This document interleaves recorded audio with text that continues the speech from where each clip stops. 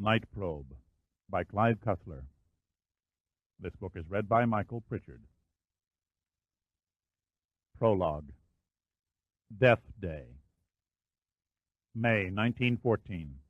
Upstate New York. Chapter 1.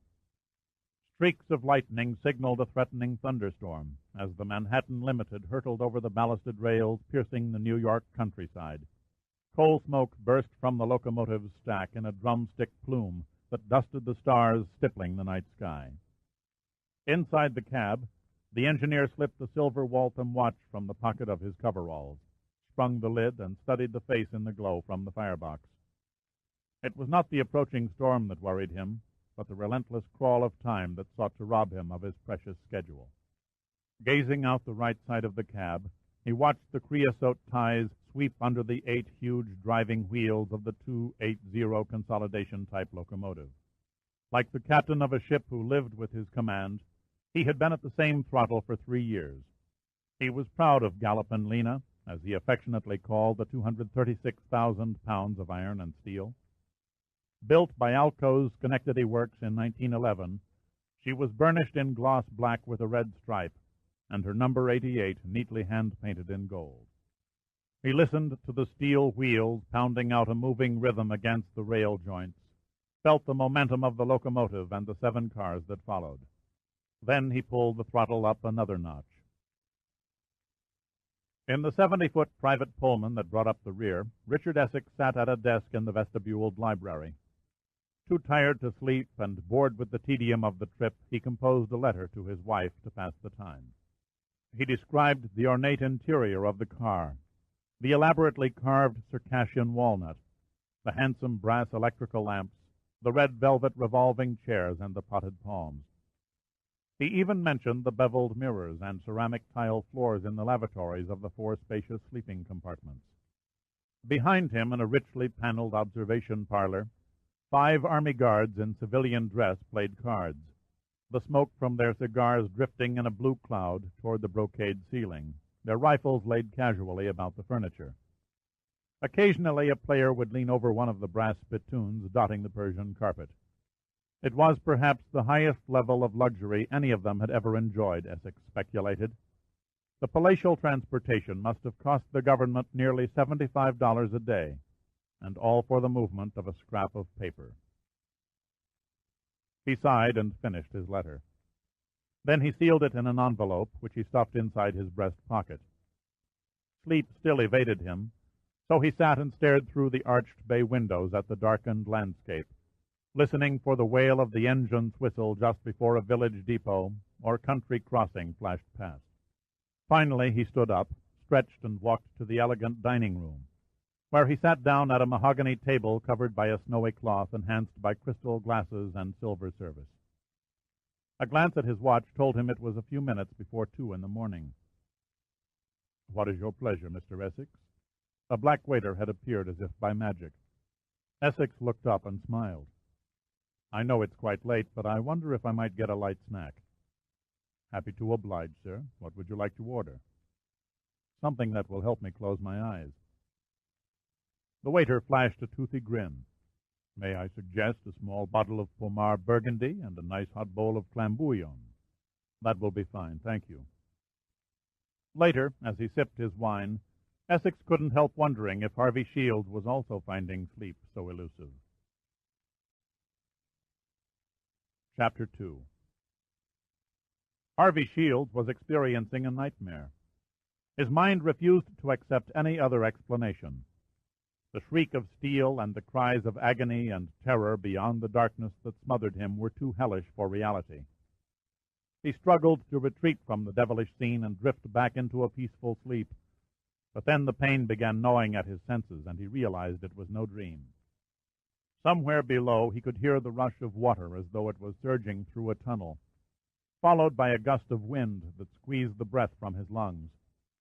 He tried to open his eyes, but the lids felt glued shut. He was not aware that his head and face were coated with blood. His body was gripped in an immovable fetal position against cold, ungiving metal. An acrid electrical smell stung his nostrils and combined with the increasing pain to prod him onto a higher plateau of consciousness. He tried to move his arms and legs, but they refused to respond. A strange silence settled around him, broken only by the murmur of lapping water. He made another attempt at breaking clear of the unseen vice that clutched him. He took a great breath and then exerted every muscle in his limbs. Suddenly an arm tore free, and he gasped as a jagged piece of metal sliced his forearm. The agony swept him to complete awareness.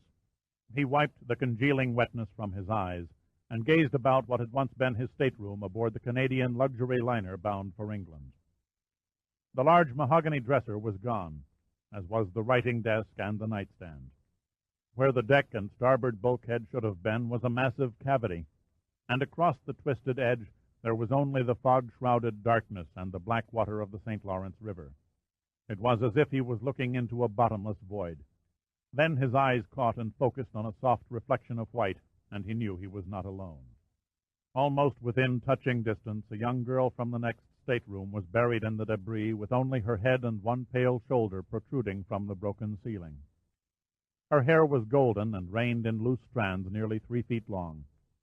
Her head was twisted at a grotesque angle, and blood seeped from her lips, streaming down her face and slowly dyeing her cascading hair crimson. Shields' initial shock receded, and a spreading sickness took its place. Until now, the specter of death had not crossed his mind, but in the lifeless corpse of the girl he could read his own diminishing future. Then a sudden thought burst inside him. In despair, his eyes vainly probed the debris for the hand case he had never let out of his sight. It was gone, swallowed up in the wreckage.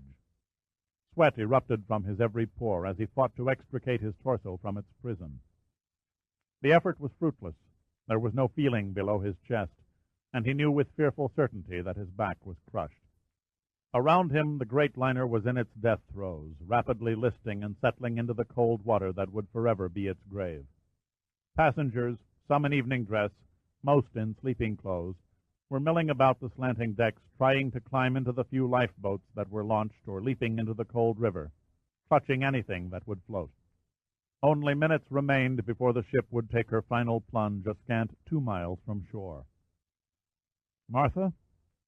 Shields stiffened and turned his head toward the faint cry that sounded from beyond the demolished partition separating him from the inside corridor. He listened intently, and then it came again. "Martha?" "In here," Shields shouted. "Please help me." There was no reply, but he heard sounds of movement through the pile of rubble. Soon a fallen piece of the ceiling was pushed aside, and a face with a gray beard poked through. "My Martha. Have you seen my Martha?" The intruder was in a state of shock, and his words came hollow and without inflection. His forehead was badly lacerated, and his eyes darted about frantically. "A young girl with long blonde hair?" Yes, my daughter." Shields motioned toward the body of the girl. "I'm afraid she's gone." The bearded man feverishly forced a larger opening and crawled through. He approached the girl, his face numb with uncomprehension, and lifted the blood-stained head, smoothing back the hair. For several moments he did not utter a sound. "She did not suffer," Shields offered gently. The stranger did not reply. "I'm sorry," Shields murmured. He could feel the ship listing sharply to starboard. The water was rising faster from below, and there was little time left. He had to penetrate the father's grief and somehow persuade him to rescue the hand case. "Do you know what happened?" he began. "Collision," the answer came vaguely. "I was on deck. Another ship came out of the fog, buried her bow in our side." The father paused, took out a handkerchief, and dabbed the blood from the dead girl's face. "Martha begged me to take her to England. Her mother was reluctant, but I gave in. Oh, God, if only I'd known." His voice trailed off. "There is nothing you can do," Shields said. "You must save yourself." The father turned slowly and looked at him with unseeing eyes. "I killed her," he whispered hoarsely. Shields was not getting through. Anger smoldered within him and ignited in a flame of desperation. "Listen," he cried. "Lost in the wreckage is a travel case with a document that must reach the Foreign Office in London." He was shouting now. "Please find it." The water swirled in small eddies a few feet away. The flood that would engulf them was only seconds away. The rising tide was stained with the slime of oil and coal dust, while the night air outside was torn by the screams of 1,000 dying souls. "Please listen to me while there is still time," Shields begged. "Your daughter is dead." He was beating at the restricting steel with clenched fists, uncaring of the pain as his skin shredded away. "Leave before it's too late. Find my travel case and take it with you. Give it to the captain. He'll know what to do." The father's mouth trembled open. "I cannot leave Martha alone. She fears the dark." He muttered as though he were speaking at an altar. It was the death blow. There was no moving the grief-stunned father as his mind entered delirium. He bent over his daughter and kissed her on the forehead. Then he dissolved into a fit of uncontrolled sobbing.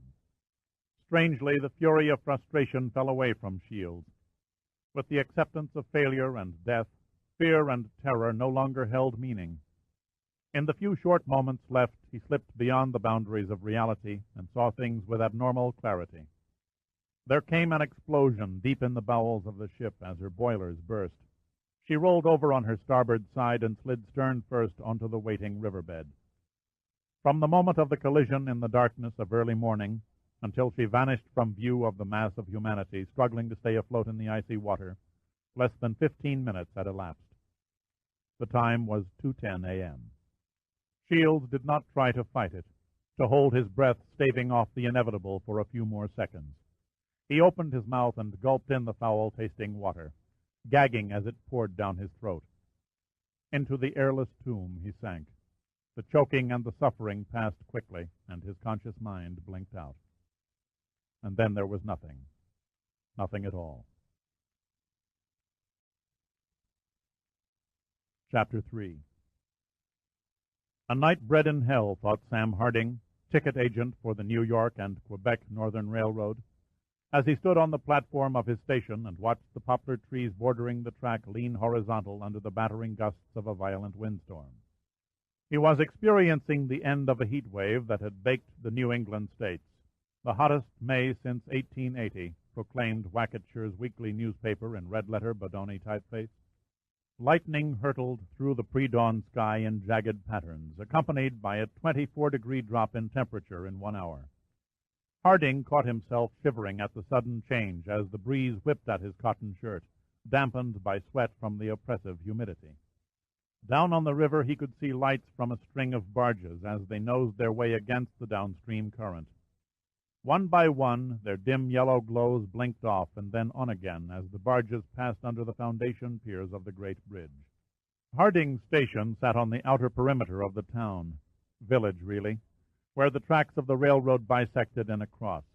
The main trunk ran north to Albany, while the branch line swung east over the Deauville-Hudson River Bridge to Columbiaville before forking south to New York City.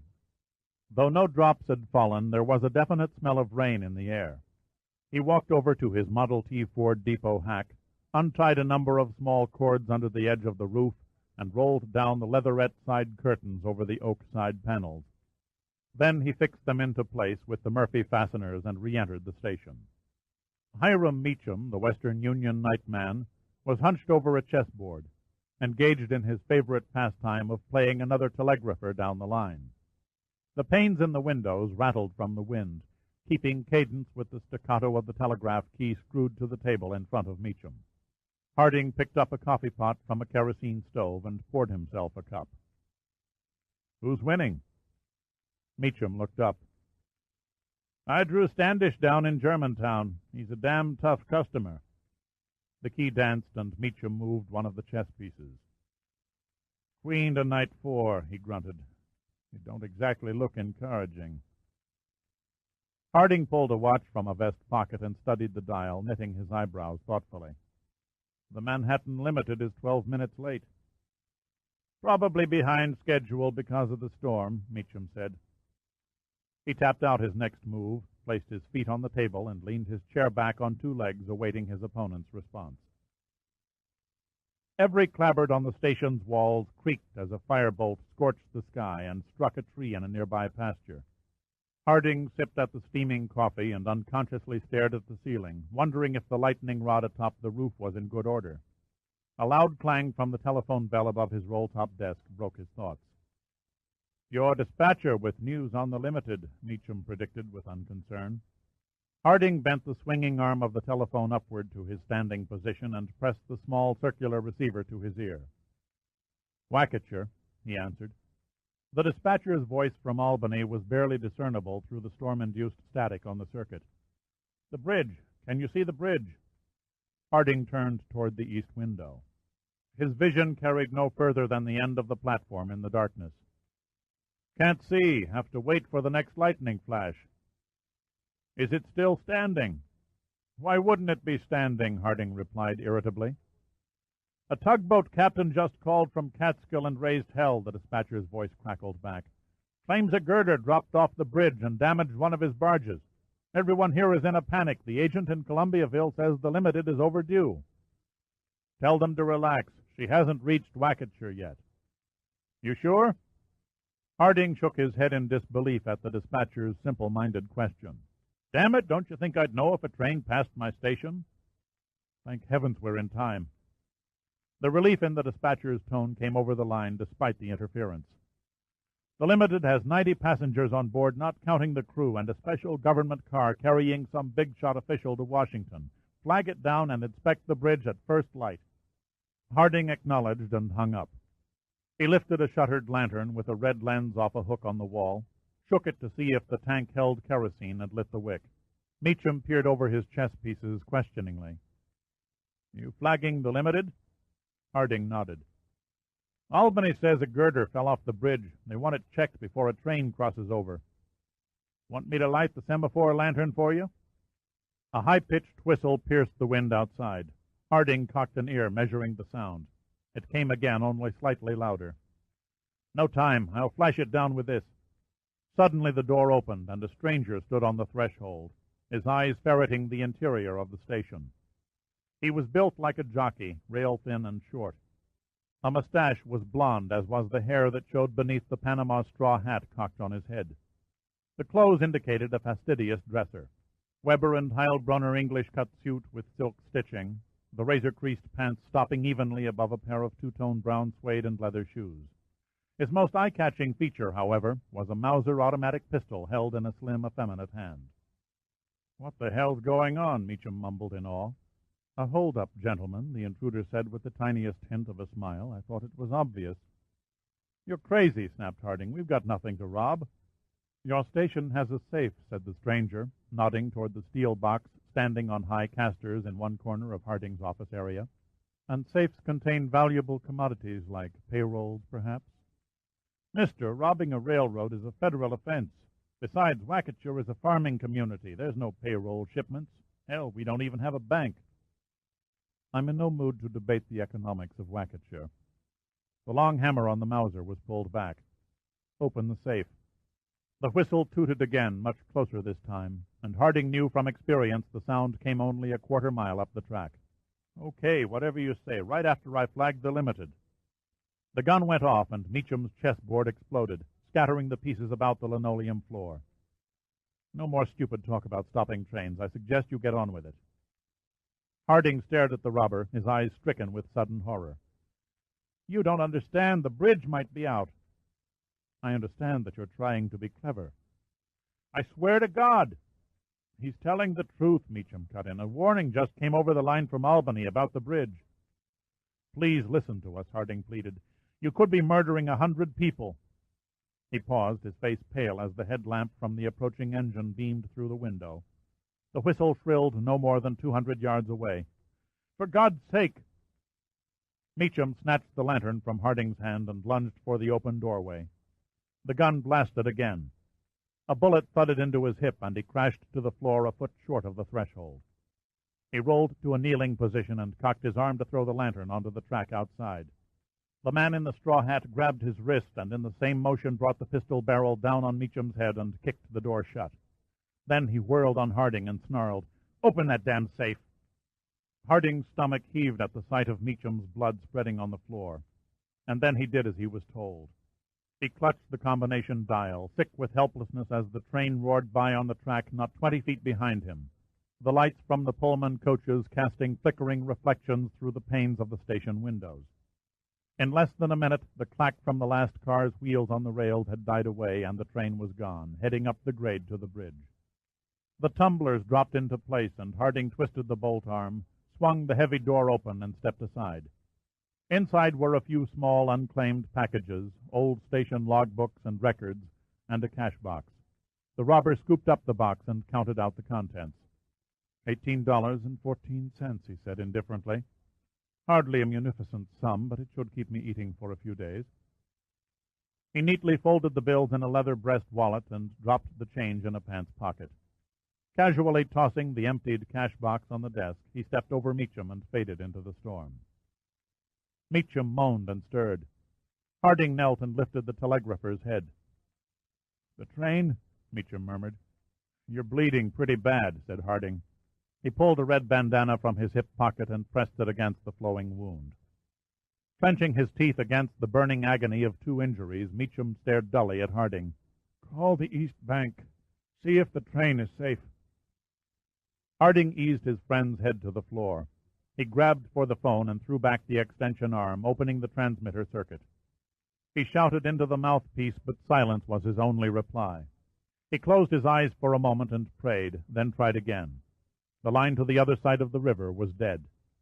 Feverishly he turned the selector wheel on the Cummings Ray sender and called the dispatcher at Albany. All he heard was static. "I can't get through." He could taste the bitterness in his mouth. "The storm has disrupted the circuits."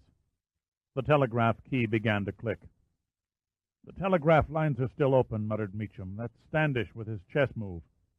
Painfully he dragged his body to the table and reached up and broke in the incoming message, tapping out an emergency line clearance. Then both men momentarily stared at each other, fearful of what they might learn in the morning light that was beginning to tint the eastern sky. The wind poured through the doorway and scattered loose papers and whipped at their hair. "I'll alert Albany," Meacham said finally. "You see to the bridge."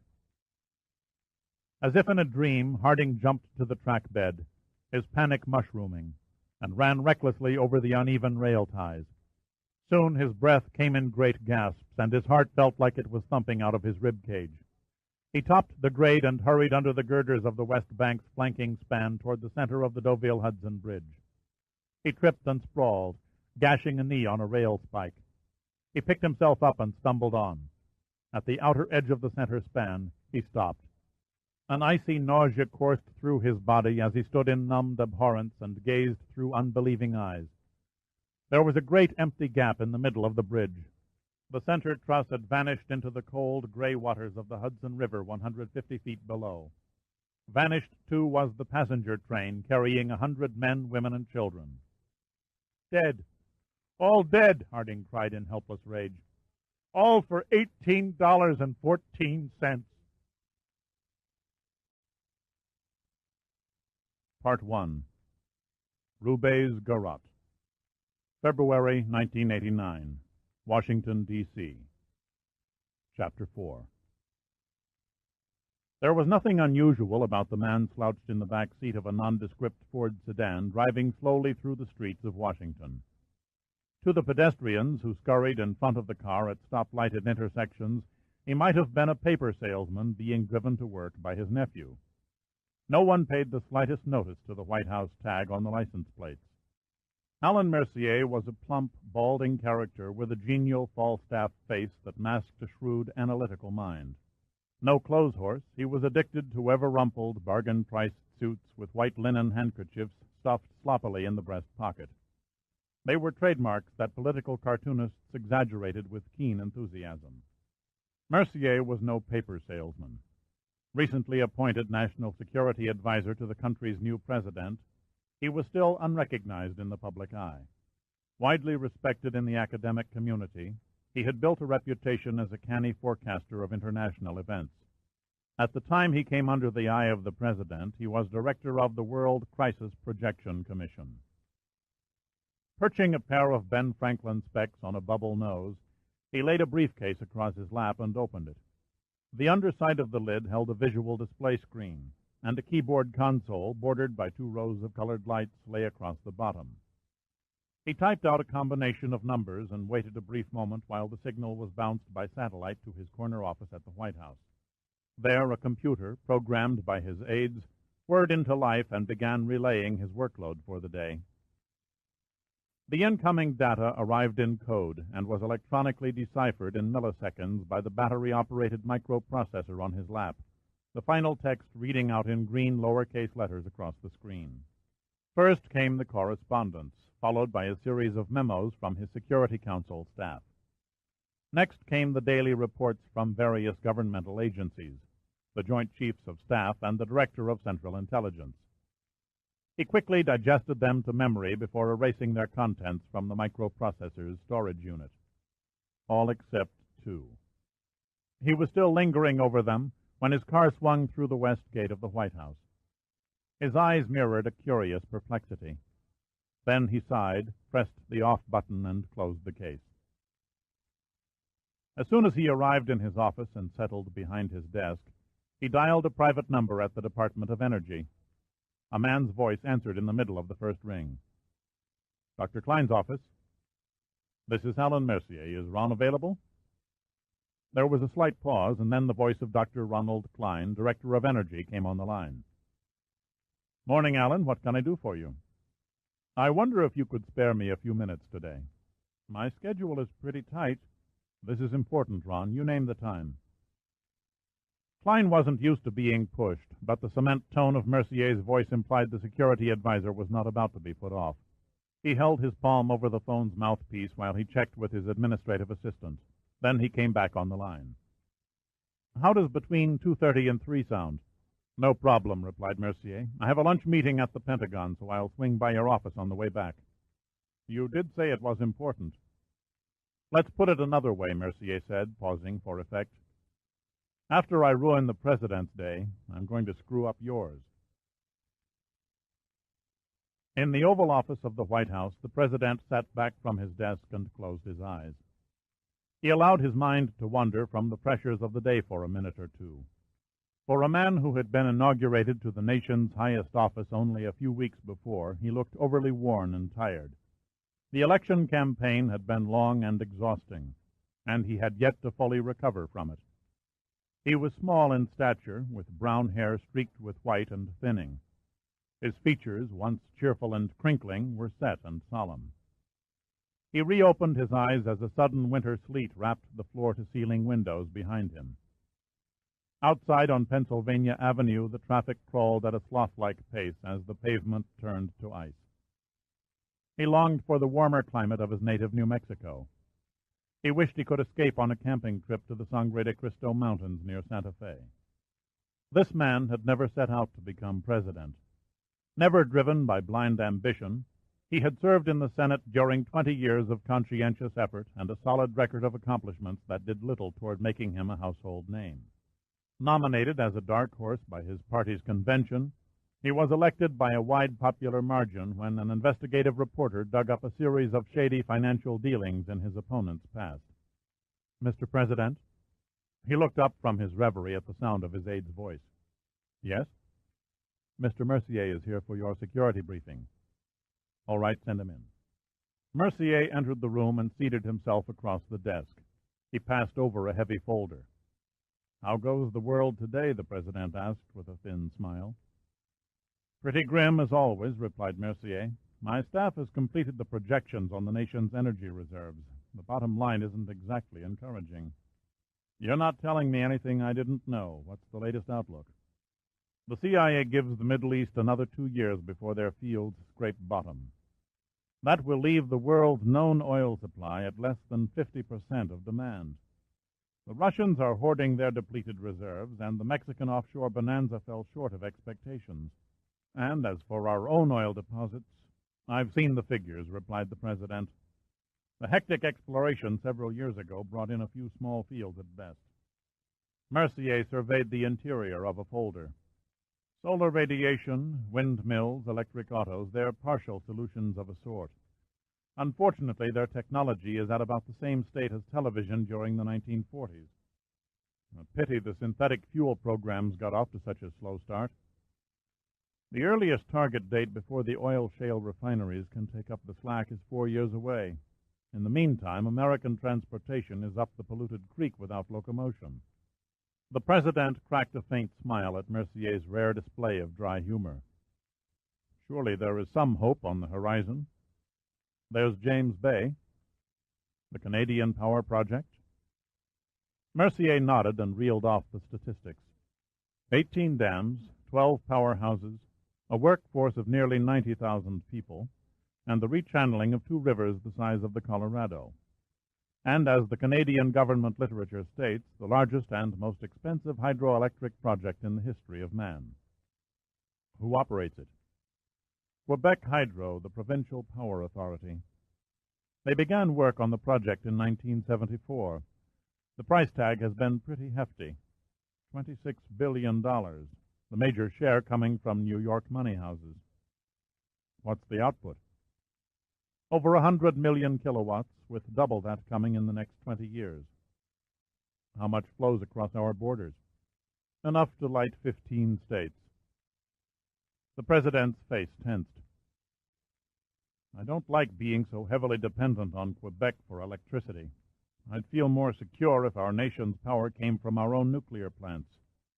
Mercier shook his head. The sad fact is our nuclear facilities provide less than a third of our requirements.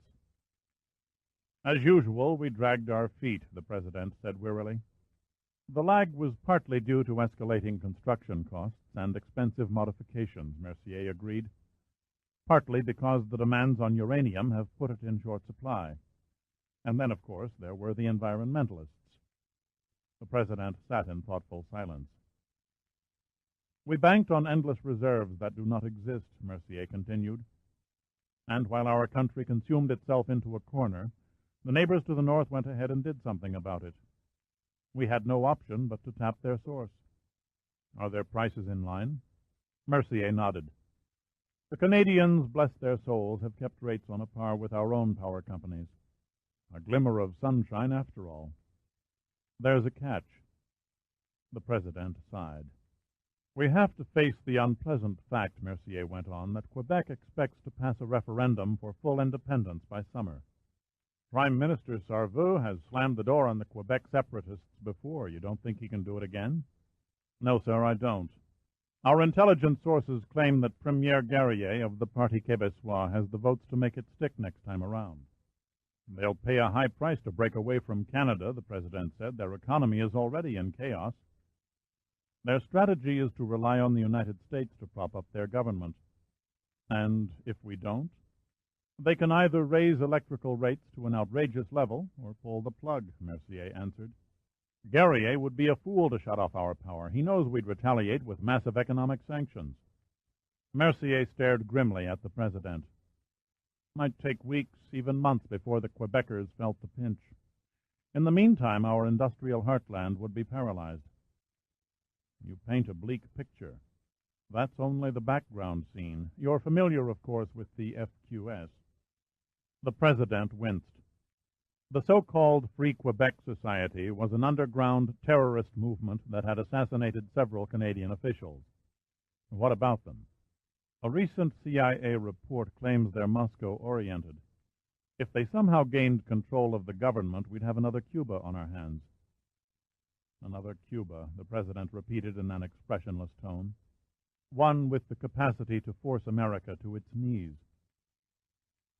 The President rose from his chair and walked to the window, staring at the sleek building on the White House grounds. He was silent for nearly half a minute. Finally, he said, "We cannot afford a power play by Quebec, especially in the months ahead." He turned and faced Mercier, his eyes grieved. "This country is broke and up to its ears in hock, Allen, and just between you and me and these walls, it's only a matter of a few years before we have no choice but to cut the stalling and declare national bankruptcy." Mercier sagged into his chair. For a heavy man, he appeared curiously hunched and shrunken. "I'd hate to see that occur during your administration, Mr. President." The President shrugged resignedly. From Franklin Roosevelt on, every chief executive has played a game of tag, pinning a multiplying financial burden on the office of his successor. Well, the game is about to be called, and I'm it. If we lost electrical power to our northeastern states for 20 days or longer, the repercussions would be tragic. My deadline for the announcement of a new deflated currency would have to be drastically reduced. I need time, Alan, time to prepare the public and the business community for the acts. Time to make the transition to a new money standard as painless as possible. Time for our shale refineries to halt our dependence on foreign oil. How can we restrain Quebec from doing anything foolish? I don't know. Our choices are limited. There are two options when all else fails, Mercier said, a thin line of tension forming around his mouth. Two options as old as time to save an economy from sinking down the drain. One is to pray for a miracle. And the second? Provoke a war. At precisely 2:30 in the afternoon, Mercier entered the Forrestal building on Independence Avenue and took the elevator to the 7th floor. Without fanfare, he was ushered into the plush office of Ronald Klein, the Secretary of Energy. Klein, a scholarly-looking man with long white hair and a large condor nose, unwound his slim 6 feet 5 inch frame from one end of a littered conference table and came over to shake Mercier's hand. "So, what's this matter of dire importance?" asked Klein, skipping the cordial small talk. "More odd than dire," replied Mercier. "I ran across a request from the General Accounting Office for data concerning the expenditure of $680 million in federal funding for the development of a doodlebug." "A what?" "Doodlebug," answered Mercier matter-of-factly. "That's a pet name given by geological engineers to any offbeat tool that's supposed to detect underground minerals." "What's it got to do with me?" "The money was earmarked for the Energy Department 3 years ago. There's been no accounting of it since. It might be wise to have your staff make a probe as to its whereabouts. This is Washington. Mistakes of the past have a nasty habit of falling on the heads of current office holders. If the former Energy Secretary blew a staggering sum of money on a white elephant, you'd better be prepared with the facts in case some freshman congressman gets it in his head to grab headlines with an investigation." "I'm grateful for the warning," Klein said sincerely. "I'll get my people busy sweeping the closets." Mercier rose and extended his hand. "Nothing is ever simple." "No," Klein said, smiling, "it's never that." After Mercier left, Klein walked over to a fireplace mantel and stared idly at a new log on the soot-coated grate, head bent, hand shoved in the side pockets of his coat. "How incredible," he murmured to the empty room, "that anyone can lose track of $680 million. Chapter 5. The generator room of the James Bay Hydroelectric Project stunned the senses of Charles Sarva as he surveyed the 12 square acres carved out of solid granite 400 feet underground. 3 rows of huge generators, 5 stories high and driven by water turbines, hummed with millions of kilowatts of electricity. Sarva was suitably impressed and displayed it to the pleasure of the Quebec hydropower directors. This was his first visit to the project since his election as Prime Minister of Canada, and he asked all the expected questions. How much electrical energy does each generator produce? Percival Stuckey, the chief director, stepped forward. 500,000 kilowatts, Prime Minister. Sarva nodded and made a slight facial expression of approval. It was the appropriate gesture, a skill that had proved beneficial during his campaign for office. A handsome man in the eyes of men as well as women, Sarva could probably have won a contest over John F. Kennedy or Anthony Eden. His light blue eyes possessed a mesmeric quality, and his sharp-cut facial features were enhanced by a thick mass of gray hair, loosely styled in a fashionable but casual look. His trim, medium-height body was a tailor's dream, and yet he never called upon the services of tailors, preferring to buy his suits off the racks of department stores. It was only one of many twists of character precisely carried off so Canadian voters could identify with him.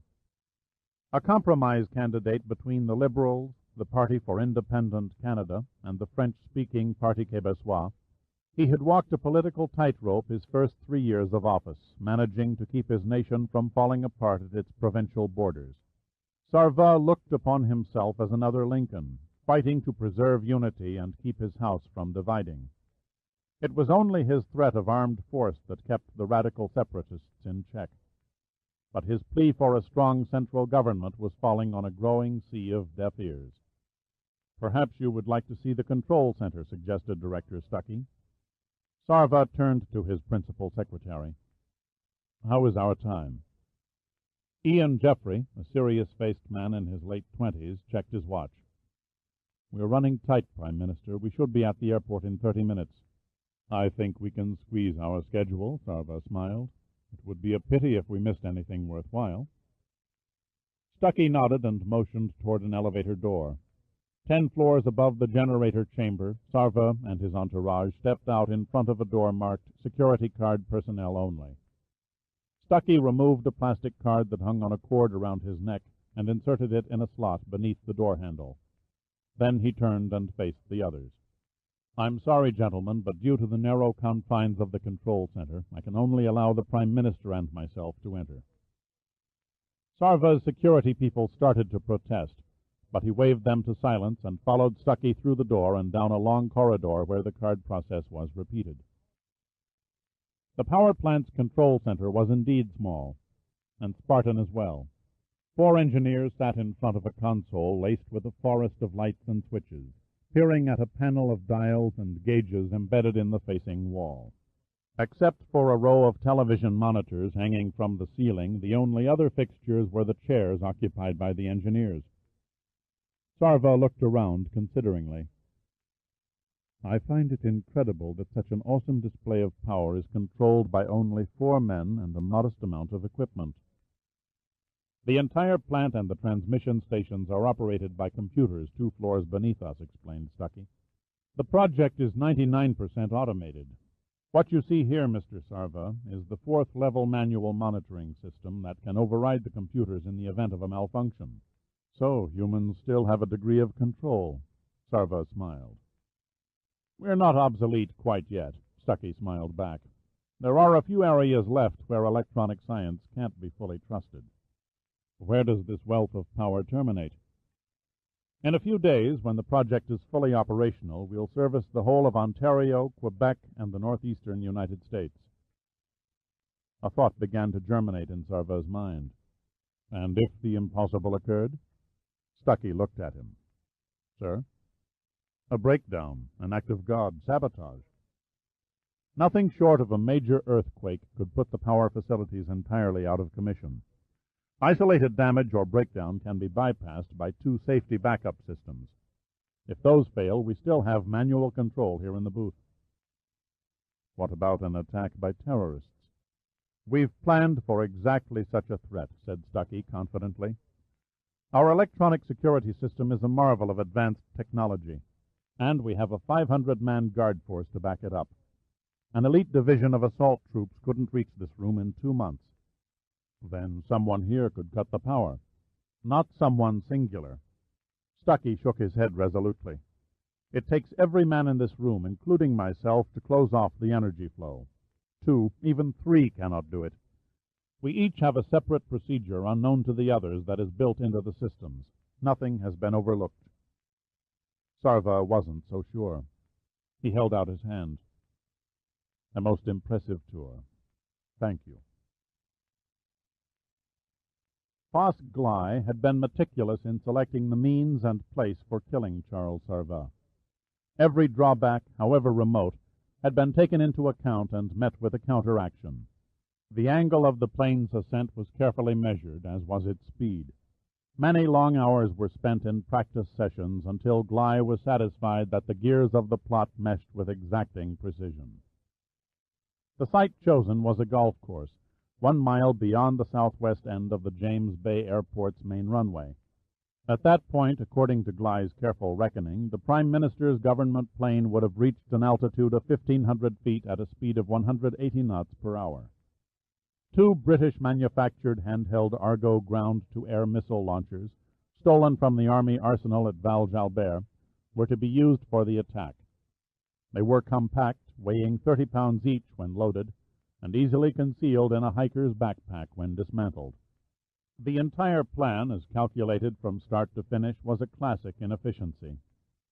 No more than 5 men were required, including 3 waiting on the golf course disguised as cross-country skiers, and 1 lookout on the observation balcony of the terminal building with a concealed radio transmitter.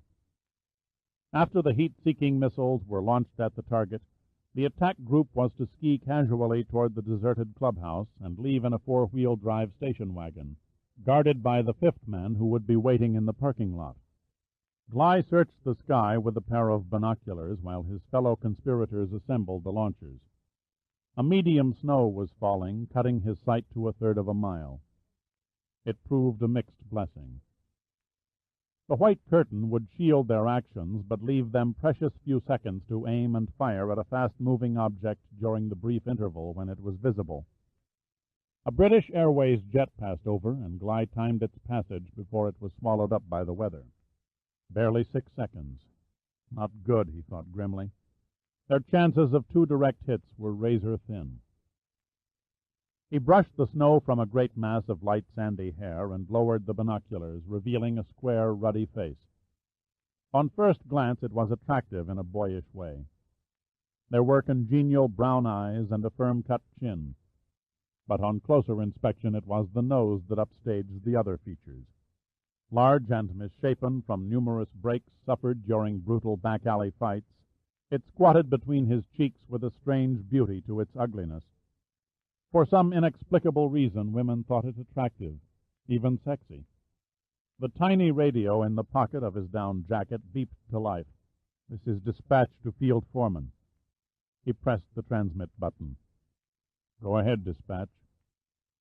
Claude Moran, a reed-thin, pock-marked Marxist, who worked as a secretary for the Governor-General, adjusted his earpiece receiver and began talking softly into a lapel microphone while gazing through the observation balcony window at the flight line below. "I have that load of pipe, Field Foreman. Are you ready to receive it?" "Say when," replied Gly. "The truck will be along shortly, as soon as the dock crew unloads a shipment from the States." The innocent-sounding conversation was contrived to throw off anyone who happened to be tuned to the same frequency. Gly interpreted Moran's double-talk as meaning the Prime Minister's plane was second in line for takeoff behind an American Airlines passenger jet. "Okay, dispatch. Let me know when the truck leaves the dock." Personally, Gly felt no hatred toward Charles Sarva. To him, the Prime Minister was only a name in the newspapers. Gly was not even Canadian. He was born in Flagstaff, Arizona, the result of a drunken coupling between a professional wrestler and a county sheriff's teenage daughter. His childhood was a nightmare of suffering and whippings dealt by his grandfather. In order to survive, Gly became very strong and hard. The day came when he beat the sheriff to death and fled the state. After that, it had always been a fight to stay alive.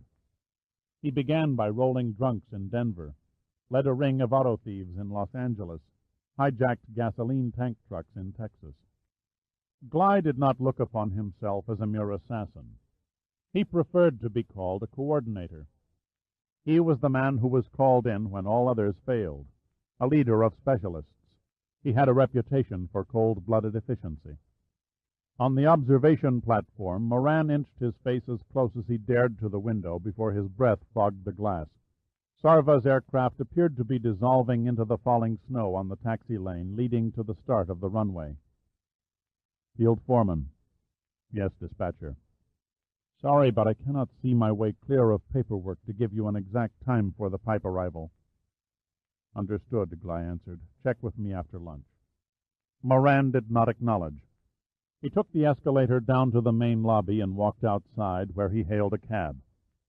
In the back seat he allowed himself the luxury of a cigarette and wondered what high appointment in the new Quebec government he should demand for his services. On the golf course, Gly turned to the men aiming the missile launchers. Their eyes were pressed against the sighting lenses as each kneeled on one knee in the snow. "One more takeoff to target," he cautioned them.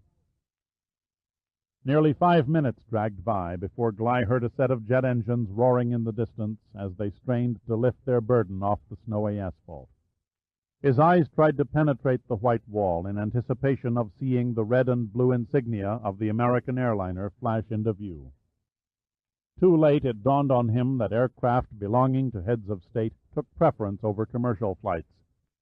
Too late, the sight of the familiar red and white Canadian maple leaf burst through the blanket of snow.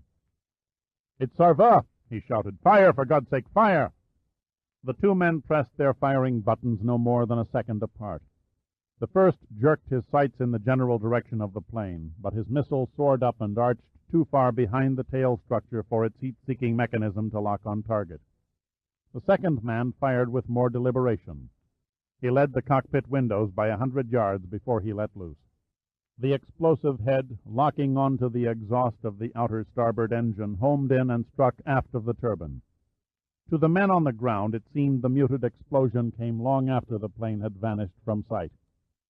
They waited for the sounds of a crash, but the fading whine of the engines remained unbroken.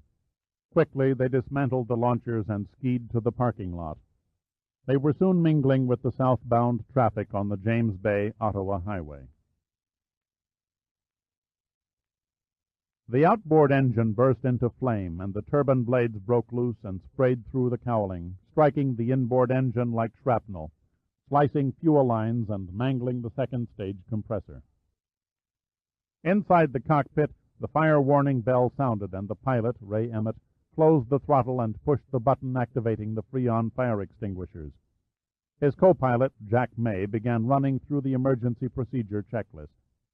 "James Bay Tower, this is Canada 1. We have a problem here and are turning back," Emmett said in a calm monotone. "Are you declaring an emergency?" the controller asked routinely. "Affirmative." "We will clear runway 24. Can you make standard approach?" "Negative, James Bay," answered Emmett. "I have 2 engines out, one on fire. I suggest you get out equipment." "Fire rescue equipment rolling, Canada 1. You are cleared to land. Good luck." The men in the control tower, knowing the pilot of Canada 1 was under severe stress, would not break his concentration with further talk. They could only stand by helplessly and await the outcome. The aircraft was stalling, and Emmett eased its nose down, increasing the airspeed to 210 knots, and turned into a wide, shallow bank. Fortunately, the snow lessened, and visibility rose to 2 miles, and he could see the flat farmland below and the beckoning end of the runway. Back in the aft executive cabin, the 2 Royal Canadian Mounted Police, who guarded the Prime Minister 24 hours a day, went into action as soon as they felt the impact from the missile. They secured belted Sarva to his seat and began building a mountain of loose cushions around his body. Up forward, his secretarial staff and the ever-present contingent of news reporters stared nervously at the smoldering engine that looked as though it was about to melt off the wing. The hydraulic system was lost. May switched to manual. The pilots struggled together with the stiffened controls as the ground relentlessly reached up from below. Even at full throttle, the 2 port engines were hard-pressed to hold the giant airliner aloft. They were falling past the 600-foot level now, and still Emmett did not lower the landing gear, holding until the last possible moment to maintain what precious airspeed he still had. The plane passed over the green belt surrounding the airport. It was going to be close. At 200 feet, Emmett dropped the wheels. Through the metronome sweep of the windshield wipers, the 10,000-foot ribbon of runway 24 seemed to widen in slow motion. Then they swept over the leading lip of the asphalt, the tires no more than 6 feet from the ground. Emmett and May pulled the control yoke back with all their strength. A gentle landing would have been a miracle. Any landing at all was a wonder. The impact came hard, jarring every rivet in the aluminum skin and blowing 3 tires. The shattered starboard engine broke free of its mounts, and in a freakish gyration struck the ground and rebounded against the underside of the wing, ripping through the structural elements and gouging into the outer fuel cell. 5,000 gallons of jet fuel burst into a ball of flame that engulfed the right side of the aircraft. Emmett threw the 2 good engines into reverse thrust and fought the plane's tendency to yaw to the left. Bits and pieces of rubber from the blown tires played away in shredded frenzy. 30 feet of the blazing wing spun off and hurtled onto a taxi lane, narrowly missing a parked airliner. Not far behind, the fire trucks charged after the plane, sirens and red lights flashing. Down the runway the dying plane rolled, like a fiery meteor, leaving a tail of burning debris. Flames tore at the fuselage, which began to melt away. Inside, the heat grew to inferno proportions. The passengers were seconds away from burning alive as the insulation began to char, and clouds of smoke swirled down the aisle. One of the Mounties pulled open the emergency door opposite the fire, while the other unclasped the Prime Minister's safety belt and unceremoniously shoved him toward the opening. Ahead, in the main compartment over the wing, people were dying, their clothes smoldering as the intense heat seared their lungs. Ian Jeffrey staggered screaming into the cockpit before he fell unconscious to the floor. Emmett and May took no notice. They were too busy fighting to keep the disintegrating plane on a straight course as it thundered down the rapidly diminishing runway. The Mounties popped the emergency escape chute, but it flapped uselessly toward the tail of the aircraft after a piece of red-hot debris punctured its air sac. They turned and saw with horror that the forward bulkhead was torching itself into oblivion. Frantically, one of them snatched a blanket and wrapped it around Sarva's head. "Hold on to it!" he yelled. Then he heaved the Prime Minister through the hatch. The blanket saved Sarva's life. He landed on a shoulder, dislocating it, and cartwheeled across the coarse surface of the runway, the blows about his head absorbed by the blanket. His legs splayed out and the left tibia twisted and snapped. He tumbled nearly 30 meters before skidding to a stop, his suit shredded in tatters that slowly stained crimson from a mass of skin abrasions. Emmett and May died at the controls. They died with 42 other men and 3 women as 200 tons of aircraft erupted into a fiery coffin of orange and red. The forward momentum of the great shaft of flame scattered wreckage over a quarter of the runway. The firefighters attacked the Holocaust, but the tragedy was finished. Soon the blackened skeleton of the plane was buried under a sea of white foam. Asbestos-suited men probed the smoldering remains, forcing down the bile that rose in their throats when they came across roasted forms that were barely recognizable as human. Sarva, dazed and in shock, lifted his head and stared at the disaster. At first the paramedics did not identify him. Then one kneeled and studied his face. "Holy Mother Mary," he gasped, "it's the Prime Minister." Sarva tried to answer, tried to say something meaningful, but no words came. He closed his eyes and gratefully accepted the blackness that enveloped him.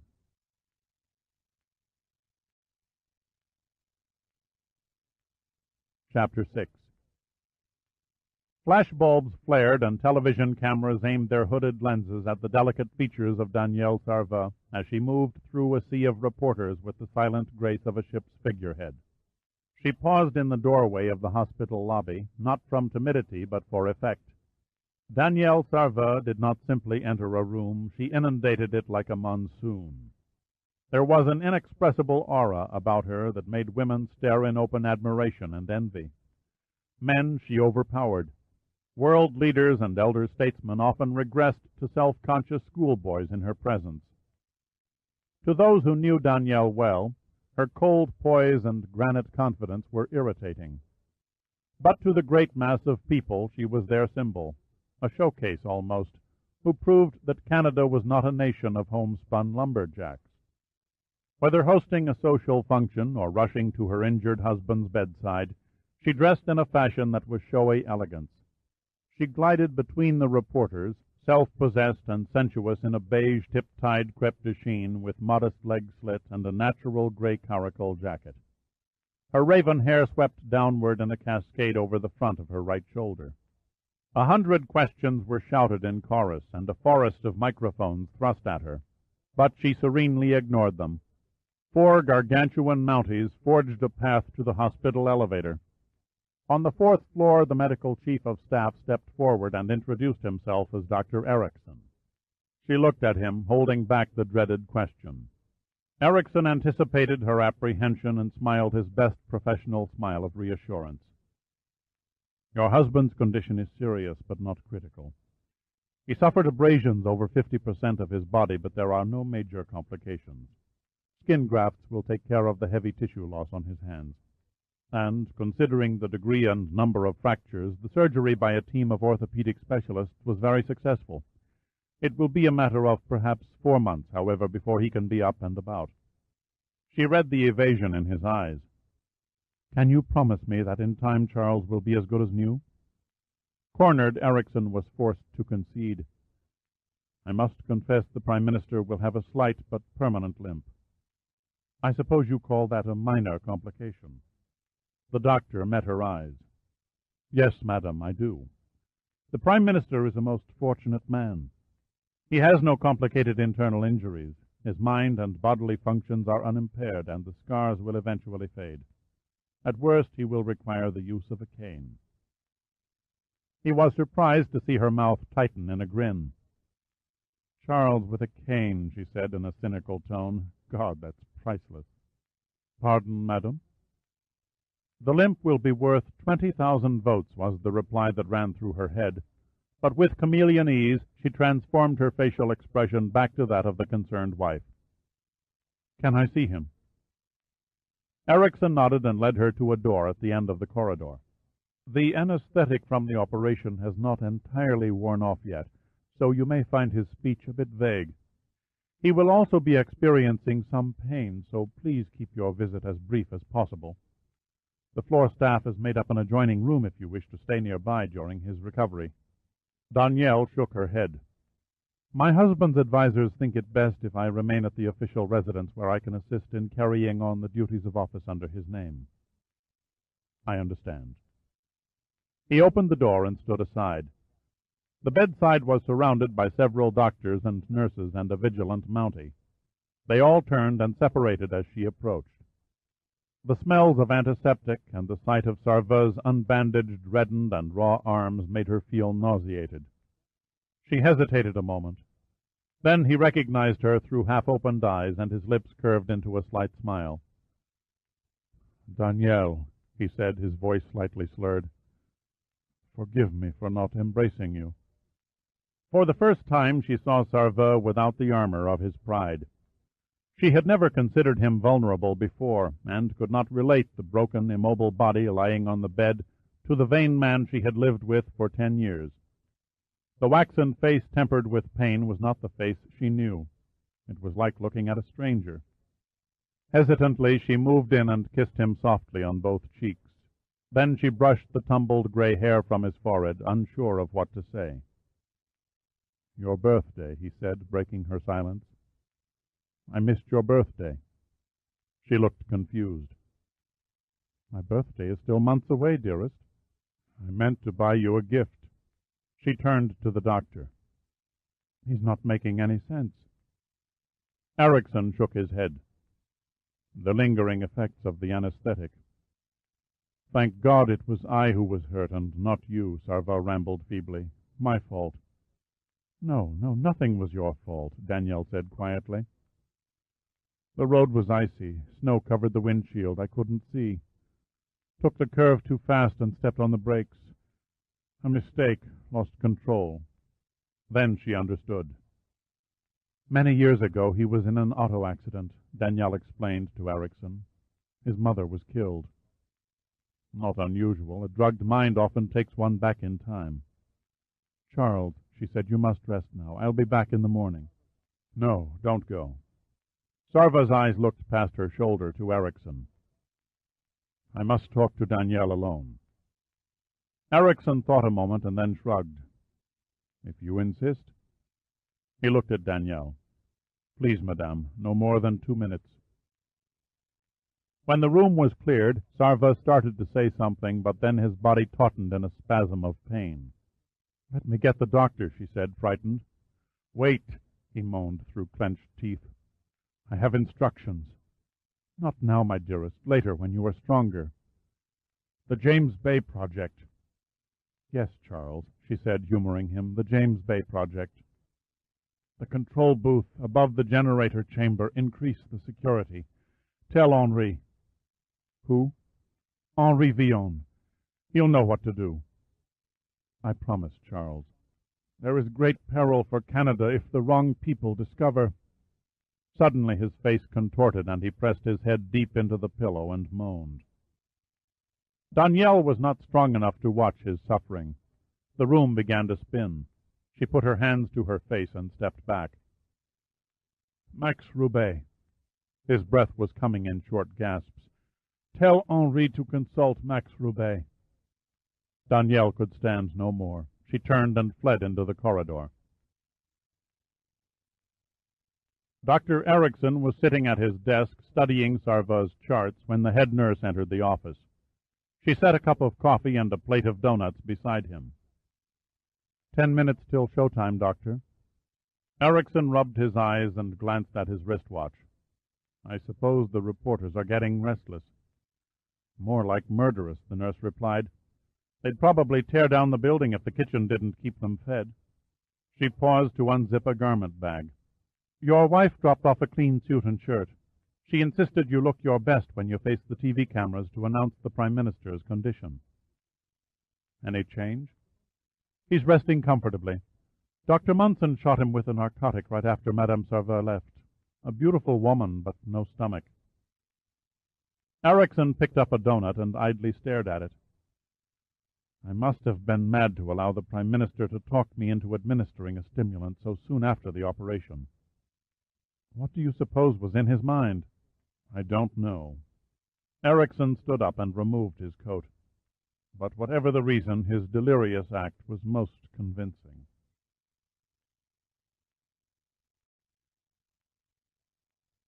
Chapter 7. Danielle slipped out of the chauffeur-driven Rolls-Royce and peered up at the resident mansion of Canada's leader.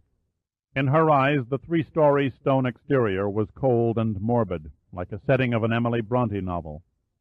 She passed through the long foyer with its high ceiling and traditional furnishings and climbed the wide circular staircase to her bedroom. It was her haven, the only room in the house Charles had allowed her to redecorate. A shaft of light from the bathroom outlined a raised hump lying on the bed. She closed the door to the hall and leaned against it, a fear mingled with a warmth that suddenly ignited within her stomach. "You're crazy to come here," she murmured. Teeth gleamed in a smile under the dim light. "I wonder how many other wives across the land are saying that very line to their lovers tonight." "The Mounties guarding the residence. Loyal Frenchmen who have suddenly been struck blind and deaf. You must leave."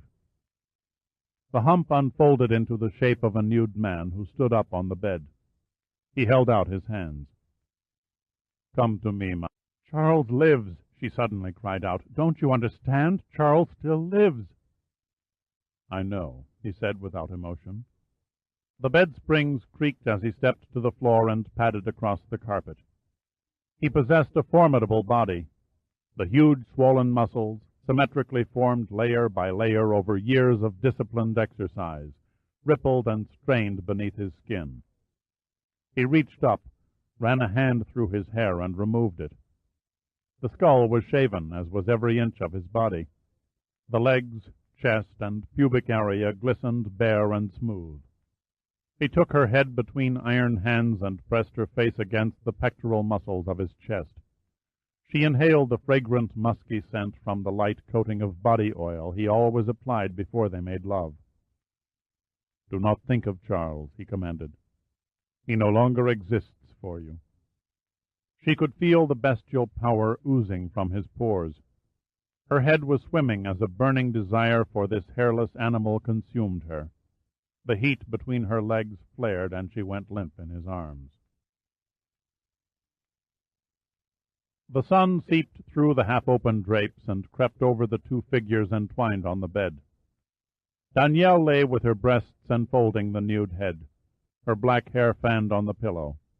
She kissed the smooth pate several times and then released it. "You must go now," she said. He stretched an arm across her stomach and turned the bedside clock to the light. 8 o'clock, still too early. I'll leave around 10.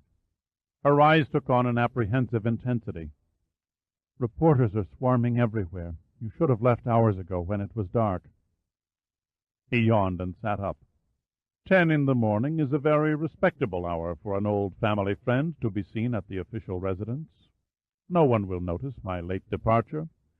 I'll be lost in the crowd of solicitous members of Parliament who are beating a path here this minute to offer their services to the Prime Minister's wife in her moment of anguish." "You're a capricious bastard," she said, pulling the twisted bedclothes around her shoulders. warm and loving one moment, cold and calculating the next. How quickly women change their moods the morning after. I wonder if you would be half so shrewish if Charles had died in the crash. The job was botched, she snapped angrily. Yes, the job was botched, he shrugged. Her face took on a cold, determined look. Only when Charles lies in the grave will Quebec become an independent socialist nation. You want your husband dead for a cause? He asked skeptically. Has your love turned to such hatred that he has become nothing to you but a symbol to be eliminated? We never knew love. She took a cigarette from a box on the nightstand and lit it. From the beginning, Charles' only interest in me was a need for a political asset. My family's social standing provided him with entree to society. I've supplied him with some sterling polish and style, but I've never been anything to Charles except a tool to enhance his public image. Why did you marry him? She drew on the cigarette.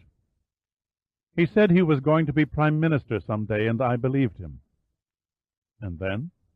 Too late, I discovered Charles was incapable of affection. I once sought a passionate response. Now I cringe every time he touches me.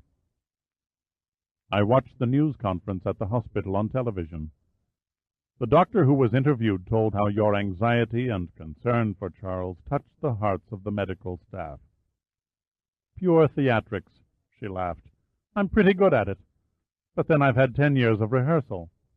Did Charles have anything interesting to say during your visit? Nothing that made any sense. They had just wheeled him out of the surgical recovery room. His mind was still numb from the anesthetic. He spoke mostly gibberish, raked up the past, a memory of an auto accident that killed his mother. Danielle's lover slid out of bed and stepped into the bathroom. At least he didn't babble away defense secrets. She inhaled on the cigarette and let the smoke trickle from her nostrils. Maybe he did. Go on, he said from the bathroom. I can hear you. Charles instructed me to tell you to increase security at James Bay. Sheer nonsense. He laughed. They have twice the amount of guards required to cover every square inch as it is. Not the whole project, only the control booth. He came to the doorway, wiping his bald head with a towel. What control booth? Above the generator chamber, I think, he said. He looked puzzled. Did he elaborate? Then Charles mumbled something about great peril for Canada if the wrong people discover... Yes, discover what? She made a helpless gesture. He broke off because of the pain. That was all? No, he wanted you to consult with somebody called Max Roubaix. Max Roubaix, he repeated, his expression skeptical. Are you certain that was the name he used? She stared at the ceiling, thinking back, then she nodded. Yes, I'm positive. How odd. Without further elaboration, he re-entered the bathroom, stood in front of a large full-length mirror, and struck a pose known in muscle control jargon as a vacuum. Exhaling and sucking in his rib section, he expanded his rib cage, straining until the network of blood vessels seemed to erupt beneath the skin's surface. Next he did a side chest shot, left hand on right wrist, arm against upper torso. Henri Villon studied his reflection with critical concern.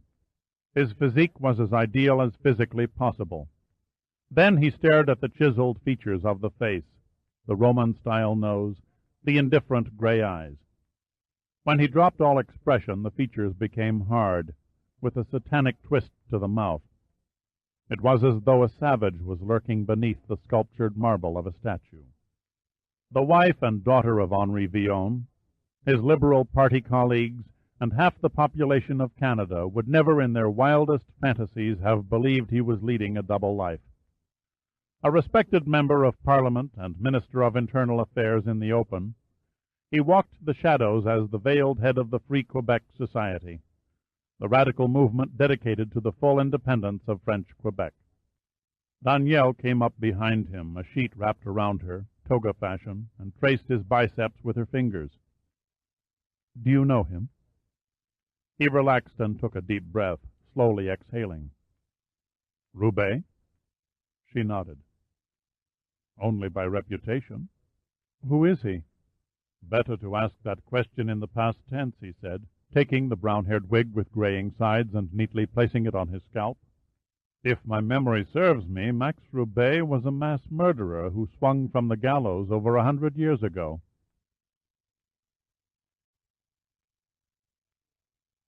Chapter 8. February 1989, Princeton, New Jersey. Heidi Milligan seemed out of place among the students grouped about the tables of the Princeton University Archive Reading Room. The neatly tailored uniform of a Navy lieutenant commander adorned a svelte body measuring 6 feet from manicured toenails to the roots of her naturally ash-blonde hair. To the young men in the room she was a welcome distraction from their studies.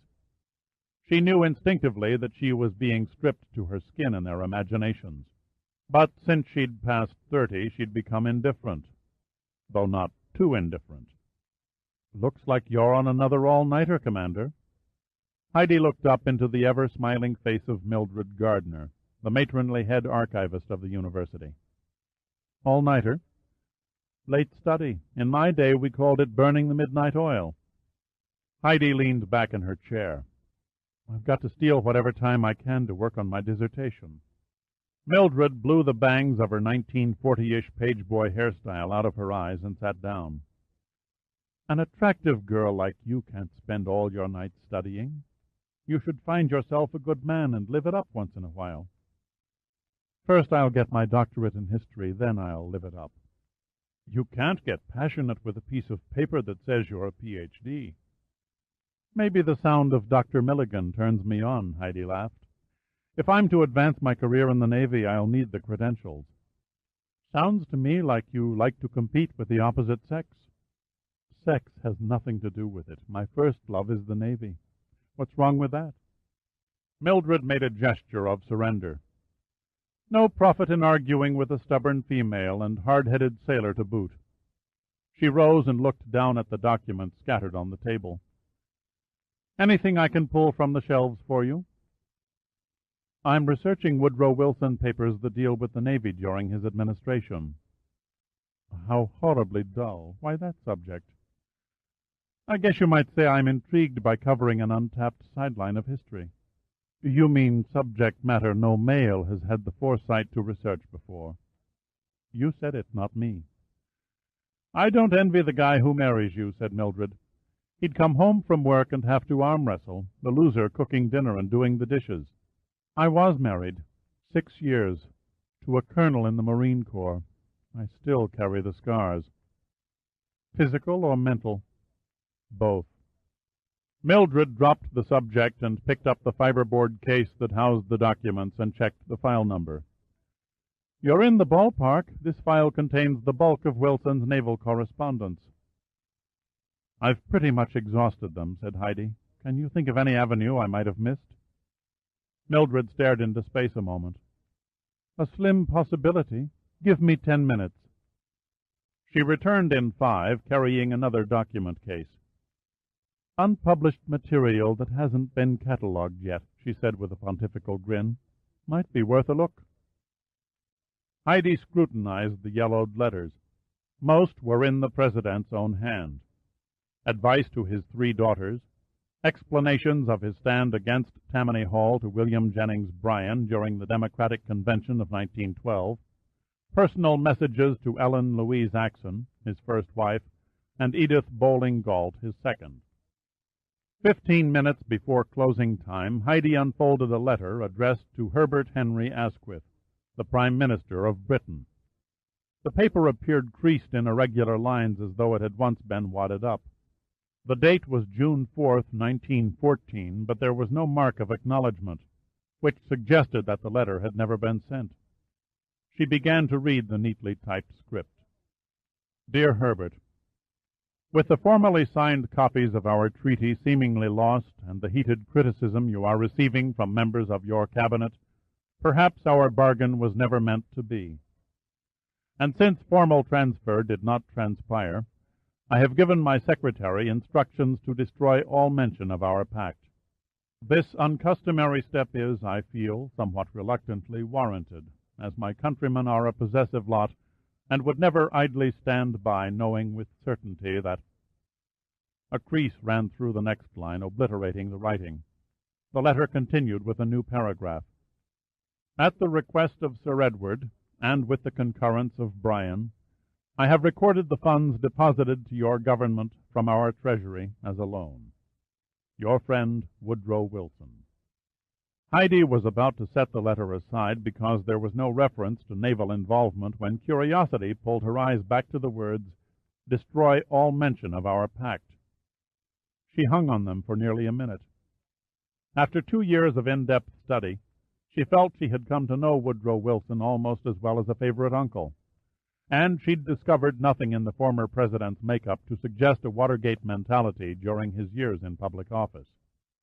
The 10-minute warning sounded for the closing of the archives. She quickly transcribed the letter on a yellow legal pad. Then she checked in both file cases at the front desk. "Run onto anything useful?" asked Mildred. "A trail of smoke I didn't expect," replied Heidi vaguely. "Where do you go from here?" "Washington, the National Archives." "Good luck. I hope you make a hit." "Hit?" "Discover a previously overlooked treasure of information." Heidi shrugged. "You never know what might turn up." She had not planned to pursue the meaning of Wilson's odd letter, but now that she had the door open a crack, she decided it was worth a further peek. Chapter 9. The Senate historian leaned back in his chair. "I'm sorry, Commander, but we don't have room up here in the Capitol attic to store congressional documents." "I understand," said Heidi. "You specialize in old photographs." Jack Murphy nodded. "Yes, we maintain quite an extensive collection of government-related pictures going back as far as the 1840s. He idly fiddled with a paperweight on the desk. "Have you tried the National Archives? They have a massive storehouse of material." "A wasted effort," Heidi shrugged. "I found nothing that related to my search." "How can I help?" "I'm interested in a treaty between England and America. I thought perhaps a photo might have been taken during the signing." "We carry a wealth of those. The President has yet to be born who didn't call in an artist or a photographer to record a treaty signature. All I can tell you is that it took place during the first 6 months of 1914. "I can't recall such an event off the top of my head," said Murphy, with a thoughtful look. "I'll be glad to make a search for you. Might take a day or two. I have several research projects ahead of yours." "I understand. Thank you." Murphy hesitated, then stared at her, a quizzical look in his eyes. "It strikes me odd that no mention of an Anglo-American treaty can be found in official archives. Do you have a reference to it?"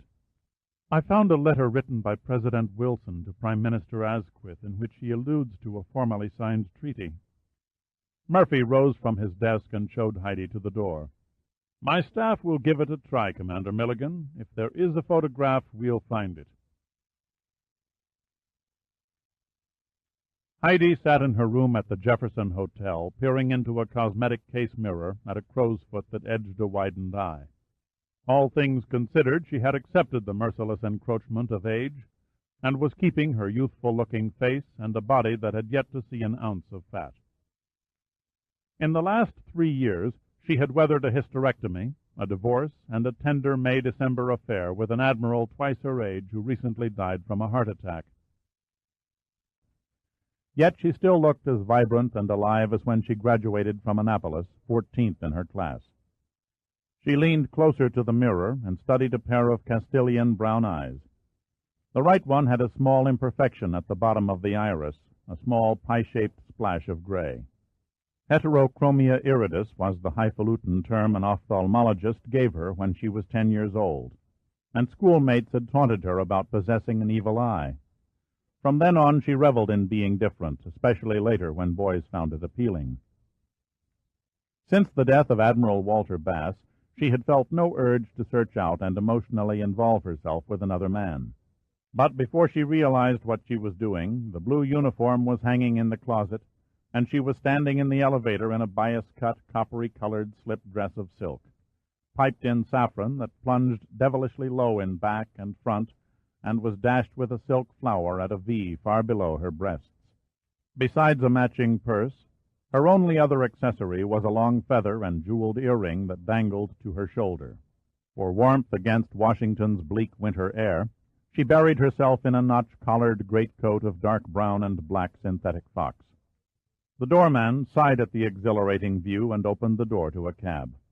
"Where to?" asked the driver without turning. The simple question took her by surprise.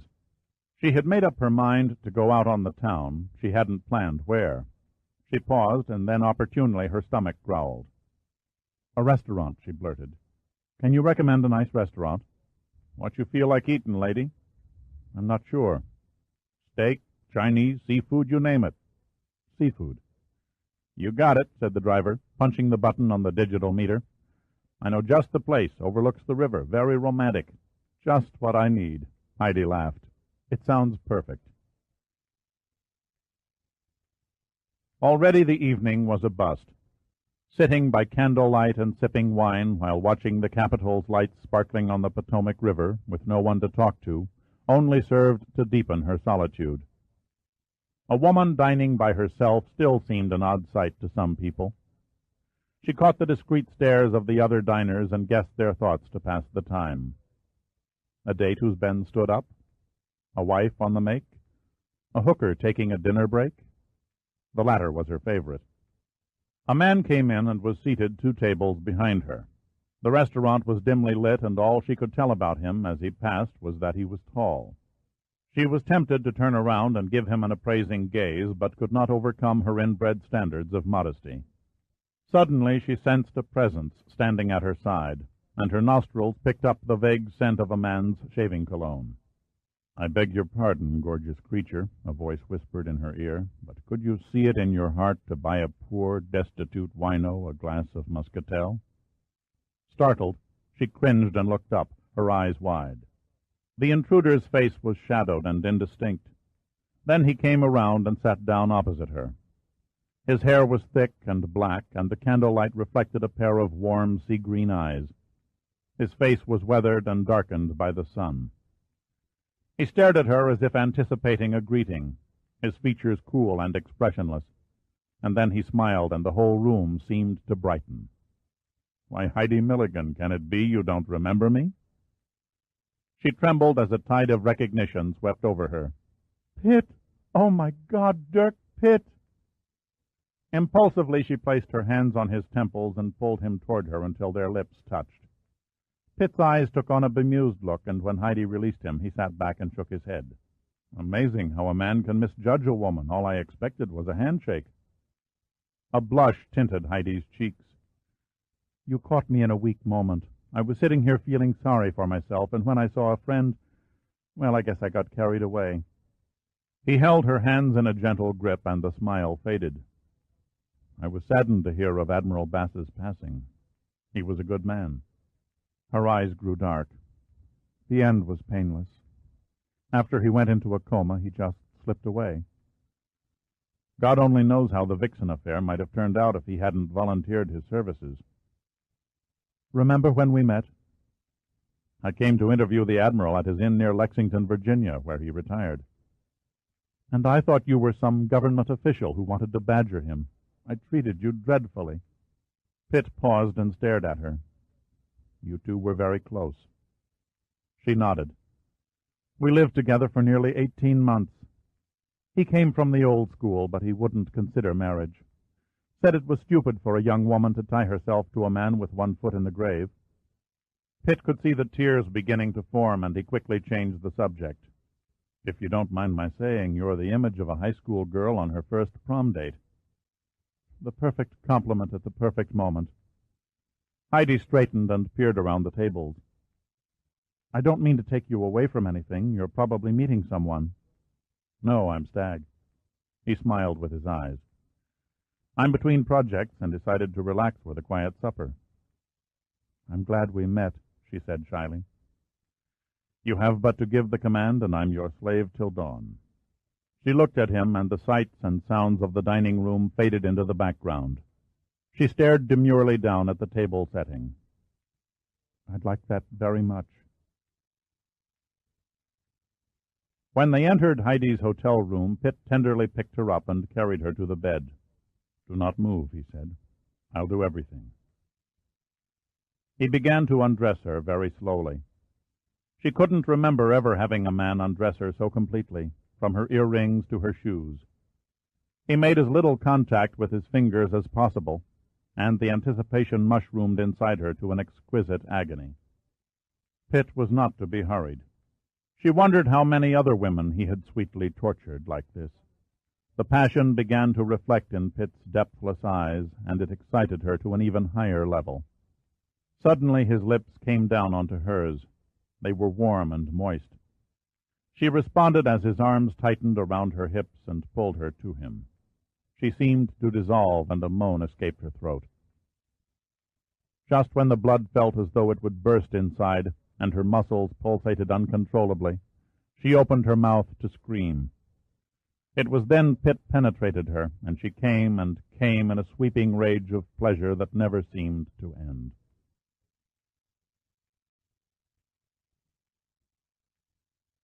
Chapter 10. The most luxurious hour of sleep comes not in the beginning or middle, but just prior to awakening. It is then that one dream falls upon another in a kaleidoscope of vivid fantasies. To be interrupted by the ringing of a telephone and thrust back to conscious reality is as tormenting as the scraping of fingernails across a blackboard. Heidi's agony was compounded by an accompanying knock on her hotel room door. Her mind fogged from sleep, she lifted the receiver and mumbled, "Hold on a minute, please." Then she slid from bed and stumbled halfway across the room before realizing she was naked. Grabbing a terry-cloth robe from her suitcase, she threw it over her shoulders and cracked the door. A bellhop slipped around the barrier with the ease of an eel and set a large vase of white roses on a table. Still in a haze, Heidi tipped him and returned to the phone. "Sorry for the delay. This is Commander Milligan." "Ah, Commander," came the voice of Jack Murphy, the Senate historian. "Did I wake you?" "I had to get up anyway," she said, disguising the urge-to-kill tone in her voice. "I thought you'd like to know your request triggered a recollection in my mind. So I ran a search last night after closing time and came up with something most interesting." Heidi rubbed the cobwebs from her eyes. "I'm listening." "There were no photographs on file of a treaty signing during 1914, said Murphy.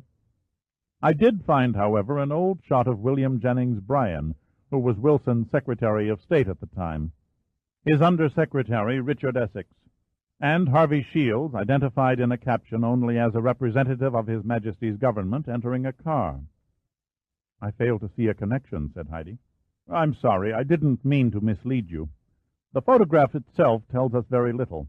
But on the back there is a small penciled notation in the lower left corner that is barely legible.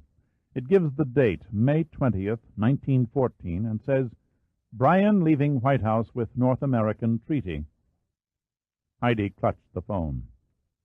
"So it really existed."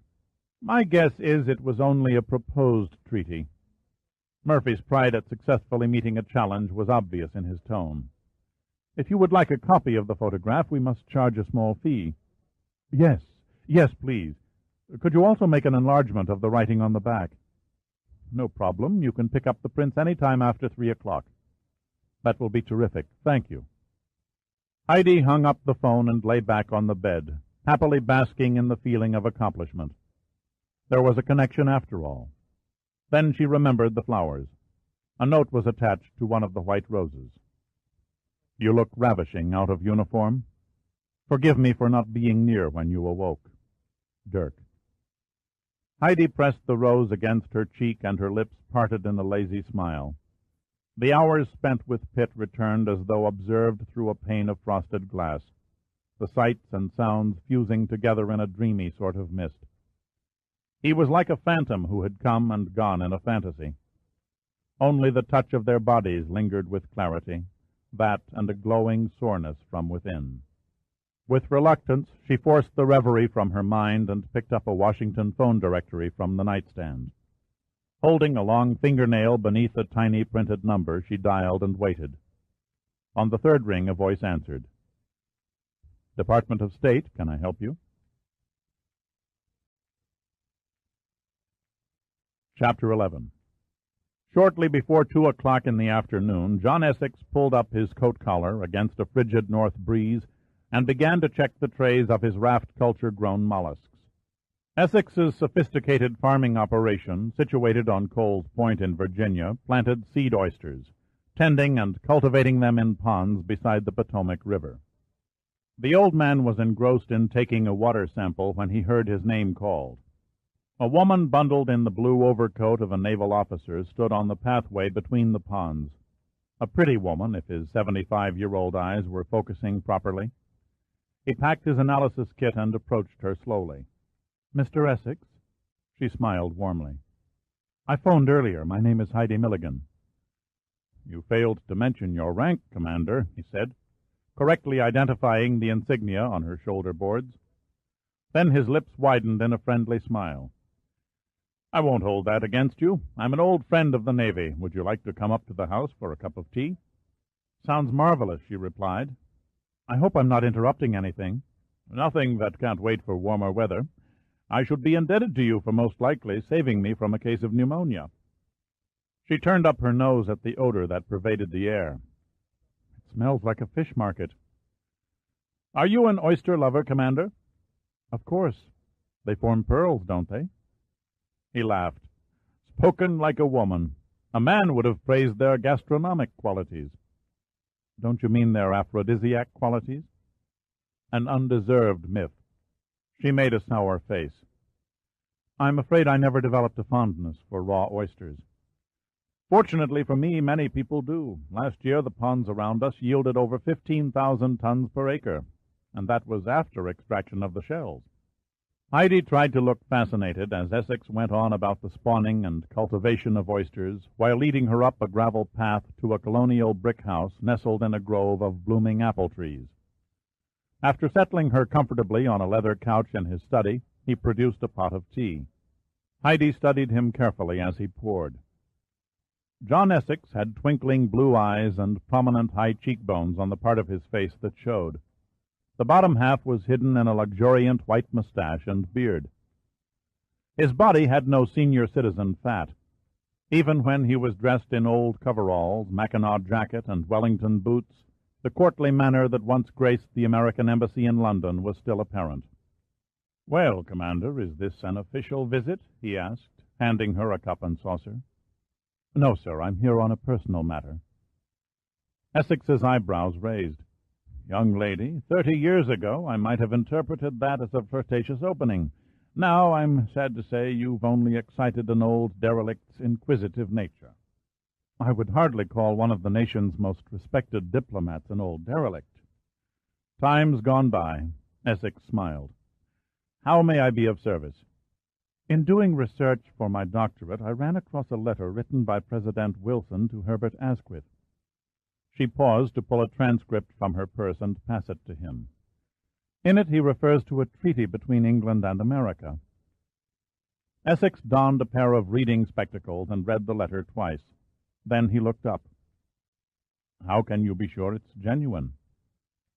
Without answering, Heidi handed him the 2 photographic enlargements and waited for a reaction. William Jennings Bryan, portly and grinning, was bending to enter a limousine. 2 men stood behind him in seemingly jovial conversation. Richard Essex, dapper and refined, wore a broad smile, while Harvey Shields had his head tilted back in a belly laugh, displaying 2 large protruding upper teeth, or what dentists termed an overbite, surrounded by a sea of gold inlays. The chauffeur who held open the car door stood stiffly unamused. Essex's face remained impassive as he studied the enlargements. After several moments he looked up. "What is it you're fishing for, Commander?" "The North American Treaty," she replied. "There is no hint of it in State Department records or historical archives.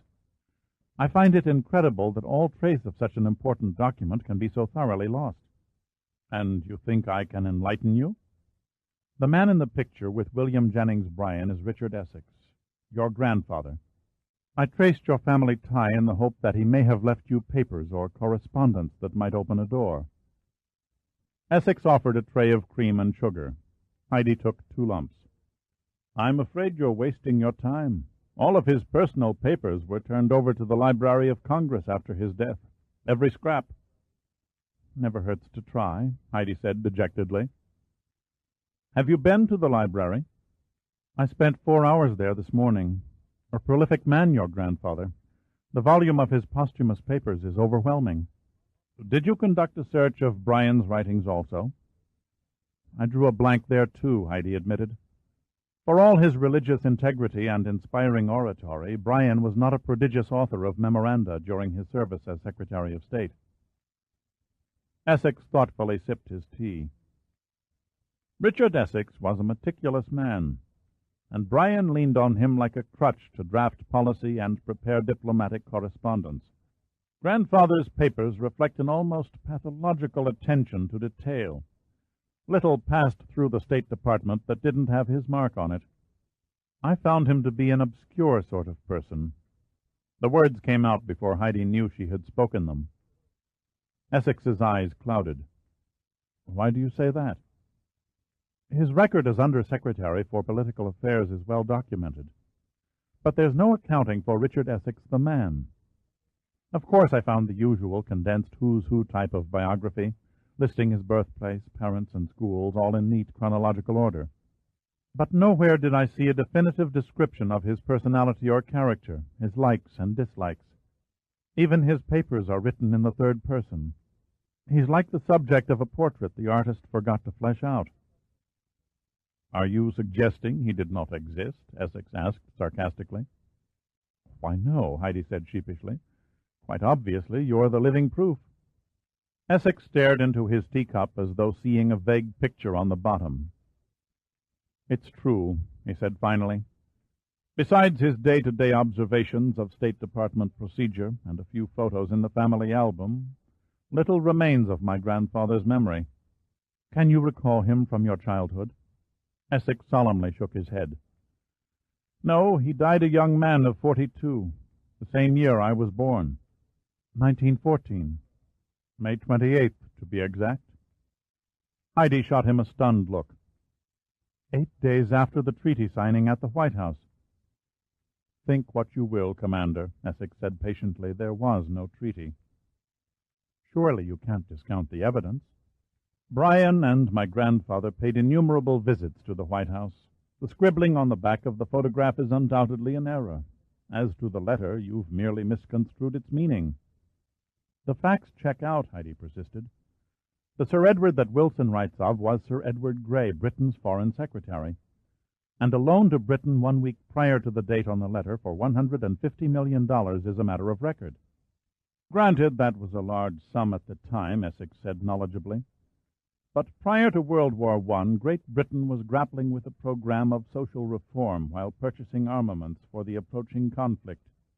Simply put, she needed a few bucks to tide her over until laws for higher taxation could be passed. The loan can hardly be called irregular. By today's international standards, it would be considered a rather routine negotiation." Heidi stood up. "I'm sorry to have troubled you, Mr. Essex. I won't take up any more of your afternoon." The twinkle returned in his eyes. "You can trouble me any time." At the door, Heidi turned. "One other thing. The library has a complete set of your grandfather's monthly desk diaries, except the final one for May. It appears to be missing." Essex shrugged. "No great mystery. He died before he completed it, probably lost in the shuffle when they cleaned out his office." Essex stood at the window until Heidi's car disappeared into the trees. His shoulders drooped. He felt very tired and very old. He walked over to an ornately carved antique credenza and twisted the head of one of the 4 vacant-eyed cherubs adorning the corners. A small flat drawer swung out from the bottom edge, a bare inch above the carpet. Inside rested a thin leather-bound book, its engraved cover cracked with age. He sank into an overstuffed chair, adjusted his spectacles, and began reading. It was a ritual, performed at varied intervals over the years. His eyes no longer saw the words on the pages. He had memorized them long ago. He was still sitting there when the sun was gone and the shadows had stretched and melted into blackness. He clutched the book to his breast, his soul agonized by dread, his mind torn by indecision. The past had caught up with a lonely old man in a darkened room.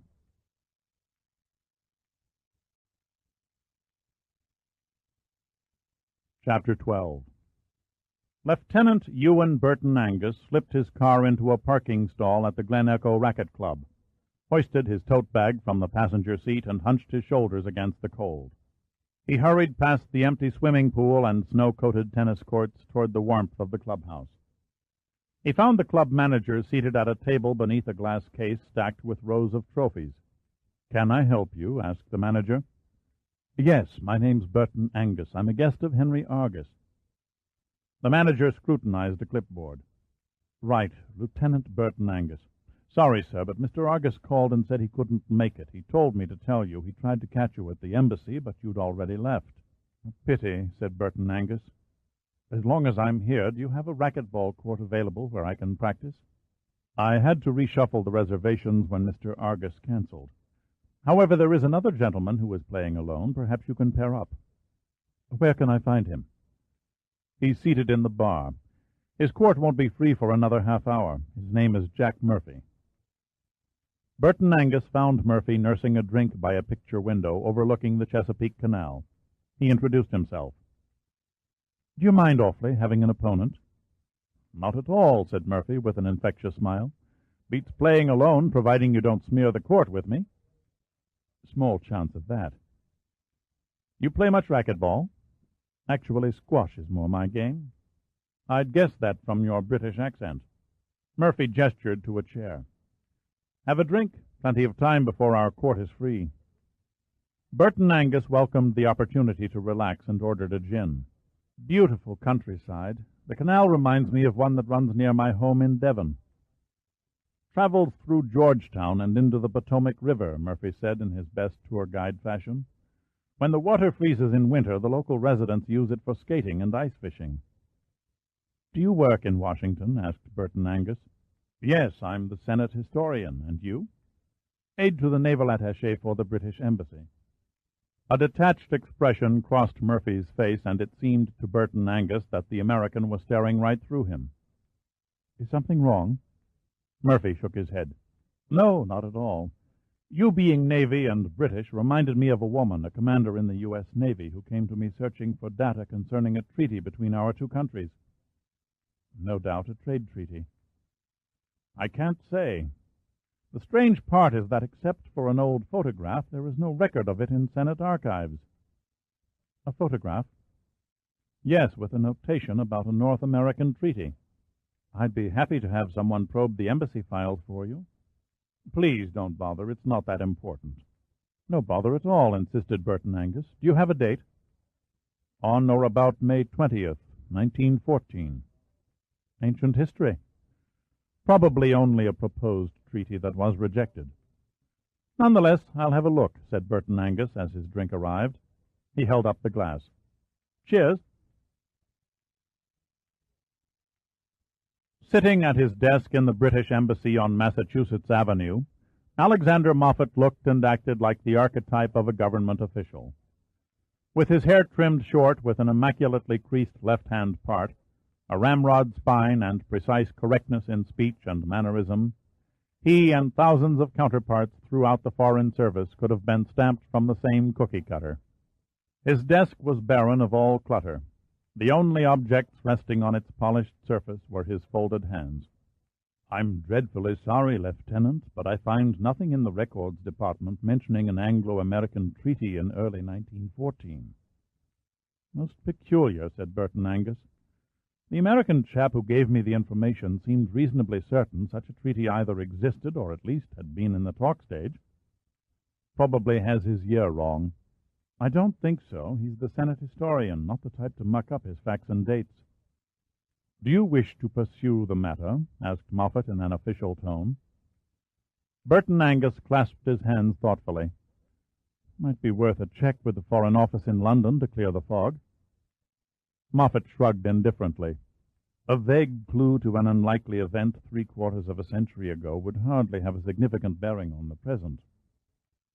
Perhaps not. Still, I promised the fellow I'd see what I could find. Shall I make a formal request for an inquiry in writing? Not necessary. I'll phone an old-school chum who heads up the signals department and ask him to have a run at the old records. He owes me a favor. Should have an answer this time tomorrow. Don't be disappointed if he fails to turn up anything. I won't, said Burton Angus. On the other hand, you never can tell what might be buried in Foreign Service archives. Chapter 13. Peter Beasley knew more about the Foreign Office than any other man in London. As chief librarian in charge of records for over 30 years, he considered the entire history of British international affairs his private domain.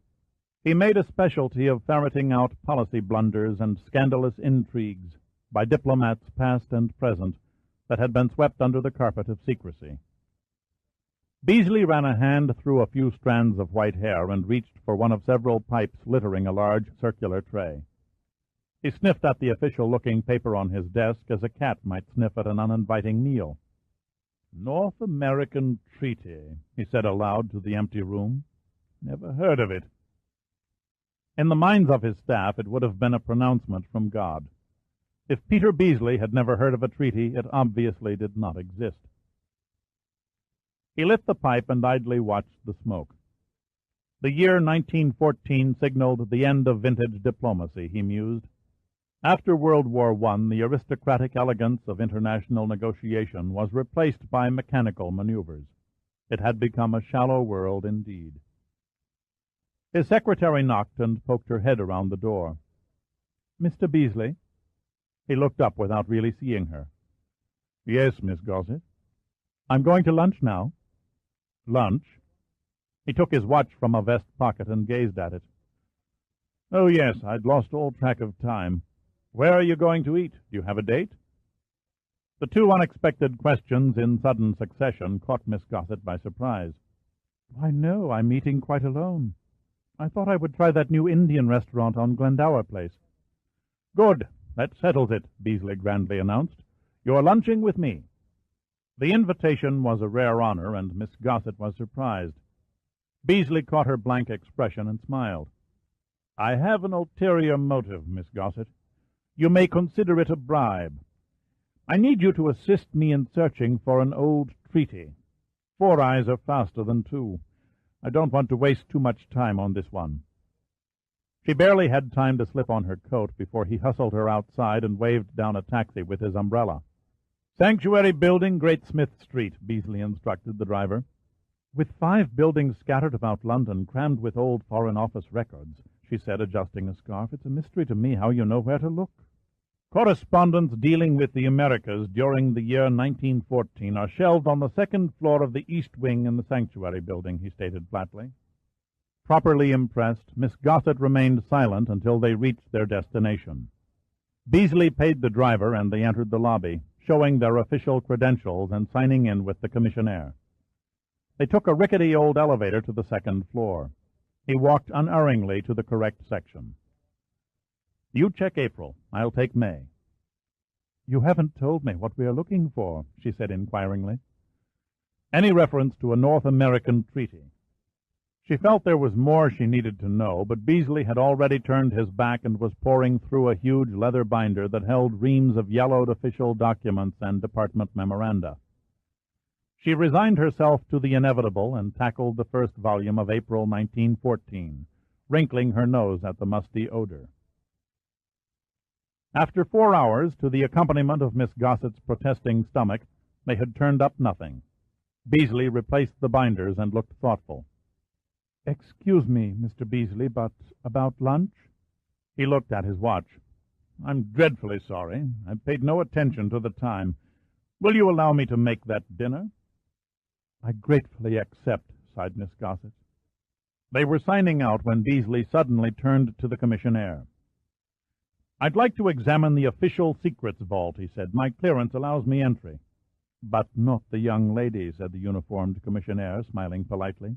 "Her pass only covers the library." Beasley patted Miss Gossett on the shoulder. Please be patient a little longer. This shouldn't take but a few minutes." He followed the commissionaire down 3 flights of stairs to the basement and up to a large iron door in a concrete wall. He watched as a pair of heavy brass keys turned the oiled tumblers of 2 immense antique padlocks without the least sound. The commissionaire pushed the door open and stood aside. "I'll have to lock you in, sir," he said, parroting the book of regulations. "There is a telephone on the wall. Just ring 32 when you wish to leave." "I'm aware of the procedure, thank you." The file containing classified matter from the spring of 1914 was only 40 pages thick and held no earth-shattering revelations. Beasley was reinserting it in its slot when he noticed something odd. Several of the files on each side protruded nearly half an inch from the rest of the neatly spaced row. He pulled them out. Another file had somehow been shoved behind the others, keeping them from fitting evenly. He opened the cover. Across the title page of what looked to be a report were the words, "North American Treaty." He sat down at a metal table and began to read. 10 minutes later, Beasley had the look of a man who had been tapped on the shoulder in a cemetery at midnight. His trembling hands could scarcely punch out the correct telephone call buttons.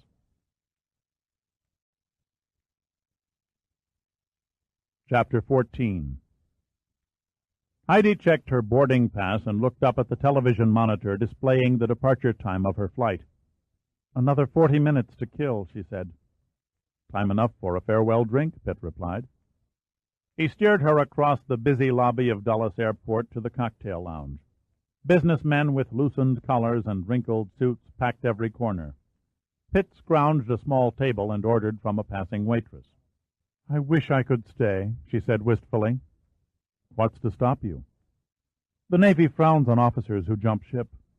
"When is your leave up?"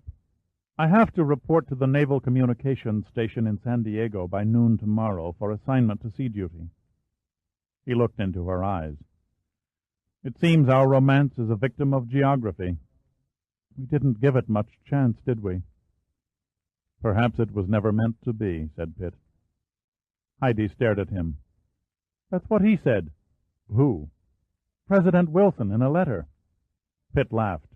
"I'm afraid you've lost me." "I'm sorry." She waved away the thought. "It was nothing." "Sounds to me like your research is getting to you." "Complications," she said. "I was sidetracked. It happens in research. You delve into one subject and find a fascinating bit of information that takes you on a totally different course." The drinks came, and Pitt paid the waitress. "You're sure you can't request an extension?" She shook her head. "If only I could, but I've used up all my accumulated leave time.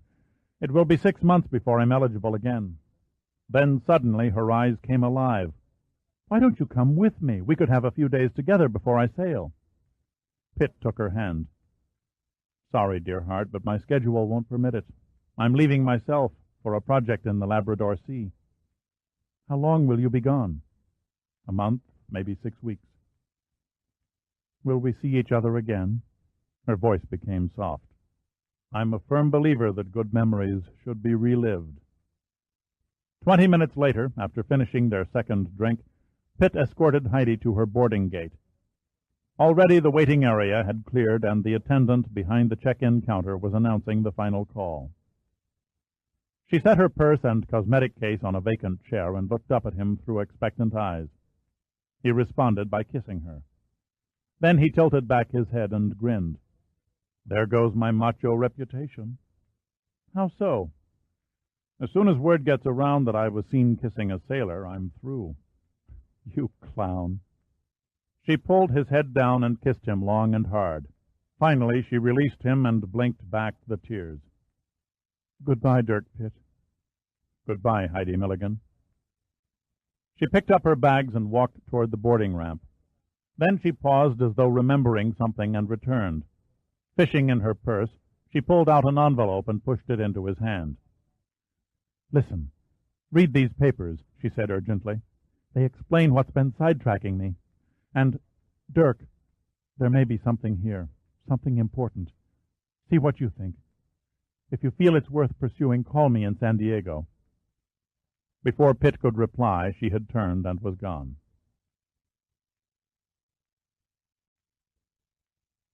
Chapter 15.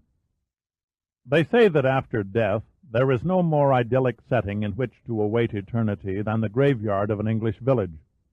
Nestled about the parish church in timeless tranquillity, the headstones stand moss-covered and mute, their carved names and dates eroded and seldom readable farther back than the 19th century.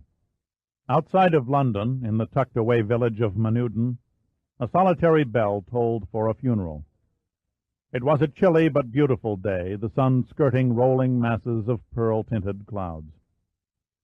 50 or 60 people clustered about a flag-draped military coffin as the local vicar delivered the eulogy. A regal-looking woman in her early 60s heard none of it.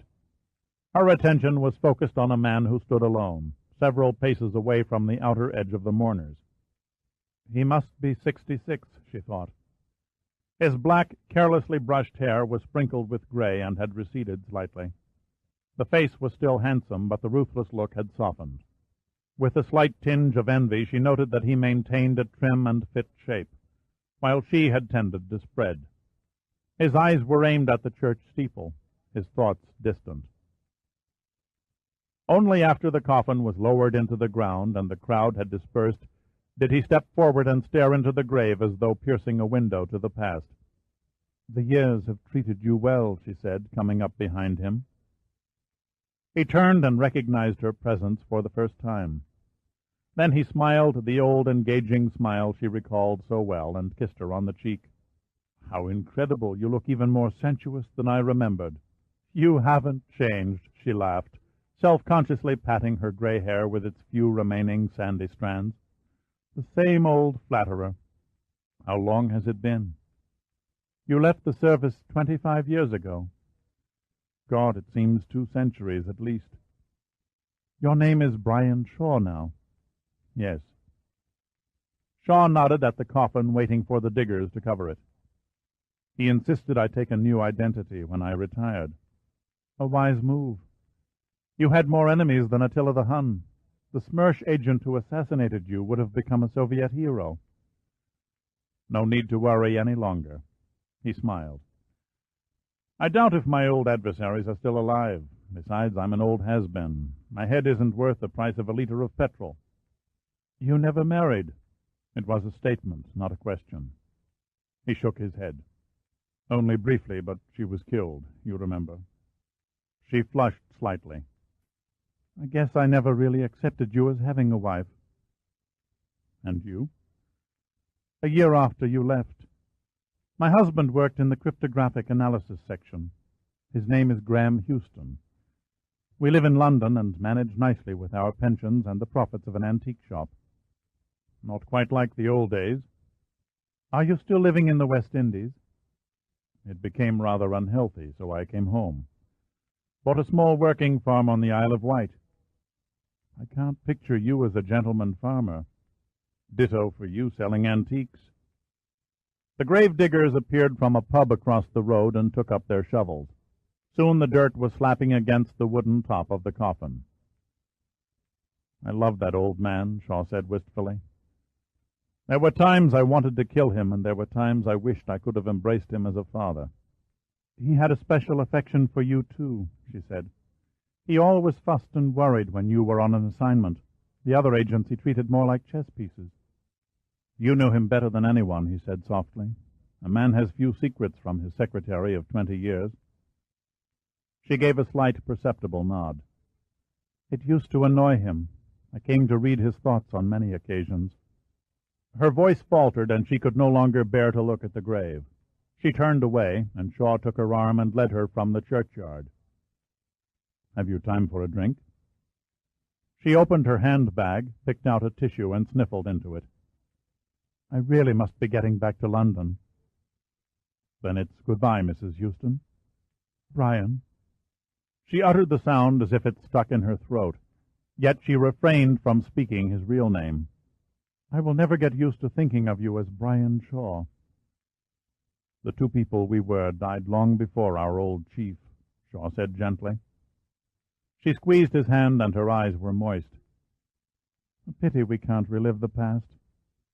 Before he could answer, she pulled an envelope from her purse and slipped it into the side pocket of his overcoat. He said nothing, nor did he appear to notice. "Goodbye, Mr. Shaw," she said in a voice he could hardly hear. "Take care of yourself." A cold evening sleet lashed London as the diesel engine of a black Austin cab knocked to an idle in front of a large stone building in Hyde Park. Shaw paid the driver and stepped out to the pavement. He stood for a few moments, ignoring the particles of wind-driven ice that pelted his face, staring up at the ugly edifice where he had once worked. The windows were dirty and streaked, and the walls bore soot and pollution from half a century of neglect. Shaw thought it odd that the building had never been sandblasted, as had so many others around the city. He climbed the steps and entered the lobby. A security guard matter-of-factly asked to see his identification and checked his name against a list of scheduled appointments. "Please take the lift to the 10th floor," said the guard. "Someone will meet you." The lift trembled and rattled as it always had, but the operator was gone, replaced by a panel of buttons. Shaw stopped the lift on the 9th floor and walked into the corridor. He found his old office and opened the door, expecting to see a secretary busily typing in the front area and a man sitting at his desk in the rear. He was numbed to find the two rooms empty except for a few pieces of dusty litter. He shook his head sadly. Who was it who said you can't go home again? At least the stairway was where it was supposed to be, even though the security guard was no longer there. He climbed to the 10th floor and stepped out behind a blonde girl wearing a loose-fitting knit dress who was facing the lift. "I believe you're waiting for me," he said.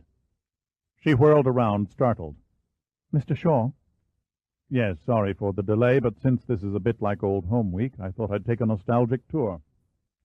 The girl looked at him with ill-concealed curiosity. "The Brigadier is waiting for you. Please follow me." She knocked on the familiar door and opened it. "Mr. Shaw, sir?" Except for a different desk and the man rising behind it, the bookcases and fixtures were the same. At last he felt as though he was on home ground. "Mr. Shaw, do come in." Brigadier General Morris V. Sims extended a hand that was firm and dry. The peacock blue eyes had a fluid friendliness to them, but Shaw wasn't fooled. He could feel their gaze reading him like a computerized body scan. "Please be seated." Shaw sat in a tall-armed chair that was hard as marble. A rather unimaginative ploy, he thought, designed to place the Brigadier's callers with an uncomfortable handicap. His former chief would have cursed such amateurish pettiness. He noticed that the desk was untidy. Files were carelessly piled, several of their headings facing upside down. And there were indications of dust. Not spread evenly on the desktop, but in places where dust was not supposed to be. The upper rims of the in-and-out baskets, under the receiver of the telephone, between the edges of papers protruding from their file covers. Suddenly, Shaw saw through the sham. First there was the missing elevator operator who used to ensure that visitors went where they were sent. Then the missing security guards who had patrolled the stairways and acted as receptionists on every floor. Then there was his deserted office. His former section of the British Secret Intelligence Service was no longer in this building. The whole scene was a mock-up, a stage erected to act out a play for his benefit. Brigadier Sims dropped stiffly into his chair and stared across at Shaw. There was no giveaway expression on the smooth soldier's face. It was as inscrutable as a jade Buddha. "I suppose this is your first trip to the old haunt since you retired?" Shaw nodded. "Yes." He found it strange to sit in this room opposite a younger man. "Must look about the same to you." "There's been a few changes." Sim's left eyebrow lifted slightly. "You no doubt mean in personnel." "Time clouds one's memory," Shaw replied philosophically. The eyebrow slipped back into place. "You must be wondering why I asked you to come. Having an invitation stuck in my pocket during a funeral struck me as a bit theatrical," said Shaw. "You could have simply posted a letter or called on the telephone." Sims gave him a frosty smile. "I have my reasons, sound reasons." Shaw decided to remain aloof. He didn't like Sims, and he saw no reason to be anything but civil. "You obviously didn't request my presence for a section reunion." "No," Sims said, pulling out a bottom drawer and casually resting a highly polished shoe on it. "Actually, I'd like to put you back in harness." Shaw was stunned. What in hell was going on? He was amazed to feel a wave of excitement course through him. "I can't believe the service is so hard up it has to recall decrepit old agents from the rubbish heap." "You're too hard on yourself, Mr. Shaw. You were perhaps the best the service ever recruited. You became something of a legend in your own time." "A canker that led to my forced retirement." "Be that as it may, I have an assignment that fits your talents like a glove. It requires a mature man with brains. There will be no call for physical agility or bloodletting. It's purely a case for investigative skill and wits. Despite your qualms about age, I have little question that a man of your experience can bring it off." Shaw's mind was whirling. He was finding it difficult to make sense of Sim's statements. "Why me? There must be an army of other agents who are better qualified. And the Russians, they never throw out their files. The KGB will have me pegged an hour after I resurface." "This is the era of electronic brains, Mr. Shaw. Section heads no longer sit in stuffy old offices and make opinionated decisions. All data on current assignments are now fed into computers. We leave it to their memory banks to tell us which agent is best suited to send out. Apparently, they took a dim view of our present crop. So we programmed a list of retirees. Your name popped out at the top. As to the Russians, you are not to worry. You won't be dealing with them. Can you tell me what it is I'm so ideally suited for?" "A watchdog job." "If not the Russians, then who?" "The Americans." Shaw sat silent, not sure he heard right. Finally he said, "Sorry, Brigadier, but your robots made a mistake. Granted, I've never thought the Americans as civilized as the British, but they're a good people. During my years in the service, I formed many warm relationships with them. I've worked closely with men in the CIA. I refuse to spy on them. I think you'd better find someone else." Sim's face reddened. "You're overreacting. Listen to the facts, Mr. Shaw. I'm not asking you to steal classified information from the Yanks. Only keep an eye on them for a few weeks. Not to sound maudlin, but this is a matter which could very well threaten Her Majesty's government." "I stand rebuked," said Shaw. "Please continue." "Thank you," Sims replied haughtily. "All right, then.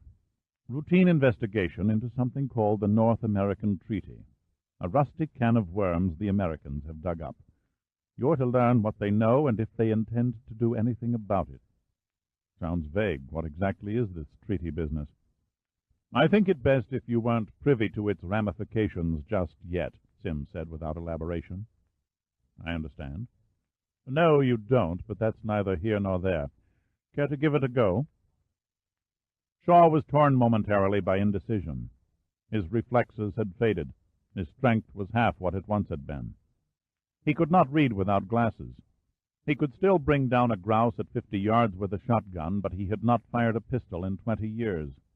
Shaw did not dodge the fact that he was an aging man. "My farm?"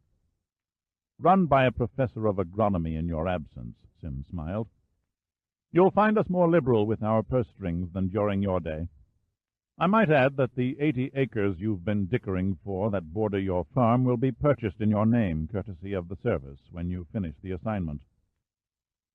Times had changed, but the section's efficiency had not. Shaw was never aware he was under surveillance. He was indeed getting old. "You make it extremely difficult to say no, Brigadier." "Then say yes." The old line, "in for a penny, in for a pound," ran through Shaw's mind. Then he shrugged and spoke with the old self-assurance.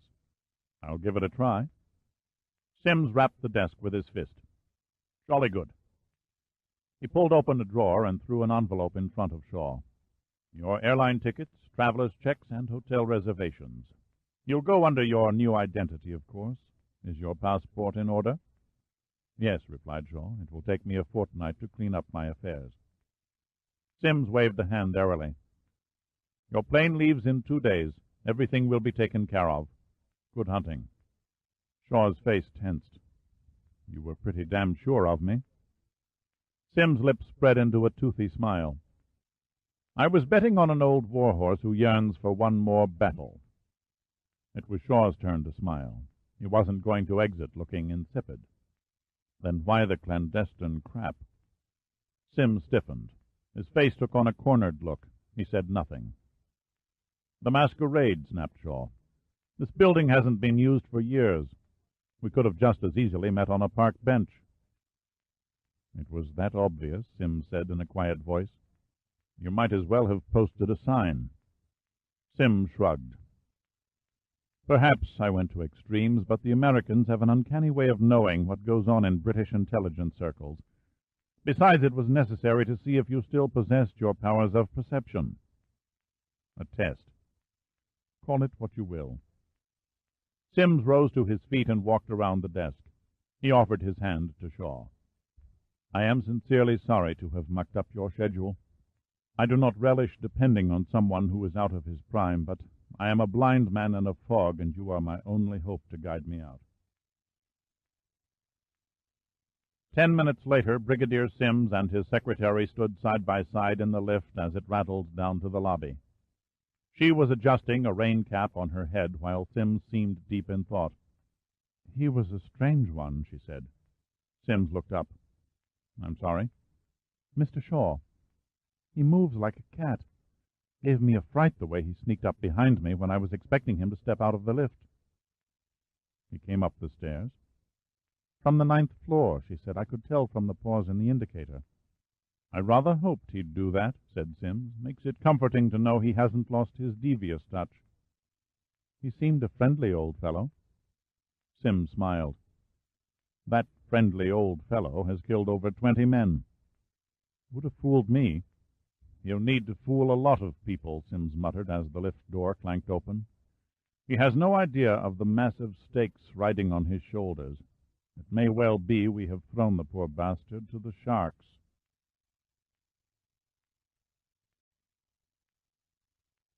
Chapter 16. An officer in a Royal Navy uniform stepped forward as Brian Shaw cleared airport customs. Mr. Shaw? Yes, I'm Shaw. Lieutenant Burton Angus, British Embassy. Sorry about not seeing you through customs. I was held up in traffic. Welcome to Washington. As they shook hands, Shaw cast a disapproving eye at the uniform. A bit open, aren't we? Not at all. Burton Angus smiled. If I suddenly showed up at the airport in mufti, someone might think I was playing cloak and dagger. Better to appear routine.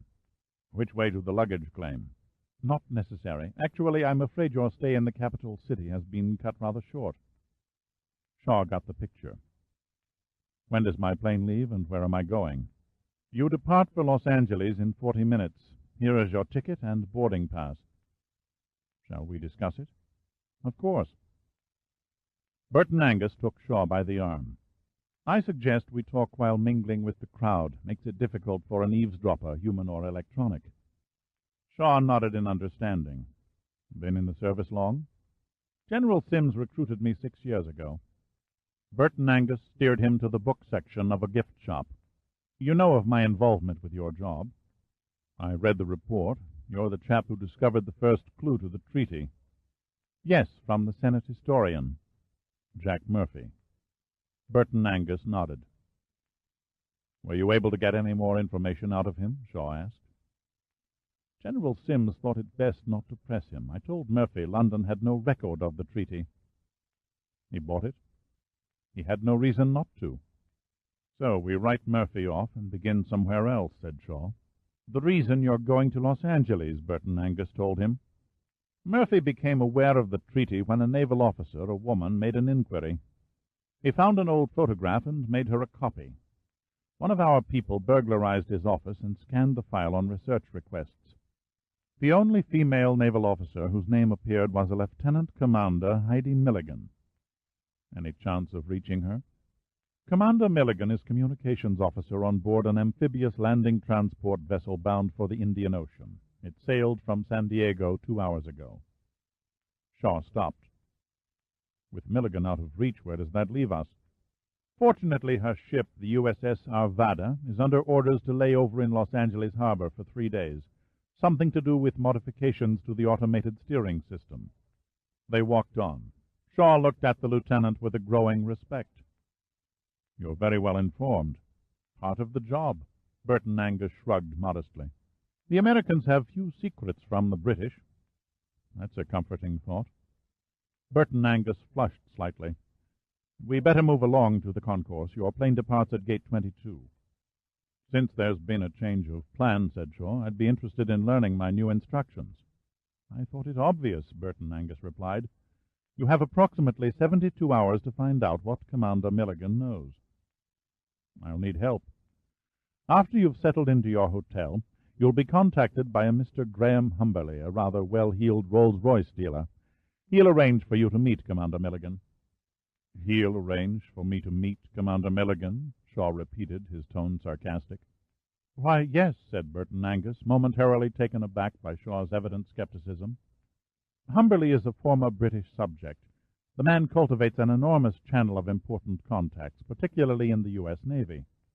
And he and I are going to march up the gangplank of an American naval vessel, waving the Union Jack and whistling Britannia Rules the Waves, and demand to interrogate a ship's officer." "If anybody can do it, Humberly can," Burton Angus said resolutely. Shaw drew deeply on his cigarette and stared at the lieutenant. "Why me?" he asked stonily. "The way I understand it, Mr. Shaw, you were once the most able operative in the service. You know your way around Americans. Also, Humberly is planning on introducing you as a British businessman, an old friend from his Royal Navy days who also achieved fleet rank. Naturally, you're the right age." "Sounds logical." "General Sims is not expecting miracles, but we've got to go through the motions. The best we can hope from Milligan is that she proves to be a stepping stone." "One more time," Shaw said. "Why me?" Burton Angus stopped and looked up at the televised departure schedules. "Your plane is on time. Here are your tickets. Don't worry about the luggage. It's been taken care of." "I assumed as much." "Well, I guess what it came down to was your past record of, shall we say, successful dealings with members of the opposite sex. General Sims thought it an asset. Of course, the fact that Commander Milligan recently had an intimate affair with an admiral twice her age rolled the dice in your favor." Shaw gave him a withering stare. "Just goes to show what you've got to look forward to someday, laddie." "Nothing personal." Burton Angus smiled wanly. "You say you've been in the service 6 years?" "And 4 months, to be more precise." "Did they teach you how to detect a surveillance blind?" Burton Angus' eyes narrowed questioningly. "The class was mandatory. Why do you ask?" "Because you flunked," Shaw said. He let it sink in a moment and then tilted his head to the left. The man with the metal attaché case staring innocently at his watch. "He's been glued to us since we left the customs exit. Also the stewardess in the Pan American uniform about 20 feet behind. Her airline is on another concourse. She's his backup. They'll have a third eye lurking ahead of us. I haven't fixed him yet." Burton Angus visibly paled. "Not possible," he muttered. "They can't be on to us." Shaw turned and showed his ticket and passed it to the girl at the boarding entrance. Then he refaced the lieutenant.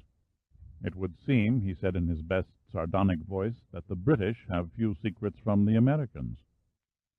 He left Burton Angus standing there looking like a drowning man. Shaw sat back in his seat, relaxed, and felt in the mood for champagne. The stewardess brought him 2 small bottles with plastic glasses. The labels said California. He would have preferred a Tattinger Brut Reserve vintage. California bubbly and plastic glasses, he mused. Would the Americans ever become civilized? After he had polished off 1 bottle, he took stock. The CIA had put the finger on him the instant he boarded the plane in England, just as he knew General Sims knew they would. Shaw was not worried at all. He operated better when things were out in the open. Skulking around alleys like an unperson was never to his liking. He felt exhilarated to be doing what he had once done so well. His senses had not left him. A shade slower, perhaps, but still sharp enough. He was playing his kind of game, and he reveled in it.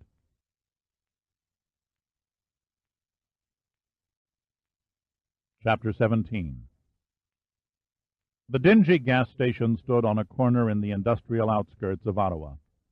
Erected soon after the Second World War, it was a square steel structure with one island containing 3 gas pumps that were scarred from years of hard use and badly in need of new paint. Inside the office, cans of oil and mummified flies littered dusty shelves, while the windows, streaked with grime, displayed faded signs advertising some long-forgotten tire sale.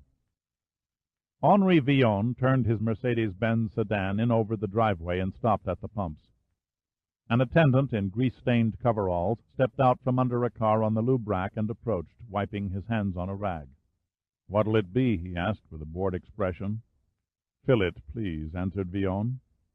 The attendant eyed an elderly man and woman sitting on a nearby bus bench, and then spoke in a tone they could not fail to overhear. 5 gallons is the government limit, you know, the oil shortage being what it is." Villon nodded silently, and the attendant pumped the gas. When he finished, he went around to the front of the car and pointed. Villon pulled the release lever, and the attendant raised the hood. "You better take a look at your fan belt. She looks pretty worn."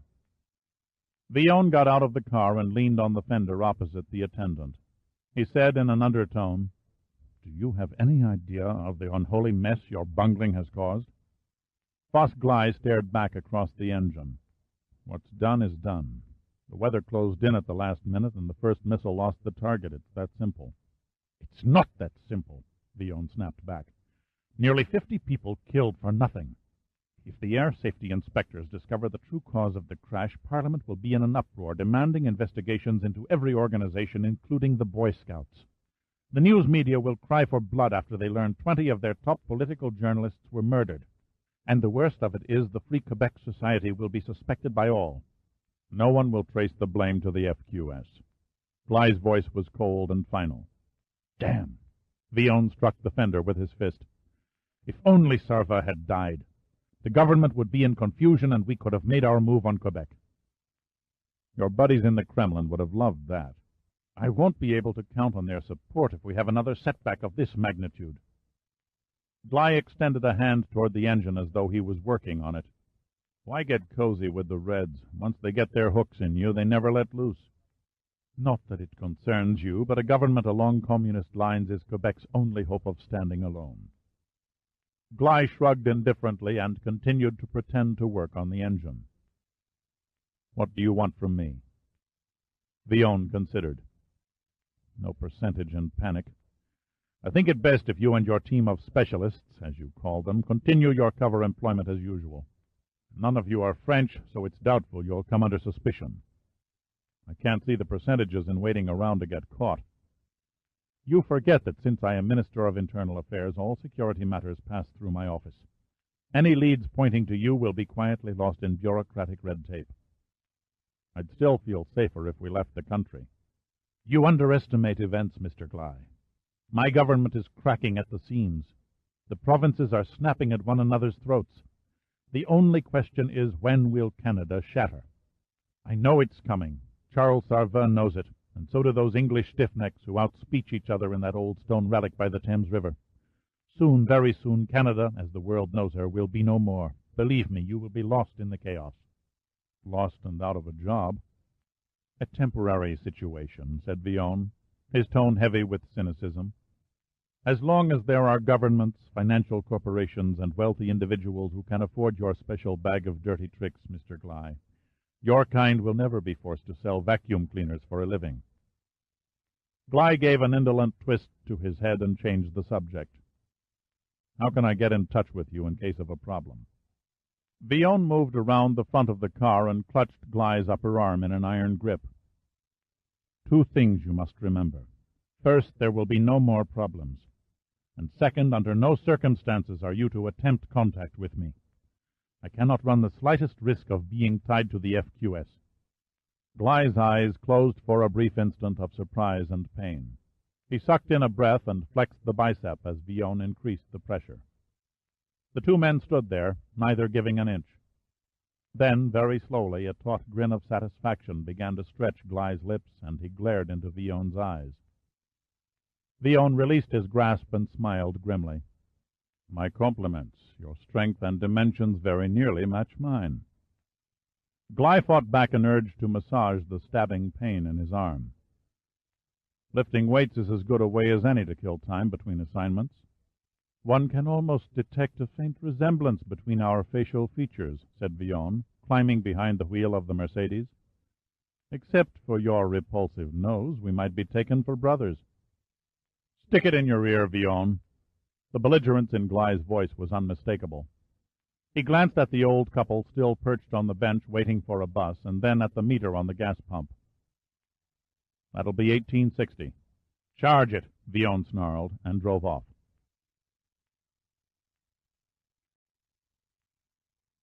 Chapter 18. Villon buttered a slice of breakfast toast and read the caption on page 2 of his morning newspaper. No leads in terrorist attack on Prime Minister's plane. Boss Gly had covered his tracks well. Villon kept his hand on the investigation, and he knew that with each passing day the scent grew colder. He subtly used the influence of his office to play down any connection between the assassins and the FQS, unless definite proof was found. So far things were working smoothly. His satisfaction faded to a chill as Villon thought of Gly. The man was nothing but a savage mercenary whose god was a fat price. There was no telling how a mad dog like Gly might run if he wasn't held on a tight leash. Villon's wife came to the doorway of the breakfast room. She was a pretty woman with dark brown hair and blue eyes. "There's a phone call for you in the study," she said. He entered the study, closed the door, and picked up the phone. "This is Villon." "Superintendent McComb, sir," came a voice as deep as a coal pit. "I hope I'm not interrupting your breakfast." "Not at all," Villon lied. "You're the officer in charge of mounted police records?" "Yes, sir," McComb replied. "The file you requested on Max Roubaix is on the desk in front of me. Shall I make a copy and send it to your office?" "Not necessary," said Villon. "Please give me the basics over the phone." "It's a bit bulky," McComb hedged. "A 5-minute capsule will do." Villon smiled to himself. He could almost imagine McComb's state of mind.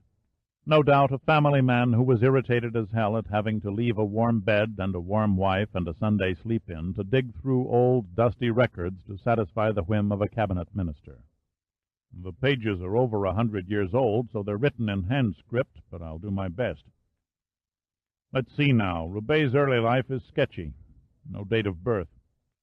Listed as an orphan who drifted from family to family. First official record is age 12. He was up before a local constable for killing chickens." "You did say chickens." "Snipped off their heads with wire cutters in wholesale lots. He worked off damages to the farmer whose stock he had decimated. Then he moved to the next town and graduated to horses. Cut the throats of half a herd before he was apprehended." "A juvenile psychopath with a bloodlust." "People simply wrote him off as the village idiot in those days," said McComb. "Psychotic motivation was not in their dictionaries. They failed to understand that a boy who slaughtered animals for the hell of it was only one step away from doing the same to humans. Roubaix was sentenced to 2 years in jail for the horse bloodbath, but because of his age, 14, he was allowed to live with the constable, working off his time as a gardener and houseboy. Not long after his release, people in the surrounding countryside began to find the bodies of tramps and drunks who had been strangled." "Where did all this take place?" "A radius of 50 miles around the present city of Moose Jaw, Alberta." "Surely Roubaix was arrested as a prime suspect." "The Mounties didn't work as fast in the 19th century as we do now," McComb admitted. "By the time Roubaix was tied to the crimes, he had fled into the virgin forests of the Northwest Territory and didn't turn up again until Riel's rebellion in 1885. "The revolt by the descendants of French traders and Indians," said Villon, recalling his history. "Métis, they were called. Louis Riel was their leader. Roubaix joined Riel's forces and enshrined himself in Canadian legend as our most prolific killer." "What about the time he was missing?" 6 years, McComb replied. "Nothing recorded. There was a rash of unsolved killings attributed to him, but no solid evidence or eyewitness accounts. Only a pattern that hinted of the Roubaix touch."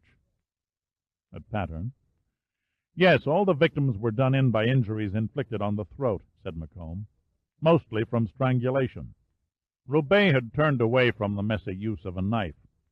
No great fuss was made at the time. People had a different set of moral codes then. They looked upon a scourge who eliminated undesirables as a community benefactor. I seem to remember he became a legend by killing a number of Mounties during Riel's rebellion. 13, to be exact. Roubaix must have been a very strong man. Not really, replied Macomb. Actually, he was described as frail of build and rather sickly. A doctor who attended him before his execution testified that Roubaix was racked by consumption, what we now call tuberculosis. How was it possible for such a weakling to overpower men who were trained for physical combat? Asked Villon. Roubaix used a garrote made from rawhide not much thicker than a wire, a nasty weapon that cut halfway into his victim's throat, caught them unaware, usually when they were asleep.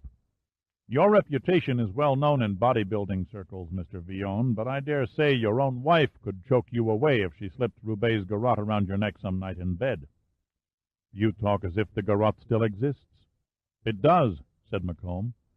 We have it on display in the criminal section of the Mountie Museum, if you care to view it.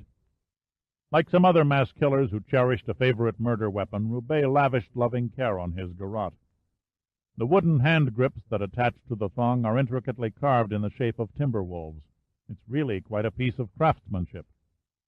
Perhaps I'll have a look at it when my schedule permits, said Villon without enthusiasm. He pondered a moment, trying to make sense out of Sarveau's instructions to Danielle in the hospital. It didn't add up. A riddle of ciphers. Villon took a flyer on another tack. If you had to describe Roubaix's case, how would you sum it up in a single sentence? I'm not sure I know what you're after, said Macomb. Let me put it another way. What was Max Roubaix? There was silence for a few moments. Villon could almost hear the gears turn in Macomb's head. Finally, the Mountie said, I guess you could call him a homicidal maniac with a fetish for the stranglehold. Villon tensed and then relaxed again. Thank you, Superintendent. If there was anything else. No, you've done me a service, and I'm grateful. Villon slowly replaced the receiver. He looked into space, focusing on the impression of a sickly man twisting a garrote. The stunned expression of incomprehension on the face of the prey. A final glimpse before the bulging eyes turned sightless. Sarveau's delirious ravings to Danielle suddenly began to make a shred of sense.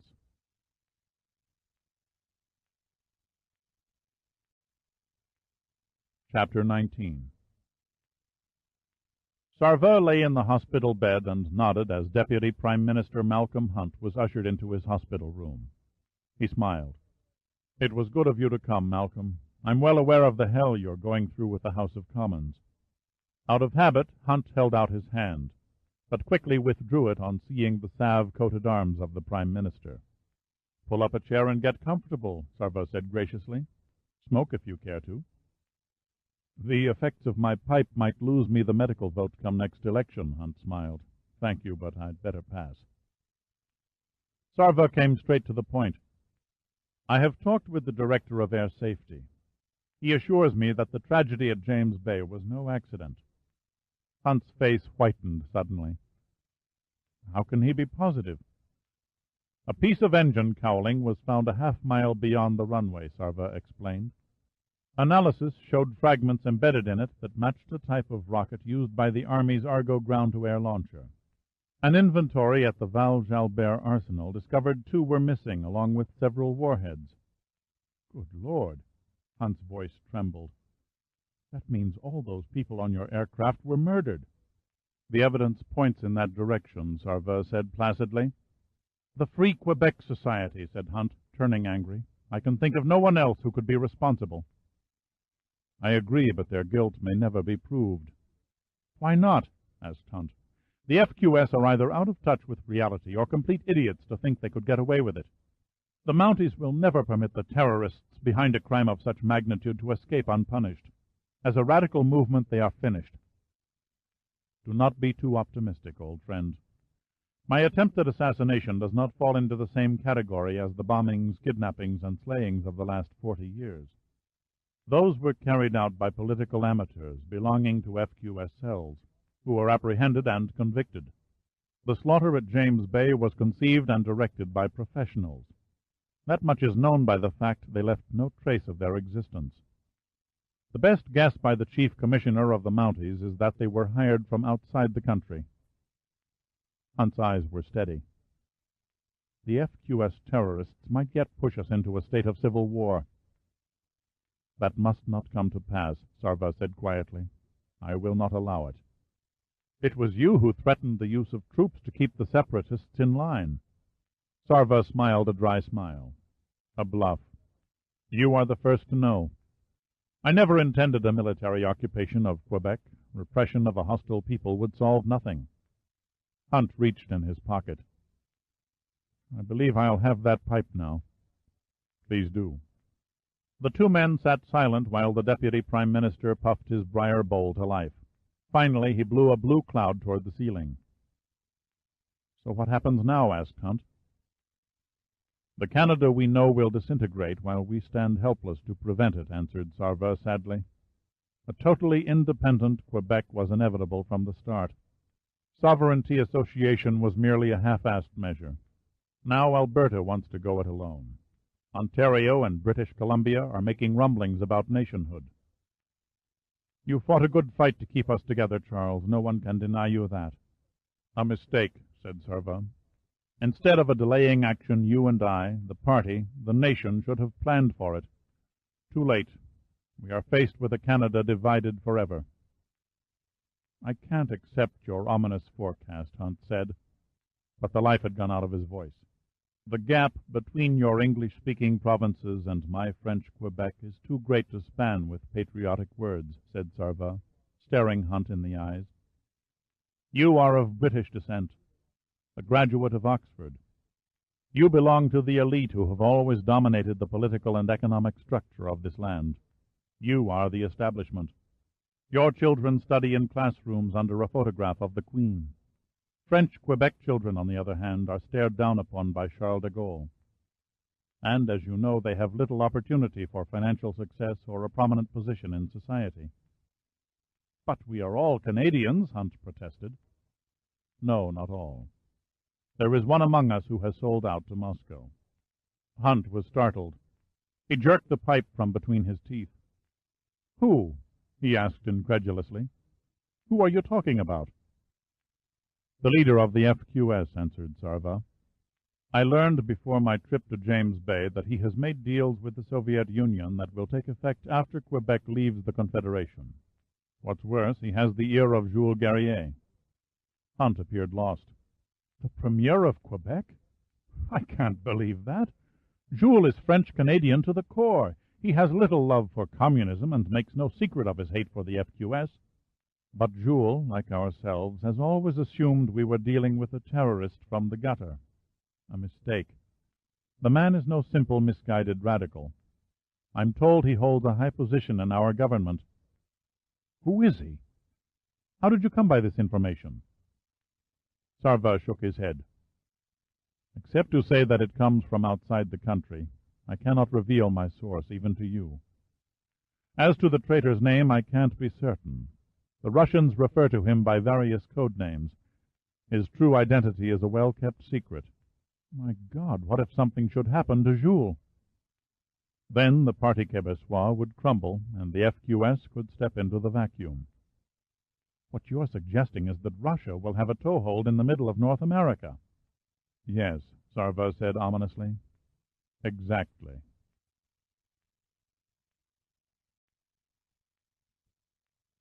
Chapter 20. Henri Villon stared through the windows of the James Bay control booth, the grim smile of satisfaction on his face reflected in the spotless glass. The riddle of Roubaix's garrote lay on the great generator floor below. Behind him, Percival Stuckey stood in apprehensive confusion. I must protest this act, he said. It is beyond decency. Villon turned and stared at Stuckey, his eyes cold. As a member of Parliament and Mr. Sarva's Minister of Internal Affairs, I can assure you this test is of utmost concern to the country, and decency has nothing to do with it. It's highly irregular, Stuckey muttered stubbornly. Spoken like a true official, Villon said in a cynical tone. Now then, Can you do what your government asks of you? Stuckey pondered a moment. The diversion of millions of kilowatts is quite complex and involves intricate lead and frequency control with correct timing. Though most of the excess power surge will be grounded, we'll still be throwing a heavy overload on our own systems. Can you do it? Vion persisted. Yes, Stuckey shrugged in defeat. But I fail to see the purpose in cutting power to every city between Minneapolis and New York. 5 seconds, Vion said, ignoring Stuckey's probing remark. You have only to shut off electrical energy to the United States for 5 seconds.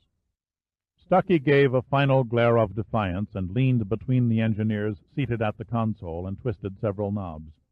The overhead television monitors brightened and focused on varied panoramic views of city skylines.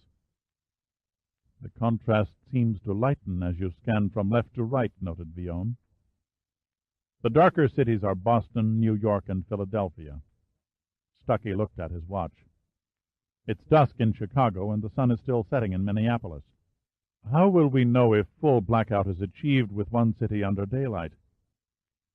Stuckey made a slight adjustment, and the Minneapolis monitor zoomed to a busy intersection. The image was so clear that Vion could identify the street signs on the corner of 3rd Street and Hennepin Avenue. The traffic signals. We can tell when their lights go dark. Will Canadian Power go off as well? Only in towns near the border below our interconnect terminals. The engineers made a series of movements over the console and paused. Stuckey turned and fixed Vion with a steady stare. I will not be held responsible for the consequences. Your objections are duly noted, Vion replied. He gazed at the monitors as a cold finger of indecision tugged his mind, followed by a torrent of last-second doubts. The strain of what he was about to do settled heavily about his shoulders. 5 seconds. A warning that could not be dismissed. Finally, he cast off all fears and nodded. You may proceed. Then he watched as 1/4 of the United States blinked out.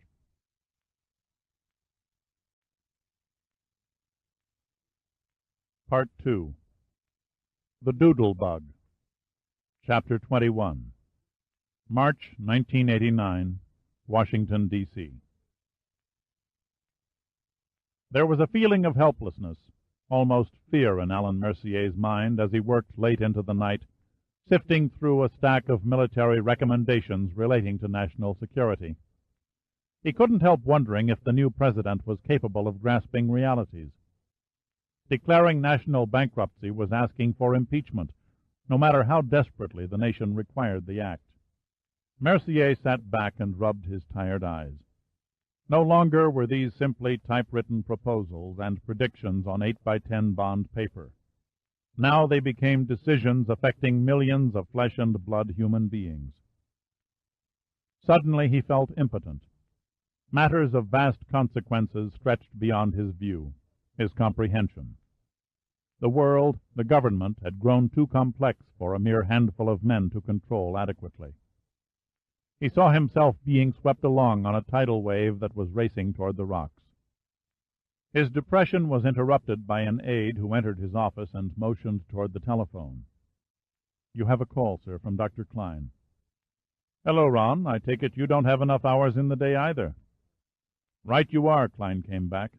I thought you might like to know I have a lead on your expensive gizmo. What is it exactly? I can't say. No one around here has the vaguest idea. You will have to explain. The funding came to the Department of Energy all right, but then it was immediately siphoned off to another government agency. Which one? The National Underwater and Marine Agency. Mercier did not respond. He went silent, thinking. You there, Alan? Yes, I'm sorry. Seems we were only the middleman, Klein went on. Wish I could give you more information, but that's all I found. Sounds devious, mused Mercier. Why would Energy quietly switch such a large sum of money to an agency concerned with marine science? Can't say. Shall I have my staff pursue it further? Mercier thought a moment. No, better let me handle it. A probe from a neutral source might encounter less hassle. I don't envy you tangling with Sandecker. Ah, yes, the director of Numa. I've never met him, but I hear he's a testy bastard. I know him, Klein said. That description is an understatement. You nail his hide on the barn door, and I guarantee half of Washington will present you with a medal. Talk has it he's a good man. The guy is no idiot. He skirts politics, but keeps the right company. He won't hesitate to step on feet, damn the torpedoes and all that to get a job done. No one who ever picked a fight with him came out a winner. If you have evil thoughts in his direction, I suggest you have a strong case. Innocent until proved guilty, said Mercier. He's also a tough man to catch, almost never returns his phone calls or sits around his office. I'll think of a way to pin him down, Mercier said confidently. Thanks for your help. Not at all, said Klein. Good luck. I have a feeling you'll need it.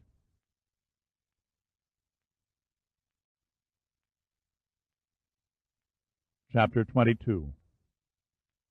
Every afternoon at exactly 5 minutes to 4, Admiral James Sandecker, the chief director of the National Underwater and Marine Agency, left his office and took the elevator down to the 10th floor communications department. He was a bantam-sized man, a few inches over 5 feet, with a neatly trimmed red beard matching a thick head of hair that showed little indication of white. At age 61, he was a confirmed health nut. He nurtured a trim body by downing daily doses of vitamins and garlic pills, supplemented by a 6-mile morning run from his apartment to the tall glassed headquarters of Numa.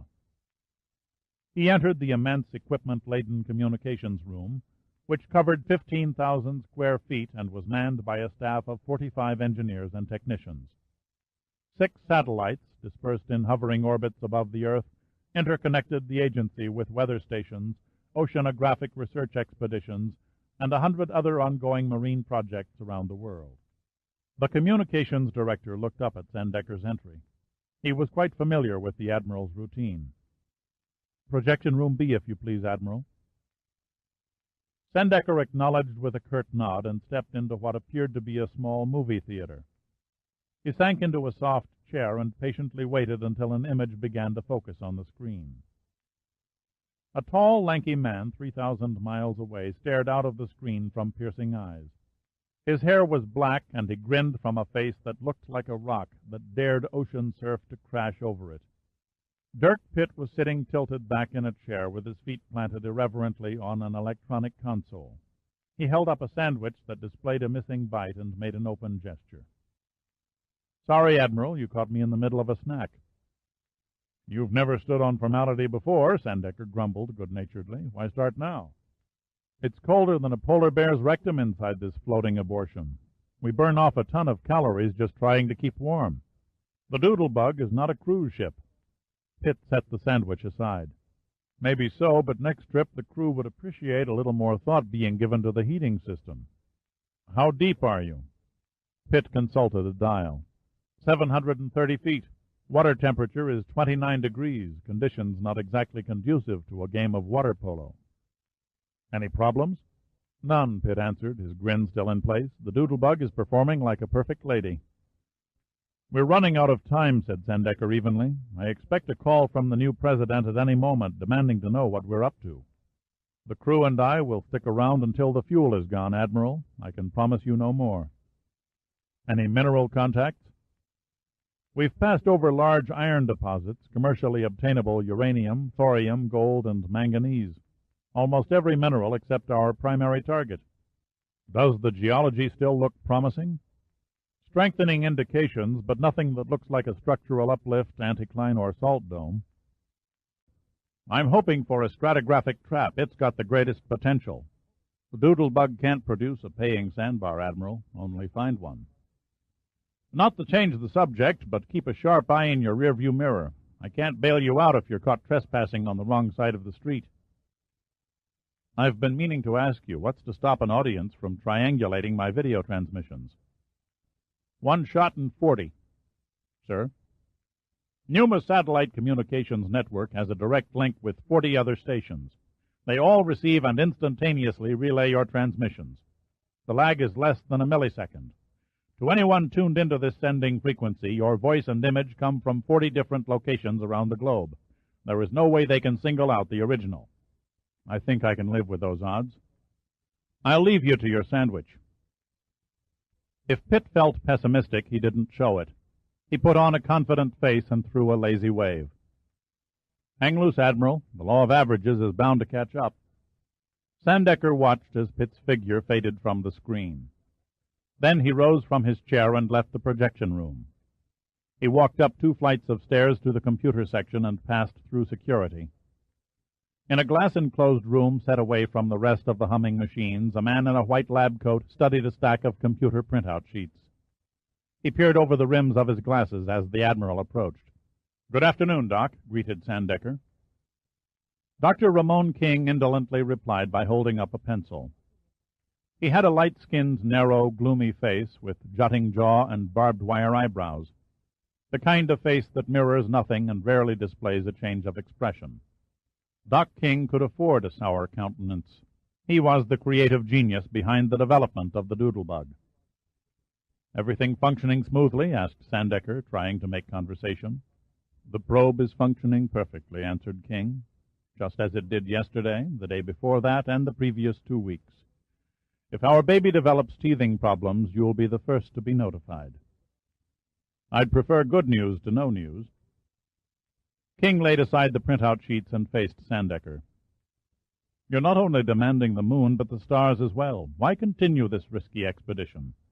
The doodlebug is a qualified success. It penetrates deeper than we had any right to expect. The doors of discovery it throws open stagger the mind. For God's sake, cut the subterfuge and make its existence known." "No," Sandecker snapped back, "not until I damn well have to." "What are you trying to prove?" King persisted. "I want to prove that it's more than a highfalutin dowser." King readjusted his glasses and went back to scanning the computer data. "I'm not a gambling man, Admiral, but since you're carrying the bulk of the risk on your shoulders, I'll tag along for the ride, knowing full well I'll go on the Justice Department shit list as an accomplice." He paused and peered at Sandecker. "I have a vested interest in the doodlebug. I'd like to see it make a score as much as anyone. But if something fouls up and those guys out there in the ocean are caught like thieves in the night, then the best you and I can hope for is to be tarred and feathered and exiled to Antarctica. The worst I don't want to think about."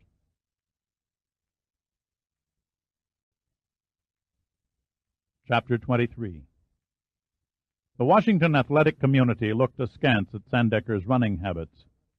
He was the only jogger anyone had ever seen pounding along the sidewalk with an ever-present Churchill-style cigar stub protruding from his mouth.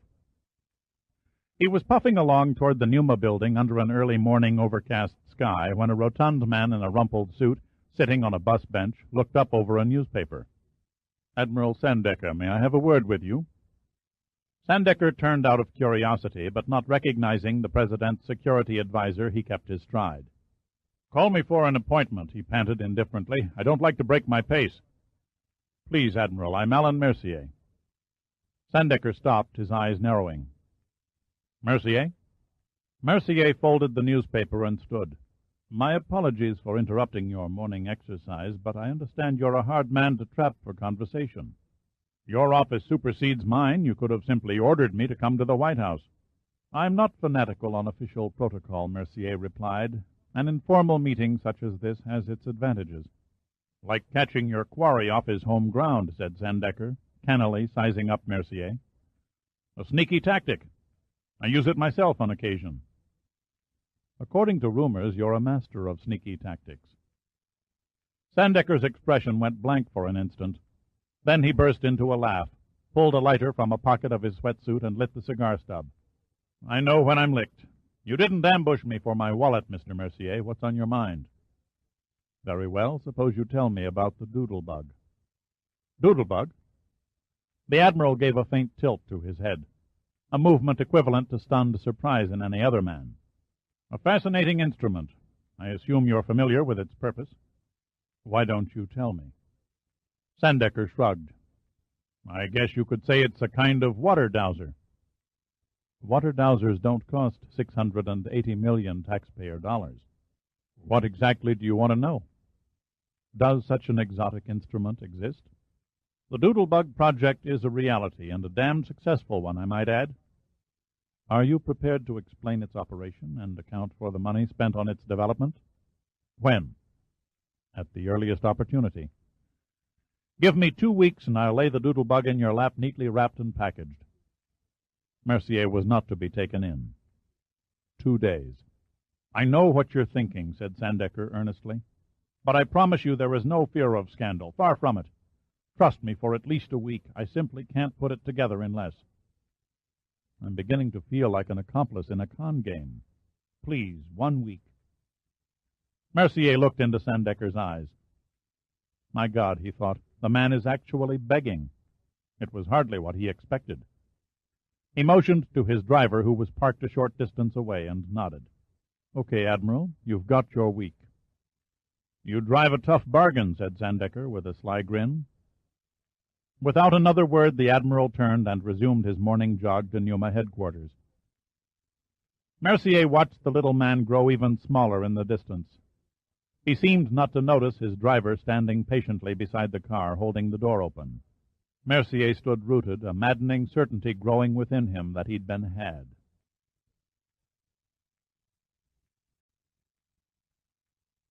Chapter 24.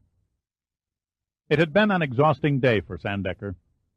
After his unexpected meeting with Mercier, he fenced with a Congressional Budget Committee until 8 in the evening, hawking the goals and accomplishments of Numa, appealing for, and in a few cases demanding, additional funding for his agency's operations. It was a bureaucratic chore he detested. After a light dinner at the Army and Navy Club, he entered his apartment at the Watergate and poured himself a glass of buttermilk. He took off his shoes and was beginning to unwind when the phone rang.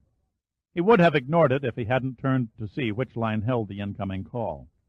The red light on the direct circuit to Numa blinked ominously. Sandecker. Ramon King here, Admiral. We've got a problem on the doodle-bug. A malfunction? No such luck, replied King. Our sweep systems have picked up an intruder. Is he closing with our vessel? Negative. A chance passing by one of our own subs, then, Sandecker suggested optimistically. King sounded concerned. The contact is maintaining a parallel course, distance 4,000 meters. It appears to be shadowing the doodle-bug. Not good. I'll have a firmer grasp on the situation when the computers spit out a more detailed analysis of our unknown caller. Sandecker went silent. He sipped at the buttermilk, his mind meditative. Finally, he said, Call the security desk and tell them to track down Al Giordino. I want him in on this. King spoke hesitantly. Is Giordino acquainted with... does he... He knows, Sandecker assured King. I personally briefed him on the project during its inception in the event he had to substitute for Pitt. You'd better get on with it. I'll be there in 15 minutes. The Admiral hung up. His worst fear had put in its appearance. He stared at the white liquid within the glass as if he could visualize the mysterious craft stalking the defenseless doodle-bug. Then he set the glass aside and hurried out the door, unaware that he was still in his stocking feet. Deep beneath the surface of the Labrador Sea, not far from the northern tip of Newfoundland, Pitt stood in stony silence, studying the electronic readout across the display screen as the unidentified submarine skirted the outer edges of the doodle-bug's instrument range. He leaned forward as a line of data flashed on. Then, suddenly, the display screen blinked out as contact was lost. Bill Lasky, the panel operator, turned to Pitt and shook his head. Sorry, Dirk, our visitor is a shy one. He won't sit still for a scan. Pitt put his hand on Lasky's shoulder. Keep trying. Sooner or later, he's bound to step on our side of the fence.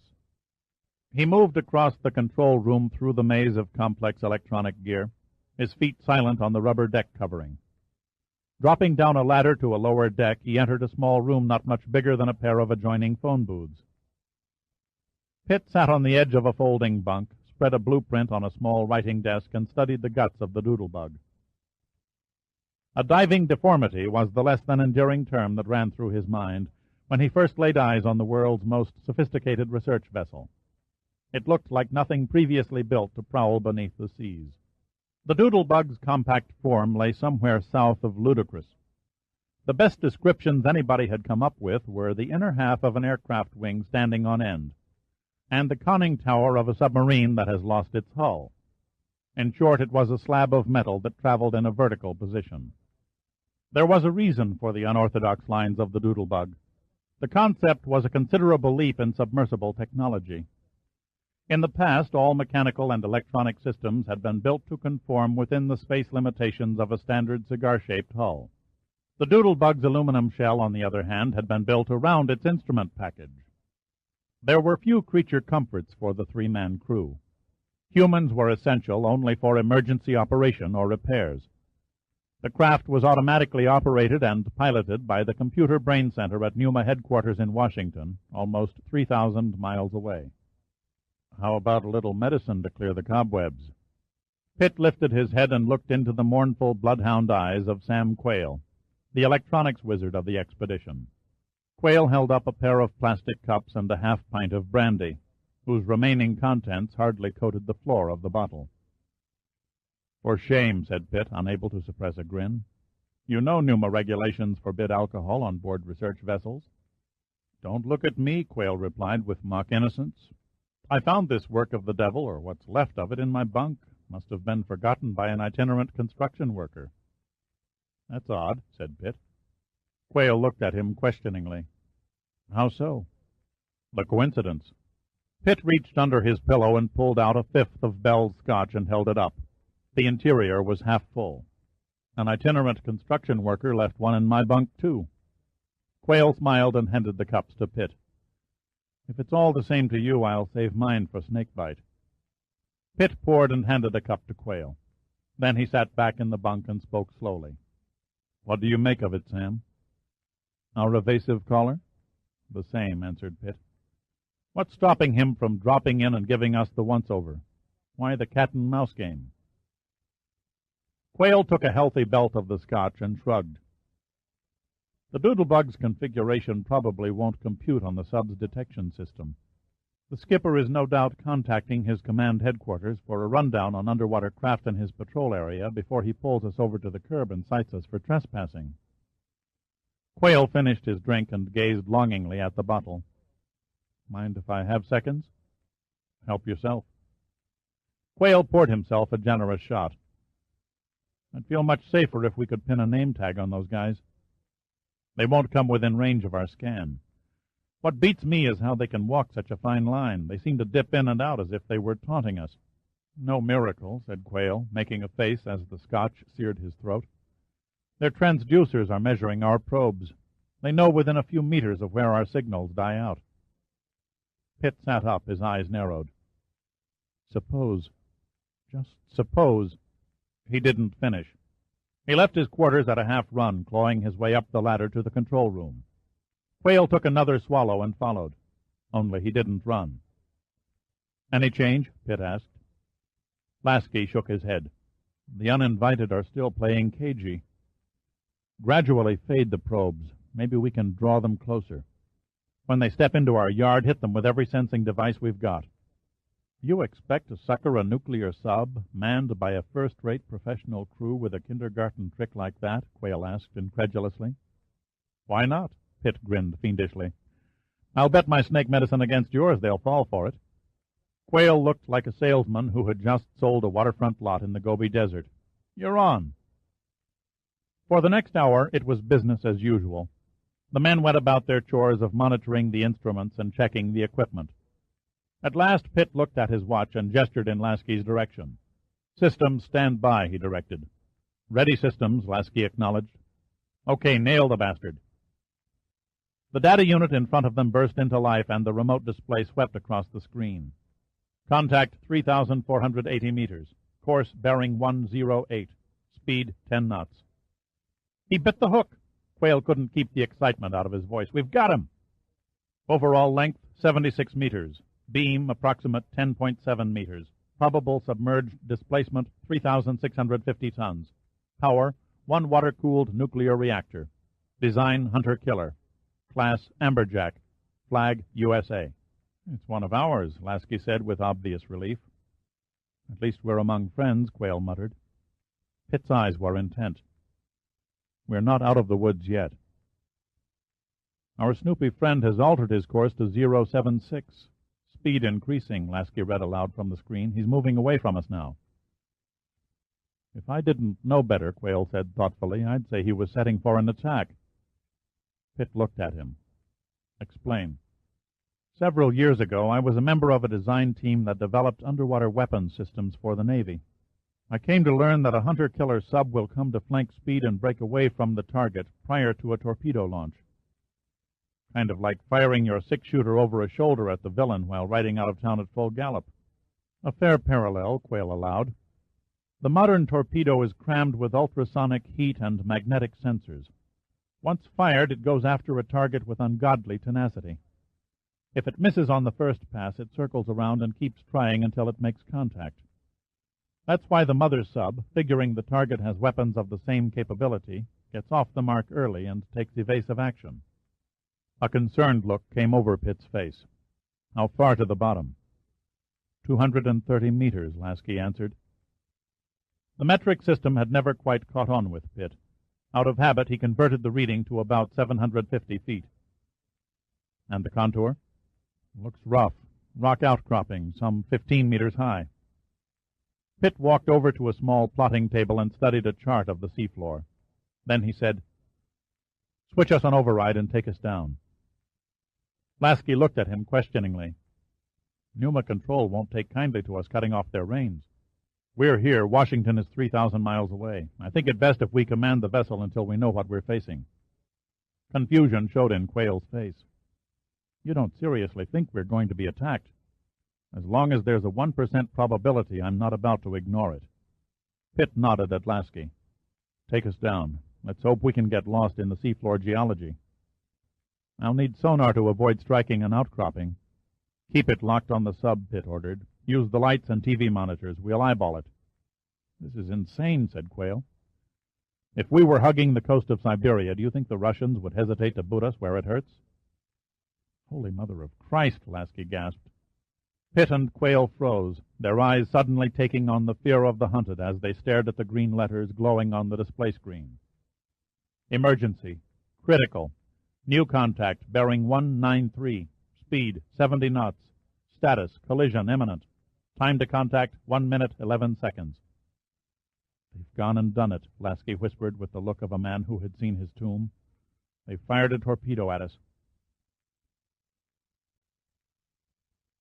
Giordino could almost smell the foreboding, and he could see it in the eyes of Dr. King and Admiral Sandecker as he burst through the door of the computer room. Neither man acknowledged his arrival, or so much as glanced in the direction of the swarthy little Italian. Their full concentration was fixed on the huge electronic display covering one wall. Giordino quickly scanned and absorbed the readout on the impending disaster. "Reverse their forward motion," he said calmly. "I can't." King lifted his hands in a helpless gesture. "They've switched to control override." "Then tell them," Giordino said, his tone suddenly sharp. "No way." Sandecker's words came strained and hollow. "There's a breakdown in voice transmission from the communication satellite. Make contact through the computers." Yes, King murmured, a faint gleam of understanding in his eyes. "I still command their data input."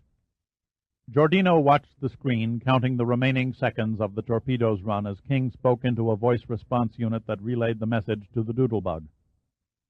"Pitt anticipated you," said Sandecker, nodding at the screen. They all felt a brief surge of relief as the forward speed of the submersible began to fall off. 10 seconds to contact," said Giordino. Sandecker grabbed a telephone and bellowed at the shaken operator on duty. "Get me Admiral Joe Kemper, Chief of Naval Operations." 3 seconds. 2.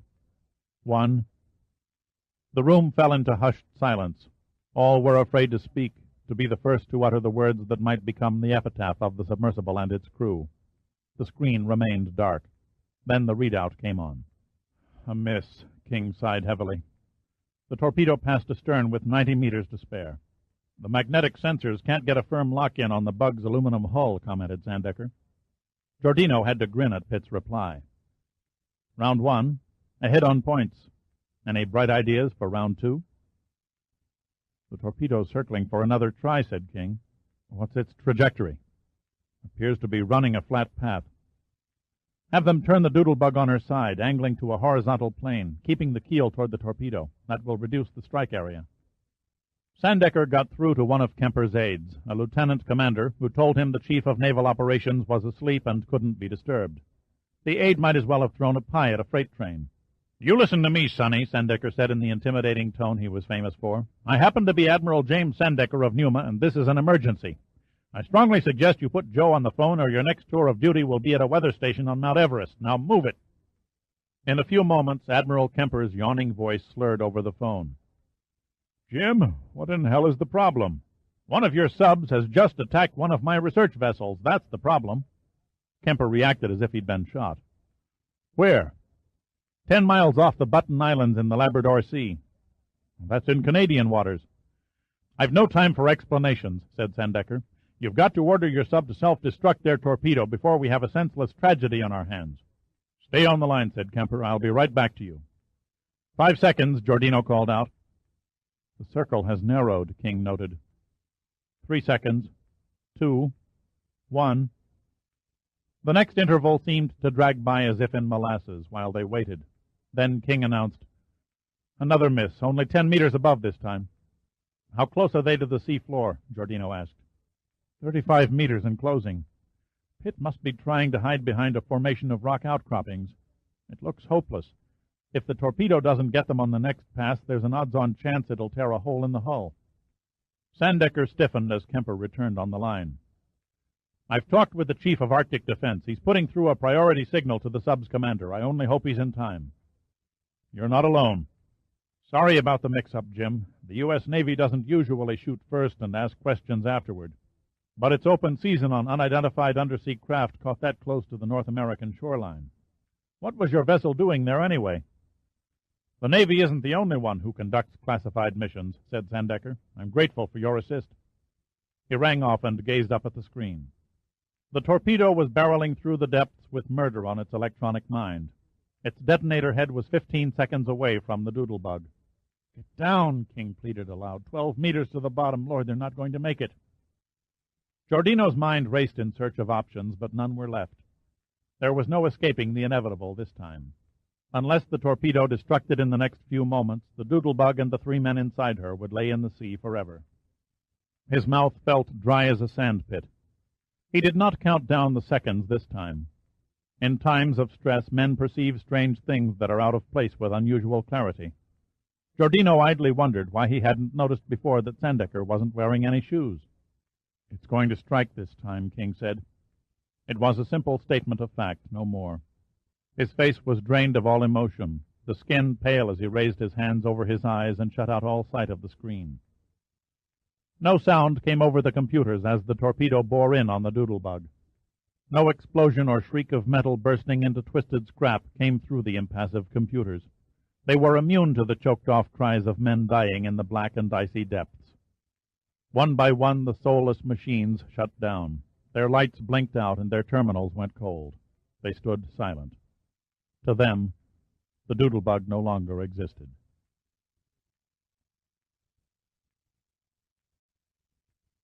Chapter 25. Mercier felt no sense of elation about what he must do. He liked James Sandecker, respected the man's candor and forthright manner of organization. But there was no dodging an immediate inquiry into the loss of the Doodlebug. He dared not wait and run the risk of a security breach that would bring the news media circling like vultures. He had to quickly formulate plans for bringing the Admiral and the White House through the mess without a national outcry. His secretary's voice came over the intercom. "Admiral Sandecker is here, sir." "Show him in." Mercier half expected to see a man haggard from lack of sleep, a man saddened by death and tragedy. But he was mistaken. Sandecker strode into the room resplendent in gold braid and a beribboned uniform. A newly lit cigar was firmly anchored in one corner of his mouth, and his eyes twinkled with their usual gleam of cockiness. If he was going under the magnifying glass, he was obviously going in style. "Please have a seat, Admiral," said Mercier, rising. "The Security Council meets in a few minutes." "You mean the Inquisition," said Sandecker. "Not so. The President simply wants to learn the facts behind the Doodlebug's development and place the events of the last 36 hours in proper perspective." "You're not wasting any time. It hasn't been 8 hours since my men were murdered." "That's a bit harsh. What else would you call it?" I'm not a jury, said Mercier quietly. I want you to know I truly regret that the project didn't work out. I'm prepared to shoulder all blame. We're not looking for a scapegoat, only the facts which you've been most reluctant to reveal. I've had my reasons. We'll be most interested in hearing them. The intercom beeped. Yes? They're ready for you. On our way. Mercier motioned toward the door. Shall we? They stepped into the White House cabinet room. A blue rug matched the drapes, and on the north wall a portrait of Harry Truman peered from above the fireplace. The President sat at the center of a huge oval mahogany table, his back to the terrace overlooking the rose garden. Directly opposite, the Vice President scratched notes on a pad. Admiral Kemper was present, as was Secretary of Energy Dr. Ronald Klein, Secretary of State Douglas Oates, and the Director of Central Intelligence Martin Brogan. The President came over and greeted Sandecker warmly. It's a pleasure to see you, Admiral. Please sit down and get comfortable. I believe you know everyone present. Sandecker nodded and took a vacant chair at the end of the table. He sat alone and distant from the others. Now then, the President said for openers, suppose you tell us about your mysterious doodlebug. Dirk Pitt's secretary, Zeri Pochinski, walked into the computer room with a cup of coffee and a sandwich on a tray. The rims of her hazel eyes were watery. She found it difficult to accept the fact of her boss's death. The shock of losing someone so close had not fully settled about her. It would come later, she knew, when she was alone. She found Giordino straddling a chair, his elbows and chin nestled on the backrest. He was staring at the row of inert computers. She sat down next to him. Your favorite, she said softly. Pastrami on wheat. Giordino shook his head at the sandwich, but drank the coffee. The caffeine did little to relieve the frustration and anger of having had to watch Pitt and the others die while he stood helpless to prevent it. Why don't you go home and get some sleep, Zeri said. Nothing can be accomplished by staying here. Giordino spoke as if in a trance. Pitt and I went back a long way. Yes, I know. We played high school football together. He was the shrewdest, most unpredictable quarterback in the league. You forget I've been present when you two reminisced. I can almost give you an instant replay. Giordino turned to her and smiled. Were we that bad? Zeri smiled back through her tears. You were that bad. A team of computer technicians came through the door. The man in charge came over to Giordino. Sorry to interrupt, but I have orders to break down the project and move the equipment to another section of the department. Erase the evidence time, is it? Sir? Did you clear this with Dr. King? The man solemnly nodded his head. 2 hours ago, before he left the building. Speaking of home, said Zeri, come along. I'll do the driving. Obediently, Giordino rose to his feet and rubbed his aching eyes. He held the door open and gestured for Zeri to exit first. He started to follow her, but suddenly stopped on the threshold. He came within a hair of missing it. Later, he could never explain why an unfathomable urge made him turn for one final look. The wink of light was so brief he would have missed it if his eyes hadn't been aimed in the right direction at the right moment. He shouted at the technician who had just switched off the circuits. Turn them back on. What for? Demanded the technician. Damn it, turn the circuits back on. One look at Giordino's scowling features was enough.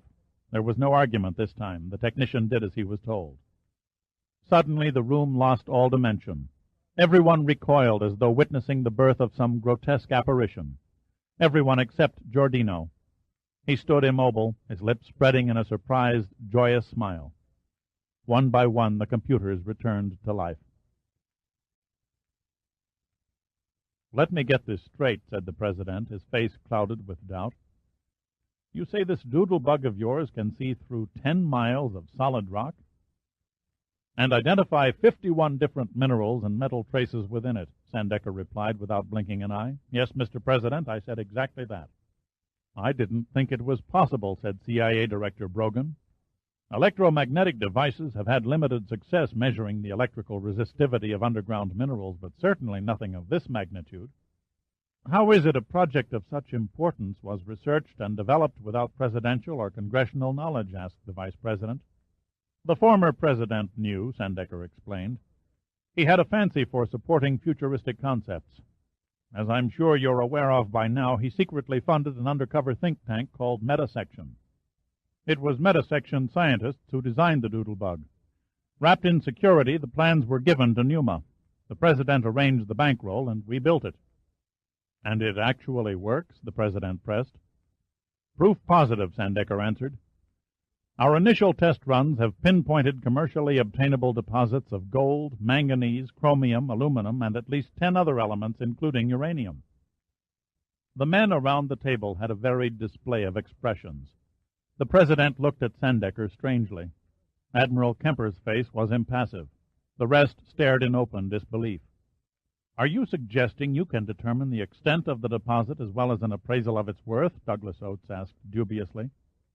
Within a few seconds of detecting the element or mineral, the doodlebug computes a precise evaluation of ore reserve data, projected mining costs and operating profits, and, of course, the exact coordinates of the location.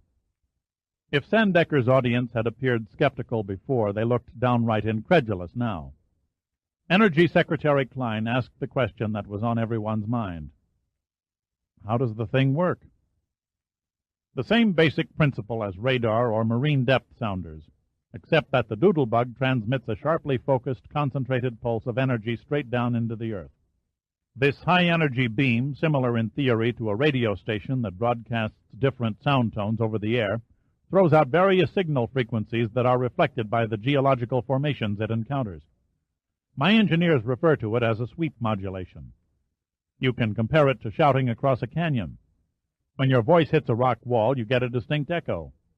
But if there are trees or foliage in the way, the echo comes back muffled.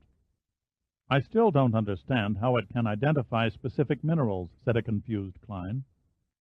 Each mineral, each element in the makeup of the earth resonates at its own peculiar frequency. Copper resonates at about 2,000 cycles. Iron at 2,200. Zinc at 4,000.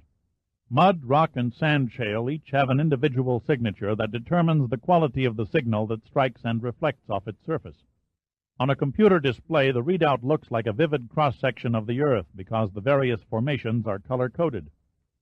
And you measure the depth of the deposit by the signal's time lag, Admiral Kemper commented. You're quite right. Seems to me the signal would weaken and become distorted the deeper it goes, said Mercier. It does, admitted Sandecker. The beam loses energy as it passes through the different earth layers. But by recording each encounter during the penetration, we've learned to expect and recognize the deviant reflections. We call this density tracking.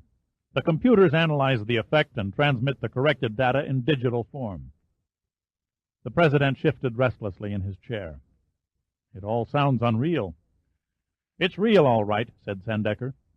What it boils down to, gentlemen, is that a fleet of 10 doodlebugs could chart and analyze every geological formation under every cubic foot of seafloor in 5 years. The room fell silent for several moments. Then Oates murmured reverently, God, the potential is inconceivable. CIA Director Brogan leaned over the table. Any chance the Russians may be onto a similar instrument? Sandecker shook his head. I don't think so. Until a few months ago, we didn't have the technology to perfect the high-energy beam. Even with a crash program starting from scratch, they'd need a decade to catch up. One question that needs answering, said Mercier.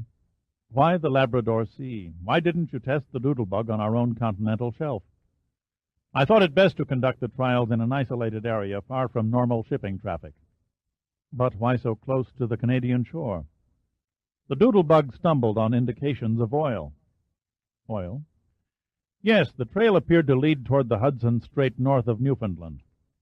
I gave the order for the doodlebug to deviate from its original course and follow the scent into Canadian waters. The responsibility for the loss of a very dear friend, his crew, and the research vessel is mine and mine alone. No one else is to blame. An aide entered the room like a wraith and offered coffee. When he reached Sandecker, he laid a note at his elbow. It read, Urgent, I see you. Giordino. If I may beg a short interruption, said Sandecker, I believe one of my staff is outside with updated information on the tragedy. The President gave him an understanding look and nodded in the direction of the doorway. Of course, please have him join us. Giordino was shown into the cabinet room, his face beaming like a lighthouse. The Doodlebug and everyone on board came through, he blurted without preamble. What happened? Demanded Sandecker. The torpedo struck a rock outcropping 50 meters from the submersible. The concussion short-circuited the main terminals. It took Pitt and his men until an hour ago to make emergency repairs and reopen communications. No one was injured? Asked Admiral Kemper. The hull remained tight? Bumps and bruises, Giordino replied like a telegram. One broken finger. No leaks reported. Thank God they're safe, said the President, suddenly all smiles. Giordino could no longer continue to play it cool. I haven't mentioned the best part. Sandecker looked at him quizzically. Best part? Right after the computers came online, the output analyzers went crazy. Congratulations, Admiral. The Doodlebug ran onto the granddaddy of stratigraphic traps. Sandecker tensed. Are you saying they found oil? Initial indications suggest a field extending nearly 95 miles by 3/4 of a mile wide. The yield appears staggering. Projections put the paying sandbar at 2,000 barrels per acre foot. The reserve could conceivably bring in 8 billion barrels of oil. No one around the table could say a word. They could only sit there, soaking up the enormous consequences of it all. Giordino opened an attaché case and handed Sandecker a sheaf of papers. I didn't have time to tie it with a ribbon, but here are preliminary figures, calculations, and projections, including the estimated costs of drilling and production. Dr. King will have a more concise report when the Doodlebug has better surveyed the field. Where exactly is this strike? Asked Klein. Giordino unrolled a chart and spread it on the table in front of the President. He began to outline the Doodlebug's course with a pencil. After the near miss by the torpedo, the crew of the Doodlebug took evasive action. They didn't know the sub's attack had been called off. Swinging on a northwest arc from the Labrador Sea, they hugged the seabed through Gray Strait south of the Button Islands and moved into Ungava Bay. It was here, Giordino paused to make a mark on the chart, they discovered the oil field. The excitement abruptly faded from the President's eyes. Then it wasn't near the coast of Newfoundland? No, sir. Newfoundland's provincial border ends at a point of land at the entrance of Gray Strait. The oil strike was in the waters off Quebec. The President's expression turned to a look of disappointment. He and Mercier stared at each other in stricken understanding. Of all the places in all the northern hemisphere, the President said barely above a whisper, it had to be Quebec.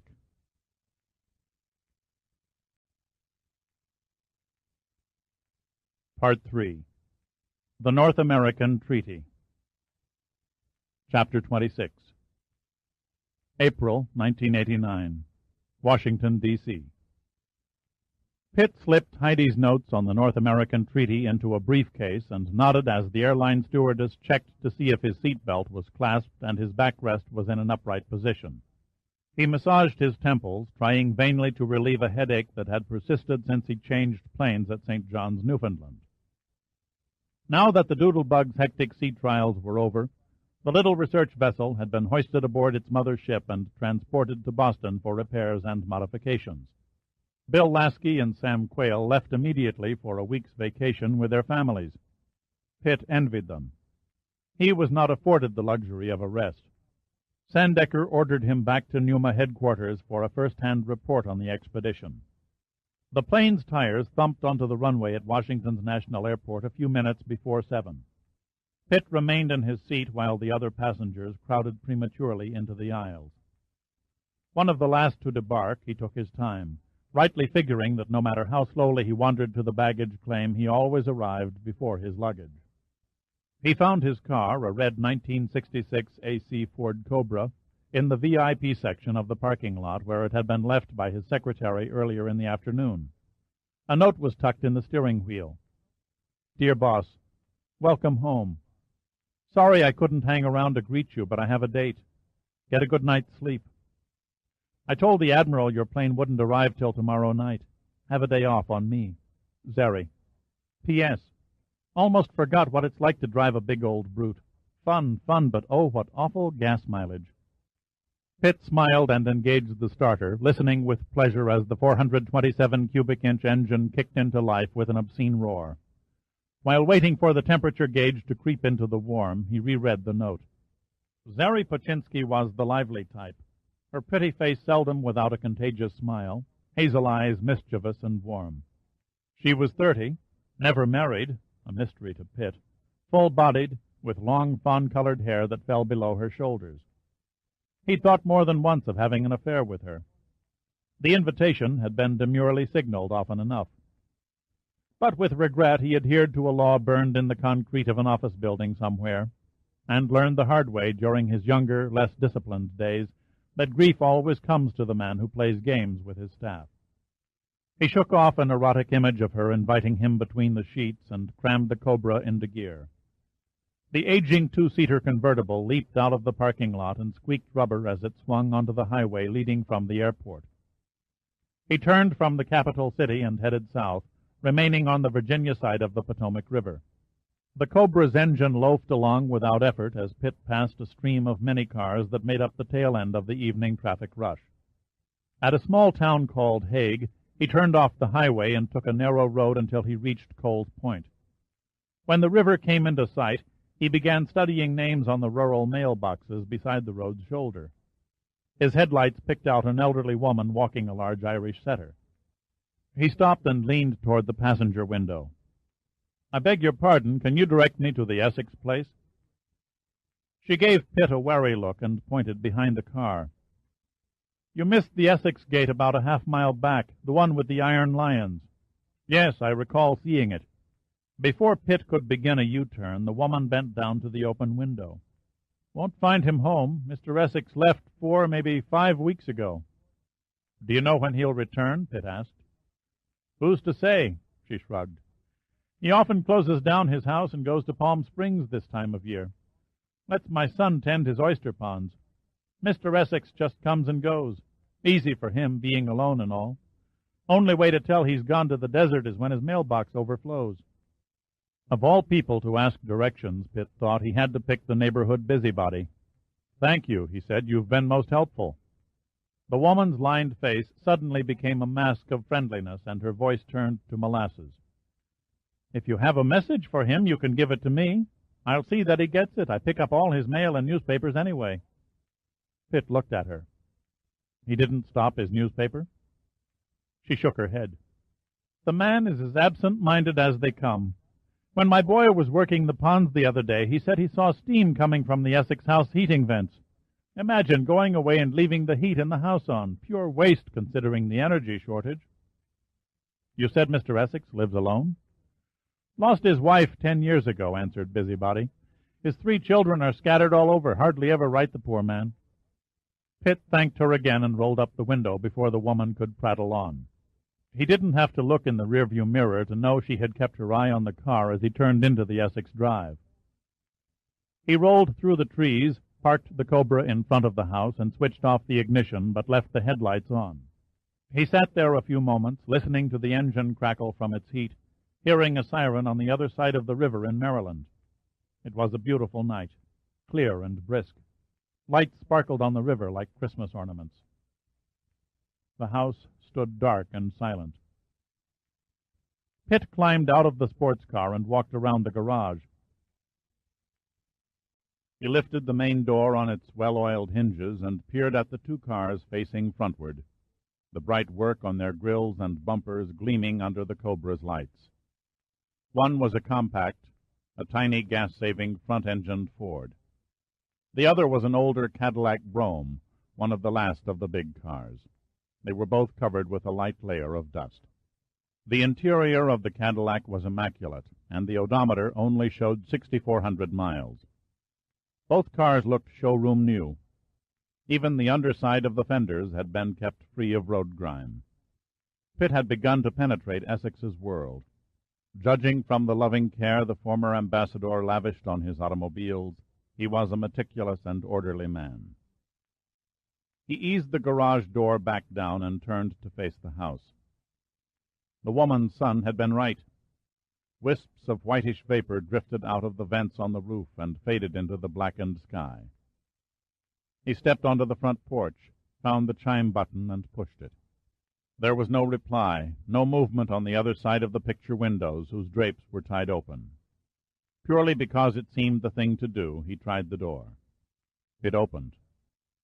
Pitt stood there in momentary surprise. An unlocked front door was not in the script. Neither was the rank stink of putrefaction that wafted over the threshold and invaded his nostrils.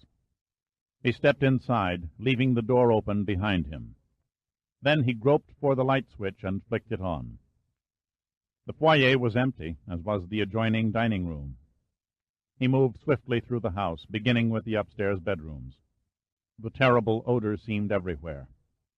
There was no pinning it down to a particular area. He returned downstairs and checked the living room and kitchen, quickly scanning their interiors before moving on. He almost missed the study, thinking the closed door merely opened to a closet. John Essex sat in the overstuffed chair, his mouth agape, head twisted over and to the side in agony, a pair of glasses hanging grotesquely from a leathered ear. His once twinkling blue eyes had collapsed and depressed into the skull. Decomposition had been rapid because the thermostat in the room was set at 75 degrees. He had been sitting there, strangely undiscovered for a month, struck dead, so the coroner would state, by a blood clot in the coronary artery. Pitt could read the signs. During the first 2 weeks the body had turned green and bloated, popping the buttons from Essex's shirt.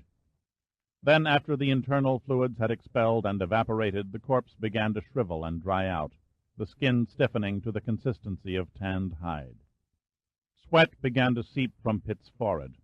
The stuffiness of the room, together with the stench, spun him to the verge of sickness. Holding a handkerchief over his nose, he struggled against the urge to vomit, and knelt in front of John Essex's corpse. A book lay in the lap. One claw-like hand was clamped on the engraved cover.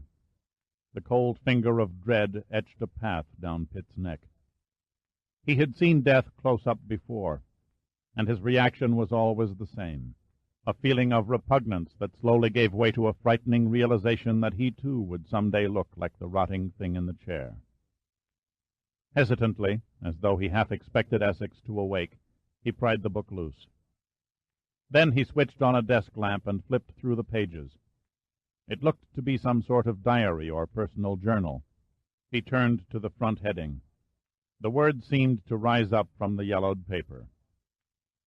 Personal Observations by Richard C. Essex for April of 1914.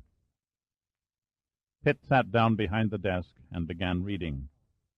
After about an hour, he stopped and looked at the remains of John Essex, his expression of revulsion replaced with one that was filled with pity.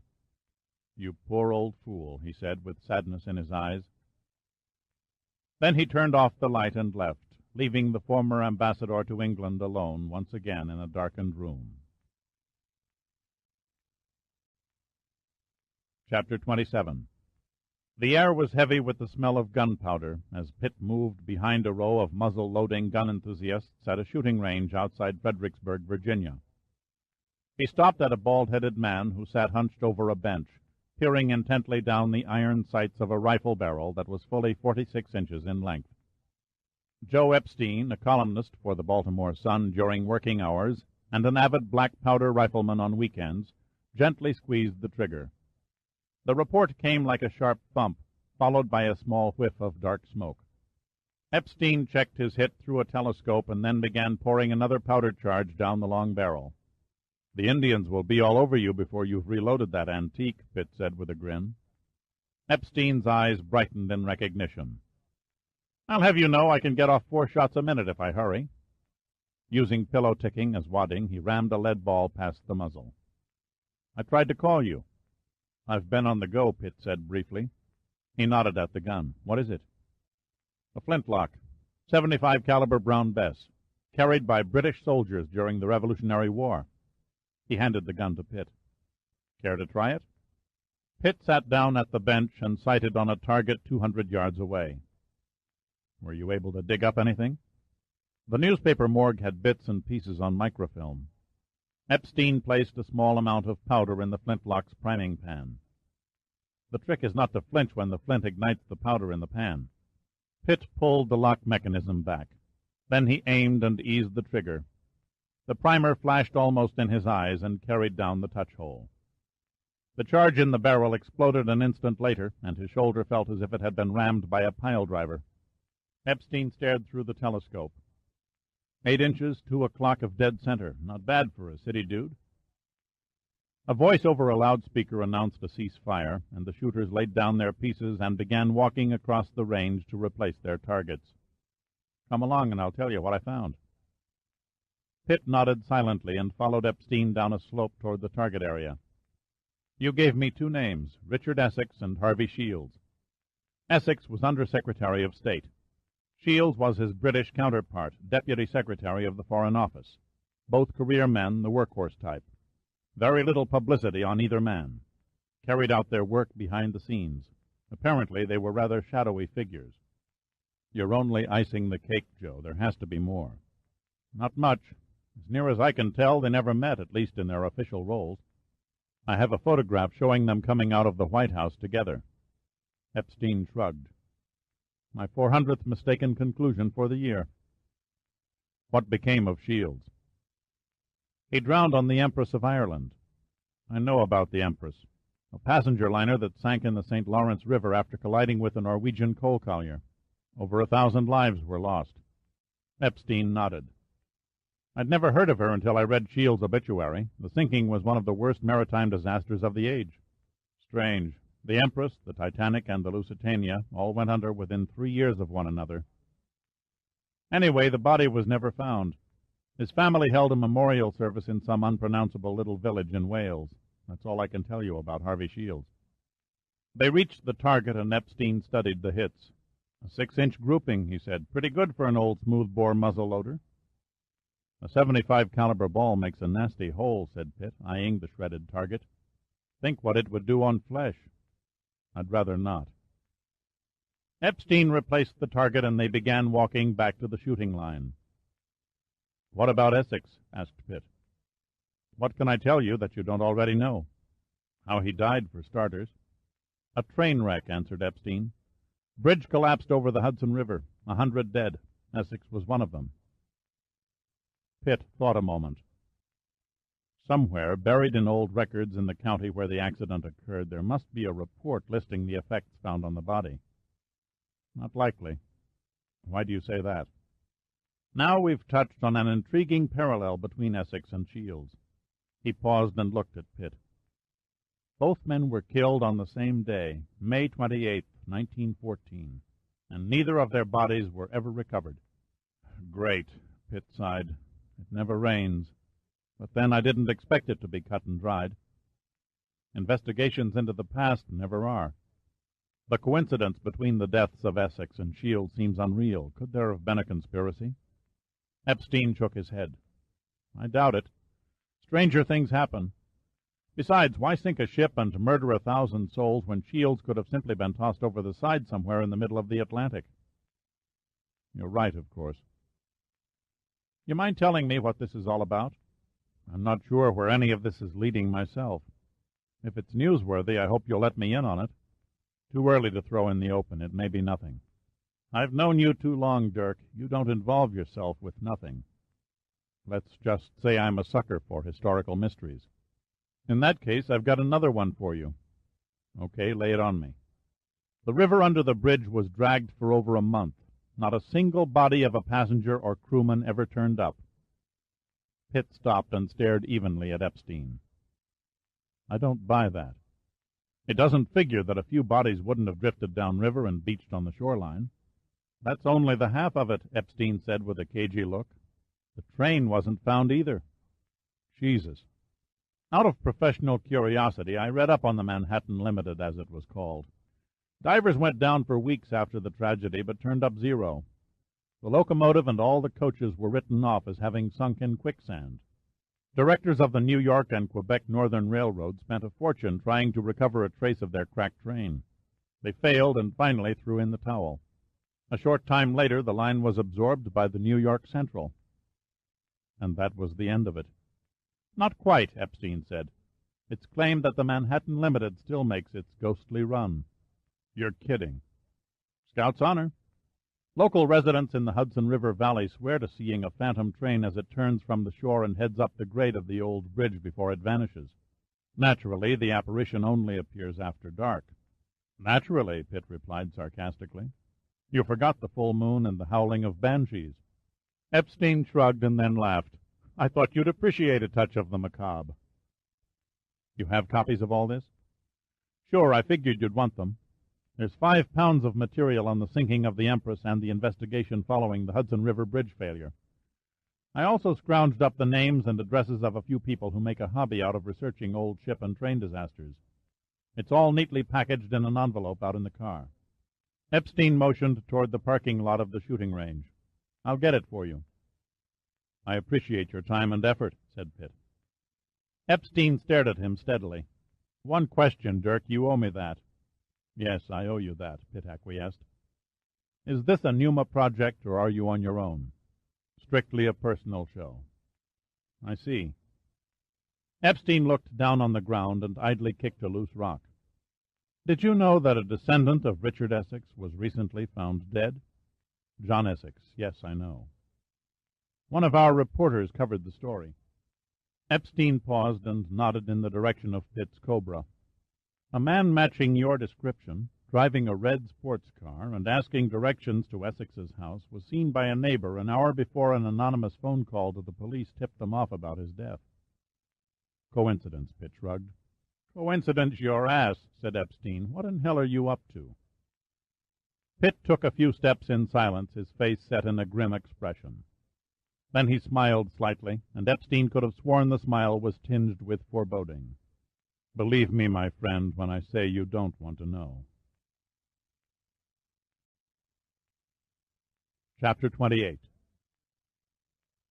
Graham Humberley's house sprawled over the top of a hill in Palos Verdes, a posh bedroom community of Los Angeles. The architecture was a blend of contemporary and California Spanish with rough-coated plaster walls and ceilings, laced with massive weathered beams covered by a roof of curved red tile. A large fountain splashed on the main terrace and spilled into a circular swimming pool.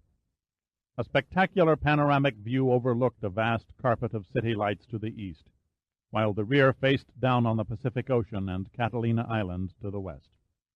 Music from a mariachi band and the tidal current of babble from 100 voices greeted Shaw as he entered Humberley's home. Bartenders were feverishly mixing gallons of tequila margaritas, while the caterers busily replenished spicy Mexican dishes on a buffet table that seemed to stretch into infinity. A small man with a head too large for his shoulders approached. He was wearing a black dinner jacket with an oriental dragon embroidered on the back. "Hello, I'm Graham Humberley," he said with a glossy smile. "Welcome to the party." Brian Shaw. The smile remained glossy. "Oh, yes, Mr. Shaw. Sorry for not recognizing you, but our mutual friends didn't send me a photograph." "You have a most impressive home. Nothing quite like it in England."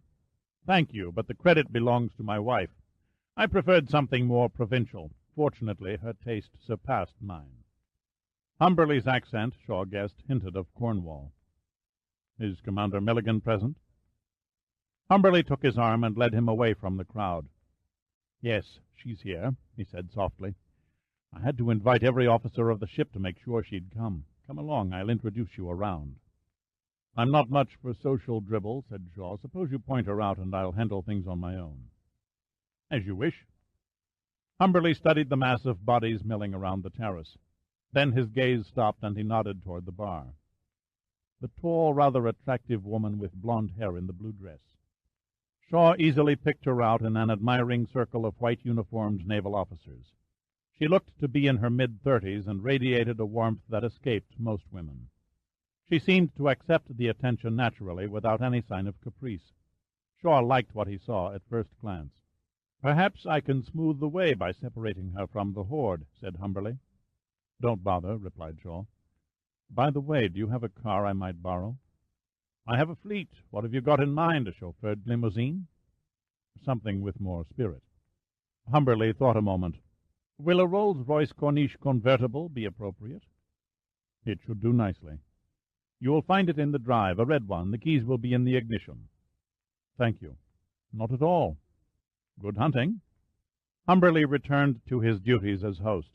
Shaw moved toward the bar and shouldered his way up to Heidi Milligan. A blond young lieutenant gave him an indignant stare. "A bit pushy, aren't you, Dad?" Shaw ignored him and smiled at Heidi. Commander Milligan, I'm Admiral Brian Shaw. May I have a word with you? Alone? Heidi studied his face a moment, trying to place him. She gave up and nodded. Of course, Admiral. The blond lieutenant looked as if he'd discovered his fly was open. My apologies, sir, but I thought— Shaw flashed him a benevolent smile. Always remember, lad, it pays to know the enemy. I like your style, Admiral, Heidi shouted over the roar of the wind. Shaw's foot pressed the accelerator another half-inch, and the roll surged north along the San Diego freeway. He'd had no specific destination in mind when he left the party with Heidi. 30 years had passed since he last saw Los Angeles. He drove aimlessly, depending only on the direction signs, not at all sure where they would take him. He glanced at her out of the corner of his eye. Her eyes were wide and sparkling from exhilaration. He felt her hand grip his arm. "You better slow down," she yelled, "before you're stopped by a cop." That he didn't need. Shaw eased off the gas pedal and let the car coast down to the legal speed limit. He turned on the FM radio, and a Strauss waltz settled over the car. He started to change the station, but she touched his hand. "No, leave it." She leaned back in the seat and gazed up at the stars. "Where are we going?" "An old Scottish ploy," he laughed. "Abduct females to distant places. That way they must become interested in you if they want to get home." "Won't work," she laughed. "I'm already 3,000 miles away from home." "Without a uniform, too." "Naval regulation. Lady officers are allowed to dress in civilian attire for social functions." 3 cheers for the American Navy. She looked at him speculatively. "I've never known an admiral who drove a Rolls-Royce." He smiled. "There are dozens of us on the beach, old British sea dogs, who wouldn't be caught in any other car." 3 cheers for your Navy," she laughed. "Seriously, I made a few wise investments when I commanded a naval depot in Ceylon." "What do you do now that you're retired from service?" "Write, mostly. Historical books. Nelson at the Battle of the Nile, the Admiralty in World War I, that sort of thing. Hardly the stuff bestsellers are made of, but there's a certain amount of prestige attached to it." She looked at him strangely. "You're putting me on." "I beg your pardon?" "Do you really write historical naval books?" "Of course," he said innocently. "Why should I lie?" "Incredible," murmured Heidi. "I do too, but I've yet to be published." "I say, that is incredible," Shaw said, doing his best to appear properly amazed. Then he groped for her hand, found it, and gave a light pressure. "When must you return to your ship?" He could feel her tremble slightly. "There's no rush." He glanced at a large green sign with white letters as it flashed past. "Have you ever been to Santa Barbara?" "No," she said in almost a whisper, "but I hear it's beautiful." In the morning it was Heidi who ordered breakfast from room service. As she poured the coffee, she experienced a glowing warmth of delight. Making love to a stranger only a few hours after meeting him gave her an inner thrill she had not known before. It was a sensation that was peculiar to her. She could easily recall the men she'd had, the frightened midshipman at Annapolis, her ex-husband, Admiral Walter Bass, Dirk Pitt, and now Shaw. She could see them all clearly, as if they were lined up for inspection. Only 5, hardly enough to make up an army, much less a platoon. Why is it, she wondered, the older a woman becomes, the more she regrets not having gone to bed with more men? She became annoyed with herself. She had been too careful in her single years, afraid to appear overly eager, never able to bring herself to indulge in a casual affair. How silly of her, she thought. After all, she often felt she'd had 10 times the physical pleasure of any man. Her ecstasy mushroomed from within. Men she knew had felt a sensation that was merely external. They seemed to rely more on imagination and were frequently disappointed afterward. Sex to them was often no different from going to a movie. A woman demands much more. Too much. "You look pensive this morning," said Shaw. He pulled up her hair and kissed the nape of her neck. "Suffering remorse in the cold light of dawn?" "More like entranced in fond remembrance." "When do you sail?" "Day after tomorrow." "Then we still have time together." She shook her head. "I'll be on duty until we cast off." Shaw walked over and stared through the sliding glass doors of their hotel room overlooking the ocean. He could only see a few hundred feet. The Santa Barbara coastline was covered by a mantle of fog. "A damn shame," he said wistfully. "We have so much in common." She came over and slipped her arm around his waist. "What do you have in mind, making love at night and researching by day?" He laughed. "Americans and their direct humor. Not a bad idea, though. We might very well complement each other. What exactly is it you're writing at the moment?" "My thesis for a doctorate. The Navy under President Wilson's administration." "Sounds terribly dull." "It is." Heidi went silent, a thoughtful look in her face. Then she said, "Have you ever heard of the North American Treaty?" There it was. No coaxing, no intrigue or torture. She simply came out with it. Shaw did not answer immediately. He chose his reply carefully. "Yes, I recall running across it." Heidi looked at him, her mouth half open to speak, but nothing came out. "You have a strange expression on your face." "You're familiar with the treaty?" she asked in astonishment. "You've actually seen references to it?" "I've never actually read the wording. Fact is, I've forgotten its purpose. It was of little consequence, as I remember. You can find material relating to it in almost any archive in London." Shaw had kept his tone nonchalant. He calmly lit a cigarette.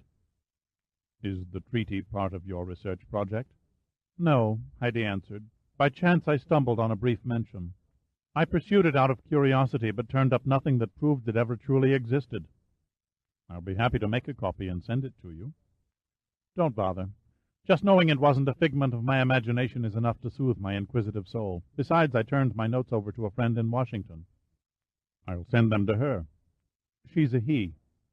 "All right, he said, trying to mute the impatience in his voice. "What's his name and address?" "Dirk Pitt. You can reach him at the National Underwater and Marine Agency." Shaw had what he came for. A dedicated agent would have whisked Heidi back to her ship and rushed aboard the first flight to Washington. Shaw had never considered himself dedicated in the gung-ho sense. There were times it did not pay, and this was one of them. He kissed Heidi hard on the mouth. "So much for research. Now let's go back to bed." And they did.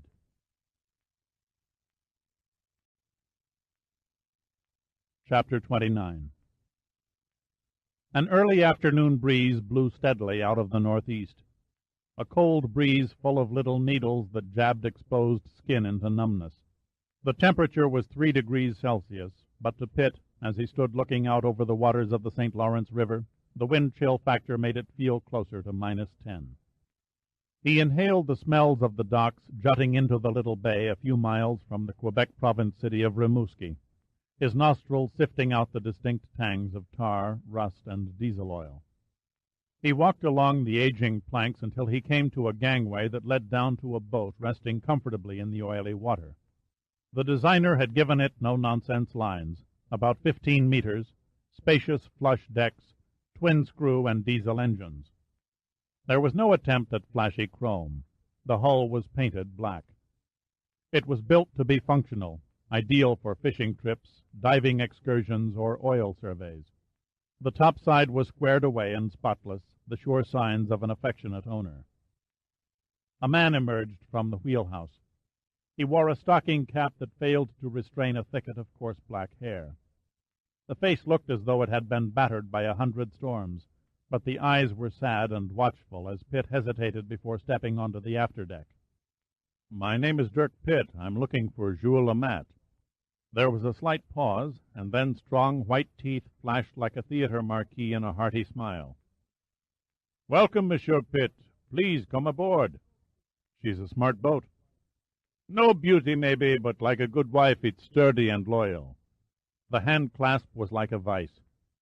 "You've picked a fine day for your visit. The St. Lawrence is cooperating. No fog and only a mild chop over deep water.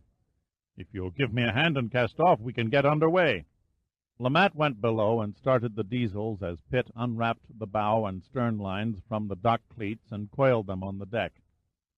The green water of the bay slid past the hull almost unwrinkled and slowly altered to an unruly blue as they entered the mainstream of the river. 28 miles away, the rising hills on the opposite shore were painted white by the winter snows. They passed a fishing boat heading toward the docks with a week's catch, its skipper waving in reply to Lamat's squawk on the boat's horn. Astern, the spires of Rimouski's picturesque cathedrals stood out in sharp detail under the March sun. The icy breeze increased its bite as they left the shelter of the land, and Pitt ducked into the saloon. "A cup of tea?" inquired Lamat. "Sounds good," said Pitt, smiling. "The pot is in the galley." Lamat spoke without turning, his hands loosely gripped on the wheel, his gaze straight ahead. "Please help yourself. I have to keep a sharp eye for ice floes. They're thicker than flies on manure this time of year." Pitt poured a steaming cup. He sat on a high swivel chair and looked out at the river. Lamat was right. The water was littered with ice floes about the same size as the boat. "What was it like the night the Empress of Ireland went down?" he asked, breaking the silence. "Clear skies," Lamat answered. "The river was calm, its waters a few degrees above freezing, no wind to speak of. A few patches of fog, common in the spring when the southern warm air meets the cold river." "The Empress was a good ship?" "One of the best," Lamat replied seriously to what he considered a naive question. "Built to the finest standards of the day for her owners, the Canadian Pacific Railway. She and her sister ship, the Empress of Britain, were handsome liners, 14,000 tons and 550 feet long. Their accommodations were not as elegant, perhaps, as those on the Olympic or the Mauretania, but they achieved a solid reputation for providing their passengers with a comfortable sort of luxury on the Atlantic crossing. As I recall, the Empress departed Quebec bound for Liverpool on its final voyage. Cast the mooring lines close to 4:30 in the afternoon. 9 hours later she lay on the river bottom, her starboard side stove in. It was the fog that wrote the ship's epitaph, and a coal collier called the Storstad." Lamat smiled. "You've done your homework, Mr. Pitt. The mystery was never completely laid to rest how the Empress and the Storstad collided. Their crews sighted each other 8 miles apart. When they were separated by less than 2 miles, a low fog bank drifted across their path. Captain Kendall, master of the Empress, reversed his engines and stopped the ship. It was a mistake. He should have kept under way. The men in the wheelhouse on the Storstad became confused when the Empress vanished in the mists. They thought the liner was approaching off their port bow, when indeed it was drifting with engines stopped to their starboard. The Storstad's first mate ordered the wheel to the right, and the Empress of Ireland and her passengers were condemned to disaster." Lamat paused to point at an ice floe nearly an acre in size. "We had an unseasonably cold winter this year. The river is still frozen solid 150 miles upstream." Pitt kept silent, slowly sipping the tea. "The 6,000-ton Storstad," Lamat continued, "laden with 11,000 tons of coal, cut into the Empress amidships, slicing a gaping wound 24 feet high and 15 feet wide. Within 14 minutes the Empress fell to the bed of the St. Lawrence, taking over 1,000 souls with her." "Strange how quickly the ship vanished into the past," Pitt said pensively. "Yes, you ask anyone from the States or Europe about the Empress and they'll tell you they never heard of her. It's almost a crime the way the ship was forgotten." "You haven't forgotten her." "Nor has Quebec province," said Lamat, pointing toward the east. "Just behind Pointe-aux-Mers, Father's Point in English, lie 88 unidentified victims of the tragedy in a little cemetery still maintained by the Canadian Pacific Railroad." A look of great sorrow came on Lamat's face. He spoke of the terrible mathematics of the dead as though the sinking had happened yesterday. "The Salvation Army remembers.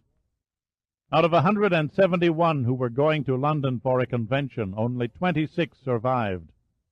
They hold a memorial service for their dead at Mount Pleasant Cemetery in Toronto on the anniversary of the sinking. I'm told you've made the Empress a life's work." "I have a deep passion for the Empress. It's like a great love that overwhelms some men in seeing the painting of a woman who died long before they were born." "I lean more on flesh than fantasy," said Pitt. "Sometimes fantasy is more rewarding," Lamat replied, a dreamlike expression on his face. Suddenly he came alert and spun the wheel to avoid an ice floe that loomed in the path of the boat. "Between June and September, when the weather warms, I dive on the wreck 20, maybe 30 times. "What is the condition of the Empress?" "A fair amount of disintegration, though not as bad as you might think after 75 years of submersion. I think it's because the fresh water from the river dilutes the salinity from the eastern sea. The hull lies on its starboard side at a list of 45 degrees. Some of the overhead bulkheads have fallen in on the upper superstructure, but the rest of the ship is pretty much intact." "Its depth?" "About 165 feet. A bit deep for diving on compressed air, but I manage it." Lamat closed the throttles and shut down the engines, allowing the boat to drift in the current. Then he turned and faced Pitt. "Tell me, Mr. Pitt, what is your interest in the Empress? Why did you seek me out?" "I'm searching for information on a passenger by the name of Harvey Shields, who was lost with the ship. I was told that no one knows more about the Empress than Jules Lamat." Lamat considered Pitt's reply for some time, then said, "Yes, I recall that Harvey Shields was one of the victims. There is no mention of him during the sinking by survivors. I must assume he was one of nearly 700 who lie still entombed within the rotting hulk. Perhaps he was found but never identified, like those buried in Father's Point Cemetery." Lamat shook his head. "Mostly third-class passengers. Shields was a British diplomat, an important man. His body would have been recognized." Pitt set aside the teacup. "Then my search ends here." "No, Mr. Pitt," said Lamat, "not here." Pitt looked at him, saying nothing. "Down there," Lamat went on, nodding toward the deck. "The Empress of Ireland lies beneath us." He pointed out a cabin window. "There floats her marker." 50 feet off the port side of the boat, an orange buoy rose and fell gently on the icy river, its line stretching through the dark waters to the silent wreck below. Chapter 30. Pitt swung his rented minicar off the state thruway and entered a narrow paved road adjoining the Hudson River shortly after sunset. He passed a stone marker designating a Revolutionary War site and was tempted to stop and stretch his legs, but decided to press on to his destination before it became dark.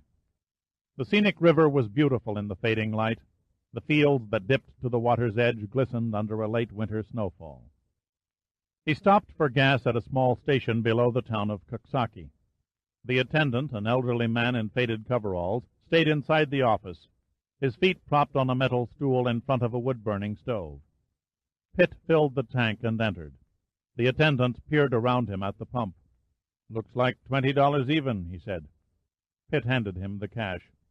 "How much further to Wacketshire?" His eyes squinted in suspicion as they studied Pitt like probes. "Wacketshire? It ain't been called that in years. Fact of the matter is, the town don't exist no more." "A ghost town in upstate New York? I'd have thought the Southwest Desert a more likely place." "No joke, mister. When the railroad line was torn up back in '49, Wacketshire gave up and died. Most of the buildings were burned down by vandals. Nobody lives there anymore except some fellow who makes statues." "Is anything left of the old track bed?" Pitt asked. "Most of it's gone," said the old man, his expression turning wistful. "Damn shame, too." Then he shrugged. "At least we didn't have to see them smelly diesels come through here. The last train over the old line was pulled by steam." "Perhaps steam will return some day." "I'll never live to see it." The attendant looked at Pitt with growing respect. "How come you're interested in a deserted railroad?" "I'm a train nut," Pitt lied without hesitation. He seemed to be getting quite good at it lately. "My special interest is the classic trains. At the moment I'm researching the Manhattan Limited of the New York and Quebec Northern system." "That's the one that fell through the Deauville Bridge, killed 100 people, you know." "Yes," Pitt said evenly, "I know." The old man turned and gazed out the window. "The Manhattan Limited is special," he said. "You can always tell when it comes down the line. It has a sound all its own." Pitt wasn't sure he heard right. The attendant was speaking in the present tense. "You must be talking about a different train." "No, sir. I've watched the old Manhattan Limited come hootin' and clankin' down the track whistle a-blowin', headlight a-glowin', just like it did the night it went in the river." The old-timer spoke of seeing the phantom train as nonchalantly as if he were describing the weather. It was dusk when Pitt stopped his car at a small turnout in the road. A cold wind was rolling in from the north, and he zipped an old leather driving jacket to his neck and turned up the collar. He slipped a knit ski cap over his head and stepped out of the car, locking the doors. The colors in the western sky were altering from orange to a blue-purple as he trudged across a frozen field toward the river, his boots crunching on a 4-inch layer of snow. He realized that he had forgotten his gloves, but rather than return to the car and lose minutes of the ebbing daylight, he jammed his hands deeper in his pockets. After a quarter of a mile, he reached a belt of hickory trees and low shrubs. He picked his way around the frozen branches, which sprouted strange growths of ice crystals, and came to a high embankment. The slopes were steep, and he had to use his hands to claw his way up the wind-glazed, slippery surface to the top. At last, his fingers frozen numb, he stood on the long, abandoned trackbed. It was badly eroded in places and covered by tangles of dead and ice-stiffened weeds protruding from the snow. The once busy railroad was only a distant memory. In the dimming light, Pitt's eyes picked out the telltale relics of the past. A few rotting cross-ties half buried in the ground, an occasional rusty spike, scattered rock from the track ballast. The telegraph pole still stood, stretching off into infinity like a line of straggling, battle-weary soldiers.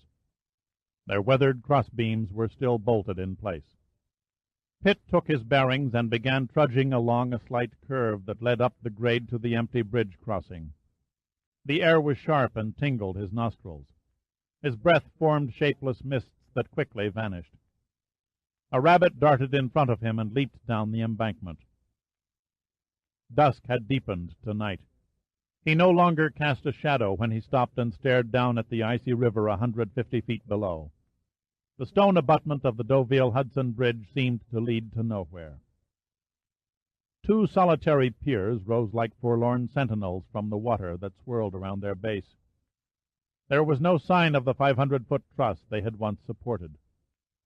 The bridge had never been rebuilt. The main track was constructed further south to cross over a newer and stronger suspension span. Pitt knelt on his haunches for a long while, trying to visualize that fateful night, almost seeing the red lights on the last coach grow smaller as the train rolled onto the great center truss, hearing the shriek of tortured metal, the great splash in the uncaring river. His reverie was interrupted by another sound, a high-pitched wailing in the distance. He rose to his feet and listened. For a few moments all he could hear was the whisper of the wind. Then it came again from somewhere to the north, echoing and re-echoing off the forbidding cliffs along the Hudson, the naked limbs of the trees, the darkened hills of the valley. It was a train whistle. He saw a faint, swelling yellow glow moving steadily toward him. Soon other sounds touched his ears, a grinding clatter and the hissing of steam. Unseen birds, startled by the sudden noise, flapped into the black sky. Pitt could not bring himself to believe the reality of what he apparently saw. It was impossible for a train to be speeding over the non-existent rails of the forsaken trackbed. He stood unfeeling of the cold, searching for an explanation, his mind refusing to accept his senses. But the scream of the whistle grew louder and the light brighter. For maybe 10 seconds, maybe 20, Pitt stood as frozen as the trees bordering the trackbed. The adrenaline surged through his bloodstream, and the floodgates of fear burst open and swept away all established thoughts of logic. He began to lose reality as fingers of panic tightened around his stomach. The shrill whistle shattered the night again as the horror laid into the curve and pounded up the grade to the missing bridge, the headlamp transfixing him in a blinding glare. Pitt never remembered how long he watched, petrified at what deep down he knew to be a superstitious apparition. Faintly the cry of self-preservation broke through, and he looked around for a way to flee. The narrow sides of the abutment dropped off in the blackness. Behind him was the sheer drop to the river. He felt trapped on the brink of a void. The ghostly locomotive was lunging closer with a vengeance, the clang of its bell audible now above the roar of the exhaust. Then suddenly anger replaced the fear in Pitt, an anger that stemmed partly from his own helplessness, partly from his slowness to act. The moment it took him to make a decision seemed a lifetime. Only one practical direction was open to him, and he grabbed it. Like a sprinter off the mark at the starter's gun, he charged down the grade on a collision course with the unknown. Chapter 31. The blazing light abruptly blinked out, and the clamor melted into the night. Pitt stopped and stood stock still, swept by incomprehension, straining to readjust his eyes to the darkness. He cocked his head, listening. No sound was to be heard except the whisper of the north wind again. He became aware of the burning cold on his exposed hands and the pounding of his heart. 2 full minutes passed, and nothing happened. He began jogging slowly along the barren track bed, halting every few yards and studying the carpet of snow. Except for his footprints heading in the opposite direction, the white was unmarred. Confusion in his gut, he continued for half a mile, stalking warily, half expecting but somehow doubtful of finding a trace of the mechanical spectre. Nothing struck his eye. It was as if the train had never been. He stumbled over a rigid object in his path, sprawling awkwardly on a wind-scoured patch of gravel. Cursing his clumsiness, he groped around in a circle, his fingers coming in contact with 2 parallel ribbons of cold metal. My God, they're rails! He jerked to his feet and pushed on. After rounding a sharp bend, he saw the blue glow of a television set through the windows of a house. The rails appeared to run past the front porch. A dog barked from within the house, and soon a square of light spread through an opened door. Pitt merged into the shadows. A huge, shaggy sheepdog jumped down on the cross ties, sniffed the frigid air, and, not wishing to linger, hoisted his hind leg and did his thing before tearing back into the comfort of a fireplace-warm living room. Then the door closed. As Pitt came closer, he distinguished a great black hulk parked on a sidetrack. It proved to be a locomotive with a stoker car and caboose attached behind. Cautiously he climbed into the cab and touched the firebox. The metal was ice-cold. Rust came away in his hands. The boilers had not been lit for a long time. He crossed over the tracks to the house and knocked on the front door. The dog dutifully rasped out a series of barks, and soon a man in a rumpled bathrobe stood on the threshold. The light was at his back, and his facial features were shadowed. He was almost as wide as the doorway and carried his weight like a wrestler. "Can I help you?" he asked in a bottom-of-the-barrel voice. "I'm sorry to trouble you," replied Pitt with a down-home smile, "but I wonder if I might have a word with you." The man gave Pitt a chilly once-over and then nodded. "Sure. Come on in." "My name is Pitt, Dirk Pitt. Ansel McGee." The name struck a chord with Pitt, but before he could tie it down, McGee turned and bellowed, "Annie, we got a visitor." A woman came out of the kitchen. She carried herself languidly and stood tall. Her shape was pencil-thin, the exact opposite of McGee. Pitt guessed she'd been a fashion model at one time. Her hair was salt and pepper and gracefully styled. She wore a tight-fitting red housecoat with a matching apron, and she held a dish towel in one hand. "My wife, Annie." McGee made the appropriate gestures with his hand. "This is Mr. Pitt." "How do you do?" Annie said warmly. "You look like you could use a cup of coffee." "I'd love one," said Pitt. "Black, thank you." Her eyes widened. "Did you know your hands were bleeding?" Pitt looked at the skin abrasions on his palms. "I must have scraped them when I tripped over the rails outside. They're so numb from the cold I didn't notice." "You just sit down here by the fire," said Annie, guiding him to a circular sofa. "I'll get them fixed up for you." She hurried into the kitchen and filled a bowl with warm water. Then she went to the bathroom for the antiseptic. "I'll get the coffee," McGee volunteered. The sheepdog stayed and stared blankly at Pitt. At least he thought the dog was staring at him. Its eyes were curtained by thick tufts of hair. He regarded the interior of the living room. The furniture appeared to be individually designed along contemporary lines. Each piece, including the lamps and numerous art objects, was elegantly contoured in polyresin and painted either red or white.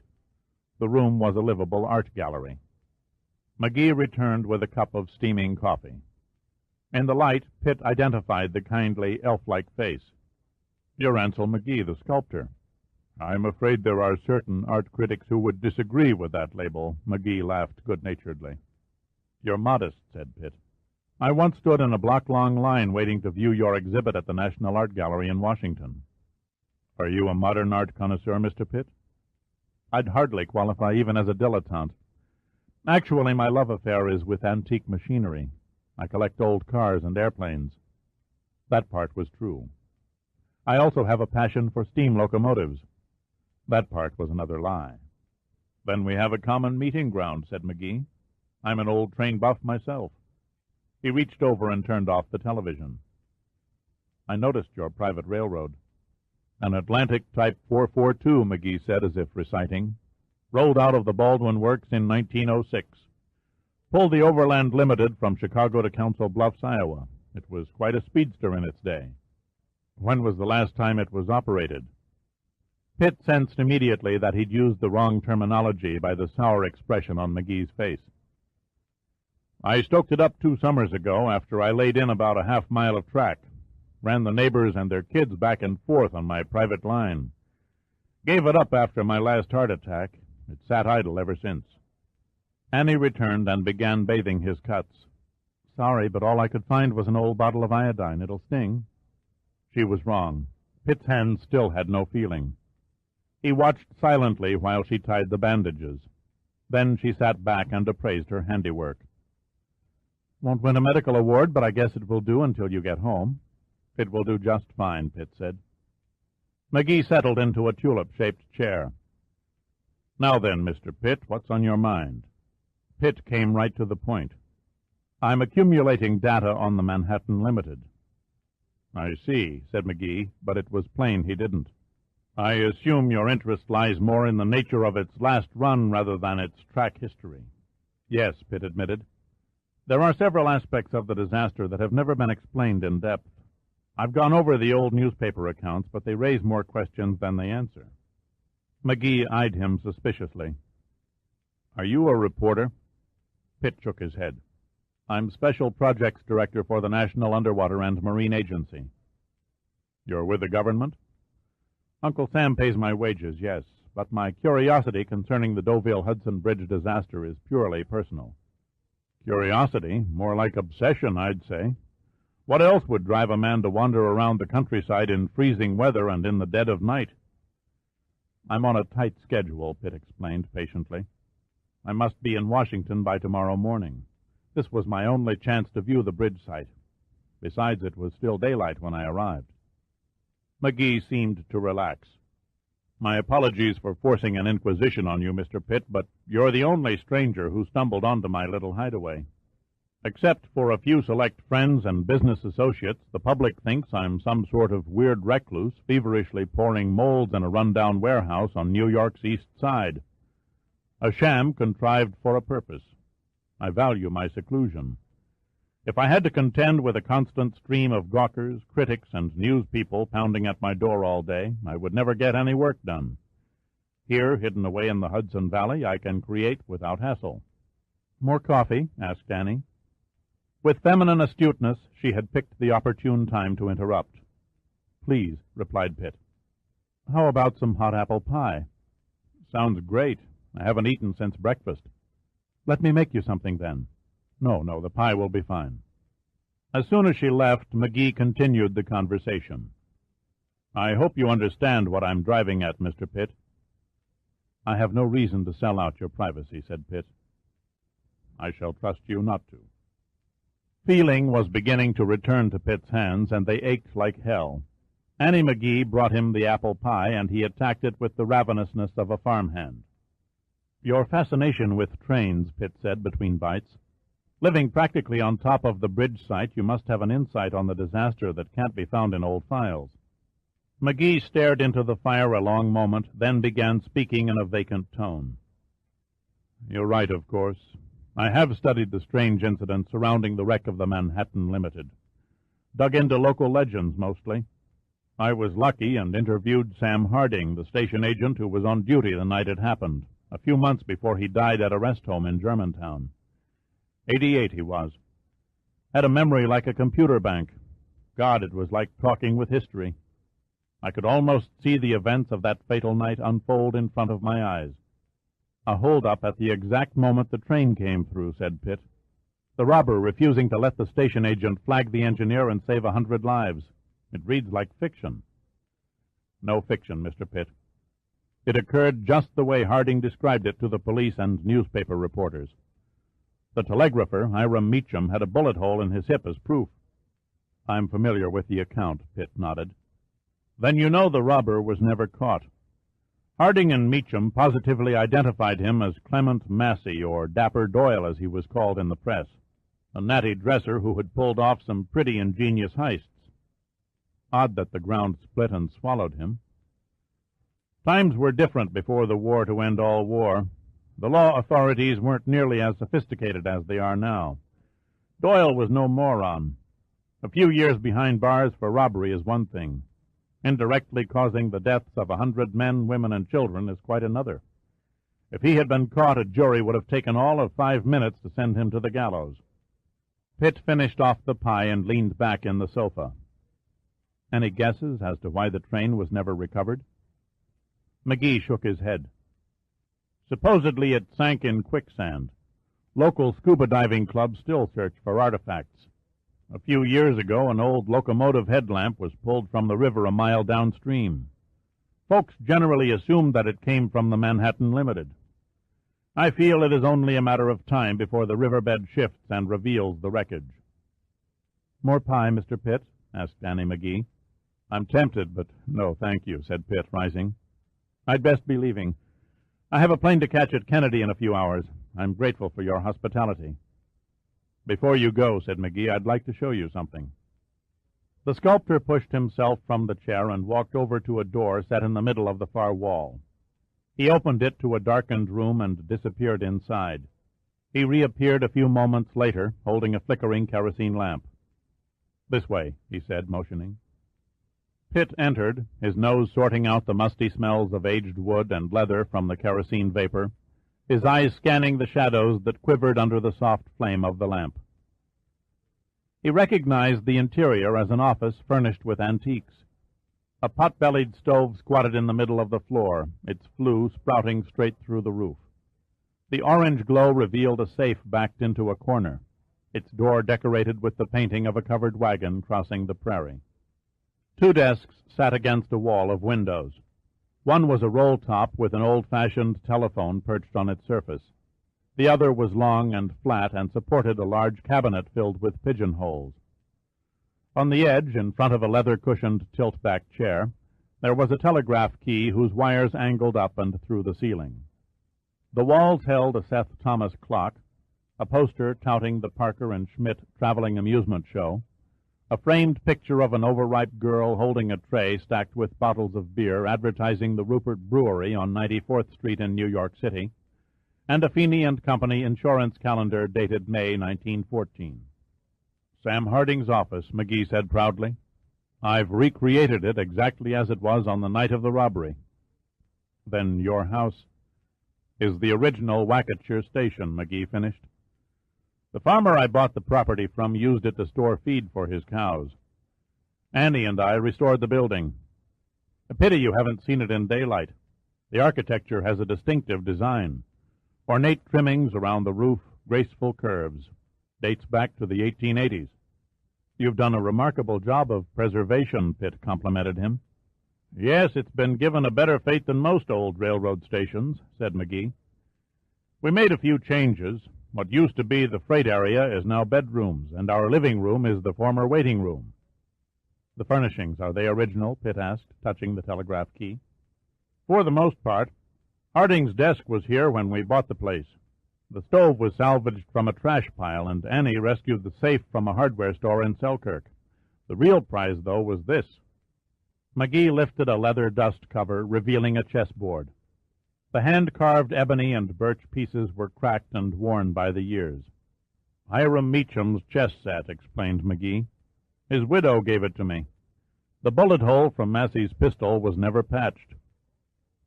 Pitt studied the board for a few moments in silence. Then he looked out the windows at the blackness. You can almost sense their presence, he said finally. I often sit alone here in the office and try to visualize that fateful night. Do you see the Manhattan Limited as it roars past? Sometimes, McGee said dreamily. If my imagination flows freely. He stopped and stared at Pitt suspiciously. A strange question. Why do you ask? The phantom train, answered Pitt. They say it still makes its spectral run over the old track bed. The Hudson Valley is a breeding ground for myths, McGee scoffed. There are those who even claim to have seen the Headless Horseman, for God's sake. What starts as a tall tale becomes a rumor. Embellished with age and exaggerated by local folklore, the rumor turns into a full-blown legend bending the outer fringe of reality. The phantom train hauntings began a few years after the bridge failure. Like a ghost of a guillotined man who wanders about searching for his head, the Manhattan Limited, so its disciples believe, will never enter that great depot in the sky until it finally crosses over the river. Pitt laughed. Mr. McGee, you are a card-carrying skeptic. I won't deny it. Pitt looked at his watch. I really must be on my way. Pitt showed him outside, and they shook hands on the old station platform. I've had a fascinating evening, said Pitt. I'm grateful to you and your wife for your hospitality. Our pleasure. Please come back and visit us. I love to talk trains. Pitt hesitated. There is one thing you might keep in mind. What's that? A funny thing about legends, Pitt said, searching McGee's eyes. They're usually born from a truth. In the light from the house, the kindly face was somber and thoughtful, no more. Then McGee shrugged noncommittally and closed the door. Chapter 32. Daniel Sarva warmly greeted Premier Jules Guerrier of Quebec Province in the corridor of the hospital. He was accompanied by his secretary and Henri Villon. Guerrier kissed Daniel lightly on both cheeks. He was in his late 70s, tall and slender with unkempt silver hair and thick, tangled beard. He could have easily accommodated an artist's conception of Moses. As Premier of Quebec, he was also the leader of the French-speaking Parti Québécois. How marvelous to see you, Jules, said Daniel. Better for old eyes to behold a beautiful woman, he answered gallantly. Charles is looking forward to seeing you. How is he getting along? The doctors say he is doing fine, but the healing process will take a long time. Sarva was propped up by pillows, his bed parked beside a large window with a view of the Parliament building. A nurse took their hats and coats, and then they grouped around the bed on a chair and sofa. Daniel poured a round of cognac. I'm allowed to serve a drink to my visitors, said Sarva, but unfortunately alcohol won't mix with my medication, so I can't join you. To your speedy recovery, toasted Guerrier. A speedy recovery, the others responded. Guerrier set his glass on an end table. I'm honored that you asked to see me, Charles. Sarva looked at him seriously. I've just been informed you're calling a referendum for total independence. Guerrier gave a Gallic shrug. The time is long overdue for a final break from the Confederation. I agree, and I intend to give it my full endorsement. Sarva's statement fell like a guillotine blade. Guerrier visibly tensed. You will not fight it this time? No, I want to see it done and over with. I've known you too long, Charles, not to suspect an ulterior motive behind your sudden benevolence. You misread me, Jules. I'm not rolling over like a trained dog. If Quebec wants to go it alone, then let it be. Your referendums, your mandates, your incessant negotiations, that's in the past. Canada has suffered enough. The Confederation no longer needs Quebec. We will survive without you. And we without you. Sarva smiled sardonically. We'll see how you do starting from scratch. We expect to do just that, said Guerrier. Quebec Parliament will be closed and a new government installed, one patterned after the French Republic. We will write our own laws, collect our own taxes, and establish formal relations with foreign powers. Naturally, we'll maintain a common currency and other economic ties with the English-speaking provinces. You'll not get your cake and eat it too, said Sarva, his voice hard. Quebec must print its own money, and any trade agreements must be renegotiated. Also, customs inspection stations will be erected along our common borders. All Canadian institutions and government offices will be withdrawn from Quebec soil. A look of anger crossed Guerrier's face. Those are harsh actions. Once Quebecers have turned their backs on the political freedoms, wealth, and future of a united Canada, the severance must be unconditional and complete. Guerrier got to his feet slowly. I would have hoped for more compassion from a fellow Frenchman. My fellow Frenchman murdered 50 innocent people in an attempt to assassinate me. Consider yourself lucky, Jules, that I don't lay the blame on the doorstep of the Parti Québécois. The outrage and whiplash would cause irreparable damage to your cause. You have my solemn word that Parti Québécois played no part in the plane crash. What about the terrorists of the FQS? I have never condoned the actions of the FQS, Guerrier said defensively. Mere lip service. You've done nothing to stop them. They're like ghosts, Guerrier protested. No one even knows who their leader is. What happens after independence and he comes out in the open?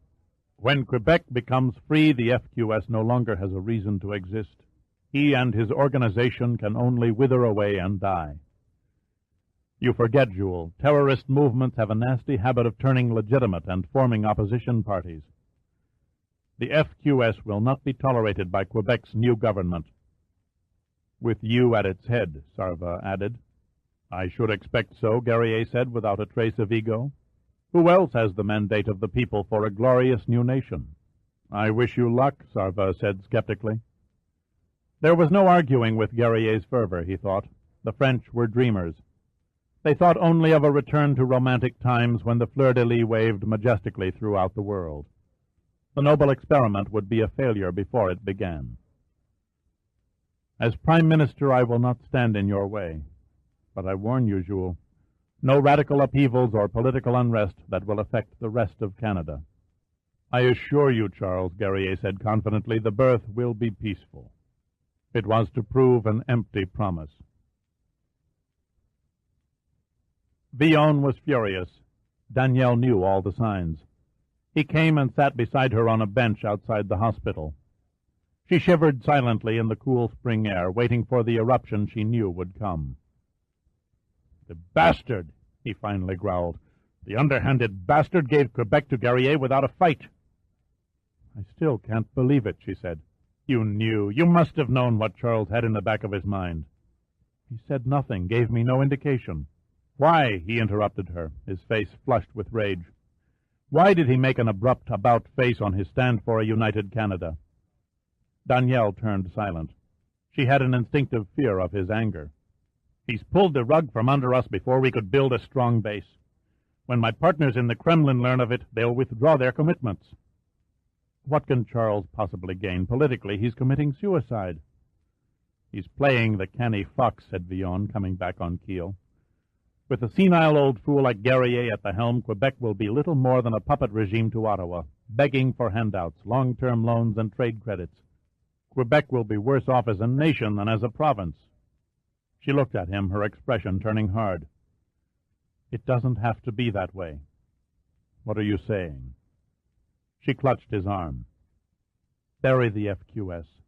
Come out in the open and campaign against Guerrier. I'm not strong enough to take on Jules. The French desperately need a younger, aggressive leader, she persisted. The Henri Villon I know would never bow to English Canada or the United States. Your husband cut me off in mid-step. Without the time to build a proper organization, it would be impossible. Not if Jules Guerrier dropped dead. For the first time, Villon laughed. Not likely. Jules may have every malady in the medical books, but he has the fortitude to outlive us all. A curious intensity showed in Danielle's face. Jules must die to save Quebec. The inference was crystal. Villon turned inward to his thoughts and did not speak for nearly a minute. Killing the others was different. They were strangers. Their deaths were political necessity. Jules is a loyal Frenchman. He has fought the fight longer than any of us. For what we stand to gain, the price is small. "The price is never small," he said, like a man immersed in a dream. "Lately I find myself wondering who will be the last man to die before it's all over." Chapter 33. Gly leaned over the stained wash-basin toward the mirror and rearranged his face. He placed a prosthesis made from white foam rubber latex over his battered nose, lengthening the tip and raising the bridge. The false addition was kept in place by spirit gum and tinted with a special makeup for coating rubber. His reshaped beak was dusted with a bit of translucent powder to remove the shine. His original eyebrows had been plucked out. He peeled away their replacements and began attaching crepe hair with the spirit gum, dabbing the tiny tufts in place with tweezers. The new brows were arched higher and thickened to a bushier look. He paused and stood back a few moments, comparing his handiwork with the photographs taped to the lower edge of the mirror. Satisfied with his progress, he took a highlight makeup a few shades darker than white and drew it from a point on the chin along the jawline to a point under each ear. Next, a low-light earth tone was blended under the chin. The finished artistry gave his oval jaw more of a squared, chiseled appearance. He realigned his mouth by covering it with a base makeup and then brushing a line under the lower lip with a matching colored lipstick so that it seemed fatter and more protruding. The contact lenses followed. This was the only part he detested. Changing the color of his eyes from brown to gray was like changing his soul. He could no longer distinguish Foss Gly under the disguise after the lenses went in. The final touch was the brown wig. He lowered it over his nude head with both hands as though it were a crown. At last he stood back and scrutinized full face and profiles while holding a small lamp at different lighting angles. It was near perfect, he judged, as near perfect as possible, considering the primitive conditions in the dingy bathroom of the Fleabag Hotel where he was registered. The night clerk was not at the desk when he passed through the lobby. 2 side streets and an alley later, he sat behind the wheel of a Mercedes-Benz sedan. He had stolen it from the parking lot of a bank earlier that afternoon and switched the license plates. He drove through the old section of Quebec City called Lower Town, hugging the curbing of the quaint narrow streets and honking at the occasional pedestrian, who gave way only after fixing Gly with a belligerent stare. It was a few minutes past 9, and the lights of Quebec sparkled on the ice lingering over the St. Lawrence. Gly passed below the famed Chateau Frontenac Hotel and swung onto the expressway bordering the river. The traffic moved along rapidly, and soon he was abreast of the Battlefields Park on the Plains of Abraham, where the British Army triumphed over the French in 1759 and gained Canada for the Empire. He turned off into the fashionable suburban community of Sillery. Great stone houses sat ageless and fort-like, protecting the wealthy and social celebrities of the province. Gly could not identify with security. To him the houses looked like monstrous crypts inhabited by people who did not know they were dead. He stopped at a heavy iron gate and identified himself to a speaker. There was no reply. The gate swung open, and he drove up a circular drive to an imposing granite mansion surrounded by several acres of lawn. He parked the car under the front portal and rang the door chime.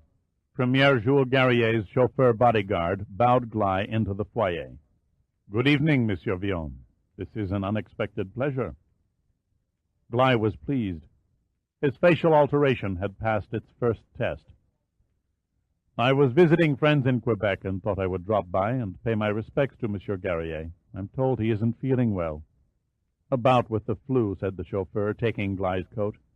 "The worst is over. His temperature has dropped, but it will be a while before he can get back in harness again." "If he's not up to a late visit, perhaps I should run along and call tomorrow." "No, please. The Premier is watching television. I know he'll be glad to see you. I'll take you up to his room." Gly waved him off. "Don't bother. I know the way." He went up the vast circular staircase to the second floor. At the top he paused to orient himself. He had memorized the plans for the entire house, fixed every exit in his mind as a precaution for hurried escape. Garrier's bedroom, he knew, was the third door on the right. He entered quietly without knocking. Jules Guerrier was slouched in a large overstuffed chair, slippered feet propped on an ottoman, peering at a television set. He was wearing a silk paisley robe thrown carelessly over his pajamas. He didn't notice Gly's intrusion. His back was to the door. Gly moved silently across the carpet to the bed.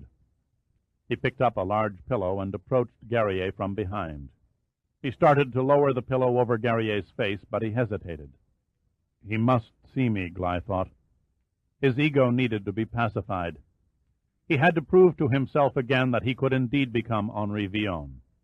Guerrier seemed to sense a presence. He turned slowly, and his eyes came level with Gly's belt line. They trailed up his chest to his face, and then they widened, not from fear, but from astonishment. Henri? Yes, Jules. You can't be here, Guerrier said dumbly.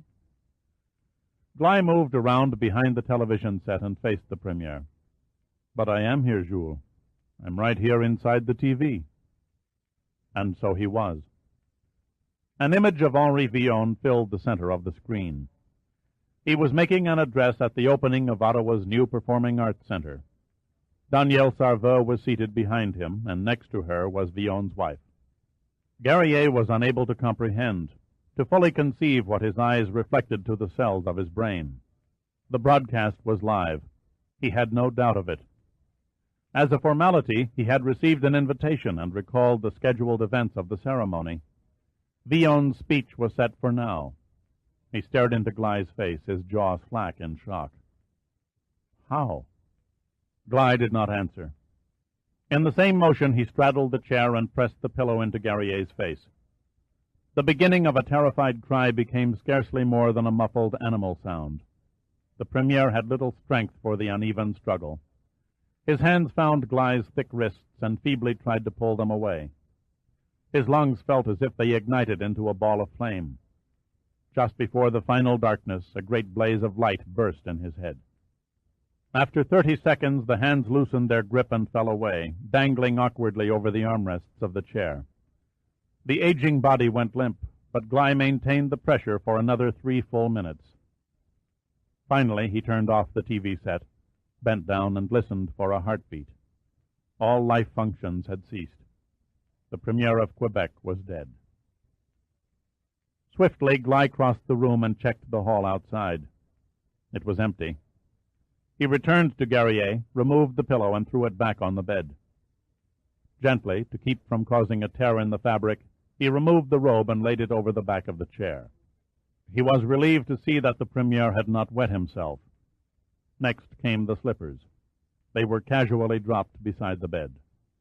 Gly felt no disgust, not even the smallest measure of distaste, as he picked up the corpse and placed it on the bed. Then, with clinical composure, he forced open the mouth and began probing. The first thing a police pathologist examined if he suspected induced asphyxiation was the victim's tongue. Guerrier had cooperated. His tongue bore no teeth marks. There were, however, slight indications of bruises inside the mouth. Gly took a small makeup kit from his pocket and selected a soft pinkish grease pencil. He could not make the discolorations disappear completely, but he could blend them in with the surrounding tissue. He also darkened the paleness around the interior of the lips, removing another hint of suffocation. The eyes stared unseeing, and Gly closed them. He massaged the contorted face until it took on a relaxed, almost peaceful expression. Then he fixed the body in a restful position of sleep and pulled up the bed covers. A tiny nagging doubt ticked in the back of his mind as he walked from the bedroom. It was the doubt of a perfectionist who always sensed a detail undone, an indefinable overlooked detail that refused to focus. He was descending the upper flight of stairs when he saw the bodyguard emerge from the pantry carrying a tray with a porcelain teapot. Gly stopped in mid-step. He abruptly realized an oversight that he should have realized before. Guerrier's teeth were too perfect. It dawned on him that they must have been false. He crouched out of vision of the approaching bodyguard and ran back to the bedroom. 5 seconds, and he held them in his hand.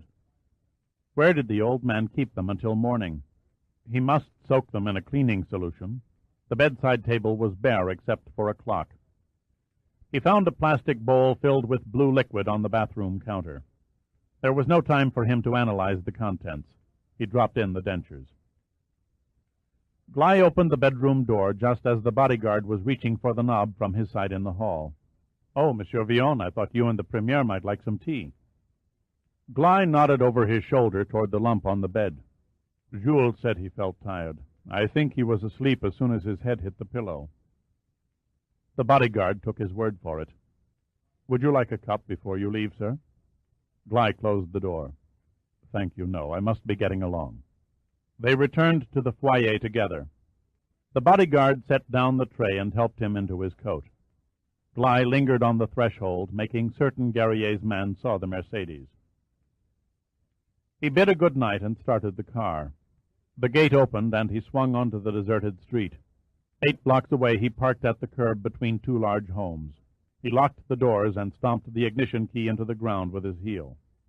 What could be more common than a Mercedes-Benz sitting in a stylish residential district, he figured. People who lived in mansions seldom talked to their neighbors. Each would probably think the car belonged to friends visiting next door. The car would be ignored for days. Gly was on a bus back to Quebec at 10:10. The exotic poison he had concocted was still in his pocket. It was a foolproof method of murder used by the Communist Intelligence Service. No pathologist could detect its presence in a corpse with certainty. The decision to use the pillow was a spur-of-the-moment afterthought. It seemed a fitting tool for Gly's fetish for inconformity. Most murderers followed a pattern, developed a routine modus operandi, preferred a particular weapon. Gly's pattern was that he didn't have one. Every kill was completely different in execution from the last. He left no strings to connect him with the past. He felt a flush of excitement. He had cleared the first hurdle. One more remained, the trickiest, most sensitive one of them all. Chapter 34. Danielle lay in bed and watched the smoke of her cigarette curl toward the ceiling. She was only dimly aware of the warm little bedroom in the remote cottage outside Ottawa, the gathering darkness of the evening, the firm, smooth body beside her. She sat up and looked at her watch. The interlude was over, and she felt a regret that it could not go on indefinitely. Responsibility beckoned, and she was compelled to re-enter reality. "Time for you to go?" he asked, stirring beside her. She nodded. "I must play the dutiful wife and visit my husband in the hospital." "I don't envy you. Hospitals are nightmares in white." "I've become used to it by now." "How is Charles coming along?" "The doctors say he can come home in a few weeks." "Come home to what?" he said contemptuously. "The country is rudderless. If an election were held tomorrow, he would surely be defeated." "All to our advantage." She rose from the bed and began dressing.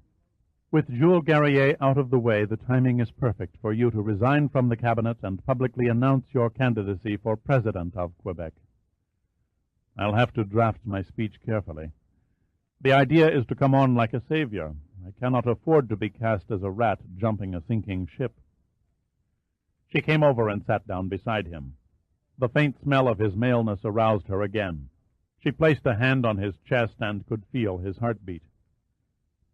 "You were not the same man this afternoon, Henri." His face seemed to take on a concerned look. "How so?" "You were more brutal in your love-making, almost cruel." "I thought you'd enjoy the change." "I did." She smiled and kissed him. "You even felt different inside me." "I can't imagine why," he said casually. "Neither can I, but I loved it." Reluctantly, she pushed herself away and stood up. She put on her coat and gloves. He lay there watching her. She paused and looked down, giving him a penetrating look. "You never told me how you arranged to make Jules Guerrier's death appear natural." A chilling expression came into his eyes. "There are some things you are better off not knowing." She looked as though she'd been slapped in the face. "We never had secrets between us before." "We do now," he said impassively. She did not know how to react to his sudden coldness. She had never seen him like this, and it stunned her. You sound angry. Is it something I've said? He glanced at her uninterestedly and shrugged. I expected more from you, Danielle. More? You've told me nothing about Charles that I can't read in a newspaper. She looked at him questioningly. What do you want to know? The man's inner thoughts, conversations with other cabinet ministers. How does he intend to deal with Quebec after the separation? Is he thinking of resigning? Damn it, I need information, and you're not delivering. She held out her hands expressively. Charles has changed since the plane crash. He's become more secretive. He doesn't confide in me as before. His eyes went dark. Then you've become useless to me. She averted her face, the hurt and anger swelling in her breast. Don't bother contacting me again, he went on icily, unless you have something important to say. I'm taking no more risks for boring sex games. Danielle ran for the door, and then she turned. You son of a bitch, she choked through a sob.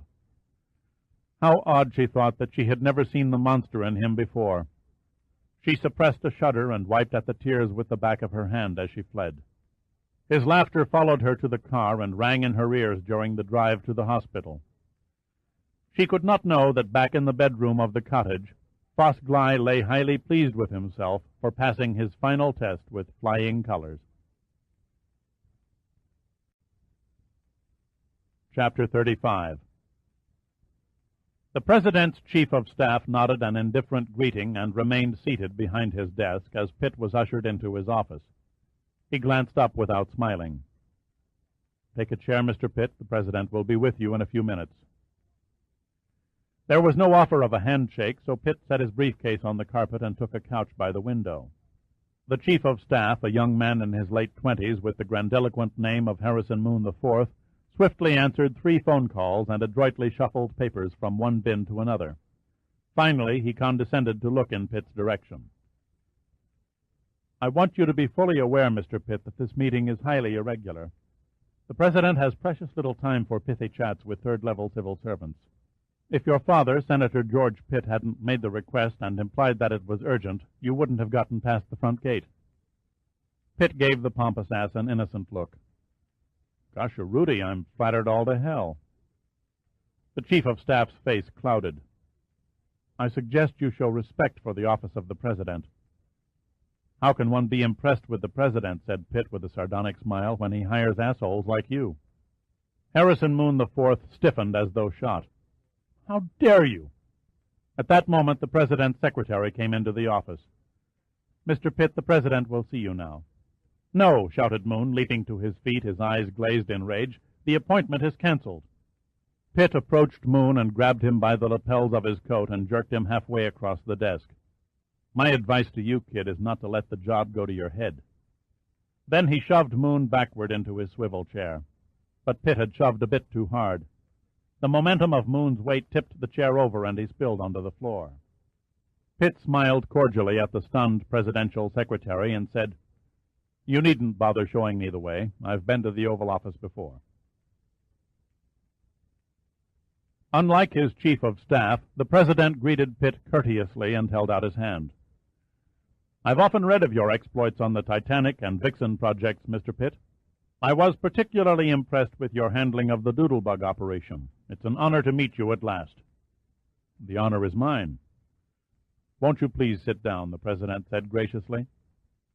I may not have the time, said Pitt. I'm sorry? The President lifted an eyebrow questioningly. Your chief of staff was rude and treated me damned shabbily, so I called him an asshole and roughed him up a bit. Are you serious? Yes, sir. I should imagine the Secret Service will burst in here any second and drag me off the premises. The President walked over to his desk and punched an intercom button.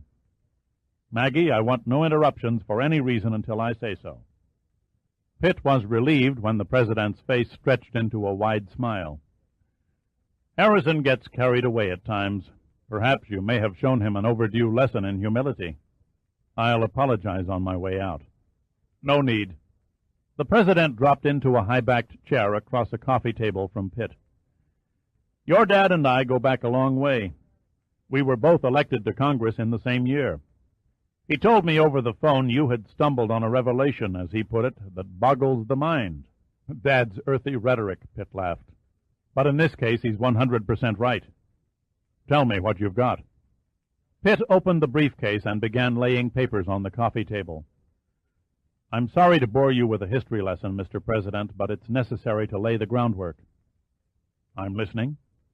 In early 1914, Pitt began, there were no doubts in British minds that war with Imperial Germany was just around the corner. By March, Winston Churchill, who was then First Lord of the Admiralty, had already armed some 40 merchant ships. The War Department forecast the opening of hostilities for September after the European harvest was in. Field Marshal Lord Kitchener, the Secretary of State for War, realizing the coming conflict was going to be a colossal drain of men and resources, was shocked to find only enough ammunition and supplies for a 3-month campaign. At the same time, the United Kingdom had been busy on a crash program of social reform that had already caused a substantial increase in taxation. It didn't take a clairvoyant to see that mushrooming armament costs, interest on debts, welfare, and pension payments would break the back of the economy. So Britain was scraping the bottom of its treasury when it entered World War I, said the President. Not quite, replied Pitt. Shortly before the Germans poured into Belgium, our government had loaned the British $150 million. At least it went into the records as a loan. In reality, it was a down payment. I'm afraid I've lost the trail.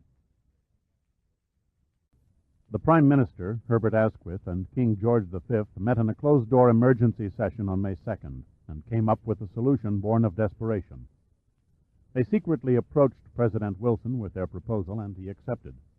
Richard Essex, Under-Secretary of State under William Jennings Bryan, and Harvey Shields, Deputy Secretary of the British Foreign Office, then drafted what was to be briefly known as the North American Treaty. And what was the gist of this treaty, asked the President. There was a cold silence of perhaps 10 seconds while Pitt hesitated. Finally, he cleared his throat. For the sum of $1 billion, Great Britain sold Canada to the United States. Pitt's words flew over the President's head. He sat blank, unbelieving of what he heard. Say again, he demanded. We bought Canada for $1 billion.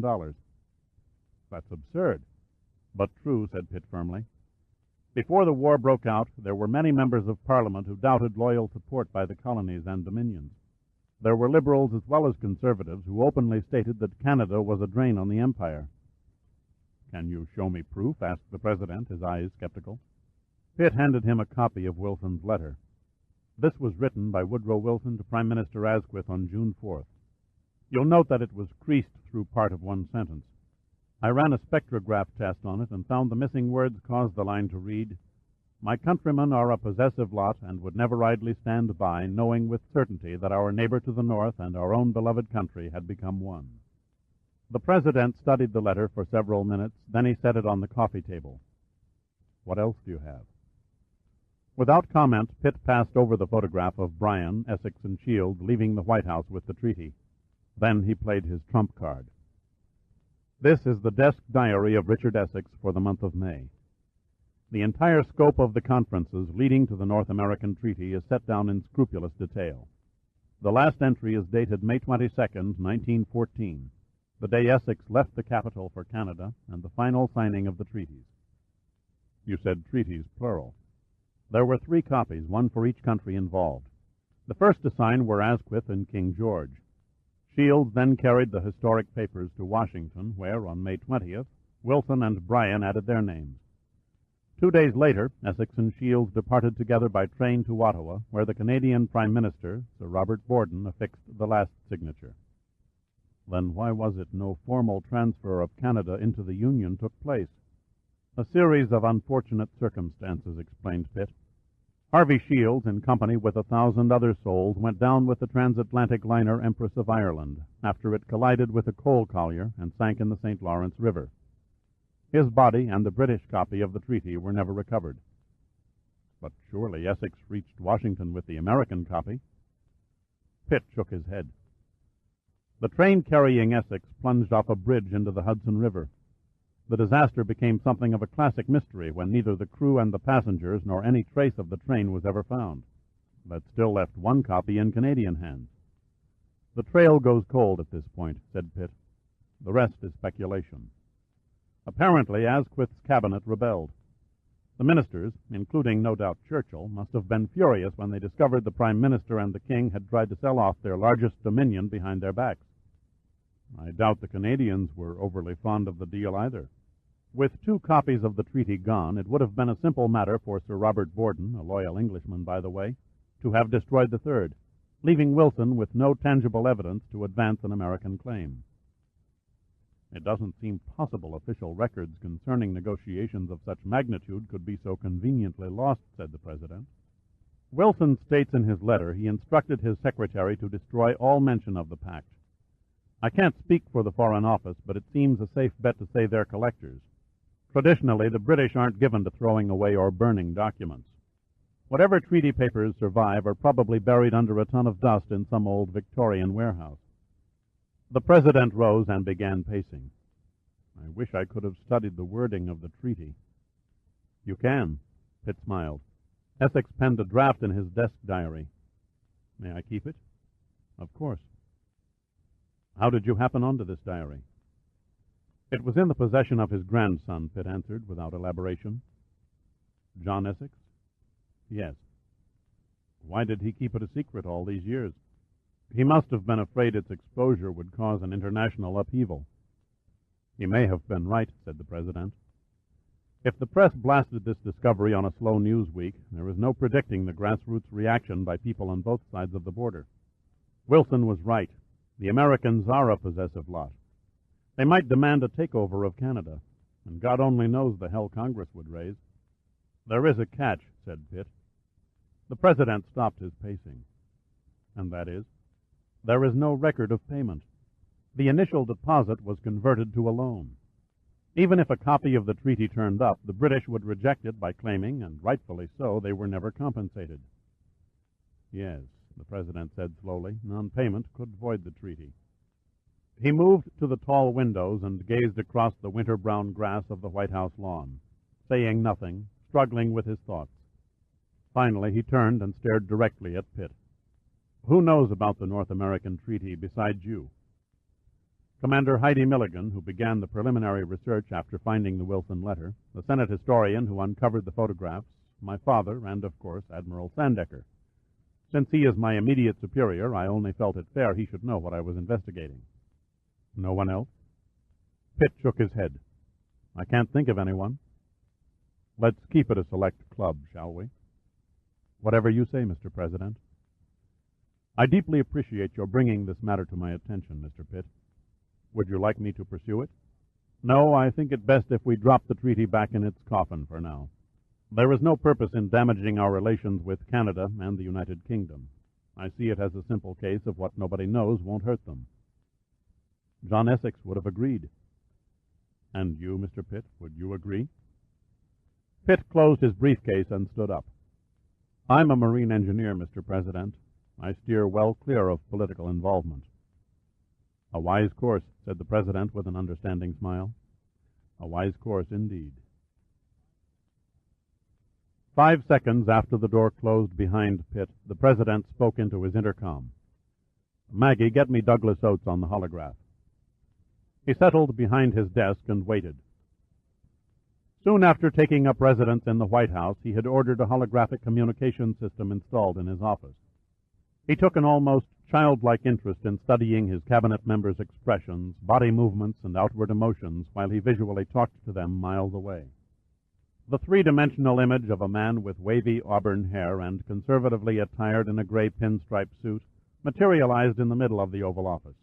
He was seated in a leather executive chair. Douglas Oates, the Secretary of State, nodded and smiled. Good morning, Mr. President. How goes the battle? Douglas, how much money has the United States given away to Britain since 1914? Oates stared quizzically. Given? Yes, you know, war loans written off, economic aid, contributions, whatever. Oates shrugged. A pretty substantial sum, I should imagine. Over $1 billion? Easily, replied Oates. Why do you ask? The President ignored the question. Arrange for a courier. I have something of interest for my friend in Ottawa. More data on the oil bonanza, Oates persisted. Even better. We've just been dealt a wild card on the Canadian solution. We need all the luck we can get. I guess you might call it a red herring. Red herring? The President had the look of a cat with a mouse under its paw. The perfect ploy, he said, to divert British attention from the real conspiracy.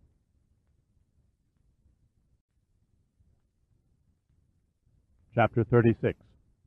The President side-stroked to the edge of the White House pool and pulled himself up the ladder as Mercier and Klein came from the dressing room. "I hope an early morning swim doesn't disrupt your schedule." "Not at all, Mr. President," said Mercier. "I can use the exercise." Klein peered around the indoor pool room. "So, this is the famous swimming pool. I understand the last president who used it was Jack Kennedy." "Yes," replied the President. "Nixon had it covered over and held press conferences here. Me, I'd rather swim than face a horde of drooling reporters." Mercier grinned. "What would the Washington press corps say if they heard you refer to them as a drooling horde?" "Strictly off the record." The President laughed. "What say we break in the new hot tub? The workmen finished installing it yesterday." They settled into a small circular area built into the shallow end of the pool. The President turned on the circulating pumps and set the temperature at 105 degrees Fahrenheit. As the water heated, Mercier felt sure he was being scalded to death. He began to sympathize with lobsters. Finally, the President relaxed and said, "This is as good a place as any to conduct business. Suppose you gentlemen tell me where we stand on the Canadian energy situation." "The news looks grim," said Mercier. "Our intelligence sources have learned that it was a parliamentary minister, Henri Villon, who ordered the blackout from James Bay." Villon. The name rolled off the President's tongue as though it had a bad taste. "He's that double-talking character who bad-mouths the United States every time he buttonholes a reporter." "The same," replied Mercier. "There's talk he may run for president of the new Quebec Republic." "With Guerrier dead, there is an ugly chance he might win," added Klein. A frown crossed the President's face. "I can't think of anything worse than Villon dictating price and supply policies for James Bay and the new oil discovery by Numa." "It's frustrating as hell," grumbled Mercier. He turned to Klein. "Is the reserve as vast as Admiral Sandecker predicts?" "He came in on the low side," Klein answered. "My experts went over Numa's computer data. It appears 10 billion barrels is closer to the mark than 8. "How is it possible the Canadian oil companies missed it?" "A stratigraphic trap is the most difficult of all oil deposits to find," explained Klein. "Seismic equipment, gravity meters, magnetometers, none of them can detect the presence of hydrocarbons in that geological state. The only surefire means is by random drilling. The Canadians sank a well within 2 miles of the Doodlebug strike, but came up dry. The position was inserted on the oil maps with the symbol denoting a dry hole. Other exploration teams have stayed clear of the area." Mercier waved the rising steam from in front of his eyes. "It would appear we've made Quebec a very wealthy new nation." "Provided that we tell them," said the President. Klein looked at him. "Why keep it a secret? It's only a matter of time before they stumble onto the field themselves. By pointing the way and cooperating in the development, the Quebec government, out of gratitude, will surely sell us the crude oil at reasonable prices." "A false optimism," said Mercier. "Look what happened in Iran and the OPEC nations. Let's face it, half the world thinks the United States is fair game when it comes to price gouging." The President tilted his head back and closed his eyes. "Suppose we possessed a piece of paper establishing that Canada belongs to the United States." Mercier and Klein sat in bewildered silence, uncertain of what the President had in mind. Finally, Mercier spoke the words that were on their minds. "I can't imagine such a document." "Nor I," said Klein.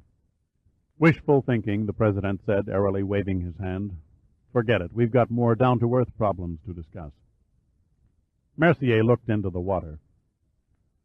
"The greatest danger to our national security is a fragmented Canada. I feel we must do whatever is possible to assist Prime Minister Sarva in preventing Quebec from going it alone." "You make a sound case," said the President, "but I'm going to ask you to shelve it." "Sir?" "I want you to coordinate a top-secret program with the State Department and Central Intelligence to make certain that Quebec independence becomes a reality." Mercier looked like he'd been bitten by a shark. "I don't think you realize—" "My decision is final," the President interrupted. "I'm asking you as a friend to follow through for me." "May I ask why?" A faraway look came into the President's eyes, and Mercier felt a chill run through him at the sudden hardening that entered the man's voice. "Trust me when I say that a divided Canada is in the best interests of North America." Klein buttoned up his raincoat as he stood on the south portico of the White House awaiting his car and driver. The threatening gray skies did little to relieve his uneasy mood. "I can't help wondering if the President is as mad as Henri Villon," he said. "You misinterpret them," replied Mercier. "Crafty, perhaps, but neither man is mad." Odd, his fairy tale of combining Canada with the U.S. He stepped out of character on that one. What in hell can he have on his mind?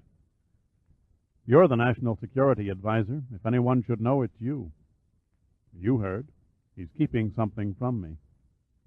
"So what happens now?" "We wait," Mercier answered in a hollow tone. "We wait until I can figure out what the President has up his sleeve."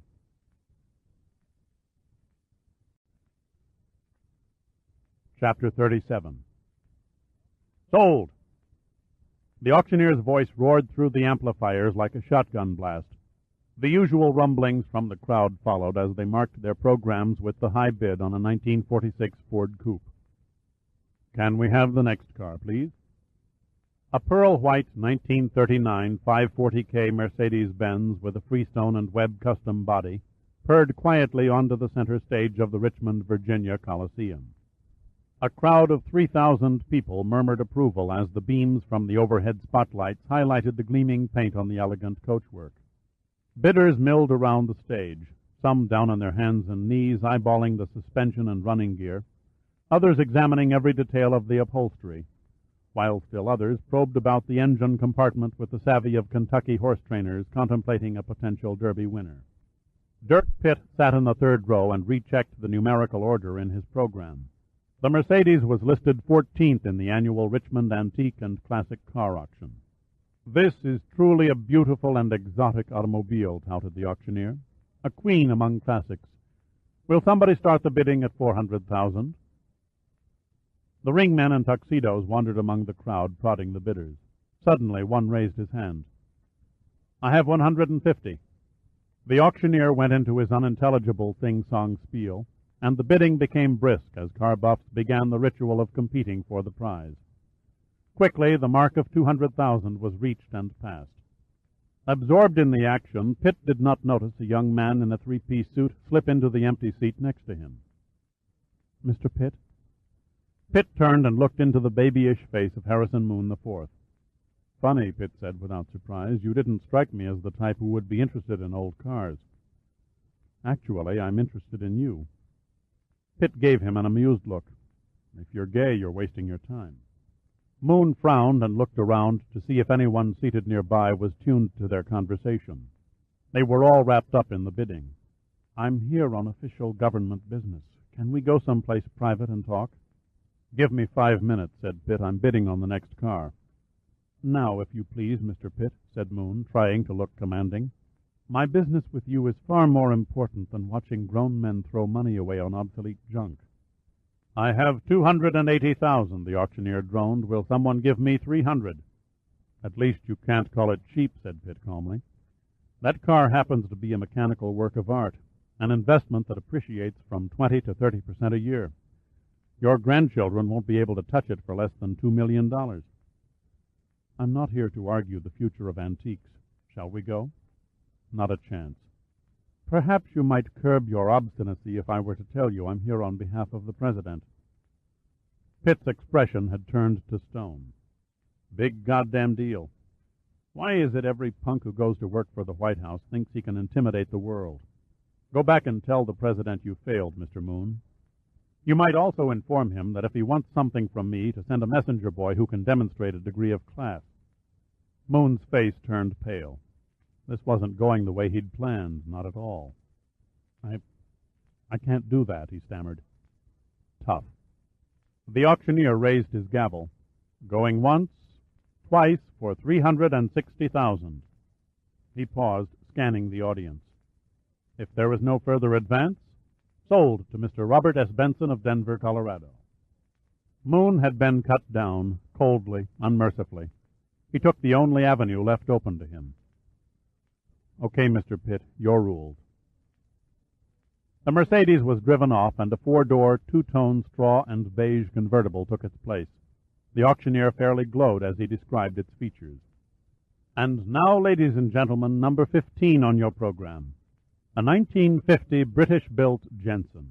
A very rare car. The only model of this particular coachwork known to exist. A real beauty. May we open the bidding at $50,000? The first bid came in at $25,000. Pitt sat in silence as the price climbed. Moon studied him. Aren't you going to bid? All in good time. A stylishly dressed woman in her late 40s waved her bidder's card. The auctioneer nodded and ordained her with a smile.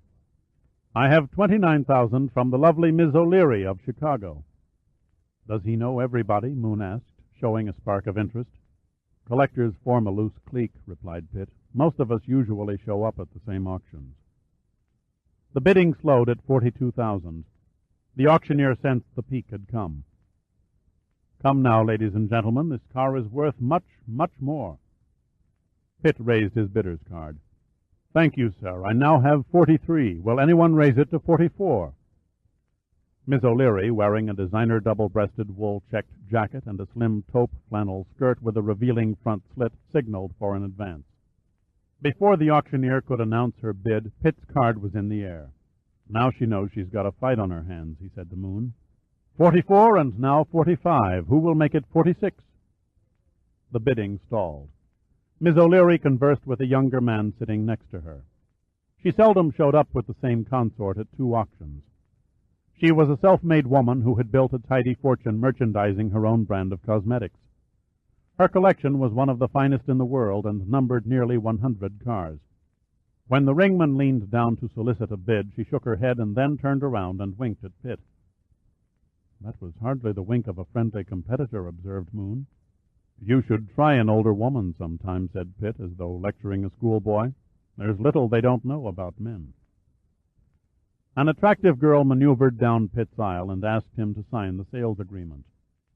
Now? Asked Moon, hopefully. How did you get here? My girlfriend drove me down from Arlington. Pitt came to his feet. While you round her up, I'll go to the office and settle my account. Then she can follow us. Follow us?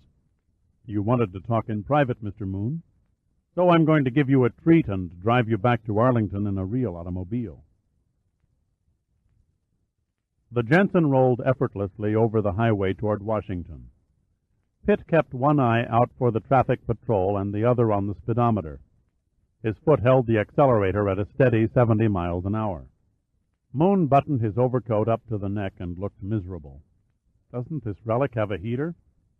Pitt hadn't noticed the cold seeping in through the cloth top. As long as the engine hummed, he was in his element.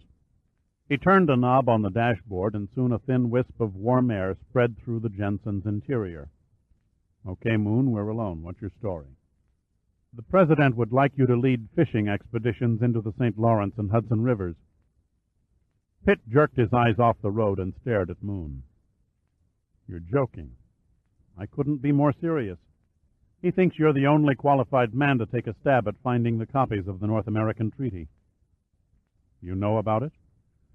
Yes, he took me into his confidence 10 minutes after you left his office.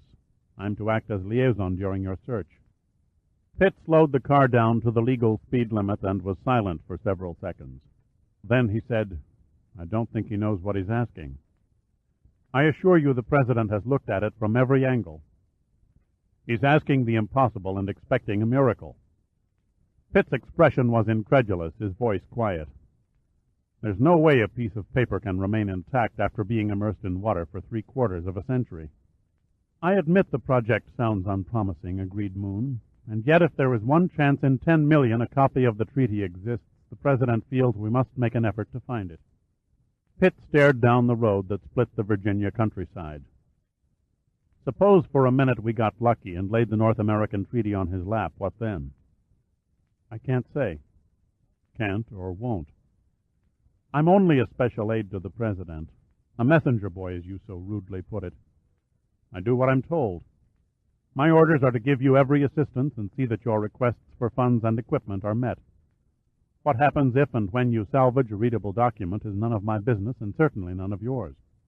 Tell me, Moon, said Pitt, a faint smile edged on his lips. Have you ever read How to Win Friends and Influence People? Never heard of it. I'm not surprised. Pitt ran up the rear end of an electric minicar that refused to yield the fast lane and blinked the Jensen's lights. The other driver finally signaled and gave way. What if I say no deal? Moon stiffened almost imperceptibly. The President would be most disappointed. I'm flattered. Pitt drove along, lost in thought. Then he turned and nodded. Okay, I'll give it my best shot.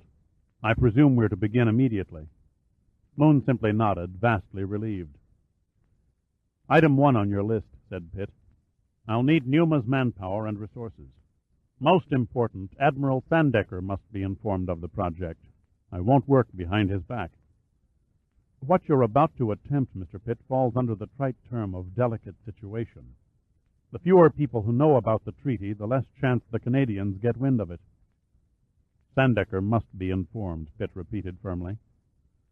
All right, I'll set up a meeting and acquaint him with the project.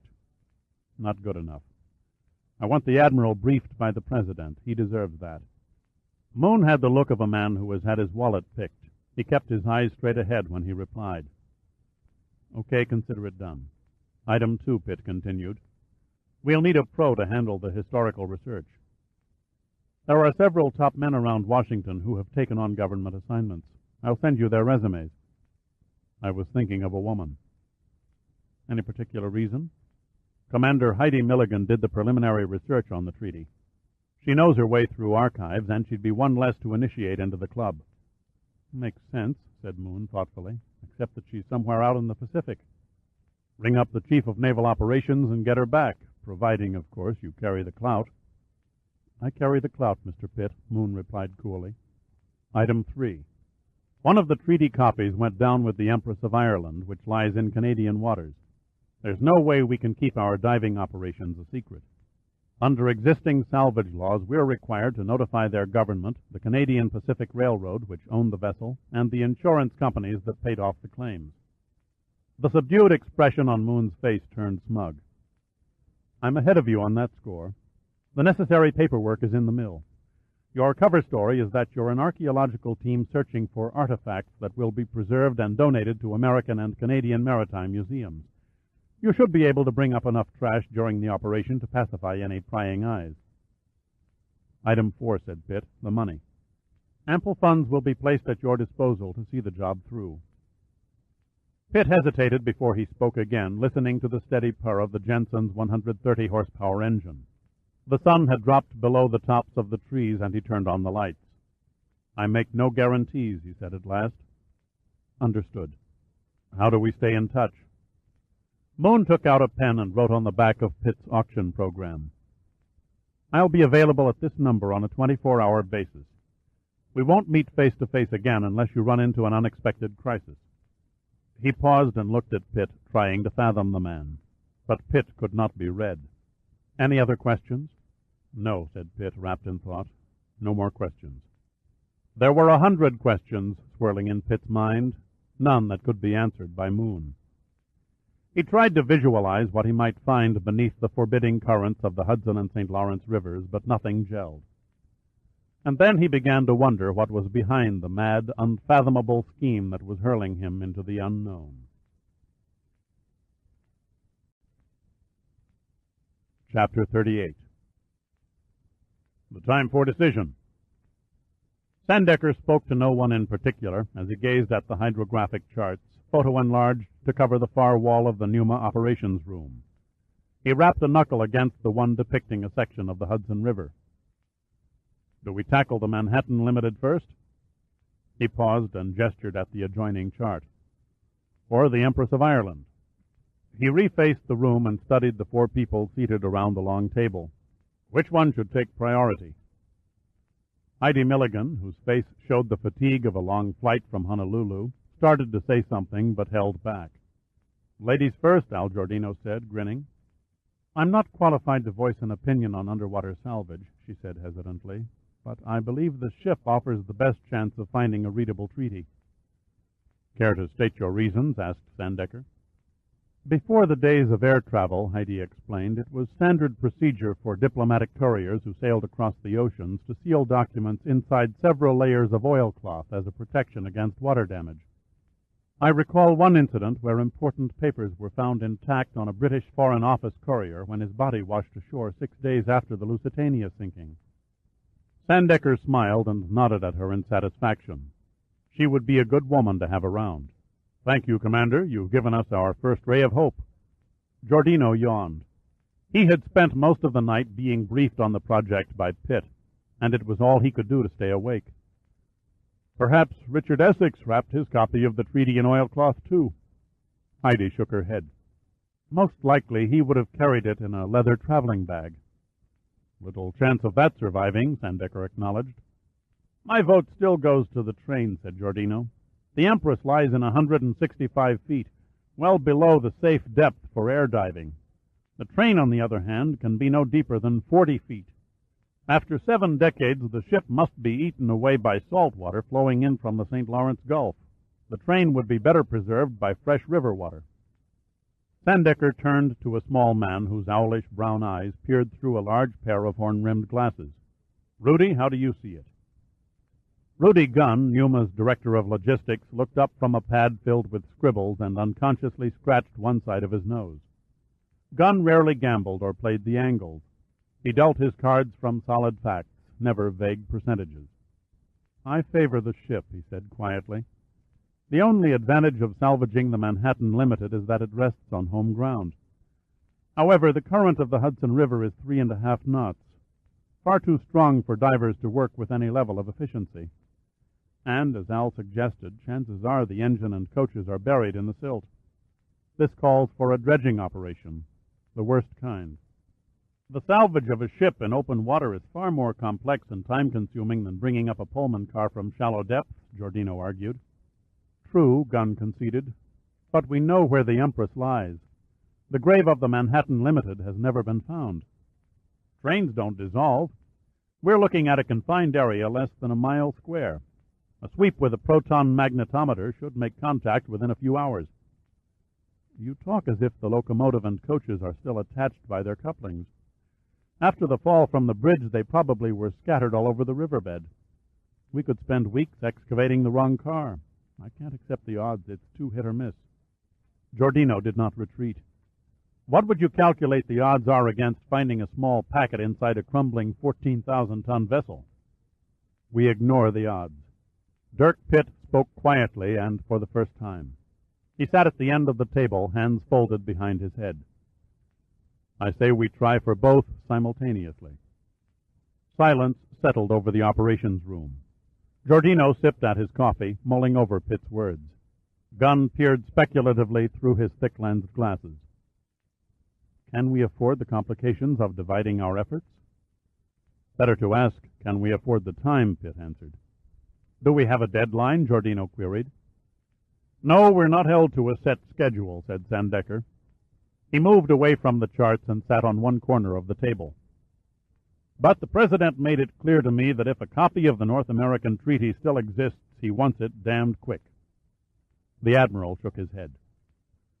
What in hell good a soggy scrap of 75-year-old paper is to our government, or what the urgency of finding it is, was not explained. I wasn't offered the luxury of reasoning why. Dirk is right.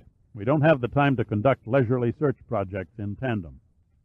Giordino looked at Pitt and sighed. Okay, we shoot for 2 birds with 1 stone. 2 stones, Pitt corrected him. While a salvage expedition forces its way inside the ship's hull, a survey team probes the Hudson for the Manhattan Limited, or specifically for the government railroad coach that carried Richard Essex. How soon can we get the show on the road? Asked Sandecker. Pitt's eyes took on a detached look, as though they were focused on an object beyond the walls of the room. 48 hours to assemble a crew and gear, 24 to load and outfit a vessel. Then, allowing for good sailing weather, we should be moored over the Empress in 5 days. And the Manhattan Limited? I can put a boat equipped with magnetometer, side-scan sonar, and a sub-bottom profiler on site by this time the day after tomorrow, Giordino replied positively. The time estimate seemed optimistic to Sandecker, but he never questioned the men in front of him. They were the best in the business, and they rarely disappointed him. He stood up and nodded at Giordino. Al, the Manhattan Limited search is yours. Rudy, you'll head the salvage operation on the Empress of Ireland. He turned to Pitt. Dirk, you'll act as combined projects director.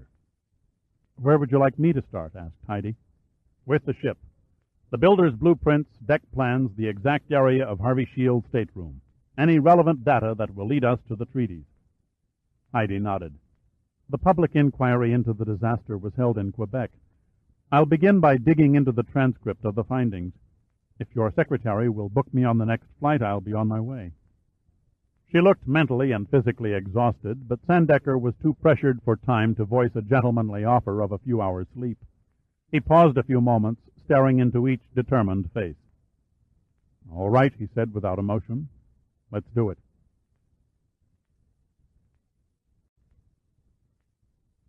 Chapter 39. General Morris Sims, casually attired as a fisherman, felt oddly out of character carrying a bamboo rod and wicker creel as he walked down a worn path to the river Blackwater near the village of Seward's End, Essex. He stopped at the edge of the bank under a picturesque stone bridge and nodded a greeting to a man who was seated on a folding chair, patiently contemplating a bobber on the surface of the water. Good morning, Prime Minister. Good morning, Brigadier. Frightfully sorry to trouble you on your holiday. Not at all, said the Prime Minister. The bloody perch aren't biting anyway. He tilted his head toward the portable table beside him that held a bottle of wine and what looked to Sims like a ham and veal pie. There's extra glasses and plates in the basket. Help yourself to the sherry and pie. Thank you, sir. I think I shall. What's on your mind? The North American Treaty, sir. He paused as he poured the sherry. Our man in the States reports the Americans are going to make an all-out effort to find it. Any chance they might? Very doubtful. Sims held up the bottle. More sherry? Yes, thank you. Sims poured. At first I thought they might make a few simple probes. Nothing elaborate, of course, a small operation to convince themselves there was little hope of a document surviving. However, it now seems they're going after it in deadly earnest. Not good, the Prime Minister grunted. That indicates, to me at least, that if they're remotely successful, they intend to exercise the terms set down in the treaty. My thought also, Sims agreed. I can't picture the Commonwealth without Canada, said the Prime Minister. The entire framework of our overseas trade organization would begin an inevitable collapse. As it is, our economy is in shambles. The loss of Canada would be a disaster. As bad as all that? Worse. The Prime Minister stared into the stream while he spoke. If Canada goes, Australia and New Zealand would follow in 3 years. I don't have to tell you where that would leave the United Kingdom. The enormity of the Prime Minister's dire prediction was beyond Sims' comprehension. England without an empire was inconceivable, and yet, sadly, deep down, he knew British stoicism could find a way to accept it. The bobber made a couple of quick dips, but became still again. The Prime Minister sipped at the sherry thoughtfully. He was a formidably heavy-featured man with unblinking blue eyes and a mouth that ticked up at the edges in a perpetual smile. What instructions are your people working under? He asked. Only to observe and report the Americans' actions. Are they aware of the treaty's potential threat? No, sir. You'd better inform them. They must be aware of the danger to our nation. Where do we stand otherwise? Using the National Underwater and Marine Agency as a cover, the President has ordered an intensive salvage operation on the Empress of Ireland. This thing must be nipped in the bud. We've got to keep them off the Empress. Sims cleared his throat. By, what measures, sir? It's time we told the Canadians what the Americans are about. Offer our cooperation within the framework of Commonwealth law. Request they revoke permission for Numa to operate on the St. Lawrence. If the President persists in this folly, blow up the wreck and destroy the British treaty copy once and for all. And the American copy that was lost on the train, we can't very well order them off their own river. The Prime Minister shot Sims an acid look. Then you'll just have to think of something a bit more drastic, won't you?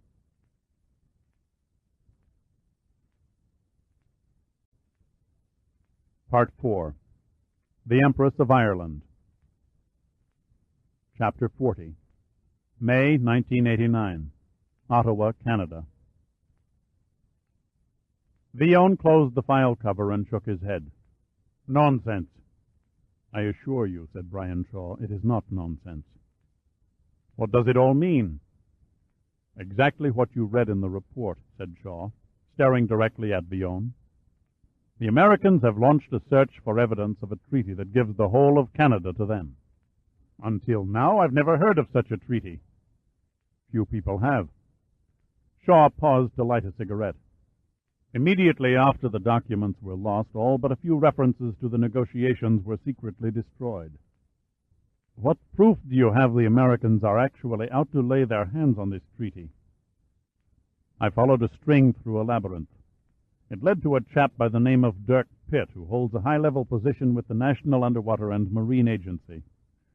I had him watched closely by embassy personnel. They discovered he is leading 2 search expeditions, one to the spot on the Hudson River where Essex's train was lost, and the other to the Empress of Ireland. I can assure you, Mr. Villon, he is not looking for treasure. Villon sat silently for a moment. Then he shifted in his chair and leaned forward.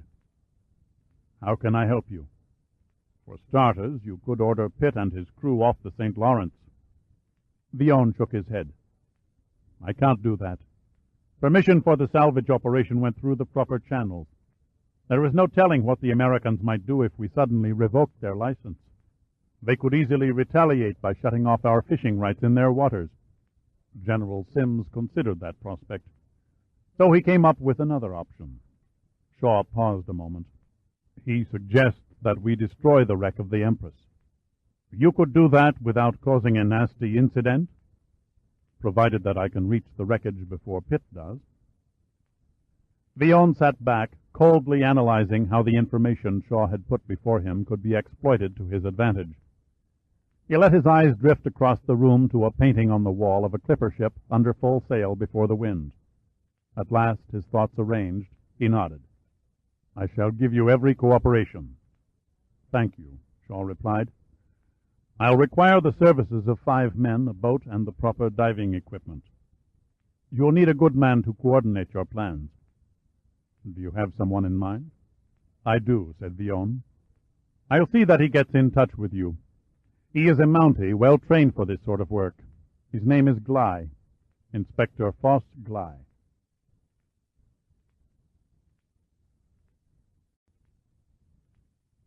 Chapter 41. The expedition to locate the Manhattan Limited seemed jinxed from the start. Giordino was frustrated to the gills. Already he was 4 days behind on his promised schedule. After a hurried dockside loading of men and equipment, the trim new research boat, the De Soto, 60 feet long and especially designed by Numa engineers to cruise inland waterways, churned upriver and headed toward near destruction.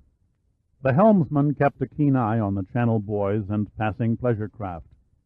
His main concern, however, was the falling barometer and a light splattering of rain on the wheelhouse windows. Together they promised a first-class storm by nightfall. As darkness settled, the river's chop began throwing spray over the De Soto's foredeck. Suddenly the wind howled down over the steep palisades bordering the shoreline, gusting from 20 miles an hour to over 60. The force of the blast pushed the speeding boat out of the main channel. Before the helmsman could literally muscle it back on course, it had driven into shallow waters, ripping a 2-foot gash under its port bow on what was believed to be a submerged log. For the next 4 hours, Giordino drove his crew with the heavy hand of a Captain Bligh. The sonar operator insisted later that the feisty Italian's tongue lashed about his ears like a bullwhip. It was a masterful performance. The hole was plugged until there were only a few small trickles, but not before the water had risen above the bilges and was sloshing ankle-deep on the lower deck.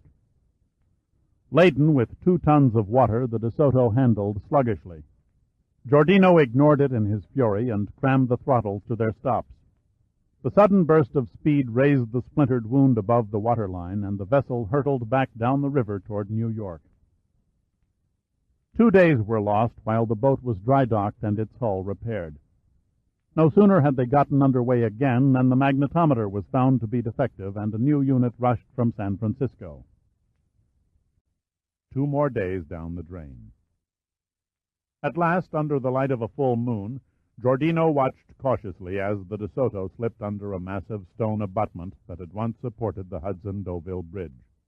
He poked his head in the open wheelhouse window. "What do you read on the fathometer?" Glenn Chase, the taciturn, balding captain of the boat, cast an eye at the red digital numbers. "About 20 feet. Looks safe enough to park here till morning." Giordino shook his head at Chase's land talk. The captain stoutly refused to voice the language of the sea, using left for port and right for starboard, claiming that ancient tradition did not fit the modern scheme of the times. The anchor was dropped and the boat secured by lines running to a convenient tree on shore and the rusting remains of the bridge pier in the river. The engines were shut down and the auxiliary power unit fired up. Chase stared up at the crumbling abutment. "Must have been quite a structure in its day." "5th longest in the world when it was built," said Giordino. "What do you suppose caused it to fall?" Giordino shrugged. According to the inquiry report, the evidence was inconclusive. The best theory was high winds combined with lightning strikes weakened a supporting truss. Chase nodded his head toward the river. "Think it's waiting down there?" "The train?" Giordino gazed at the moonlit waters. "It's there, all right. The wreckage wasn't found in 1914 because all salvage men had at their command were copper-helmeted divers in clumsy canvas suits, groping in zero visibility, and grapples dragged by small boats. Their equipment was too limited, and they looked in the wrong place." Chase lifted his cap and scratched his head. "We should know in a couple of days. Less with any luck." "How about a beer?" Chase asked, smiling. "I always buy for an optimist." "I believe I will," said Giordino. Chase disappeared down a stairwell and made his way to the galley. In the main dining salon, the crew could be heard joking among themselves as they adjusted the television dish antenna to pick up signals from a passing relay satellite. A sudden chill raised goosebumps on Giordino's hairy arms, and he reached inside the wheelhouse for a windbreaker. As he was pulling up the zipper, he hesitated and cocked an ear. Chase appeared and handed him a beer can. "I didn't bother with glasses." Giordino held up his hand for silence. "You hear that?" Chase's brow furrowed. "Hear what?" "Listen." Chase tilted his head, his eyes locked in the unseeing stare of a man concentrating on sounds. "A train whistle," he announced indifferently. "You sure?" Chase nodded. "I can hear it plainly. Definitely a train whistle." "Don't you find that odd?" asked Giordino. "Why should I?" "Diesel locomotives have air horns. Only the old steam engines blew whistles, and the last one was retired 30 years ago." "Could be one of those kids' rides at an amusement park somewhere up the river," Chase surmised. "Sound can carry for miles over water." "I don't think so," Giordino said, cupping his ears and swinging his head back and forth like a radar antenna. "It's getting louder. Louder and closer." Chase ducked into the wheelhouse and returned with a land road map and a flashlight. He unfolded the paper over the deck railing and beamed the light. "Look here," he said, pointing to the tiny blue lines. "The main rail line cuts inland 20 miles south of here." "And the nearest track?" 10, maybe 12 miles.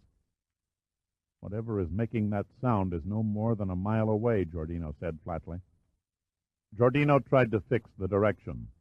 The blazing moon illuminated the landscape with crystal clarity. He could distinguish individual trees 2 miles away. The sound was approaching along the west bank of the river above them. There was no movement of any kind, no lights except those of a few distant farmhouses. Another shriek. New sounds now. The clangor of heavy steel, the throaty, pulsating exhaust of steam and combustion split the night. Giordino felt as if he was suspended in air. He stood rigid. He waited. It's turning. Turning toward us, Chase rasped as though he was still trying to convince himself. God, it's coming off the ruins of the bridge. They both stared upward at the top of the abutment, unable to breathe, unable to grasp what was happening. All at once the deafening noise of the invisible train exploded out of the dark above them. Giordino instinctively ducked. Chase froze, his face a ghastly corpse-white, the enlarged pupils of his eyes black pits you could fall into. And then, abruptly, silence. A silence deathlike and ominous. Neither man spoke. Neither moved. They stood rooted to the deck like wax figures without hearts or lungs. Slowly, Giordino gathered his thoughts and took the flashlight from Chase's unresisting hand. He shone its beam on the top of the abutment. There was nothing to see but time-worn stone and impenetrable shadows. Chapter 42. The Ocean Venturer lay anchored over the wreck of the Empress of Ireland. A light rain had passed in the early morning hours, and the Venturer's white hull glistened orange under the new sun. In contrast, a tired old fishing boat, its faded blue paint scarred and chipped, lazily trolled its nets 200 yards away. To the fisherman, the Ocean Venturer, silhouetted against the brightening horizon, looked as if it had been created by an artist with a warped sense of humor. Its hull lines were aesthetic and contemporary. Beginning with its gracefully rounded bow, the main deck line traveled in an eye-pleasing curve to an oval fantail. There were none of the sharp edges associated with most other ships. Even the egg-shaped bridge rested on an arched spire. But there the beauty ended. Like a Cyrano's repulsive nose, a derrick similar to those erected in new oil fields protruded incongruously from the Ocean Venturer's midsection. Functional, if not attractive, the derrick possessed the capability of lowering a variety of scientific packages through the hull to the seafloor, or of raising heavy objects such as salvage debris straight into the ship's bowels. The Ocean Venturer was the perfect vessel to act as a work platform for the treaty search. Pitt stood on the stern, clutching a Portuguese fisherman's cap tightly to his head as the blades of a Pneuma helicopter whipped the air around him. For a few moments the pilot hovered while he tested the wind currents. Then he dropped the chopper slowly until the skids settled firmly on the painted markings of the flight pad.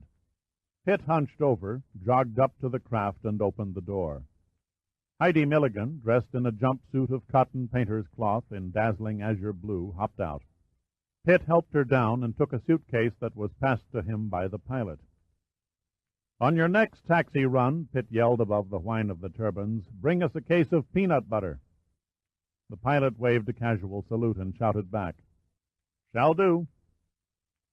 Pitt escorted Heidi across the deck as the helicopter lifted from the pad and dipped its nose toward the south. She turned to him and smiled. "Does the project director always double as baggage porter?" "Like the man said," Pitt laughed, "I get no respect." Several minutes after he showed her to her quarters, she entered the dining salon carrying a packet of papers and sat down beside him. "How was your trip?" "Productive," she replied. "How's your end?" "We arrived on site yesterday afternoon, 18 hours ahead of schedule, and positioned the Ocean Venturer above the wreck." "What's your next move?" "A small unmanned remote sub with cameras will be lowered to survey the Empress. The video data it relays to our monitors will be studied and analyzed." "What angle does the ship lie?" 45 degrees to starboard." Heidi frowned. Lousy luck. "Why?" She began to spread the papers over the table. Some were quite large and had to be unfolded. "Before I answer that, here's a copy of the passenger list from the Empress on its final sailing. At first I thought I hit a dead end when I couldn't find Harvey Shields' name among the first-class passengers. Then it occurred to me that he might have traveled in a lower class to avoid advertising his presence. Most transatlantic liners provided plush accommodations on second-class decks for wealthy but frugal eccentrics or high-level government officials who wanted to cross the oceans in low profile. That's where I found him. Upper Deck D, cabin 46. Nice work. You put a fix on the needle in the haystack. Now we don't have to tear the whole ship apart. That's the good news, said Heidi. Now the bad news. Let's have it. The Storstad, the Norwegian coal collier that sank the Empress, struck the liner's starboard amidships, almost directly between the funnels, gouging a wedge-shaped hole over 15 feet wide and nearly 50 feet in height. The collier's bow sliced into the boiler rooms below the waterline with a section of the second-class accommodation straight above. You're suggesting that the Storstad obliterated Shield's cabin? We have to consider the worst possibility. Heidi spread a copy of the Empress of Ireland's plans over the charts. She pointed a pencil tip at a small circled area. Number 46 was an outside starboard cabin. It was either damned close or directly in the middle of the impact point. That could explain why Shield's body was never found. He was probably crushed to death in his sleep. What did you mean by lousy luck when I gave you the Rex angle? A 45-degree list to starboard would put cabin 46 in the riverbed, Heidi replied. The interior must be buried in silt. Back to square one. The silt would preserve the treaty's covering, but make it almost impossible to find. Heidi sat silently watching Pitt as he slowly tapped his fingers on the table, his mind rummaging through the data laid before him. His deep green eyes took on a faraway look. She reached over and touched his hand. What are you thinking about? The Empress of Ireland, Pitt said quietly. It's the ship the world forgot. A tomb of 1,000 souls. God only knows what we'll find when we get inside her.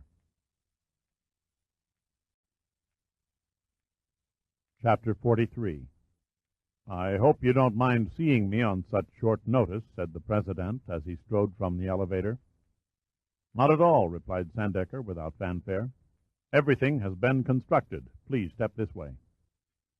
The President motioned his Secret Service men to wait by the elevator. Then he followed the Admiral down a carpeted hallway to a large cedar double door. Sandecker opened it and stood aside. After you, Mr. President. The room was circular, and the walls were covered by a dark purple fabric. There were no windows, and the only piece of furniture was a large kidney-shaped table that stood in the center. Its surface was illuminated by blue and green overhead spotlights.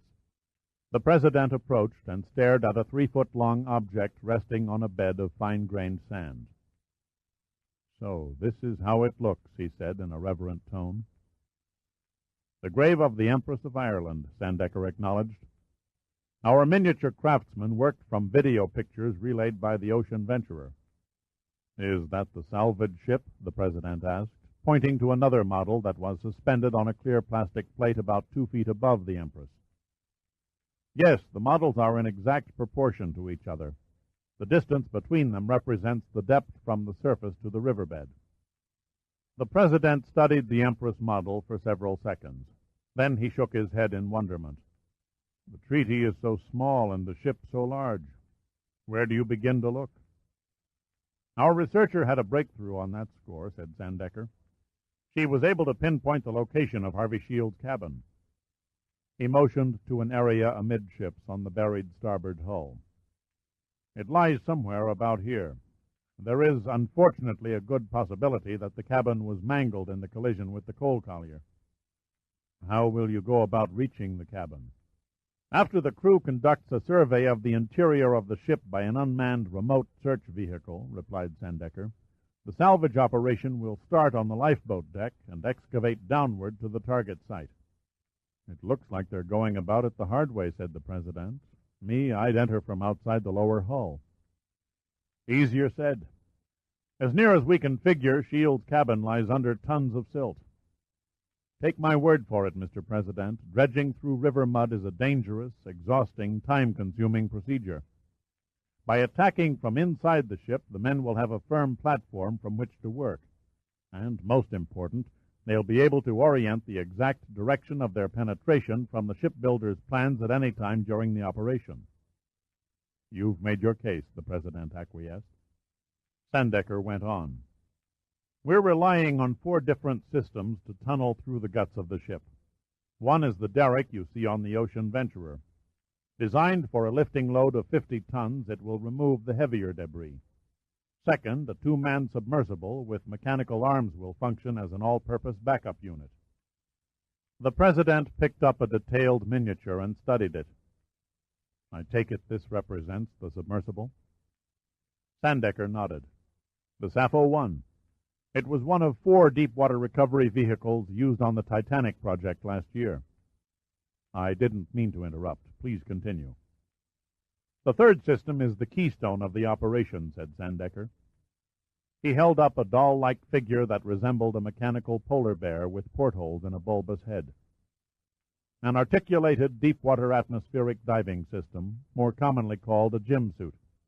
It is constructed of magnesium and fiberglass, and a man inside it can work at tremendous depths for hours at a time while eliminating the need for decompression.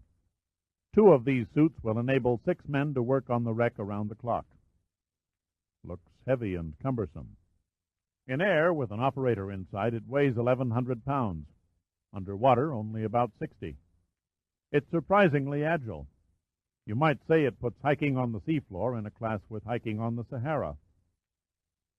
The President took the figure from Sandecker's offered hand and moved the tiny articulated arms and legs. It also makes aqualung divers obsolete. Not entirely, answered Sandecker. A diver with 3-dimensional mobility is still the backbone of any salvage operation. The 4th and final system is called saturation diving. He gestured at a model in the form of a cylindrical tank. A team of divers will live in this pressurized chamber while breathing a mixture of helium and oxygen. This prevents the narcotic effects of inhaling nitrogen under pressure. The chamber permits men to work underwater for long stretches of time without the danger of lung gases dissolving into the bloodstream, forming bubbles and causing the bends. Also, they don't have to decompress until the job is finished. The President fell silent. By education and occupation, he was an attorney, a precise and analytical man. And yet scientific data was beyond him. He did not wish to appear stupid in front of the Admiral. He chose his words carefully. Surely your people don't intend to literally claw a path through an acre of steel. No, there is a better method. Like explosives, perhaps? Too risky, Sandecker replied matter-of-factly. The steel in the wreck has been under attack by corrosive elements for 75 years. It has become porous, and its tensile strength is greatly reduced. A charge in the wrong place or one too strong, and the whole ship could collapse in on itself. No, we'll cut our way through. With acetylene cutting torches, then. With pyroxone. Never heard of it. A pliable incendiary substance that can burn underwater at an incredibly high temperature for pre-controlled lengths of time. Once pyroxone is molded against the surface to be separated, it is ignited by an electronic signal.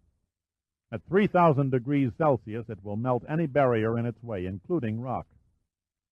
It's hard to imagine. If I can answer any more questions. The President made a disparaging gesture. No, I'm satisfied.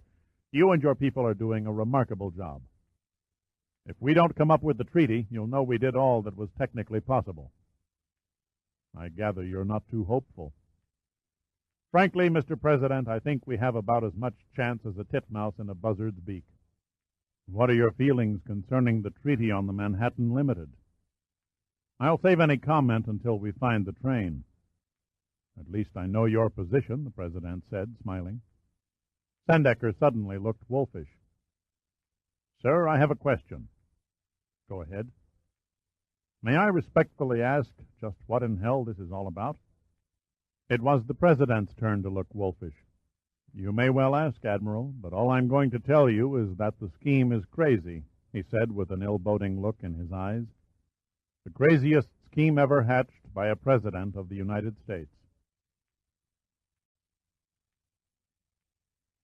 Chapter 44. The silence in the dense green depths of the St. Lawrence River was broken by a strange whirring sound. Then a thin shaft of bright bluish light sliced into the cold water, slowly increasing in dimension until it became a large rectangle. A school of curious fish, attracted by the brilliant glow, swam toward it in languid circles, seemingly uncaring of the blurred shadows that wavered above them. Inside the huge center well of the Ocean Venturer, a team of engineers readied a remote search vehicle that hung suspended by a cable from a small crane. One man adjusted the light source units for the 3 cameras, while another linked up the battery power supply. The RSV was shaped like an elongated teardrop, only 3 feet long and 10 inches in diameter, and showed no protrusions on its smooth titanium skin. Steering and propulsion were provided by a small hydrojet pump with variable thrusters. Heidi stood on the edge of the well opening and peered at the fish below. "A strange feeling," she said, "looking at water inside a ship and wondering why we're not sinking." "Because you're standing 4 feet above the surface," Rudy Gunn answered her with a grin. "So long as the river can't penetrate below the waterline, we stay afloat." One of the engineers waved his hand. "It's buttoned up." "No umbilical cable for electronic control?" asked Heidi. "Baby responds by remote sound impulses up to 3 miles underwater," explained Gunn briefly. "You call it baby?" "That's because it's usually wet," Pitt laughed. "Men and their juvenile humor," she said, shaking her head. Pitt turned to the well. "Dive her in," he ordered. A man encased in a thermal diving suit adjusted his face mask and slipped over the side. He guided the RSV as it was lowered into the well and released it when they both had fallen below the Venturer's keel. "Now let's move along to the control room and see what's down there," Pitt said. A few minutes later they were watching 3 different viewing screens mounted horizontally. On the opposite side of the room, several technicians studied dials and noted instrument readings on clipboards. Against another wall, a bank of computers began recording the data transmissions. A cheerful fat man with curly strawberry hair and freckles stippling his face grinned with a great flash of teeth as Pitt introduced him to Heidi. "Doug Hoker, meet Heidi Milligan," Pitt said, dropping Heidi's naval rank. "Doug plays mother to baby." Hoker half rose out of his chair in front of a large console and shook her hand. "Always glad to have a beautiful audience." She smiled at the compliment. "This is one opening I didn't want to miss." Hoker turned back to his console and immediately became all business. "Passing 80 feet, he droned, his right hand on an aircraft control grip. "Water temperature 34 degrees. "Circle baby in from the stern," said Pitt. "Acknowledged." At 165 feet, the river bottom appeared on the color video screens, a drab, washed-out brown, devoid of life except for an occasional crab and scattered bits of weed. Visibility under the RSV's high-intensity lights was little more than 10 feet. Gradually, a dark shape began to grow from the top of the screen, slowly enlarging until its huge pintles could be clearly seen.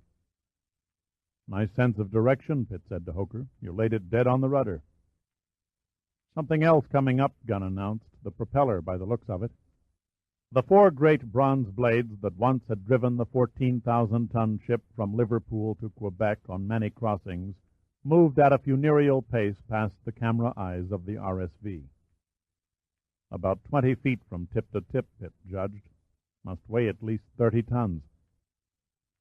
"The Empress was a twin-screw vessel," said Heidi softly. "The one on the port side was salvaged in 1968. Pitt turned to Hoker. "Come up 50 feet and travel forward along the starboard boat deck." Deep beneath their feet, the little sub obeyed its impulse commands and swam over the stern railing, narrowly missing the staff that had once flown the ensign of the Empress home port. "The aft mast is down," Pitt said in a monotone. "The rigging appears to be gone." Then the boat deck came into view. A few of the davits hung empty, but some still held steel lifeboats frozen for eternity in their chocks. The ventilators stood in silent agony, their buff-colored paint long flaked away. But the 2 funnels had vanished, fallen decades before into the silt. No one spoke for a few minutes. It was as though they could somehow reach into the past and sense the hundreds of frightened men, women, and children milling the decks in confusion, helplessly feeling the ship sink beneath them with terrible swiftness. Heidi's heart began to pound against her breast. There was a morbid aura about the scene. Seaweed, clinging to the rust-eaten hulk, swayed eerily to and fro with the current. She shivered involuntarily and clasped her hands together to keep them from trembling. Finally, Pitt broke the silence. "Take it inside." Hooker took a handkerchief from his pocket and wiped the nape of his neck. "The two upper decks have collapsed," he murmured as if conversing in a church. "We can't penetrate." Pitt spread the ship's interior drawings on a chart table and traced a line with his finger. "Drop down to the lower promenade deck. The first-class lobby entrance should be clear." "Is Baby actually going to enter the ship?" Heidi asked. "That's what it was designed for," replied Pitt. "All those people dead in there. Somehow it almost seems sacrilegious." "Men have been diving on the Empress for half a century," Gunn said gently, as though talking to a child. "The museum at Rimouski is filled with artifacts taken from inside the wreck. Besides, it's imperative to see what we'll be up against when we begin cutting through." "I have penetration," Hooker interrupted. "Take it slow," Pitt acknowledged. "The wooden ceilings have probably fallen and clogged the passageways." For the next few seconds, only the floating particles in the water showed on the monitors. Then the RSV's light source fell on a fan-shaped stairway. The curled lines of the banisters were still evident, held erect by sagging support columns. The Persian carpeting that had once graced the lower landing had long since rotted away, as had the chairs and sofas. "I think I can negotiate the aft passageway," said Hooker. "Make entry," Pitt instructed tersely. The stateroom doorways marched by the cameras in wraith-like procession as the RSV threaded its way through the fallen rubble. After 30 feet, the passageway looked clear, and they made an inspection of a cabin. The luxurious comfort for which the ill-fated ship was famous had deteriorated into pitiful scraps. The spacious bunk-style beds and ornate dressers had long ago surrendered to the ravages of the callous waters. The journey into time passed with agonizing slowness. It took nearly 2 hours for the RSV to break into a lounge area. "Where are we?" asked Gunn. Pitt consulted the drawings again.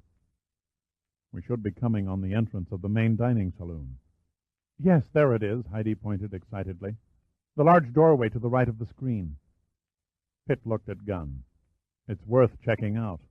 According to the plans, Shield's cabin lies on the deck directly below." The lights of the RSV played over the huge room, casting phantom shadows beyond the columns that supported the remains of the sculptured ceilings above the dining alcoves. Only the oval mirrors on the walls, their glass coated with decades of slime, bore mute testimony to the opulent decor that had once enhanced the passengers' dining pleasure. Suddenly there was a movement on the fringe of the light beams. "What in hell is that?" blurted Gunn. Spellbound, everyone in the control room started at the etheric cloud that floated into camera range. For a long moment it seemed to hover, the outer edges vague and wavering in slow motion. Then, as if encased within a milky, translucent shroud, a human form reached out for the RSV, an indistinct, disembodied form like two photographic negatives overlaying one another and producing a double exposure. Heidi fell silent. Her blood turned to ice. Hooker sat like a chunk of granite at the console, his face dazed with disbelief. Oddly, Gunn tilted his head to one side and studied the apparition with the clinical look of a surgeon contemplating an X-ray. "In my wildest dreams," he said in a hoarse voice, "I never really thought I'd see a ghost." Gunn's apparent composure didn't fool Pitt. He could see the little man was in a near state of shock. "Reverse baby," he said calmly to Hooker. Fighting a fear he had never experienced before, Hooker gathered his senses and moved his fingers over the controls. At first, the undulating shape receded in the background, and then it began to grow larger again. "Oh, Lord, it's following," whispered Heidi. A quick glance at the strained, stunned faces showed the same realization on every mind. They stood paralyzed, their attention transfixed on the monitors. "For God's sake, what is it doing?" rasped Gunn. No one answered. No one in the control room possessed the power of speech. No one except Pitt. "Turn baby around and get it out of there, fast," he snapped. Hoker forced himself to tear his eyes from the unearthly sight and pushed the power setting to full.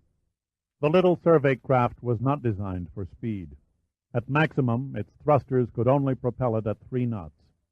It began a tight turn. The cameras in the bow panned away from the undulating menace, past the open portholes glowing weirdly from the filtered light from the surface, past the faces of the mirrors that reflected no more. The 180-degree maneuver seemed to take an endless time. And it came too late. A second transparent specter drifted above the threshold of the doorway to the lounge, its shadowy arms outstretched and beckoning. Chapter 45. "Damn," Pitt cursed. "Another one." "What should I do?" Hoker's voice was pleading, almost desperate. It would be an understatement to say that Pitt held the undivided attention of everyone in the control room. They were awed by his glacial concentration. It was beginning to seep through to them why he was held in such high esteem by Admiral Sandecker. If ever a man was in the right place at the right time, it was Dirk Pitt standing on the deck of a salvage ship calling the shots against the unnatural. Given a century, they could never have guessed the thought running through his mind. All they could detect from his expression was that anger had replaced studied contemplation. If attack and be damned worked with the phantom train, Pitt reasoned, there was little to lose by repeating the play. He nodded to Hoker. "Ram the bastard." The mood abruptly changed now. Everyone took their strength from Pitt. Their fear gradually altered to growing determination to expose what their imaginations suggested were dead souls haunting the decaying ocean liner. The RSV zeroed in and struck the spectral barrier in the doorway. There seemed to be no resistance at first. The blurred figure gave way, but then it floated forward and its shroud enveloped the craft. All focus was lost from the cameras, and the monitors projected only vague shadows. "It appears our hosts have substance," Pitt said conversationally. "Baby is not responding to command," Hoker called out. "The controls react as if it's immersed in cooked oatmeal." "Try reversing the thrusters." "No go." Hoker shook his head. "Whatever those things are, they've immobilized it." Pitt walked across to the control console and peered over Hoker's head at the instruments. "Why is the directional indicator vacillating?" "It's like they're wrestling with baby," answered Hoker. "Trying to drag it somewhere, I would guess." Pitt gripped his shoulder. "Shut down all systems except the cameras." "What about the lights?" "Shut them down, too. Let those heavy-handed ghosts think they've damaged baby's power source." The monitors dimmed until their screens showed only blackness. They looked cold and dead, but occasionally a faint, undefined movement showed through. If a stranger had walked into the control room, he would have written everyone off as mentally incompetent. Finding a group of people standing enraptured by dark TV screens was a psychologist's dream. 10 minutes became 20, and 20 became 30. There was no change. Anticipation hung heavy in the air. Nothing and still nothing. Then, very gradually, so gradually nobody noticed it at first, the screens began to lighten. "What do you make of it?" Pitt asked Hoker. "No way of telling. Without power, I can't read the systems." "Activate the instruments, but only long enough for the computers to record the data." "You're talking in microseconds." "Then go for it." The dexterity in Hoker's index finger ran a poor second to the incomprehensible speed of the data system as he flicked the switch. The demand signals were received by the RSV and returned to the computers, which in turn relayed their readout across the digital dials on the console before the switch clicked to off. "Position 400 meters. Heading 027 degrees. Depth 13 meters. "It's coming up," Gunn said. "Surfacing about a quarter mile off our starboard stern," Hoker verified. "I can make out color now," said Heidi, "a dark green becoming a deep blue." The haze in front of the camera lenses began to shimmer. Then a bright orange glare burst from the video screens. Human forms could be distinguished now, blurred as though animated through a frosted window. "We have sun," declared Hooker. "Baby is on the surface." Without a word, Pitt ran from the room up a companionway to the bridge. He snatched a pair of binoculars hanging by the helm and aimed them across the river. The sky was free of clouds, and the late morning sun reflected off the waters. A light breeze came in from the sea and nudged the short furrows upriver. The only vessels in sight were a tanker steaming from the direction of Quebec and a fleet of 5 fishing boats to the northeast, fanned out on different headings.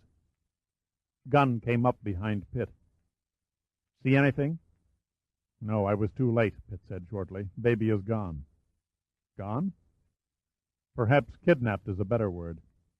Baby has probably been taken aboard one of those fishing boats out there." He paused and handed the glasses to Gunn. "My guess is the old blue trawler, or maybe the red one with the yellow wheelhouse. Their nets are hung so they block off all view of any activity on the far side of their decks." Gunn stared silently across the water for a few moments. Then he lowered the binoculars. "Baby is a $200,000 piece of equipment," he said angrily. "We've got to stop them." "I'm afraid the Canadians would not take kindly to a foreign vessel forcibly boarding boats inside their territorial limits. Besides, we've got to keep a low profile in our operation. The last thing the President needs is a messy incident over a piece of gear that can be replaced at the expense of the taxpayers." "It doesn't seem right," grumbled Gunn. "We'll have to forget righteous indignation," said Pitt. "The problem we have to face is who and why. Were they simply thieving sport divers or persons with more relevant motives?" "The cameras might tell us," said Gunn. "They might at that," Pitt said with a faint smile, "providing the kidnappers didn't pull Baby's plug." There was a strange atmosphere in the control room when they returned, thick and acrid and almost electrical. Heidi was sitting in a chair, shuddering. All color was drained from her face. Her eyes were blank. A young computer technician had produced a glass of brandy and was coaxing her to drink it. She looked for all the world as if she'd seen her third ghost of the day. Hooker and 3 other engineers were bent over a circuit panel, checking the rows of indicating lights gone dark, fruitlessly manipulating knobs and switches. It was obvious to Pitt that all communications with the RSV had gone dead. Hooker looked up when he saw Pitt. "I've got something interesting to show you." Pitt nodded toward Heidi. "What's wrong with her?" "She saw something that knocked hell out of her." "On the monitors?" "Just before transmission was cut off," Hooker explained. "Take a look while I replay the videotape." Pitt watched. Gunn came and stood beside him, staring. The darkened screens slowly lightened, and once again they saw the RSV break into sunlight. The glare lessened and then flashed in several sequences. "This is when Baby was lifted from the water," observed Pitt. "Yes," Hooker agreed. "Now catch the next action." A series of distortion lines swept horizontally across the monitors, and then abruptly the left one blinked out. "The clumsy nerds," Hooker complained bitterly. "They didn't know a delicate piece of gear when they saw it. They dropped Baby on its port camera and broke the color pickup tube." At that moment the shroud was pulled back, coming into focus. The material could now be clearly seen for what it was. "Plastic," exclaimed Gunn. "A thin sheet of opaque plastic." "That explains the protoplasm," said Pitt. "And there are your neighborhood spooks." 2 figures in rubber diving suits knelt down and appeared to study the RSV. "A pity we can't see their faces under the face masks," said Gunn. "You'll see one soon enough," said Hooker. "Watch." A pair of legs clad in Wellington boots and denim pants walked into camera range.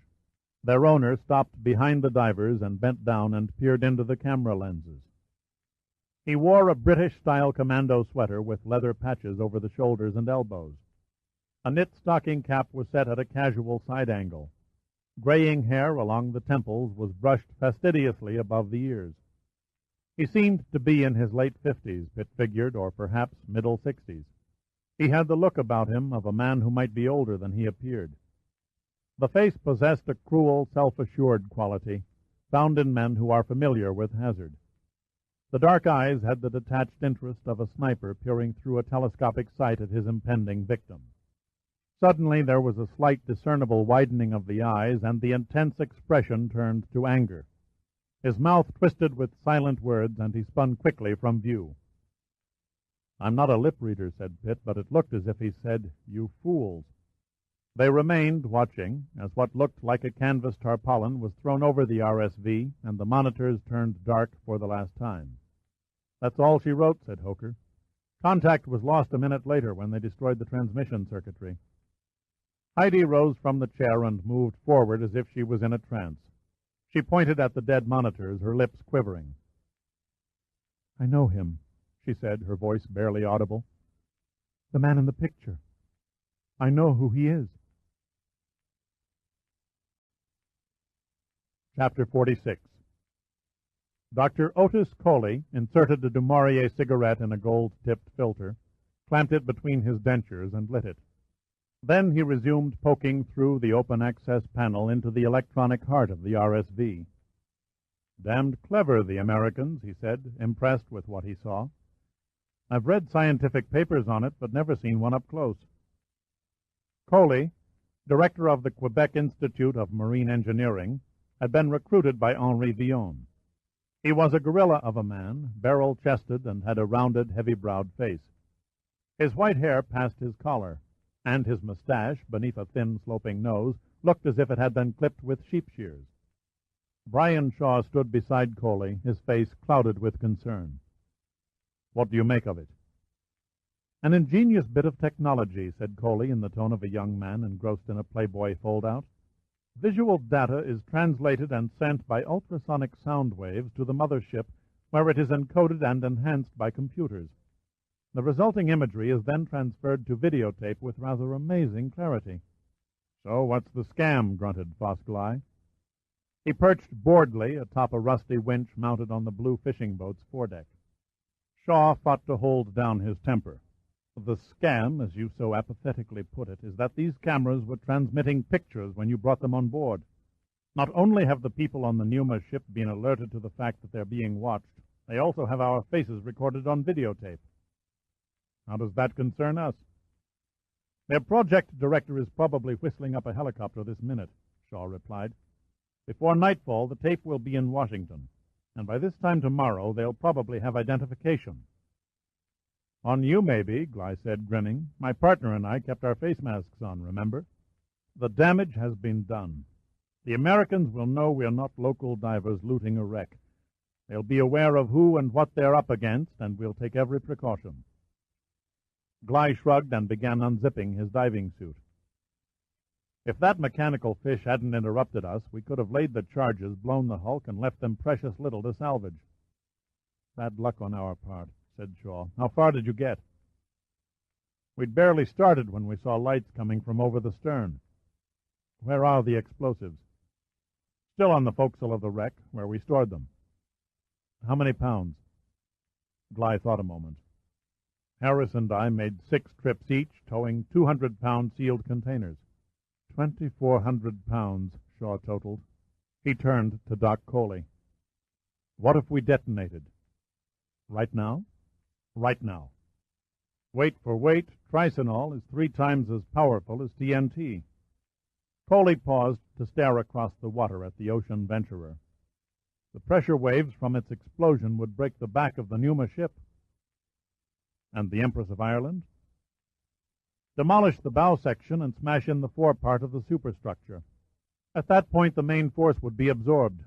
Further aft, a few bulkheads might buckle, a few decks cave in." "But the central section of the wreck would remain intact." "Quite correct," nodded Coley. "Your only accomplishment would be the mass death of innocent men."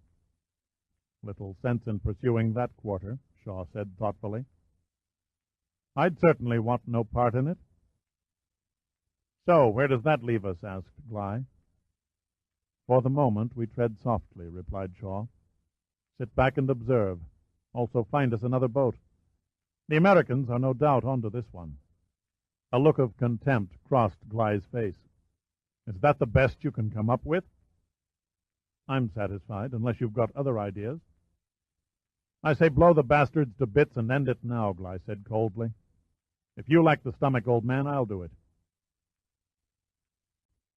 Enough, Shaw snapped, his eyes fixed on Gly.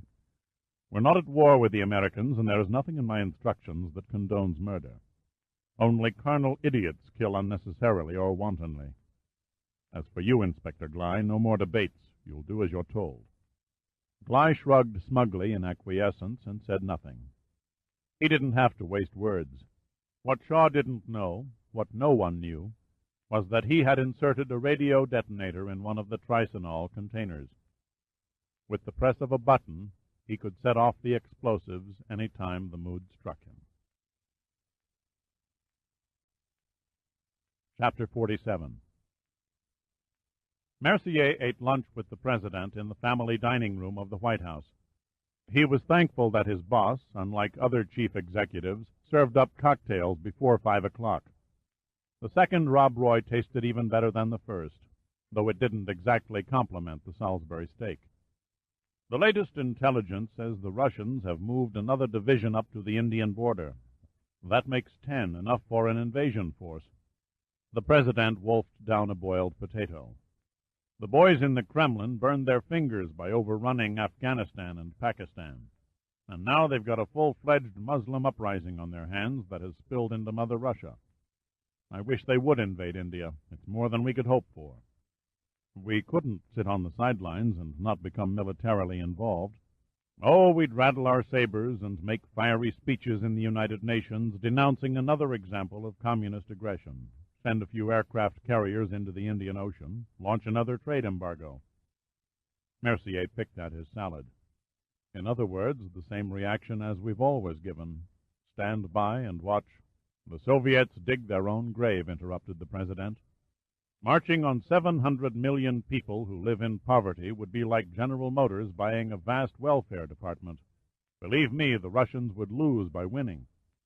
Mercier did not agree with the President, but deep down he knew the nation's leader was probably right. He dropped the subject and turned to a problem closer to home. The Quebec referendum for total independence comes up next week. After going down to defeat in 80 and 86, it looks like the third time may be the lucky charm. The President appeared unconcerned as he scooped up a forkful of peas. If the French think full sovereignty leads to utopia, they're in for a rude awakening. Mercier put out a feeler. We could stop it with a show of force. You never give up, do you, Allen? The honeymoon is over, Mr. President. It's only a question of time before congressional opposition and the news media begin labeling you an indecisive leader, the very opposite of what you promised during the campaign. All because I won't go to war over the Middle East or send troops into Canada? There are other measures, less drastic, to show a determined front. There is no reason to lose one American life over a dwindling oil field in the desert.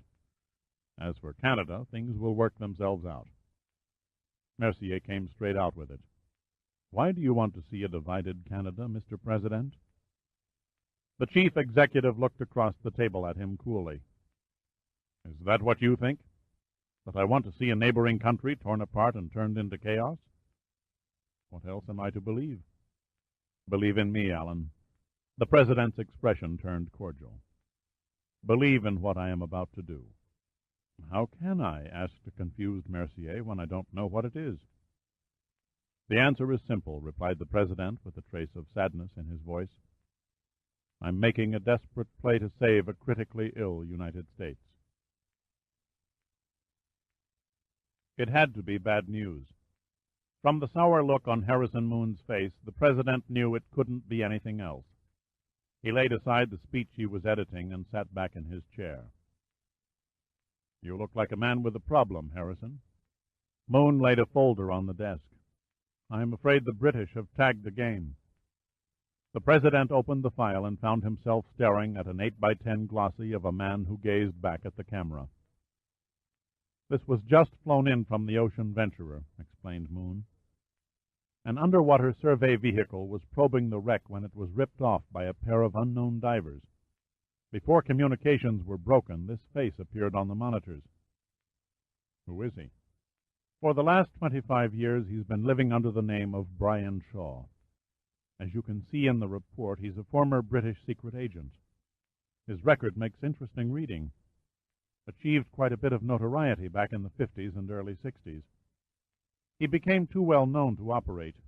Couldn't step on the sidewalk without a Soviet agent from their Smersh assassination unit waiting to cut him down.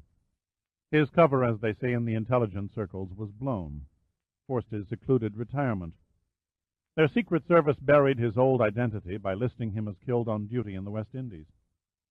How did you put a make on him so fast? Commander Milligan is on board the Ocean Venturer. She recognized him from the monitors. The CIA tracked down his true identity in their files. She knew Shaw, the President asked incredulously. Moon nodded. Met him at a party in Los Angeles a month ago. I thought she was shipped out to sea. A foul-up. It never occurred to anyone to check out the fact that her ship was ordered to lay over 3 days in Long Beach for modifications. Also, nothing was said about not allowing her on shore. Their meeting, could it have been a setup? Seems so. The FBI spotted Shaw when he arrived from Britain, a usual procedure when embassy staff members greet overseas visitors. Shaw was escorted to a plane bound for L.A. There the party was thrown by Graham Humberley, a well-known jet-setter on the payroll of British intelligence. So Commander Milligan spilled her knowledge of the treaty. Moon shrugged. She had no instructions to keep her mouth shut. But how did they get wind of our knowledge of the treaty in the first place? We don't know, Moon admitted. The President read through the report on Shaw. Odd that the British would trust an assignment of such magnitude to a man crowding 70. At first glance, it seems MI6 has given our treaty search low priority. But when you think about it, Shaw might well be the perfect choice to operate undercover. If Commander Milligan hadn't recognized his face, I doubt if we'd have tied him to British intelligence. Times have changed since Shaw was on the active list. He may be out of his element on this one. I wouldn't bet on it, Moon said. The guy is no slouch. He's pegged us every step of the way. The President sat very still for a moment. It would appear that our neatly hatched concept has been penetrated. Yes, sir, Moon nodded somberly. It's only a question of days, maybe hours, before the Ocean Venturer is ordered off the St. Lawrence. The stakes are too high for the British to gamble on us not finding the treaty. Then we write off the Empress of Ireland as a lost cause. Unless, Moon said as if thinking out loud, unless Dirk Pitt can find the treaty in what precious time he has left. Chapter 48. Pitt scanned the screens, which showed the salvage team going about their business on the hulk below. Like two moon creatures cavorting in slow motion, the gym suits and their human occupants carefully placed the pyroxone on the upper superstructure. The men worked comfortably under the surface-equal atmosphere within their articulated enclosures. While outside, the bodies of the scuba divers were squeezed by 75 pounds of pressure per square inch. Pitt turned to Doug Hoker, who was fine-tuning a monitor. "Where's the submersible?" Hoker turned and studied a chart unreeling from a sonar recorder. "The Sappho-1 is cruising 20 meters off the port bow of the Empress. Until we're ready to begin removing debris, I've ordered its crew to patrol a quarter-mile perimeter around the wreck." "Good thinking," said Pitt. "Any sign of trespassers?" "Negative." "At least we'll be ready for them this time." Hoker made a dubious gesture. "I can't give you a perfect detection system. Visibility is too lousy for the cameras to see very far." "What about side-scan sonar?" "Its transducers cover a 360-degree spread for 300 meters, but again, no guarantees. A man makes an awfully small target." "Any surface ships prowling about?" "An oil tanker passed by 10 minutes ago," answered Hoker, "and what looks to be a tug with a trash barge under tow is approaching from upriver. Probably going to dump its load further out in the Gulf," Pitt surmised. "Won't hurt to keep a sharp eye on it." "Ready to burn," announced Rudy Gunn, who stood looking up at the monitors, a pair of earphones with an attached microphone clamped on his head. "Okay, clear the divers off the site," ordered Pitt. Heidi entered the control room wearing a tan corduroy jumpsuit. a tray with 10 steaming coffee cups held carefully in front of her. She passed them around to the engineering crew, offering the last one to Pitt. "Have I missed anything?" she asked. "Perfect timing. We're going for the first burn. Keep your fingers crossed that we laid the right amount of pyroxone in the right place." "What will happen if you didn't?" "Not enough, and we accomplish nothing. Too much in the wrong place, and half the site of the ship caves in, costing us days we can't afford. You might compare us with a wrecking crew which is demolishing a building floor by floor. Explosives have to be set in strategic positions for the interior structure to collapse within a prescribed area." "Flasher is set and counting," reported Gunn. Pitt anticipated the question in Heidi's mind. A flasher is an electronically timed incendiary device that ignites the pyroxone. "Divers are free of the ship, and we are counting," said Gunn. 10 seconds. Everyone in the control room focused their eyes on the monitors. The countdown dragged by while they tensely awaited the results. Then Gunn's voice broke the heavy atmosphere. "We are burning." A bright glare engulfed the Empress of Ireland's starboard topside, and 2 ribbons of white incandescence curled out from the same source and raced around the deck and bulkheads, joining together and forming a huge circle of superheat. A curtain of steam burst above the fiery arc and swirled toward the surface. Soon the framework in the center began to sag. It hung there for nearly a minute, refusing to give way. Then the pyroxone melted the last tenacious bond, and the aging steel fell silently inward and vanished onto the deck below, leaving an opening 20 feet in diameter. The molten rim of the ring turned red and then gray, hardening again under the relentless cold of the water. "Looking good," said Gunn excitedly. Hoker threw his clipboard in the air and whooped. Then they all began laughing and applauding. The first burn, the crucial burn, was a critical success. "Lower the grappling claw," Pitt said sharply. "Let's not waste a minute clearing that rubble out of there." "I have a contact." Not everyone's focus had been on the monitors.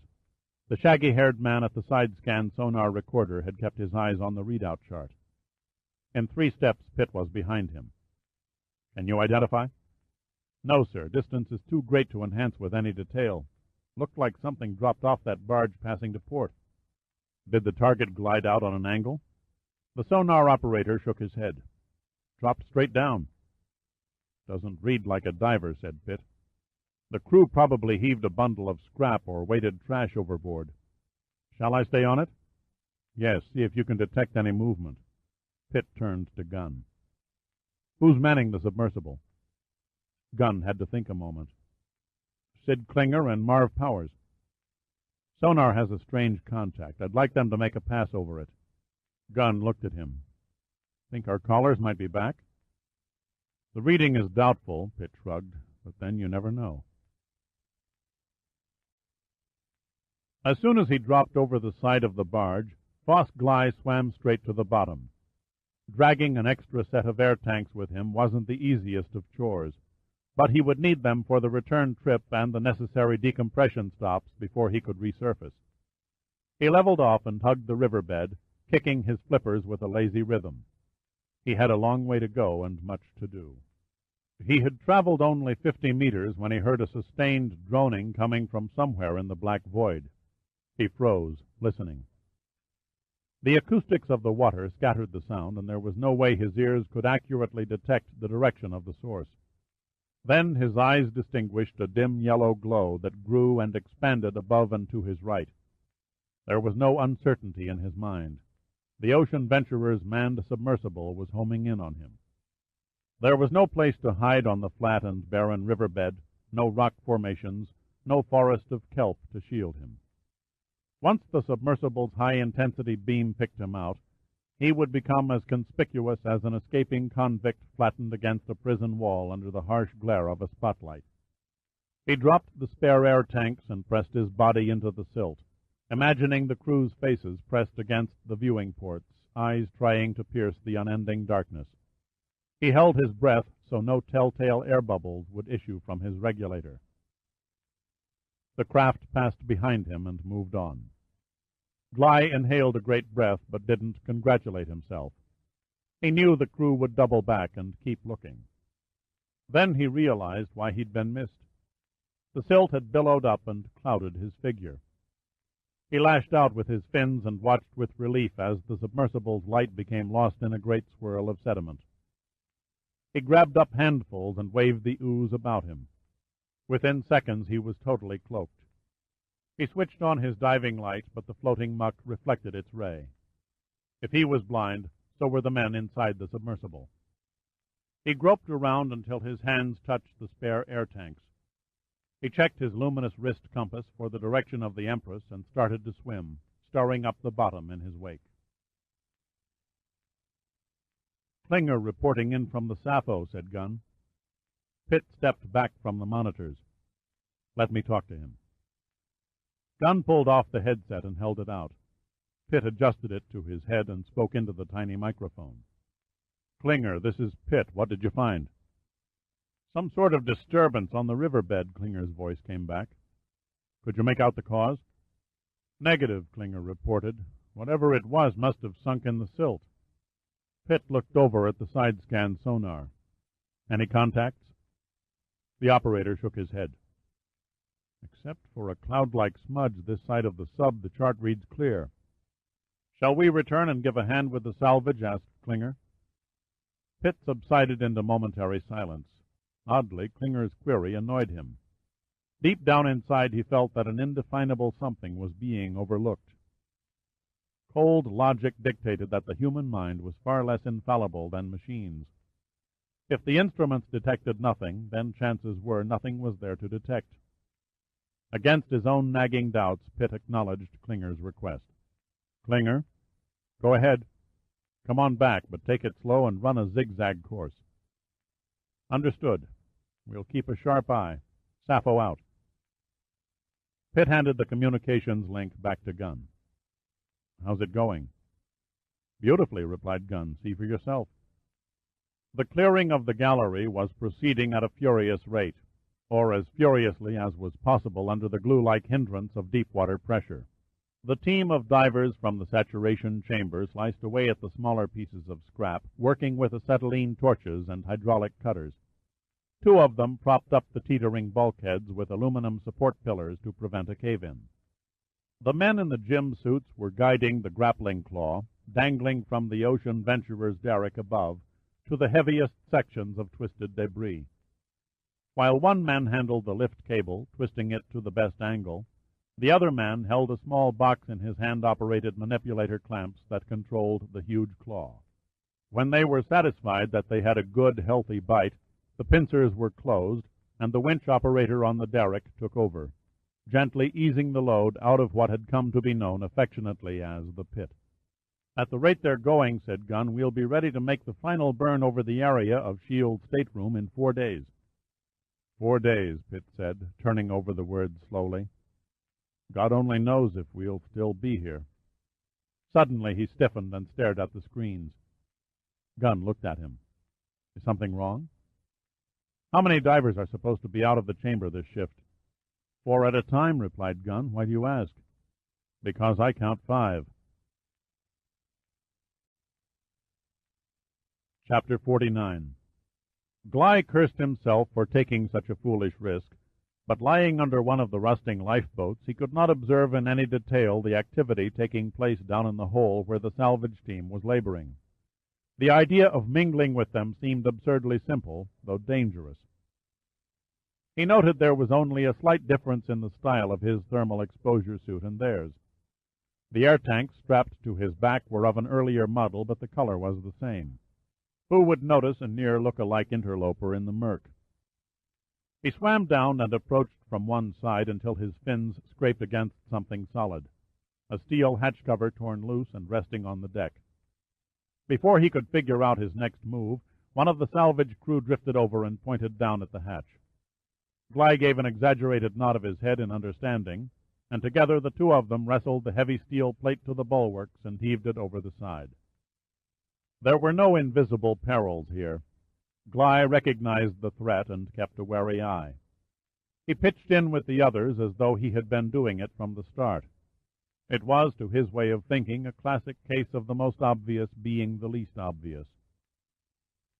They were much farther along than he had imagined. The Numa people were like miners who seemed to know exactly where the mother lode was located, and they dug their shaft accordingly. By his calculation, they were removing a ton of scrap every 3 hours. He kicked across the cavity, taking an approximate measurement of its width. The next two questions were, how deep were they going, and how long would it take them to get there? Then he sensed that something was out of place, an impression more fancied than evident. Nothing looked to be out of the ordinary. The salvage men seemed too involved with their work to notice Gly. Yet there was a subtle change. Gly moved into the shadows and floated immobile, breathing shallowly and evenly. He listened to the magnified underwater sounds and watched the animated movements of the gym suits. His overworked sixth sense told him it was time to fade away. But he was too late. What was imperceptible a moment before came through with glassy transparency now. The other divers looked busy, but they were accomplishing nothing. The grappling claw had not returned after snatching its last load. The saturation divers lazily poked at the debris, but did not transfer any of it over the side. Slowly, with clairvoyant cooperation, they had gradually formed a crescent around Gly. Then it dawned on him. His presence had been detected from the mothership. He had failed to catch the TV cameras attached to the lights because they were hidden by the glare. Nor did he realize until now that the salvagers could receive instructions from a command center through miniaturized receivers inside their hoods. He retreated until his back flattened against a bulkhead. The gym suits formed a barrier in front of him, while the other divers hovered on the flanks, closing off the final avenues of escape. They were all gazing at him now, and unemotional. Gly unsheathed an 8-inch knife and crouched, thrusting it palm up in the non-professional but still lethal stance of a street fighter. It was a futile gesture born from a reflex action. The other divers carried knives too, nasty stainless steel blades strapped to their legs. And the manipulator clamps of the gym suits possessed an inhuman strength to make painful wounds indeed. They gathered around him motionless, like statues in a graveyard. Then one of the divers took a plastic slate from his weight belt and briefly wrote on it with a yellow grease stick. He finished and held the slate in front of Gly's nose. The message was short and to the point. It simply read, "Kiss off." For a moment, Gly was stunned. This was not the reception he expected. Not waiting to be cajoled, he flexed his knees and launched his body upward, swimming strongly over the Numa divers' heads. They made not the slightest effort to stop him, moving only to turn and watch him melt into the blackness. "You let him go," Gunn said quietly. "Yes, I let him go." "Do you think it was wise?" Pitt stood impassive and did not immediately answer. His incredible green eyes narrowed in conjecture. There was a smile, but not a smile. The expression was almost menacing, that of a lion waiting in cover for a passing meal. "You saw the knife," Pitt said at last. "He didn't have a prayer. Our boys would have fed him to the fish." The man was a killer. It was a simple statement, nothing more. "We can still pick him up when he surfaces," Gunn persisted. "He would be helpless then." "I don't think so." "Any particular thought in mind?" "Elementary," said Pitt. "We use a small fish to catch a big one." "So that's it, eh?" Gunn said, unconvinced. "Wait until he meets up with his buddies, form a posse, and round up the lot. Then turn them over to the authorities." "For all we know, they are the authorities." Gunn was more confused than ever. "So what's the percentage?" "Our visitor was only on a scout mission. Next time he might bring some friends and really get nasty. We need to buy time. I think it would be worth our while to stop their clock." Gunn made a peculiar twist with his lips and nodded. "I'm with you, but we had better get a move on. That guy will be boarding the next boat that passes by." "No rush," Pitt said, quite relaxed. "He'll have to decompress for at least a half an hour. Probably has a spare set of air cylinders stashed on the river bottom somewhere." Another question formed in Gunn's mind. "You said the gatecrasher was a killer. What made you say that?" "He was too quick with the knife, too anxious to use it. Those who are born with a killer instinct never hesitate." So we're up against people with a license to kill, said Gunn thoughtfully. Not exactly a cozy thought. Chapter 50. In the basin of the port of Rimouski, along the two deserted docks and the long warehouses, the pre-dawn atmosphere was quiet and desolate, the stillness accented by the absence of wind. It was too early for the appearance of the dock workers, the eternally squawking seagulls, and the diesel locomotives that hauled the unloaded cargo to a nearby industrial park. Tied to one dock was the tug that had towed an empty barge up and down the river past the Ocean Venturer only a few hours earlier. It was streaked with red rust, and the ravages from 30 years of hard use lay heavily on its uncompromising lines. A light streamed from the portholes of the master's cabin directly below the pilot-house, dimly reflecting across the black water. Shaw checked his watch and pushed a tiny switch on what could have passed for a pocket calculator.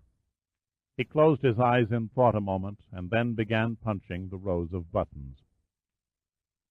Nothing like the old days, he mused, when an agent had to hide in an attic and mutter in low tones into the microphone of a radio transmitter. Now digital signals were relayed by satellite to a computer in London. There the message was decoded and sent to its proper destination by fiber-optical transmission. When he finished, he laid the electronic unit on the table and stood up to stretch. His muscles were stiff and his back sore. The bane of advancing age. He reached into his suitcase and pulled out the bottle of Canadian Club he had purchased after arriving at the Rimouski airport. The Canadians called it whiskey, but to his British taste it seemed little different from American bourbon. It struck him as primitive to drink it warm. Only the Scots preferred to down their liquor that way. But then decrepit tugboats lacked such modern conveniences as ice makers. He sat down in a chair and lit one of his specially ordered cigarettes. At least something remained of the past. All he lacked was a warm companion. It was times like these, when he was alone with a bottle and reflecting on his life, that he regretted not having remarried. His reverie was interrupted when the little device on the table gave off a muted beep. Then a fine slip of paper, no more than a quarter of an inch in width, began to issue from one end. A marvel of advanced technology, it never failed to amuse him. He donned a pair of reading glasses, another curse of the creeping years, and began studying the diminutive wording on the paper. The full text consumed nearly half a meter. At the end, he removed his glasses, switched off the transmitter receiver, and replaced it in his pocket. The latest news from jolly old England? Shaw looked up to find Foss Gly standing in the doorway. Gly made no move to enter. He just stared at Shaw from under questioning eyebrows, and the expression in the eyes was that of a jackal sniffing the air. "Merely an acknowledgment of my report on what you observed," replied Shaw casually. He began idly wrapping the message strip around his index finger in a roll. Gly had changed from his thermal exposure suit into dungarees and a heavy turtleneck sweater. "I've still got the shivers. Mind if I help myself to a shot of your booze?" "Be my guest." Gly emptied half a water glass of the Canadian Club in 2 swallows. He reminded Shaw of an immense trained bear he'd once seen gulping a bucket of ale. Gly expelled a long sigh. "It makes me feel almost human again." "By my reckoning," said Shaw conversationally, "your decompression stage was 5 minutes on the downside. Are you feeling any ill effects?" Gly made as if to pour himself another drink. "A slight tingling sensation, nothing more." In a lightning movement, his hand shot across the table and clutched Shaw's wrist in a steel grip. "That message wouldn't happen to concern me now, would it, Dad?" Shaw tensed as the nails dug into him. He flattened his feet on the floor, planning to thrust his body backward out of the chair. But Gly anticipated his thoughts. "No tricks, Dad, or I'll snap your bone." Shaw sagged. Not from fear, from anger at being caught at a disadvantage. "You overrate yourself, Inspector Gly. Why should the British Secret Service bother itself about you?" "1,000 apologies," Gly sneered, maintaining the pressure. I'm the suspicious type. Liars make me edgy. A crude accusation from a crude mind, said Shaw, coming back on balance. I'd expect little else, considering the source. Gly's lips twisted. Clever word, super spy. Suppose you tell me you didn't contact your boss in London and receive an acknowledgment over 2 hours ago. And if I say you are mistaken? No good. I had a little chat with Doc Coley in the galley. Is your memory so rotten you've forgotten he helped you compose your report on that little gizmo? Or that you added a postscript after Coley left? A request for a rundown on Foss Gly. You know it, I know it. The reply is there in your hand. The trap door had sprung, and Shaw had fallen through. He cursed his transparency. He had little doubt that the ugly man across the table would murder if given the slightest opportunity. His only hope was to stall and throw Gly off his stride. He tried a long shot. Mr. Villon mentioned in passing that you might prove unstable. I should have taken him at his word. The angry widening of the eyes told Shaw he had struck a nerve. He continued to turn the screw. I believe he even used the term psycho. The reaction was not what he expected, not what he expected at all. Instead of cold wrath, Gly's expression was suddenly transformed to one of enlightenment. He released Shaw's wrist and sat back. So the double-talking scum stabbed me in the back, Gly muttered. I might have guessed he'd eventually wise up to my scheme. He paused and looked at Shaw curiously. I get the story now. Why I was always sent to do the underwater dirty work. Somewhere along the line you were to see to it I was conveniently drowned by an unfortunate accident. Shaw was at a loss. None of this was going in the direction he intended. He flat out didn't know what Gly was talking about. He had no option but to string along. Very carefully he removed the message from his finger with his free hand and flipped it on the table in front of Gly and studied his eyes. There was a fractional glance downward, no more than a second, but it was enough. What puzzles me is why you're risking your life for a government and a man who wants you dead. Maybe I like the company benefits. Wit doesn't become you, Mr. Bogus Inspector Gly. How much did Villon tell you about me? He didn't elaborate, said Shaw, mashing out his cigarette in an ashtray and noting that Gly's eyes followed the movement. He only suggested that I would be doing Canada a favor by removing you. Frankly, I wasn't keen to play the role of a hired assassin, especially without knowing why you deserved to die. What changed your mind? You did. Shaw had Gly's interest at a peak, but he still had no idea where it was taking him. I began to study you. Your French-Canadian tongue is letter perfect, but your English, now there hangs another tale. Not the accent, mind you, but the terminology. Words like booze and gizmo, expressions such as what's the scam, pure Americanese.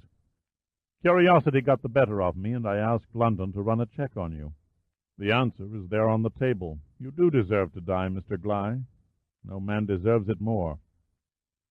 Gly's face turned menacing, and his grinning teeth glistened yellow under the cabin light. Do you think you're man enough to take me, Dad? Shaw clutched the edge of the table with his hands and wondered how Gly intended to kill him. Gly would have to use a gun with a silencer, or perhaps a knife. A loud report would bring Coley and the crew of the tug rushing into the cabin. Gly sat with his arms crossed casually in front of him. He looked relaxed, too relaxed. I don't have to bother. Mr. Villon had a change of heart. He's decided to turn you over to the Mounties. Shaw had taken a wrong turn. He could read the mistake on Gly's face. Nice try, Dad, but you blew it. Villon can't afford to keep me alive. I could put him behind bars until the next ice age. Just testing the water, said Shaw with feigned indifference. The report is on Villon, not you. He nodded at the tabletop. Read it yourself. Gly's eyes flicked downward. Shaw threw every ounce of his strength against the table in a twisting motion and rammed the corner edge into the sweater just above the belt line. A sharp grunt was the only reaction. Gly absorbed the momentum and scarcely recoiled.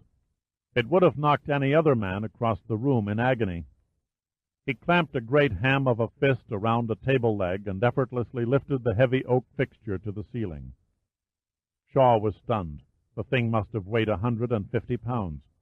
Gly slowly lowered the table and set it aside as easily as a child laying a doll in a baby carriage, and rose to his feet.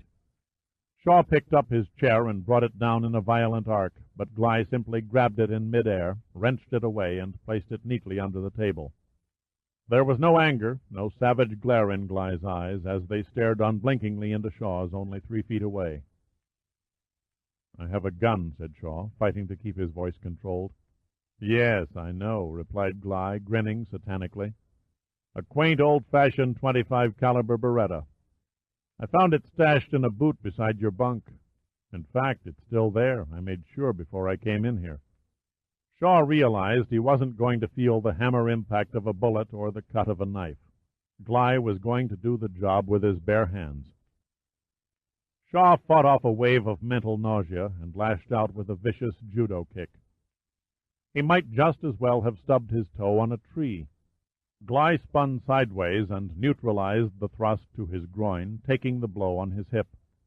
He moved forward, taking no precaution to cover himself. He had the blank look of a butcher approaching a side of beef. Retreating until his back met a bulkhead, Shaw glanced wildly around for a weapon, a lamp or a book he could hurl, anything to slow 200 pounds of muscle. But tugboat captains are conceived for austere living. Except for a picture screwed into a panel, there was nothing in reach. Shaw pressed the flats of his hands together and whipped them in a scything chop to the side of Gly's neck. It was, he knew with sickening certainty, his last act of defiance. The result was the same as striking concrete, and he gasped in shock and pain. It felt as if both his palm bones had cracked. Gly, showing no ill effects, reached around the small of Shaw's back with one massive arm and pulled, while the other forearm pressed into Shaw's chest. Then Gly slowly increased the opposing pressures, and Shaw's spine began to bend. "So long, you limey twit." Shaw gnashed his teeth together as the agony suddenly mushroomed inside him. The air was squeezed from his lungs, and he could feel his heartbeat pounding in his head as the cabin began to dim and waver before his eyes. A final scream tried to force its way through clenched teeth, but died. There was nothing left now but the gruesome snap of his back. Death was the only release. Somewhere in the distance, it seemed miles off, came the sound of a loud crack, and Shaw thought it was all over. The relentless pressure fell away, and the agony dropped by several degrees. He went limp and crumpled to the deck. Shaw wondered what would happen next. A long walk down a dark tunnel before reaching a blinding light. He was vaguely disappointed that there was no music. He began to itemize his sensations. It struck him odd that he could still feel pain. His ribs ached, and his spine felt as though it was on fire. Apprehensively, he opened his eyes. It took them a few moments to focus properly. The first objects he distinguished were a pair of cowboy boots. He blinked, but they were still there. Calfskin with stitched design on the sides, high heel and modified pointed toe.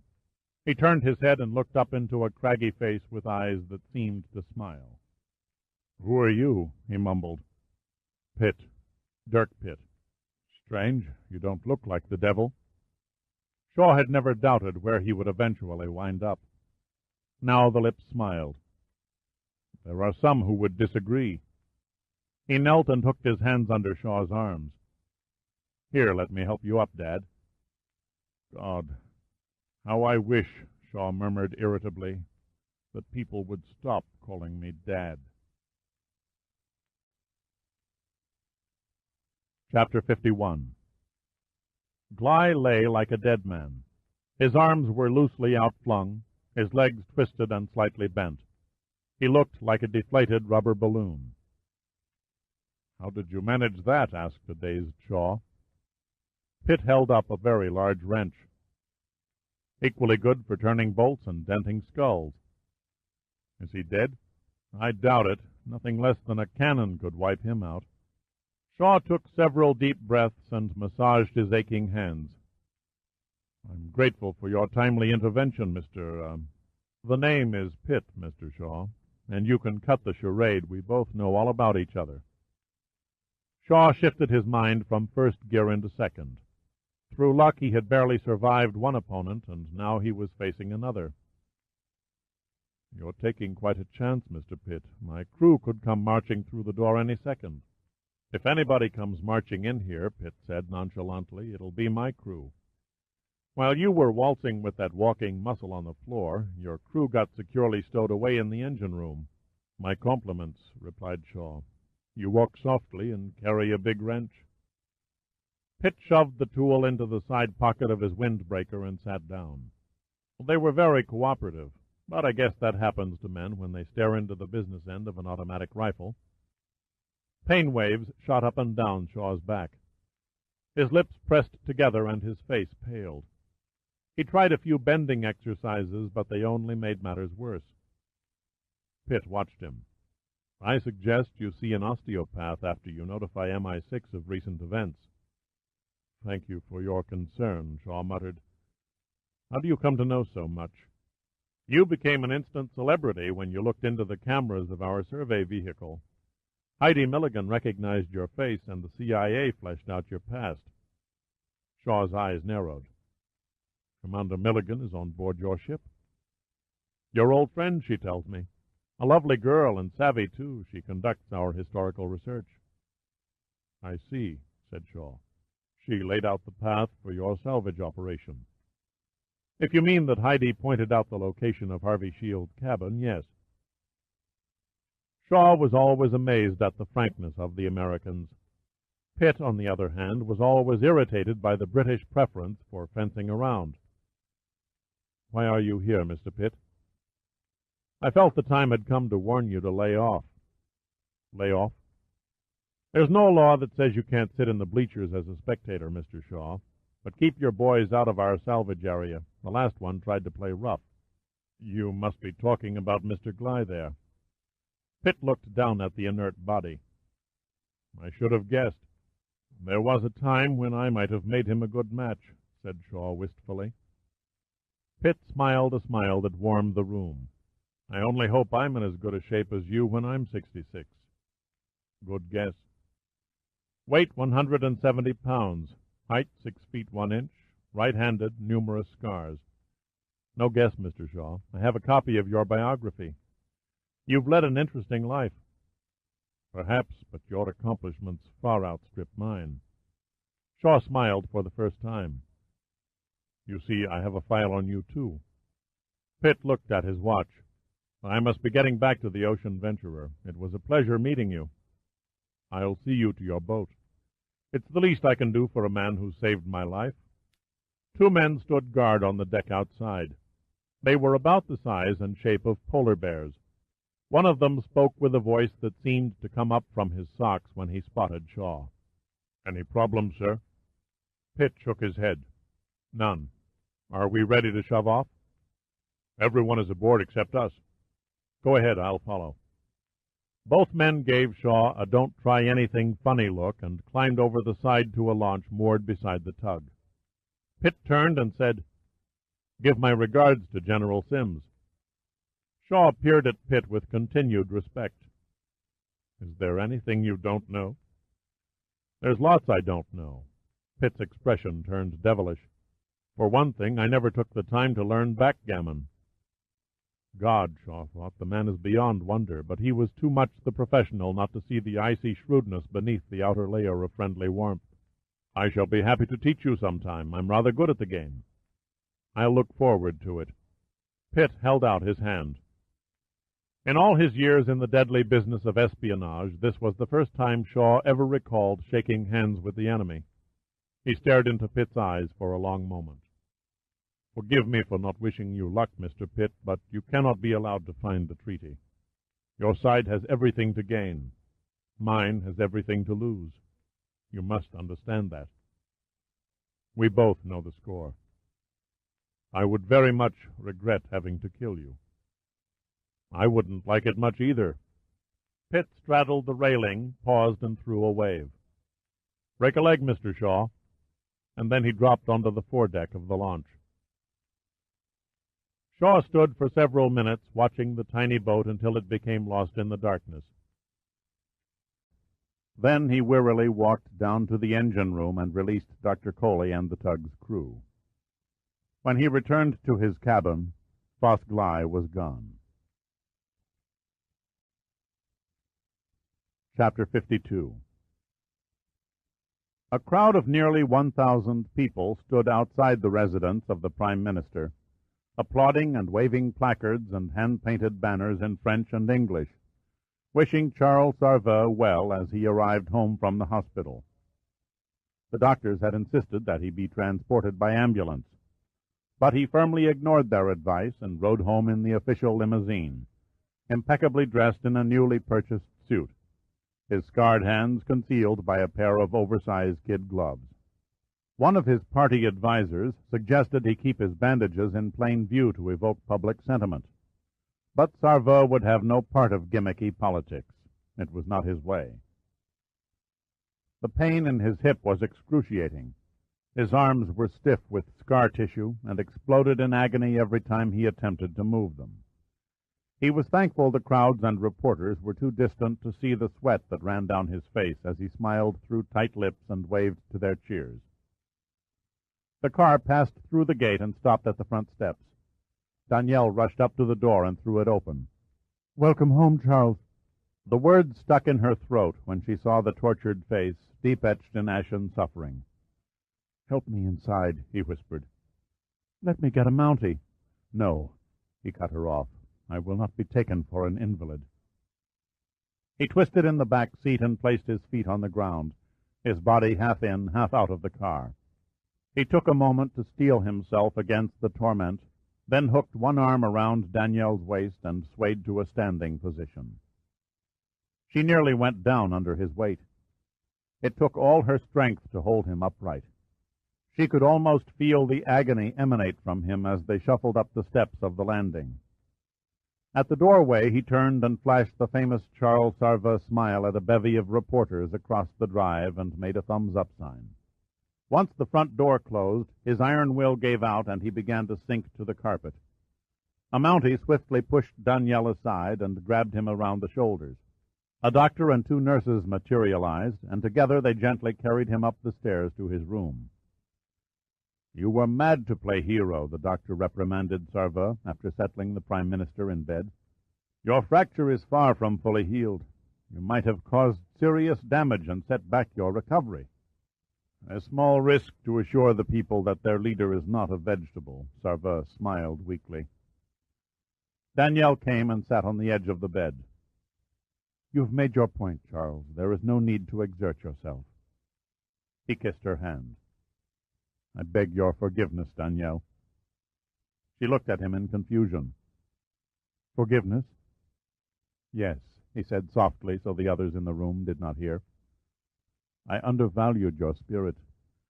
I always looked upon you as a wealthy child whose only aim in life was to nurture a great beauty and indulge in Cinderella fantasies. I was wrong." "I'm not sure I understand," she said hesitantly. "In my absence you stepped into my shoes and took up the reins of office with dignity and determination," he said sincerely. "You have truly proven that Danielle Sarveux is the first lady of the land." Suddenly she felt a deep sadness for him. In certain respects he was perceptive, and in others he seemed naive. Only now was he beginning to appreciate her capabilities, and yet her desires completely eluded him. He could not see that she was an illusion, could not guess the extent of her deceit. By the time he came to know her fully, she thought, it would be too late. Sarveux was in his robe, seated on the sofa and staring at the television set, when Henri Villon entered his room later that night. A news commentator was standing in the middle of Quebec Street, surrounded by a huge crowd of cheering people. "Thank you for coming, Henri." Villon looked at the TV. "It's done," he said quietly. "The referendum for full independence has passed. Quebec is a nation." Now the chaos begins, said Sarva. He punched the off button on the control box and the TV set went dark. Then he turned to Villon and motioned to a chair. How do you see it? I'm certain the transition will be smooth. You're overly optimistic. Until a general election can be held to install a new government, Quebec's parliament will be in turmoil. A golden opportunity for the FQS to rise up out of their sewer and make a power play. He shook his head sadly. Jules Garrier's death could not have come at a worse time. He and I could have worked together in softening the road. Now I don't know. Surely you feel that the vacuum left by Jules can be filled. By whom? You, perhaps? A hardness came into Villon's eyes. No man is better qualified. My efforts were instrumental in putting across the referendum. I have the backing of the trade unions and financial institutions. I am a respected party leader, and most important, I am a Frenchman who is highly regarded by the rest of Canada. Quebec needs me, Charles. I shall run for president, and I'll win. So, Henri Villon is going to lead Quebec out of the wilderness, said Sarva caustically. French culture is more alive today than ever before. My sacred duty is to nourish it. Stop waving the fleur-de-lis, Henri. It doesn't become you. I have deep feelings for my native land. You have deep feelings for only Henri Villon. You think so little of me, snapped Villon. Sarva stared him in the eye. I had a high opinion of you once, but I watched as blind ambition transformed a dedicated idealist into a devious schemer. Villon glared back. I think you should explain yourself. For starters, what possessed you to black out a third of the United States at the James Bay Power Project? Villon's expression turned impassive. I felt it was necessary. The blackout was meant as a warning to the Americans to keep their hands off of French affairs. Where did you get such an insane idea? Villon gave him a bemused look. From you, of course. Sarva's expression went blank. Suddenly, Villon began to laugh. You really don't remember, do you? Remember what? Sarva asked mechanically. In the hospital after the plane crash, your mind was confused from the anesthetic. You raved about Canada being in great peril if the wrong people discovered the vulnerability of the control booth at James Bay. You were vague on the meaning. But then you instructed Daniel to tell me to consult Max Roubaix, the long-dead Garrotte murderer. Sarva sat mute, his face unreadable. A damned clever riddle, considering it came from a scrambled brain, Villon continued. It took me a while to figure the parallel between Roubaix's favorite weapon and an energy stranglehold. I thank you for that, Charles. You unwittingly showed me how to make the Americans dance to the mere flip of an electrical switch.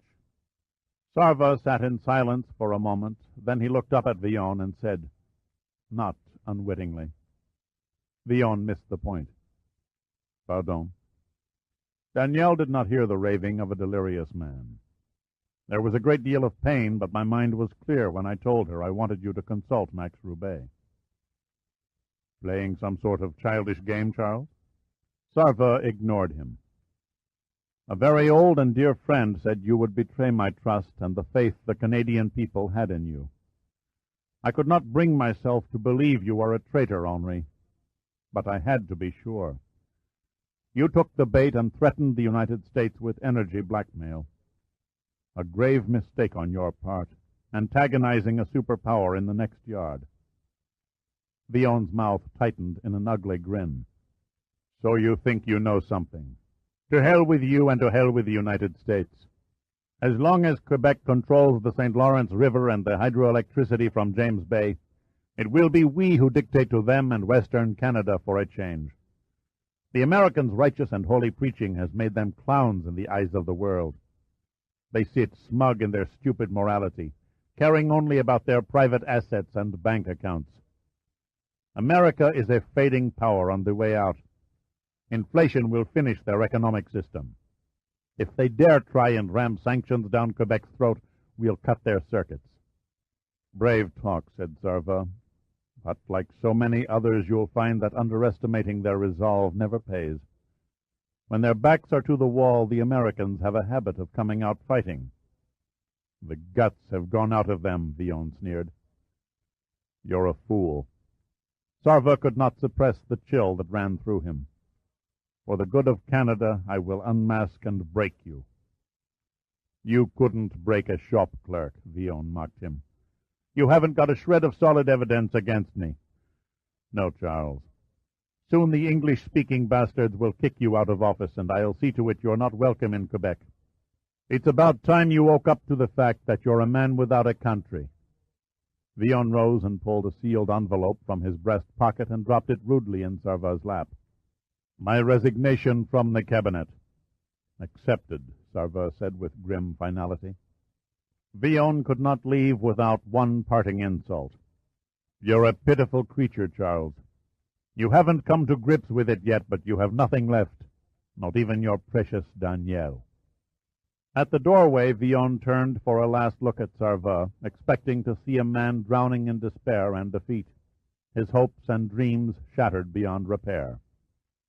Instead, he saw a man who was inexplicably smiling. Villon went direct to his office in the Parliament building and began cleaning out his desk. He saw no purpose in waiting for morning and suffering through a multitude of goodbyes from men he neither respected nor liked. His chief aide knocked and entered. You have several messages. Villon waved a hand and cut him off.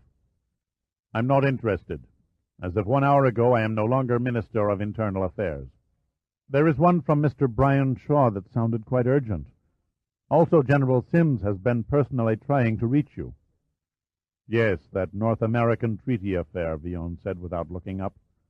They're probably begging for more men and equipment. Actually, it's a request for our Navy to escort the American ship off the wreckage of the Empress of Ireland.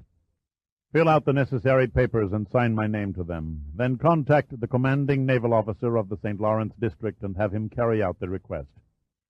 The aide turned and started for his office. Wait. Villon's French fervor suddenly welled up within him. One more thing. Instruct General Sims and Mr. Shaw that the sovereign nation of Quebec no longer relishes British meddling in her territory, and they are to cease all surveillance activities at once. Then get a message to our mercenary friend, Mr. Gly. Tell him there's a fat bonus for giving the Numa ship a rousing farewell party. He'll understand. Chapter 53. They came late the following morning, ensigns flying and half the crew smartly turned out to stare at the ocean venturer. The foam fell away from the bow to a gentle wave. The beat of the engines slowed as the Canadian destroyer eased to a stop on a parallel heading 200 yards to the south. The radio operator came up to Pitt and Heidi, who were standing on the bridge wing. From the captain of the destroyer HMCS Huron. He requests permission to board. Nice and courteous, mused Pitt. At least he asked. What do you think is on his mind? Asked Heidi. I know what's on his mind, replied Pitt. He turned to the radio operator. Extend my compliments to the captain. Permission to board granted, but only if he honors us by staying for lunch. I wonder what he's like, Heidi murmured. Who else but a woman would care, Pitt laughed. Probably a spit-and-polish type, cool, precise, and very official, who talks in Morse code. You're just being nasty, Heidi smiled. You wait, Pitt grinned back. I bet he climbs up the ladder whistling Maple Leaf Forever.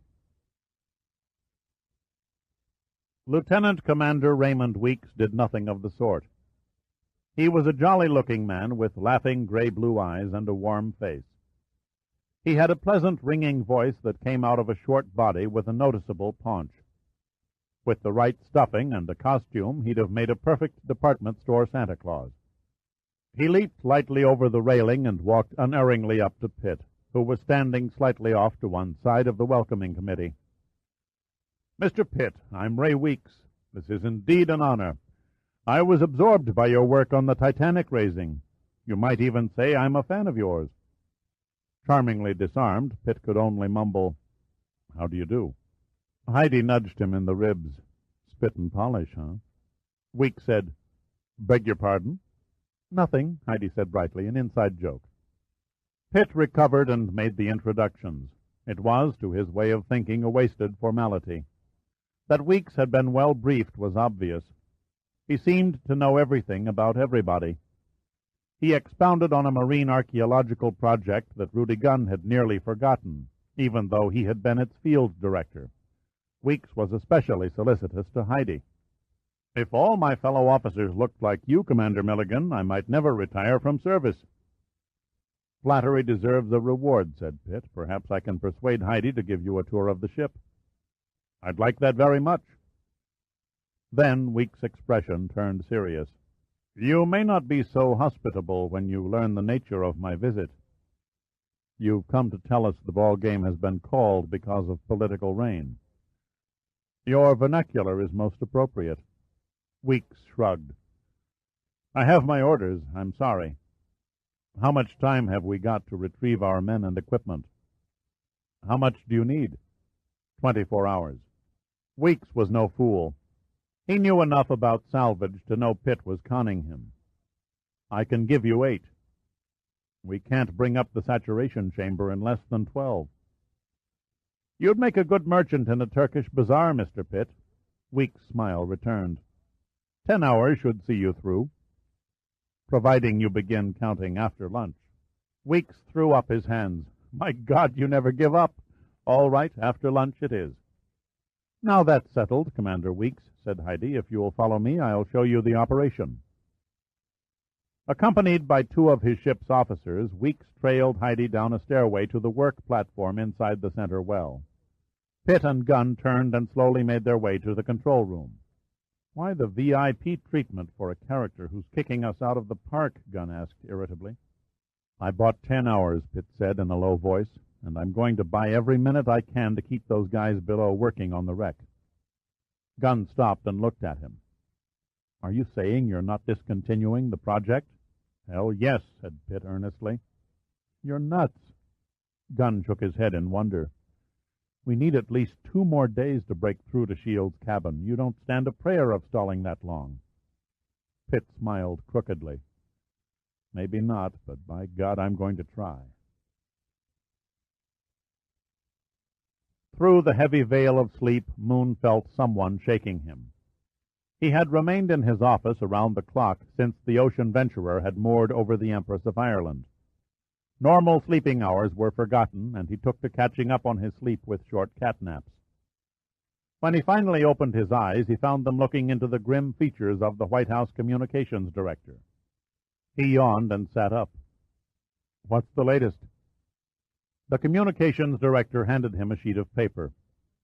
"Read it and weep." Moon studied the wording. Then he looked up. "Where's the president?" "He's speaking to a group of Mexican-American labor leaders out in the Rose Garden." Moon slipped on his shoes and hurried down the hallway, pulling on his coat and straightening his tie as he went. The president had just finished a round of handshaking and was returning to the Oval Office when Moon caught up with him. "More bad news?" asked the president. Moon nodded and held up the message. "The latest word from Pitt." "Read it to me as we walk back to my office."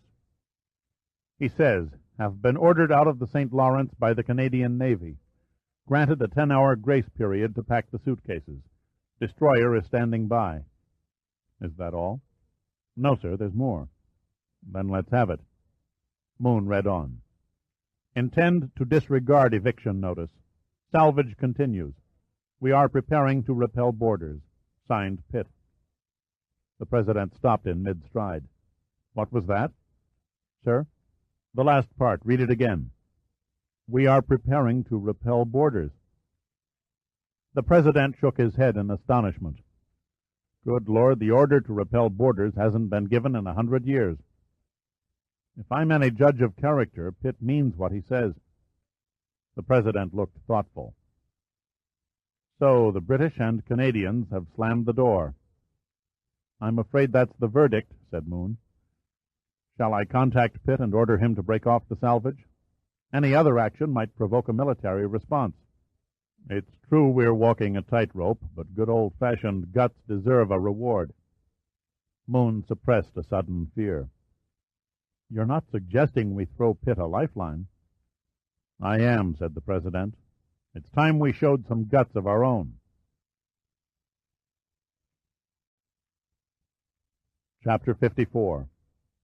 They stood together tenderly as though it was the first time, and watched a young moon rise in the east, guessing the destinations of the ships beating steadily downriver. Overhead the two red lights, signifying a vessel moored over a wreck, burned from the mast, giving them just enough glow to make out each other's faces.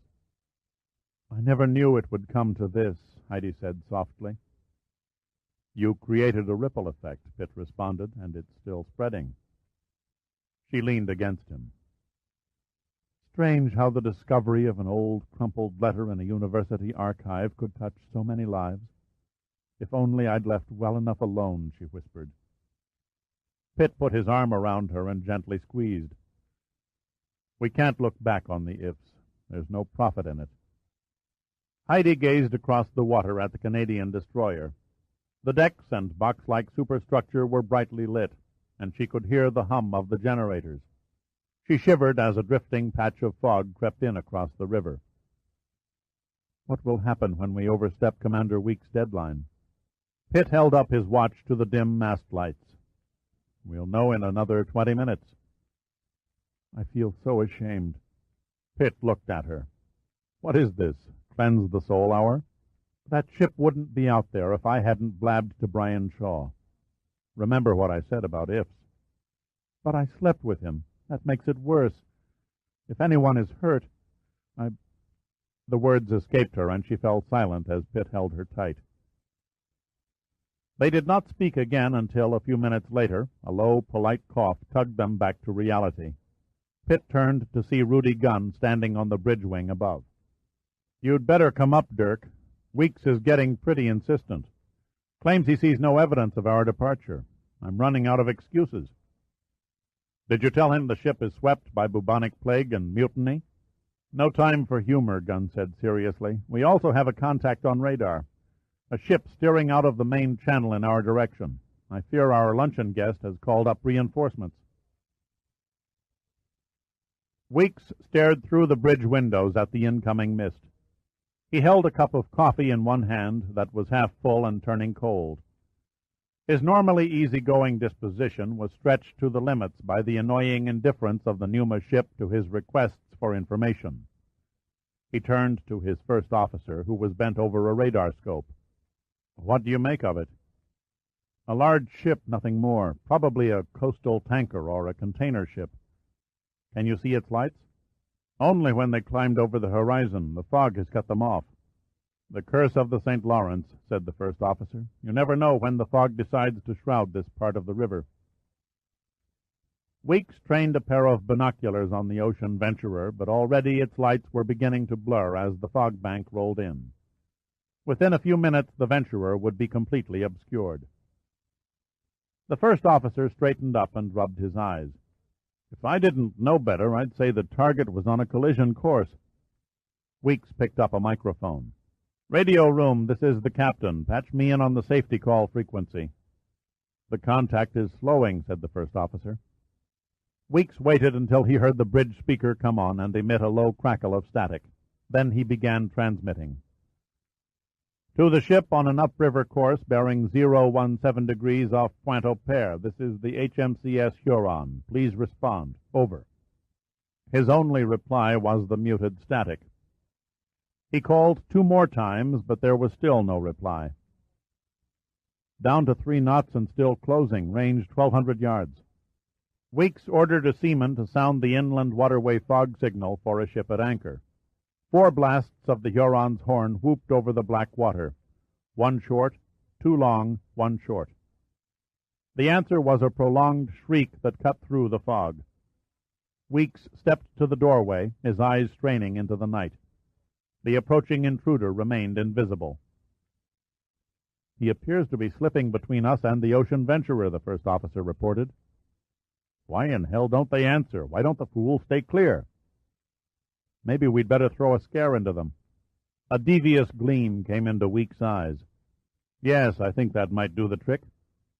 He pressed the mic's transmit button and said, "To the ship off my port stern. This is the HMCS destroyer Huron. If you do not identify yourself immediately, we shall open fire and blow you out of the water." Perhaps 5 seconds passed. Then a voice rasped out of the bridge speaker in a pronounced Texas drawl. "This is the USS Guided Missile Cruiser Phoenix. Draw when you're ready, partner."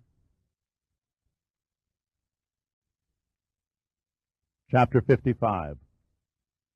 Local farmers may have welcomed the rain that poured onto the Hudson River Valley, but it only further depressed the crew of the DeSoto.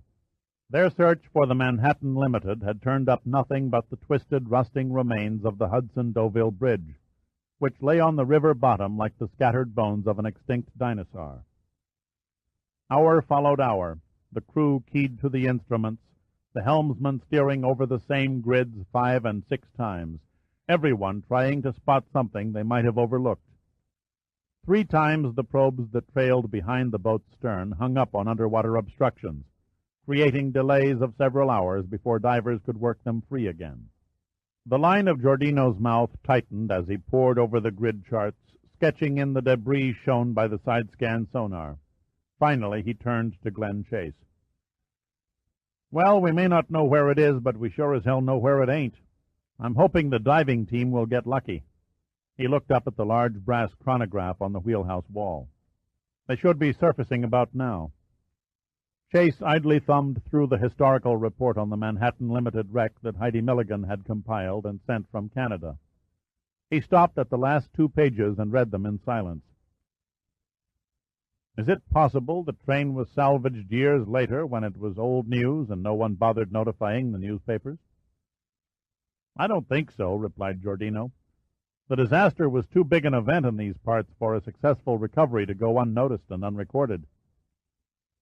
"Any truth to the claims by individual divers that they discovered the locomotive?" "None that can be verified. One guy even swears he sat in the cab and rang the engine's bell. Another says he swam through a Pullman car filled with skeletons. Show me an unsolved mystery, and I'll show you a certified weirdo with all the answers." A figure in a dripping exposure suit materialized in the doorway and stepped into the wheelhouse. Nicholas Riley, chief diver for the project, sank to the deck, his back pressed against a bulkhead, and exhaled a great sigh. "That 3-knot current is murder," he said tiredly. "Did you find anything?" Giordino asked impatiently. "A veritable junkyard," Riley answered. "Sections of the bridge are strewn all over the riverbed. Some of the girders look shredded as if they were blown apart."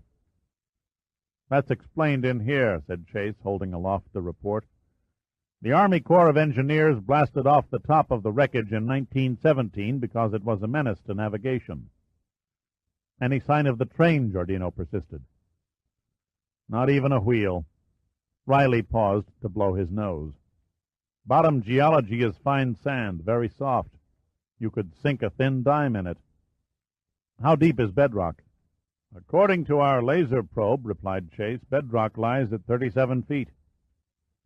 "You could blanket a train and still have 20 feet to spare," said Riley. Giordino's eyes narrowed. "If geniuses were awarded roses and idiots skunks, I'd get about 10 skunks." "Well, maybe 7 skunks," Chase needled him. "Why the self-flagellation?" "I was too dumb to see the solution to the enigma. Why the proton magnetometer can't get a solid reading. Why the sub-bottom profiler can't distinguish an entire train under the sediment." "Care to share your revelation?" queried Riley. "Everyone takes for granted that the weakened bridge collapsed under the weight of the train, and they dropped together, the locomotive and coaches entangled with steel girders into the water below," Giordino said briskly. "But what if the train fell through the center span first, and then the entire bridge dropped down on top and blanketed it?" Riley stared at Chase. "I think he's got something. The weight of all that steel could well have pressed all trace of the train deep into the soft sand." "His theory also explains why our detection gear has struck out," Chase agreed. "The broken mass of the bridge structure effectively distorts and shields our probe signals from any objects beneath." Giordino faced Riley. "Any chance of tunneling under the wreckage?" "No way," grunted Riley. "The bottom is like quicksand. Besides, the current is too strong for my divers to accomplish much. We'll need a barge with a crane and dredge to yank that bridge off the bottom if we expect to lay our hands on the train, said Giordino. Riley rose wearily to his feet. Okay, I'll get my boys to shoot some underwater survey photos so we'll know where to lay the jaws of the crane. Giordino took off his cap and wiped a sleeve over his forehead. Funny how things work out. Here I thought we'd have the easy time of it, while Pitt and his crew got the short end of the stick. God knows what they're up against in the St. Lawrence, said Chase. I wouldn't trade places with them. Oh, I don't know, Giordino shrugged. If Pitt is running true to form, he's probably sitting in a deck chair with a beautiful woman on one side and a Mai Tai on the other, lapping up the Canadian sun. Chapter 56. A strange mist, a swirling reddish mist, curtained off the light and swam thickly in front of Pitt's eyes. Once, twice, several times he tried desperately to struggle through to the other side, reaching out in front of him like a blind man. There had been no time to prepare for the shock, no time for his mind to comprehend, no time even to wonder. He wiped away the claret that trickled over his brows and probed a gash on his forehead 4 inches long and, thankfully, not skull deep. Pitt dragged himself to his feet, staring in disbelief at the litter of bodies around him. Rudy Gunn's pale face looked up at Pitt, eyes lost and uncomprehending, and devoid of expression. He swayed on hands and knees, muttering softly. Oh, God, what happened?" "I don't know," Pitt answered in a strained voice, foreign even to himself. "I don't know." On shore, Shaw froze in hunched paralysis, lips compressed until his mouth no longer showed, face contorted in blind and bitter rage, a bitterness directed at his own sense of guilt. Ignoring Villon's order to leave Canada, he had set up camp on the eastern tip of Father's Point, 2.5 miles from the salvage site. He had assembled a British Army S-66 long-range reconnaissance scope that could read a newspaper headline at 5 miles, and had begun the tedious routine of observing the small fleet of ships moored over the Empress of Ireland. Launches were charging back and forth between the two naval vessels like ferries held to a schedule. Shaw amused himself by imagining the heated negotiations going on between the American and Canadian officers. The Ocean Venturer appeared still and dead.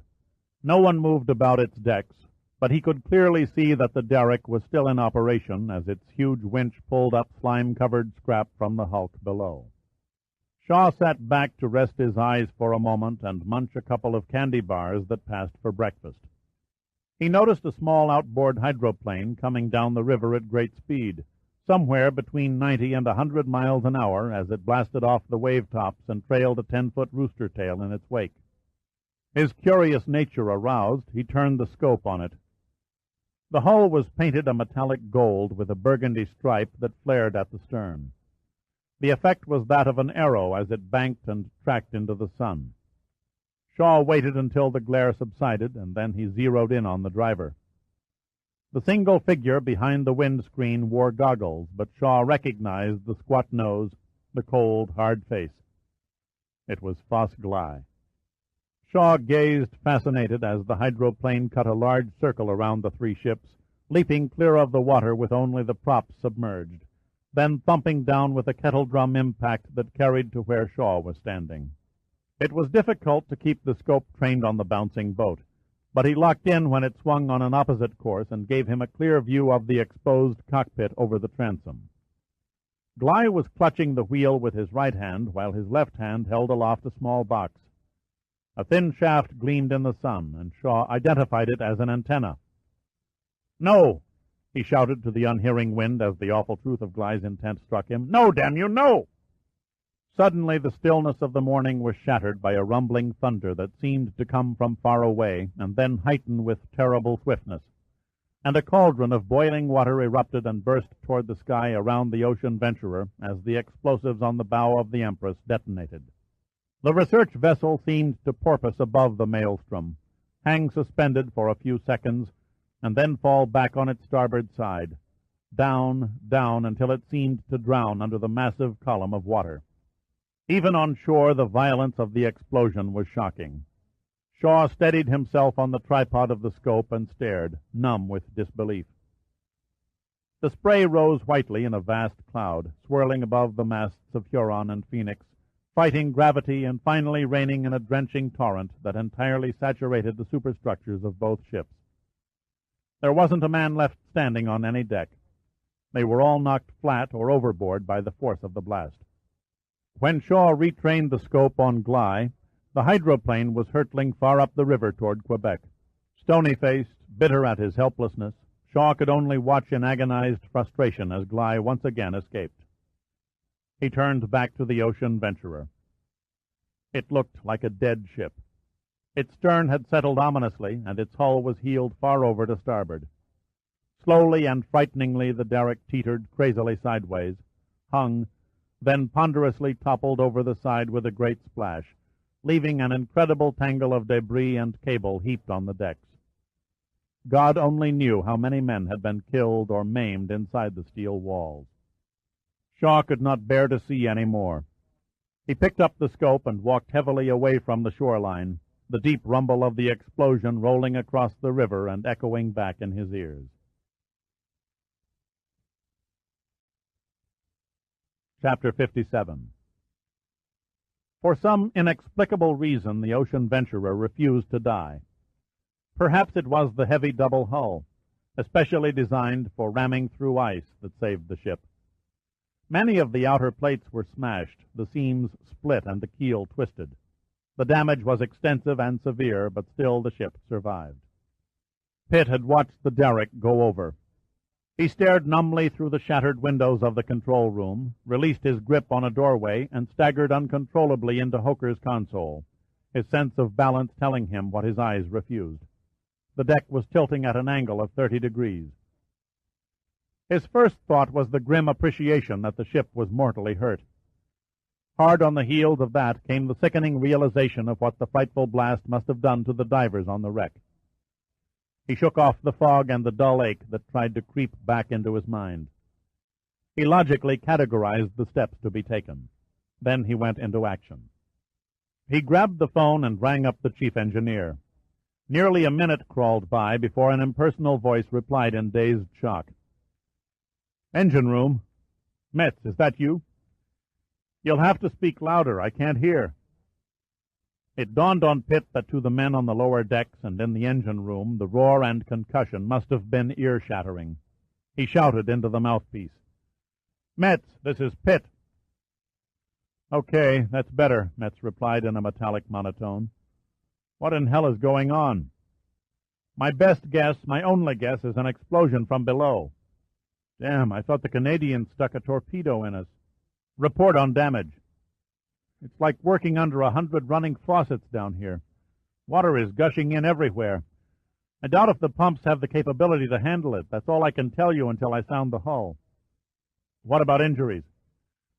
"We were catapulted around like drunken gymnasts.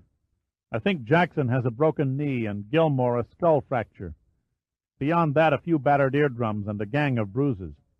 "Come back to me every 5 minutes," Pitt ordered, "and whatever you do, keep the generators turning." "I don't have to be reminded. If they go, we go." "You got the idea." Pitt crammed the phone in its receiver and looked worriedly at Heidi. Gunn was kneeling over her, cradling her head in his arms. She lay crumpled against the chart table, barely conscious, staring through vacant eyes at her left leg. It lay at a queer angle. "Funny," she whispered. "It doesn't hurt a bit." The pain would come, thought Pitt. Already her face was flower white from shock. He took her hand. "Just lie still until we can get a stretcher." He wanted to say more, to comfort her, but there was no time. Reluctantly, he turned away at the anguished interruption of Hooker's voice. "The board is out." Hooker was fighting to recover, picking his fallen chair off the deck, staring dumbly at his darkened console panel and monitors. "Then fix the damn thing," Pitt rapped out. "We've got to know what happened to the underwater crew." He took a headset and patched himself into all the stations of the Ocean Venturer.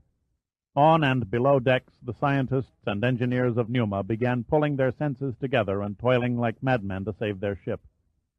The more seriously injured were carried to the hospital bay, where they soon overfilled the facilities and were placed in rows outside in the hallway.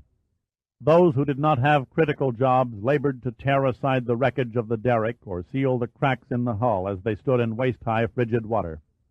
A team of divers was hurriedly assembled to go below. The messages kept pouring in as Pitt directed the recovery. A still bewildered radio operator turned to him. "Just in from the captain of the Phoenix. He wishes to know if we need assistance." "Hell yes, we need assistance," Pitt shouted.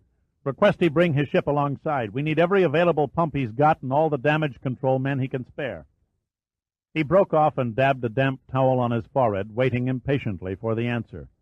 "The message is, 'Hold the fort,'" said the radio operator excitedly. "We will tie up on your starboard side." Then, a few seconds later, "Commander Weeks on the Huron asks if we're abandoning ship." "He'd like that," Pitt growled. "It would solve all his problems." Standing by for an answer, "Tell him we'll abandon ship when we can step off on the bottom. Then repeat the request for men and pumping equipment." "Pitt?" Met's voice broke in over the headset. "Go ahead." "Looks like the stern took the brunt of the blast. From midships forward the hull is tight and dry. From there back it's got more cracks than a jigsaw puzzle. I'm afraid we've had it." "How long can you keep us afloat?" "At the rate the water's rising, it should reach and short the generators in 20 or 25 minutes. Then we lose the pumps. After that, maybe 10 minutes. Help is on the way. Open the side loading doors so that damage control men and pumping equipment can be transferred from the naval vessels. They'd better hustle or we won't be around to throw a welcome party." The radio operator gestured, and Pitt made his way toward him across the slanting deck. "I've re-established contact with Sappho 1, he said. "I'll tie you in on the phone." "Sappho 1, this is Pitt. Please reply." "This is Klinger on Sappho 1, or what's left of us." "What is your condition?" "We're lying about 150 meters southeast of the wreck with our bow buried in the mud. The hull stood up to the concussion. It was like sitting inside a clanging bell. But one of the viewports cracked and we're taking on water." "Are your life support systems functioning?" "Roger. They should keep us healthy for a while yet. The problem is we'll drown a good 15 hours before our oxygen supply goes." "Can you make a free ascent?" "I might," replied Klinger. "I only lost a tooth from the jolt. Marv Powers, though, is in a bad way. Both his arms are busted, and he took a bad crack on the head. He'd never make it to the surface." Pitt closed his eyes for a moment. He did not relish playing God with men's lives, designating priorities over who was saved first or last. When he looked up again, he had made his decision. "You'll have to hold on for a while, Klinger. We'll get to you just as soon as we can. Keep me posted every 10 minutes. Pitt stepped out on the bridge wing and peered down. 4 divers were disappearing over the side. "I have a picture," said Hooker in triumph as one of the video monitors brightened into life. The monitor showed a view of the excavation pit as seen from the upper promenade deck. The support columns were collapsed and the decks below had fallen inward. There was no sign of the 2 gym suits or the saturation divers. The cold, abstract eye of the camera saw only a crater ringed with grotesquely distorted steel. But to Pitt it was as though he was staring into an open grave. "God help them," Hooker muttered under his breath. "They must all be dead."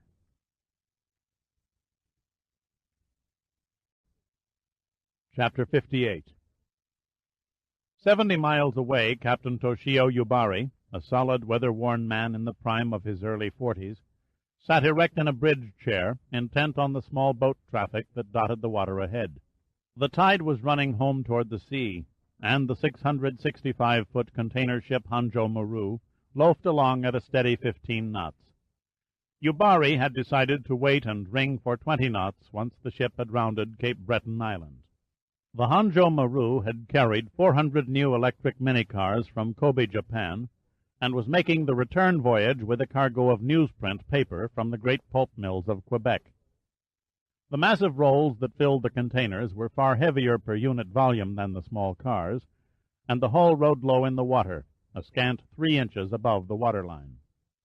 First Officer Shigeharu Sakai stepped from the wheelhouse and stood beside the captain. He stifled a yawn and rubbed his reddened eyes. "Fun night ashore?" Yubari asked, smiling. Sakai mumbled an unintelligible reply and changed the subject. Lucky we didn't cast off on a Sunday, he said, nodding at a fleet of sailing sloops that were racing around a buoyed course about a mile off their port bow. Yes, I'm told the traffic is so heavy on weekends you can almost walk across the river on the yachts. Shall I take the bridge, Captain, while you enjoy a noonday meal? Thank you, replied Yubari, keeping his gaze straight ahead, but I prefer to remain until we reach the Gulf. You might ask the steward, though, to bring me a bowl of noodles with duck and a beer. Sakai started to comply, and then stopped in mid-turn, pointing down the river.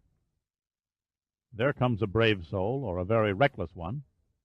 Yubari had already spotted the hydroplane and stared with the fascination men have with high speed. He must be doing close to 90 knots. If he hits one of those sloops, there won't be enough left to make a pair of chopsticks. Yubari came to his feet. The fool is heading straight for them. The hydroplane charged into the massed sloops like a coyote through a flock of chickens. The skippers wildly slewed their boats in all directions, losing the wind, full sails suddenly collapsing and flapping uncontrollably. The inevitable occurred as the hydroplane slashed across the bow of one yacht, tearing away its bowsprit and losing a windshield in the bargain. Then it was free, leaving the fleet scattered and rolling heavily in its whipping wake. Yubari and Sakai were entranced by the mad antics of the hydroplane as it made a sweeping curve and set a course for the Hanjo Maru. The small darting craft was close enough now so they could make out a form hunched over the wheel in the cockpit. Suddenly it became obvious to them that the driver had been injured when the sloop's bowsprit swept away the windshield. There was no time for shouted commands or warning blasts from the horn. No time for Yubari and Sakai to do anything but stand in frozen impotence like pedestrians on a street corner, witnessing an accident in the making and helpless to prevent it. They instinctively ducked as the hydroplane crashed square into the Hanjo Maru's port beam and erupted in an instantaneous, blinding sheet of gasoline flames. The engine flew from its mountings high into the air end over end before smashing onto the forecastle.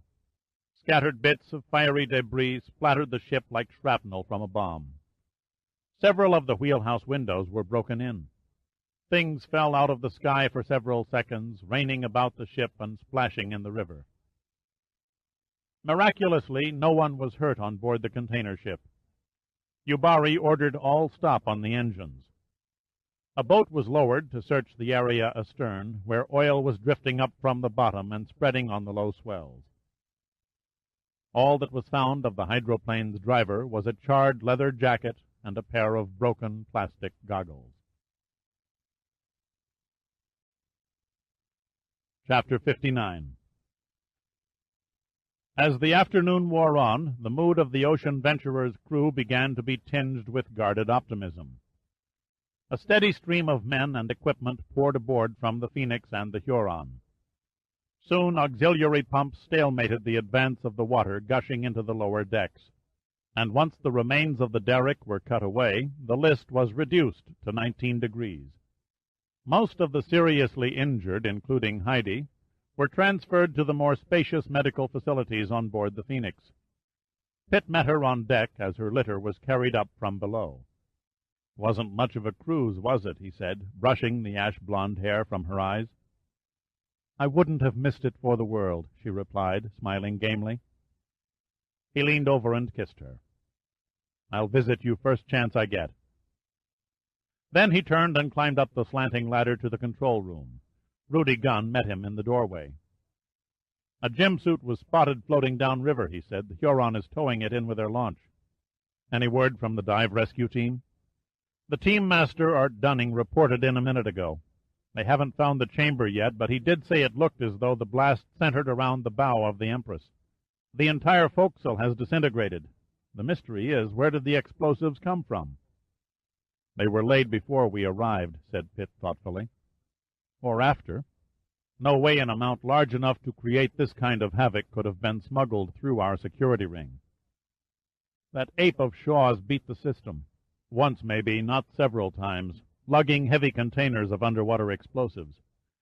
They must have stored the stuff in the bow section of the Empress until they could figure out where to place it throughout the ship to cause the greatest destruction.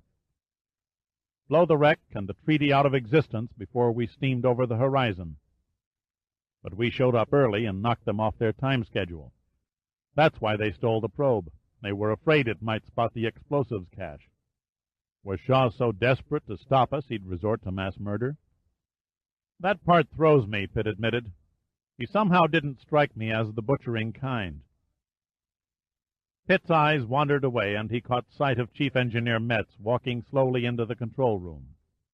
He looked like a man who was ready to drop. His face was drawn and haggard, clothes soaked from cap to boots, and he reeked of diesel oil. "Guess what?" He smiled a tired smile. "The old girl is going to make it. The Venturer ain't what it used to be, but by Jesus, it'll take us home." It was the best news Pitt had heard since the explosion. "You've stopped the flooding?" Metz nodded. "We're 8 inches down from an hour ago. As soon as you can release a few divers, I can have the worst of the leak sealed from the outside." "The Huron," Pitt said anxiously. "Can you disengage the Huron's pumps?" "I think so," replied Metz. "Between our own equipment and that of the Phoenix, we should be able to cope." Pitt wasted no more time. Skipping normal radio protocol, he roared into the microphone on his headset. "Klinger!" The reply took a few seconds, and when it came, the voice was slurred. "Hi there, this is Captain Nemo of the submarine Nautilus speaking. Over." "You're who?" "The guy in 20 Zillion Leagues Under the Sea. You know, great flick. Saw it when I was a kid in Seattle. Best part was the fight with the giant squid." Pitt had to shake off a sense of unreality, and then he realized what was wrong. "Klinger!" he shouted, turning every head in the control room. "Your carbon dioxide level is too high. Do you understand? Check your air scrubbing unit. Repeat, check your air scrubbing unit." "Hey, how about that?" Klinger replied cheerily. "The indicator says we're breathing 10% CO2. Damn it, Klinger, listen to me. You've got to get down to 0.05%. You're suffering from anoxia." "Scrubber is on. How does that grab you?" Pitt sighed with relief. "Hold on a little longer and activate your locator pinger. The Huron is coming to lift you on board." "Whatever you say," Klinger replied, his tone like mush. "How is the leakage?" 2, maybe 3 hours before the batteries are flooded. Increase your oxygen. Got that? Increase your oxygen. We'll see you for dinner." He turned to speak to Gunn, but the little man had already anticipated him. He was halfway through the doorway. "I'll direct the Sappho 1's retrieval from the Huron personally," he said, and then was gone. Pitt looked through the open windows and saw a small boom lifting the gym suit out of the water as a launch from the Phoenix stood by. The dome was unloosened and swung open. 3 crewmen from the Phoenix reached it and lifted out a limp figure and laid him on the deck. Then one of them looked up at Pitt and gave a thumbs-up sign. "He's alive!" came the cry. 2 men in the sub and 1 gym suit operator safe, and the ship still afloat, Pitt summed. If only their luck held. Dunning and his crew had found the saturation chamber almost 200 yards from where it had been anchored. The hatch into the outer entry compartment had jammed in the closed position, and it took 4 of them grunting in unison with 4-foot steel bars to muscle it open. Then they all stared at Dunning through their face masks, none expecting or wanting to be the first to enter. Dunning swam up inside until his head burst into the pressurized air. He climbed to a small shelf and removed his breathing tank, hesitated, and then crawled into the main chamber. The electrical cable to the Ocean Venturer had parted, and at first he saw only blackness. He switched on his dive light and played its beam around the small enclosure. Every man inside the chamber was dead. They were piled on top of one another like a cord of wood. Their skin had turned a deep purplish blue, and the blood from 100 open wounds had merged into one huge pool on the floor. Already it was coagulating from the cold. Dunning could see by the thin trickles from the ears and mouths that they had all died instantaneously from the frightening concussion, before their bodies were battered nearly to pulp as the chamber was hurled in violent gyrations over the riverbed by the force of the explosion. Dunning sat there coughing up the vomit that rose in his throat. He began to tremble from sickness and the smell of death. 5 long minutes passed before he was able to call the Ocean Venturer and speak coherently. Pitt took the message, closed his eyes, and leaned heavily against a display panel. He felt no anger, only a vast sorrow. Hoker looked at him and read the sad drama in the lines of that strong, expressive face. The divers? That was Dunning, Pitt said, his eyes staring into nothingness. The men in the chamber, there were no survivors. All died from concussion. 2 are missing. If they were outside and exposed to the blast, there is no hope. He says they will bring up the bodies. There were no words left in Hoker. He looked terribly old and lost. He went back to work on the video console, his movements slow and mechanical. Pitt suddenly felt too exhausted to carry on. It was a waste, the entire project a pitiful waste. They had accomplished nothing but the deaths of 10 good men. He did not hear the faint voice in the earphones at first. Finally, it began to penetrate his despondency. Whoever was trying to reach him sounded weak and far away. Pitt here, what is it? The reply was garbled and unclear. You'll have to speak up, I can't make you out. Try increasing your volume. Is that any better? A voice boomed through the receivers. Yes, I can hear you now. Pitt's own voice echoed back. Who is this? Collins. The next few words were distorted. Been attempting to make phone contact since I came to. Don't know what happened. Suddenly all hell broke loose. Only now managed to splice my communications link. The name Collins was not familiar with Pitt. In his few short days aboard the Ocean Venturer, he had been too busy to memorize and associate 100 names with their respective faces. What's your problem? Pitt asked impatiently, his mind returning to other matters. There was a long pause. I guess you might say I'm trapped, the reply came back, heavy in sarcasm. And if it isn't inconvenient, I would appreciate an assist in getting the hell out of here. Pitt tapped Hoker on the shoulder. Who is Collins, and what's his capacity? Don't you know? If I did, I wouldn't be asking, Pitt growled. He claims he's trapped and needs help. Hoker looked at him incredulously. Collins is one of the gym suit operators. He was down during the explosion. Christ, Pitt muttered. He must think I'm the prize idiot of the decade. He fairly yelled into the microphone. Collins, give me your condition and precise location. The suit is intact. A few dents and scratches, nothing more. The life support system indicates another 20 hours, providing I don't practice aerobic dancing. Pitt grinned quietly to himself at Collins' humorous spirits, felt regret that he didn't know the man. Where am I? Damned if I know exactly. The suit is up to its crotch in mud, and there's trash hanging all over it. I can barely articulate the arms. Pitt's gaze traveled to Hoker, who was staring back with a curious, blank expression. Any possibility he can jettison the lifting line, release his weights, and make a free ascent like his partner? Hoker asked. Pitt shook his head. He's half buried in silt and entangled in the wreckage. You did say he was in silt. Pitt nodded. Then he must have fallen through onto the second-class deck. The possibility had also struck Pitt, but he was afraid to predict, to even express a hope. I'll ask him, he said quietly. Collins? I haven't gone anywhere. Can you determine if you dropped into the target area? Beats me, answered Collins. I blacked out right after the big bang. Things were pretty well stirred up. Visibility is only now beginning to clear a little. Look around. Describe what you see. Pitt waited impatiently for a reply, knuckles rapping unconsciously against a computer. His eyes roamed to the Huron, which was perched over the Sappho 1, watched the crane on the afterdeck swing over the side. Suddenly his ear receivers crackled and he stiffened. Pitt? I'm listening. The self-assurance was gone and Collins sounded strangely subdued. I think I'm where the bow of the Storstad struck the Empress. The damage around me is old, much corrosion and heavy growth. He broke off without completing the description. After a silence he came back. His voice had a chill in it. There are bones. I count 3 skeletons. They're embedded in the rubble. God, I feel like I'm standing in a catacomb. Pitt tried to visualize what Collins was seeing, how he would have felt if they could exchange places. Go on, what else is there? The remains of the poor devils, whoever they are above me. I can almost reach out and pat their heads.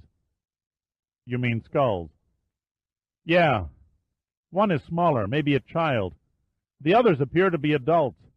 I may want to take one home with me. From the gruesome direction the conversation was turning, Pitt could not help wondering if Collins was losing his grip on reality. What for, so you can play Hamlet? Hell no, Collins replied indignantly. The jaws must have $4,000 worth of gold in the teeth.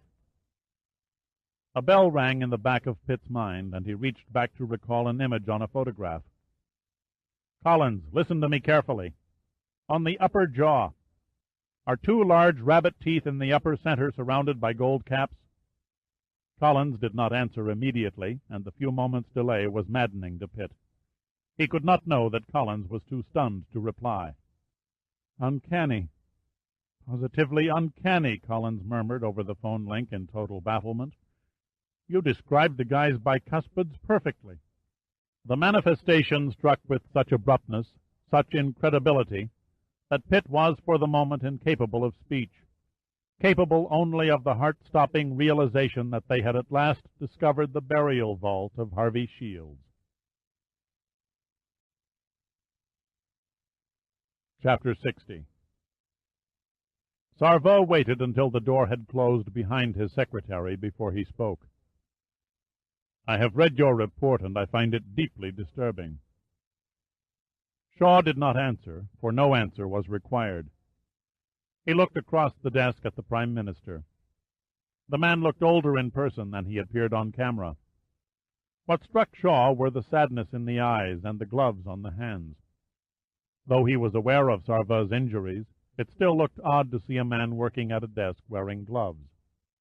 You've made very grave accusations against Mr. Villon, none of which are backed up with hard evidence. I'm not the devil's advocate, Prime Minister. I've only presented the facts as I know them. Why do you come to me with this? I thought you should be aware of it. General Sims shared my view. I see. Sarva was silent for a moment. Are you certain this Foss Gley worked for Villon? There is no doubt of it. Sarva sank back in his chair. You would have done me a greater service by forgetting this thing. A look of surprise came over Shaw's face. Sir? Henri Villon is no longer a member of my cabinet, and this Gley fellow, you say, is dead. Shaw did not immediately answer, and Sarva took advantage of his hesitation to continue. Your hired assassin theory is vague and obscure, to say the least, based on nothing but conversation. There isn't enough circumstantial evidence here to prompt even a preliminary investigation. Shaw gave Sarva his best withering stare.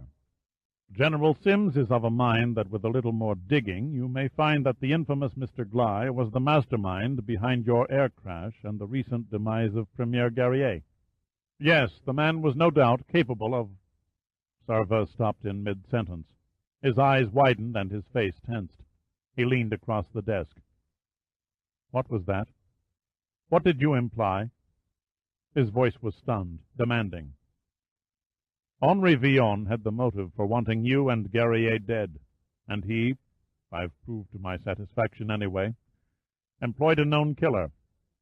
I admit that 2 and 2 don't necessarily add up to 4, but in this case even 3 may be an acceptable answer.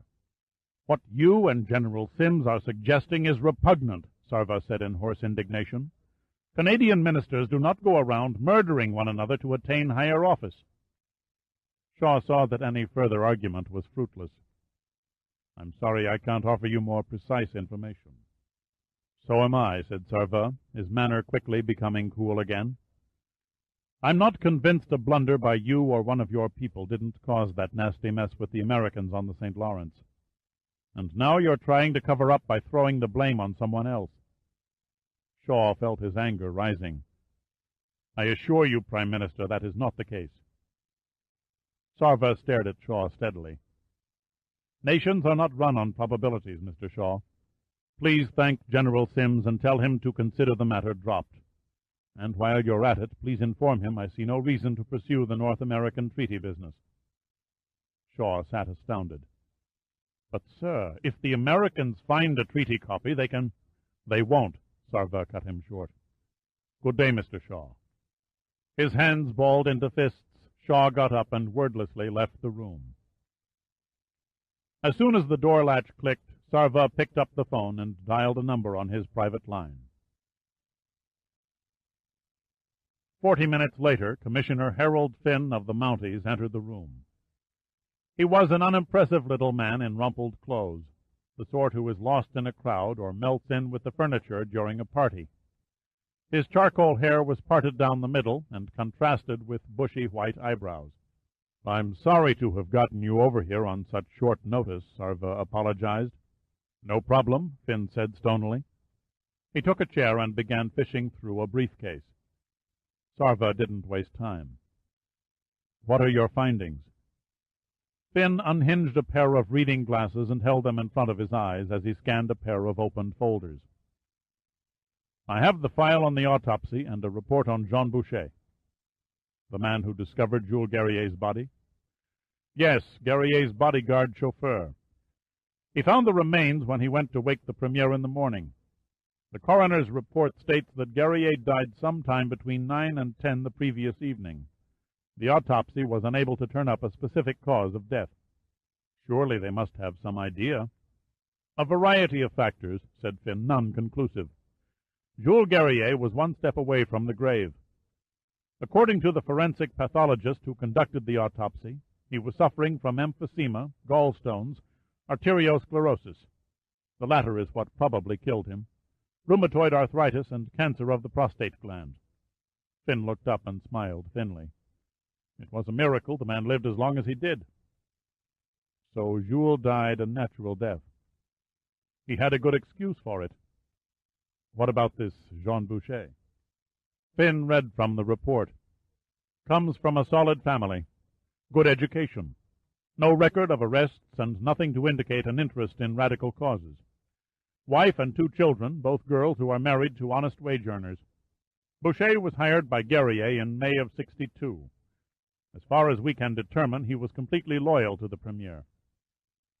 "Do you have any reason to suspect foul play?" "Frankly, no," replied Finn. "But the death of a well-known personage demands strict attention to details so that no disputes arise at a later date.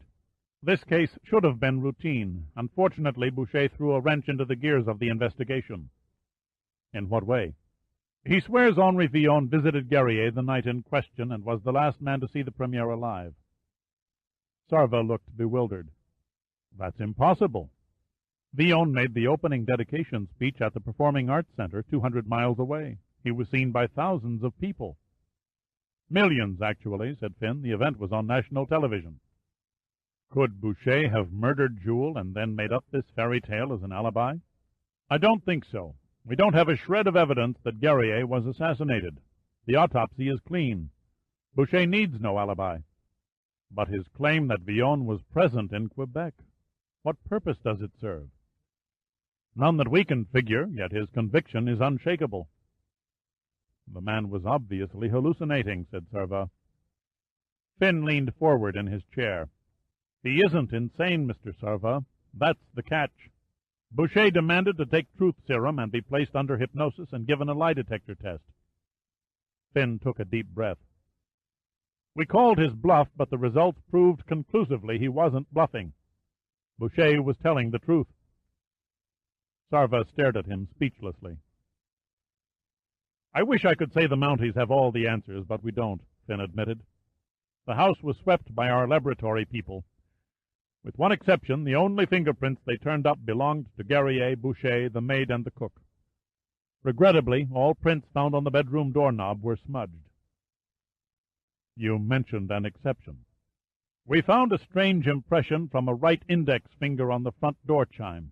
We have yet to identify it." "Doesn't prove a thing," said Sarva. "It could have been made by a tradesman, a postman, or even one of your people during the investigation." Finn smiled. "If that were the case, the computer in our ID section would have a make in 2 seconds or less. No, this is someone we don't have on file." He paused to study a page in the folder.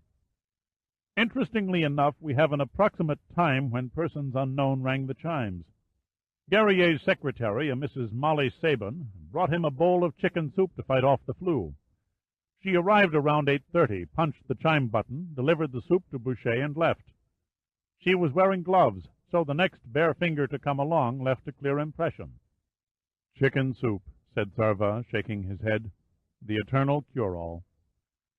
Thanks to Mrs. Sabin, we know that someone approached Guerrier's home sometime after 8:30 of the night he died. If we accept Boucher's word, how could Villon be in two places at once? I haven't a clue. The investigation, is it formally closed? Finn nodded. There was little to be gained by continuing. I want you to reopen it. Finn's only reaction was a marginal lift of one eyebrow. Sir? There may be something to Boucher's story after all, said Sarva. He passed Shaw's report across the desk to Finn. I've just received this from an agent in the British Secret Service. It suggests a connection between Henri Villon and a known killer. See if there is any substance to the possibility. Also, I'd like your people to conduct another autopsy. Finn's other eyebrow came up. Obtaining an exhumation order could prove a messy business. There will be no exhumation order, said Sarva curtly. I understand, Prime Minister, said Finn, catching Sarva's drift. The affair will be handled under tight security. I'll personally see to the details. Finn inserted the reports in his briefcase and stood up to leave. There is one more thing, said Sarva. Yes, Prime Minister. How long have you known of my wife's affair with Villon? Finn's normally inscrutable features took on a pained look.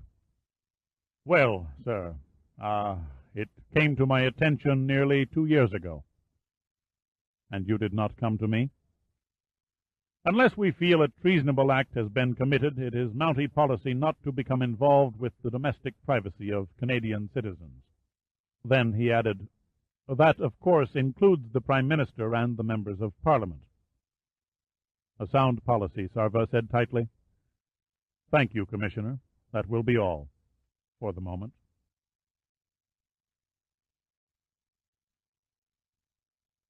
Chapter 61. Daybreak found a dark pall over the St. Lawrence. 2 of the critically injured had died, bringing the death toll to 12. The body of one of the missing divers washed up on the southern shore 6 miles downriver. The other man was never found. Numb with exhaustion and sick of heart, the crew of the Ocean Venturer lined the railings in silence as their dead were solemnly carried aboard the Phoenix for the voyage home. To some it was a bad dream that would eventually fade. For others the tragedy would remain in vivid clarity forever. After Collins was extricated and hauled aboard with only 3 hours of breathable air left in his gym suit, Pitt closed down all further operations on the wreck. Metz reported that the engine room was reasonably dry, and the Ocean Venturer was holding its own, the list now being only 10 degrees. The damage control specialists from the naval ships were released, and the long hoses of their support pumps withdrawn. The research ship would make home port under its own power, but on only one engine. The propeller shaft of the other had been bent out of alignment. Pitt went down into the well-deck area and donned a thermal suit. He tightened his weight belt and was adjusting the harness on his air tanks when Gunn came up to him. "You're going down," he said flatly. "After all that's happened, it would be criminal to leave without getting what we came for," Pitt replied. "Do you think it's wise to dive alone? Why not let Dunning and his men go with you?" "They're in no condition," said Pitt. "They went beyond repetitive dive limits, bringing up the bodies. Their nitrogen buildup is excessive." Gunn knew he could have moved the Matterhorn with greater ease than he could budge a stubborn Dirk Pitt. He shrugged off the abortive attempt and made a grim face. "It's your funeral." Pitt grinned. "I appreciate the joyous send-off." "I'll keep an eye peeled on the monitors," said Gunn. "And if you're a bad boy and come home past curfew, I might even bring down the air bottles for your decompression stops myself." Pitt nodded a wordless thanks. Unexcitably patient, quiet, and unassuming, Gunn was the eternal insurance policy, the one who saw to the endless details overlooked by the rest. He never had to be asked. He planned with deep forethought and then simply accomplished what had to be done. Pitt adjusted his face mask, threw gun a casual salute, and dropped into the cold abyss. At 20 feet he rolled over on his back and gazed upward at the bottom of the ocean venturer, which hovered above like a great dark blimp. At 40 feet it faded into the murk and was gone. The world of sky and clouds seemed light years away. The water was dense and opaque, a dull green. As the increasing pressure tightened around his body, Pitt felt a prodding desire to turn back, lie down on his back in the sun, take a long nap, and forget the whole thing. He shook off the temptation and switched on his dive light as the green dusk became black. Then the enormous ship materialized out of the gloom in 3 dimensions. An oppressive silence hung over the corpse of the Empress of Ireland. It was a phantom ship on a voyage to nowhere. Pitt swam over the steeply sloping lifeboat deck, past the portholes and the eerie interior of the cabins beyond. He reached the edge of the excavation pit and hesitated. The water was noticeably colder at this level. He watched his air bubbles issue from the breathing regulator and rise to the surface in little clusters, merging and expanding upward. He pointed the dive light at them, and they glistened like foam along a beach under a full moon. He let himself glide slowly into the man-made cavity. 50 feet down, he settled as weightlessly as a leaf into the bottom silt. He was in the mangled womb of Harvey Shield's cabin. An icy shiver ran down his spine, not from the frigid water — his thermal suit kept him reasonably comfortable — but from the specters of his imagination. He saw the bones described by Collins. Unlike the bleached white and connected skeletons in medical school classrooms, they had turned a tobacco shade of brown and become separated. A mound of clutter had piled up in front of a small opening in the tangled steel behind the larger of the 2 skulls, and was partly covered with mud. He moved in closer and began probing with his hands. He touched a limp, round object. He pulled it free, and a cloud of dust-like particles and tiny shreds of material billowed in front of his face mask. The object was an old life belt. He worked himself into the opening and tore at the rubble. The dive light was nearly useless. The swirling disturbance in the water stonewalled the beam and reflected it like a thick bank of fog. He came across a rusting straight razor and nearby a shaving mug. Then came a well-preserved shoe, an Oxford by the look of it, and a small medicine bottle. The top was still sealed and the contents untainted by the water. With the perseverance of an archaeologist sifting away the layers of time, Pitt explored the deteriorating junk with his fingers. He did not feel the cold seeping into his thermal suit. Without noticing, he had rubbed against sharp metal edges that sliced through the protective covering into his skin. Vapor-like trails of blood were issuing from several cuts on his back and legs. His heartbeat quickened when he thought he saw his goal protruding from the silt. It was the arched handle of a piece of luggage. He wrapped his hand around it and gave a gentle tug. The badly corroded locking mechanism of a large suitcase came free. He shook away his false optimism and kept probing. 2 feet beyond, his eyes spotted another hand grip. This one was smaller. He paused and checked his dive watch. 5 minutes of air were left. Gun would be waiting. He took a long breath and slowly eased the hand grip out of the litter. Pitt found himself staring at the remnants of a small hand case. The leather sides and bottom, though badly rotted, were still intact. Almost afraid to hope, he pried the hinges apart. Inside was a muck-coated packet. Pitt knew instinctively that he held the North American Treaty. Chapter 62. Dr. Abner McGovern sat at his desk, stared thoughtfully at the cadaver stretched on the stainless steel table, and casually munched a deviled egg sandwich. McGovern was perplexed. The lifeless form of Jules Guerrier was not cooperating. Most of the tests on the corpse had been run 4 and 5 times. He and his assistants had analyzed the lab data endlessly, studied and restudied the results obtained by the police coroner of Quebec, and still the exact cause of death eluded him. McGovern was one of those stubborn people who refuse to give up, the kind who stays up all night to finish a novel or add the last pieces of a jigsaw puzzle. He refused to give up now. A life did not simply cease without a reason. Guerrier had been in pitiful physical condition, but the man was known to have a tremendous constitution. His will to live would never have extinguished like a lamp at the flick of a switch. It had to be something other than a breakdown of bodily functions. It had to be from something induced.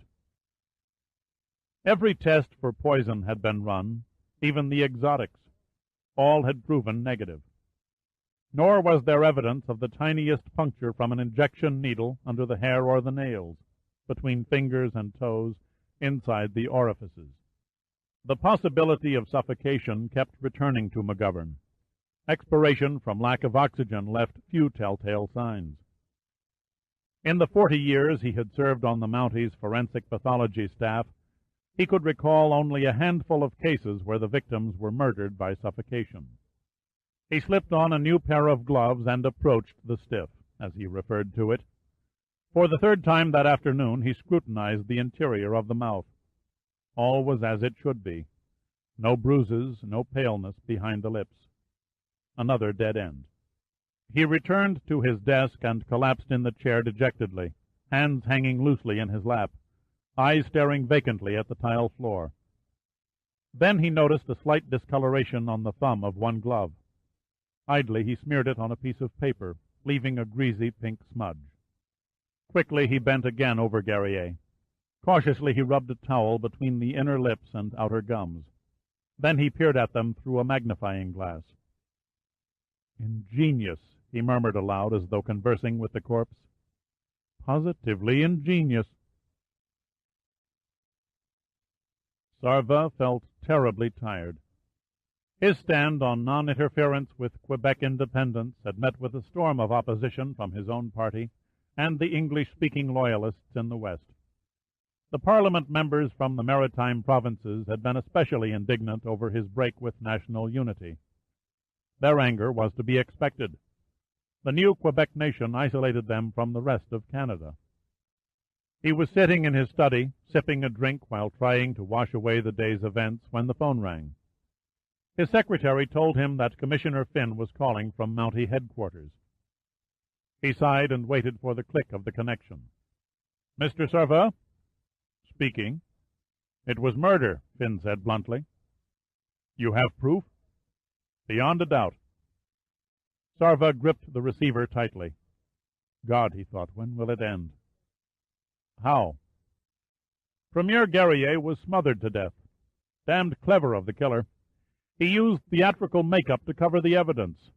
Once we knew what to look for, we found traces of tooth marks in the fabric of a bed pillow." "You'll keep after Boucher." "No need," said Finn. "Your report from British intelligence was most opportune.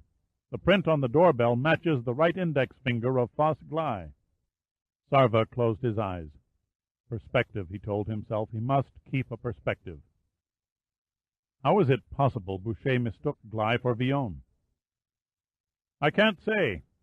However, judging from the photo in the report, there is a slight resemblance. The use of makeup on Guerrier may be a key. If Gley could fool our pathologists, he may be enough of a master of disguise to fix himself up to pass as the spitting image of Villon." "You're speaking of Gley as if he was still alive." "A habit of mine until I see the body," replied Finn. "Do you wish me to continue the investigation?" "Yes, but I want everything kept confidential," said Sarva. "Can you rely on your people to remain quiet?" "Absolutely," Finn replied. "Keep Villon under strict surveillance and get Guerrier back in his grave." "I'll see to it." "And one more thing, Commissioner." "Sir?" "From now on, report to me in person. Telephone communications have a way of being intercepted." "Understood. I'll be back to you shortly. Goodbye, Prime Minister." Several seconds after Finn hung up, Sarva was still gripping the receiver. Is it possible that Henri Villon and the slippery head of the FQS are one and the same, he wondered?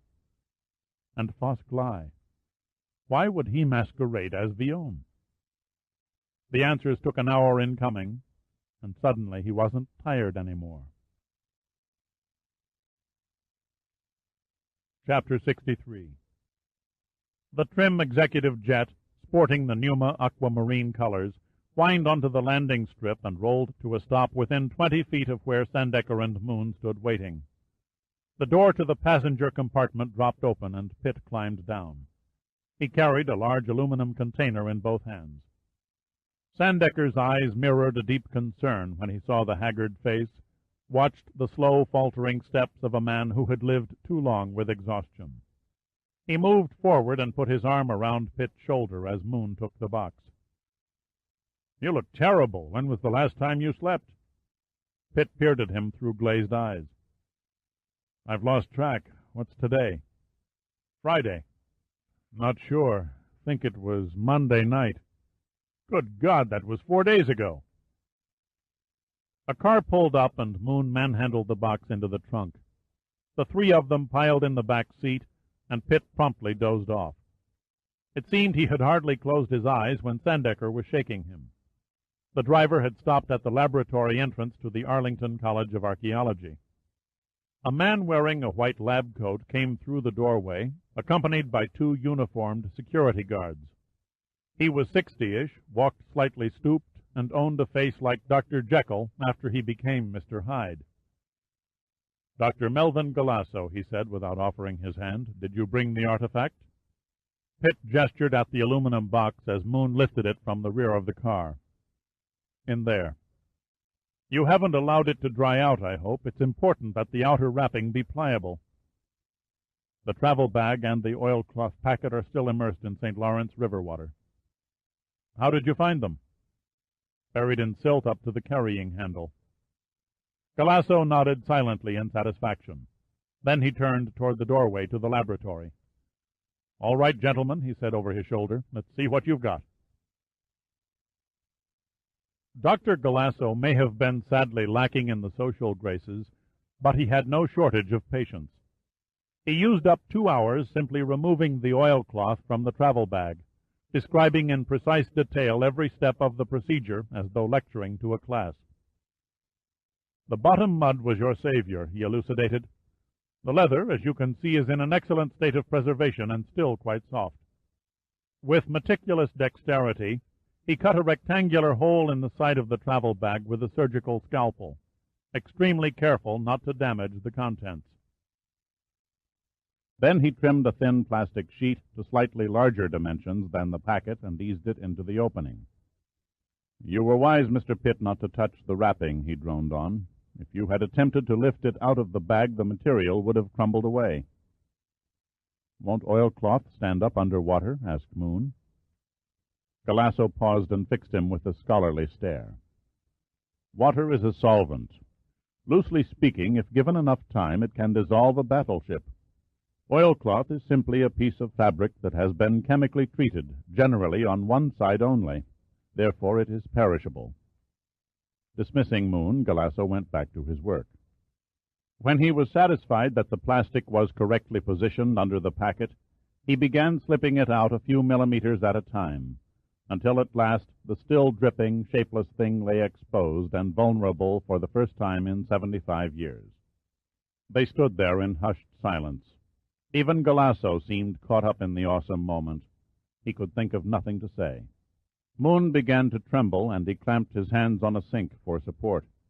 Sandecker pulled at his beard while Pitt sipped at his fourth cup of black coffee. Wordlessly, Galasso began concentrating on unpeeling the wrapping. First, he gently patted a paper towel against the surface until it was dry. Then he examined it from every angle, like a diamond cutter contemplating the impact point on a 50-carat gem, probing here and there with a tiny marking pen. At last he started the unveiling. With agonizing slowness, he doggedly unraveled the brittle cloth. After what seemed an eternity to the men pacing the floor, Galasso came to the final layer. He paused to wipe the perspiration that was glistening on his face, and to flex his numbed fingers. Then he was ready to continue. "The moment of truth," he said pontifically. Moon picked up a nearby telephone and established a direct line to the president. Sandecker moved in closer and peered intently over Galasso's shoulder. Pitt's features were expressionless, cold, and strangely remote. The thin, fragile flap was lifted cautiously by degrees and laid back. They had dared to confront the impossible, and their only reward was disillusionment, followed by a crushing bitterness.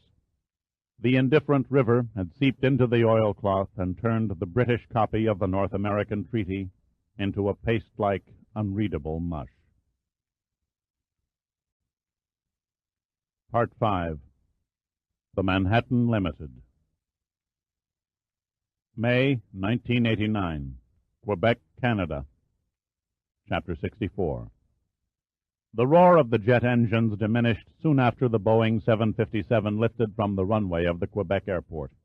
When the no-smoking sign blinked out, Heidi loosened her seatbelt, readjusted the leg that was encased in an ankle-to-thigh cast to a comfortable position, and looked out the window. Below, the long ribbon that was the St. Lawrence sparkled in the sun and then fell away behind as the plane curved south toward New York. Her thoughts wandered over the events of the past several days in a kaleidoscope of blurred images. The shock and the pain that followed the explosion beneath the Ocean Venturer. The considerate attention of the surgeon and sailors on board the Phoenix. Her leg cast carried more drawings than a tattoo parlor sample book. The doctors and nurses in the Rimouski Hospital, where they had treated a dislocated shoulder, and laughed good-heartedly at her sorry attempts to speak French. They all seemed like distant figures out of a dream, and she felt saddened at knowing she might never see them again. She did not notice a man slide into the aisle seat beside her until he touched her arm. "Hello, Heidi." She looked into the face of Brian Shaw and was too startled to speak. "I know what you must think," he said softly, "but I had to talk to you." Heidi's initial surprise quickly turned to scorn. "What hole did you crawl from?" He could see her face flush with anger. "I can't deny it was a cold, calculated seduction. For that, I'm sorry." "All in the line of duty," she said sarcastically. "Bedding down a woman to extract information and then using it to murder 12 innocent men. In my book, Mr. Shaw, you stink." He was silent for a moment. American women, he mused, have an entirely different way of expressing themselves from that of British women. "A regrettable and completely senseless tragedy," he said. "I want you, and especially Dirk Pitt, to know I was not responsible for what happened." "You've lied before. Why break your streak?" "Pitt will believe me when you tell him it was Foss Gley who set off the explosives." "Foss Gley?" "Pitt knows the name." She looked at him skeptically. "You could have stated your case with a phone call. Why are you really here? To pump more information out of me? To learn if we recovered the treaty copy from the Empress of Ireland?" "You did not find the treaty," he said with finality. "You're shooting in the dark. I know that Pitt left Washington for New York, and the search on the Hudson River still goes on. That's proof enough." "You haven't told me what you want," she persisted. He looked at her, his eyes intent. "You're to deliver a message from my Prime Minister to your President." She glared back at him. "You're crazy." "Not the least. On the face of it, Her Majesty's government is not supposed to be aware of what yours is about, and it's too early in the game for a direct confrontation. Because the situation is too delicate for two friendly nations to go through ordinary diplomatic channels, all communications must be handled in a roundabout fashion. It's not an uncommon practice. In fact, the Russians are particularly fond of it." "But I can't just call up the President," she said, bewildered. "No need. Just relay the message to Alan Mercier. He'll take it from there." "The National Security Advisor?" Shaw nodded. "The same." Heidi looked lost. "What do I tell him?" "You're simply to say that Britain will not give up one of its Commonwealth nations because of a scrap of paper. And we will conduct a strong military defense against any incursion from outside the nation's borders." "Are you suggesting a showdown between America and—" "You'd win, of course. But it would be the end of the Atlantic Alliance and NATO. The Prime Minister is hoping your country won't pay that high a price to take over Canada. Take over Canada, she repeated. That's ridiculous. Is it? Why else are your people pulling out all stops to find a treaty copy? There must be other reasons. Perhaps. He hesitated as he took her hand in his. But somehow I don't think so. Chapter 65. So the train lies buried under the fallen bridge, said Pitt. Glenn Chase nodded. Everything points in that direction. The only place it could be, added Giordino. Pitt leaned over the railing of the catwalk that hung across the beam of the salvage barge. He watched the long projecting arm of the crane arc around and release a dripping mass of rusting girders into the main hold. Then it swung back and dipped its claw back into the river. At this rate, it will take a week before we can probe the bottom. We can't excavate until the debris is out of the way, said Giordino. Pitt turned to Chase. Have one of your men remove a few fragments from the original truss connections with a cutting torch. I'd like to run them by an analytical chemistry lab. What do you expect to find? Chase asked. Maybe why the bridge failed, Pitt replied. A man with a hard hat held up a portable loudspeaker and shouted over the noise of the crane's diesel engine. Mr. Pitt, you're wanted on the phone. Pitt excused himself and entered the barge's command office. The call was from Moon. Any news? None, Pitt answered. There was a pause. The President must have the treaty copy by Monday. Pitt was stunned. That's only 5 days away. If you come up empty-handed by 1 o'clock in the afternoon on Monday, all search activities will be canceled. Pitt's lips pressed together. Damn it, Moon, you can't set impossible deadlines on a project like this. I'm sorry, that's the way it is. Why such short notice? I can only tell you that the urgency is critical. The knuckles of Pitt's hand, clenched around the receiver, turned ivory. He could think of nothing to say. Are you still there? Queried Moon. Yes, I'm here. The President is anxious to hear of your progress. What progress? You'll have to do better than that, Moon said testily. Everything hangs on whether we come across the train and the coach Essex was riding in. Care to give me an estimate? There's an old saying among archaeologists, said Pitt. Nothing is found until it wants to be found. I'm sure the President would prefer a more optimistic report. What should I tell him the chances are of having the treaty in his hands by Monday? Tell the President, said Pitt, his voice like ice, he doesn't have a prayer. Pitt reached the Heiser Foundation Analytic Labs in Brooklyn at midnight. He backed the pickup truck against a loading dock and switched off the ignition. Dr. Walter McComb, the chief chemist, and 2 of his assistants were there waiting for him. Pitt said, I appreciate your staying up so late. McComb, 15 years older than Pitt and about 70 pounds heavier, hoisted one of the heavy bridge fragments without a grunt and shrugged. I've never had a request from the White House before. How could I refuse? The 4 of them manhandled the steel scrap into a corner of a small warehouse. There the lab people used electric saws with moly steel blades to cut off samples which were soaked in a solution and cleaned by acoustics. Then they filtered away to different laboratories to begin their respective analytic specialities. It was 4 in the morning when McComb conferred with his assistants and approached Pitt in the employees' lounge. I think we have something interesting for you, he said, grinning. How interesting? Pitt asked. We've solved the mystery behind the Deauville-Hudson Bridge collapse.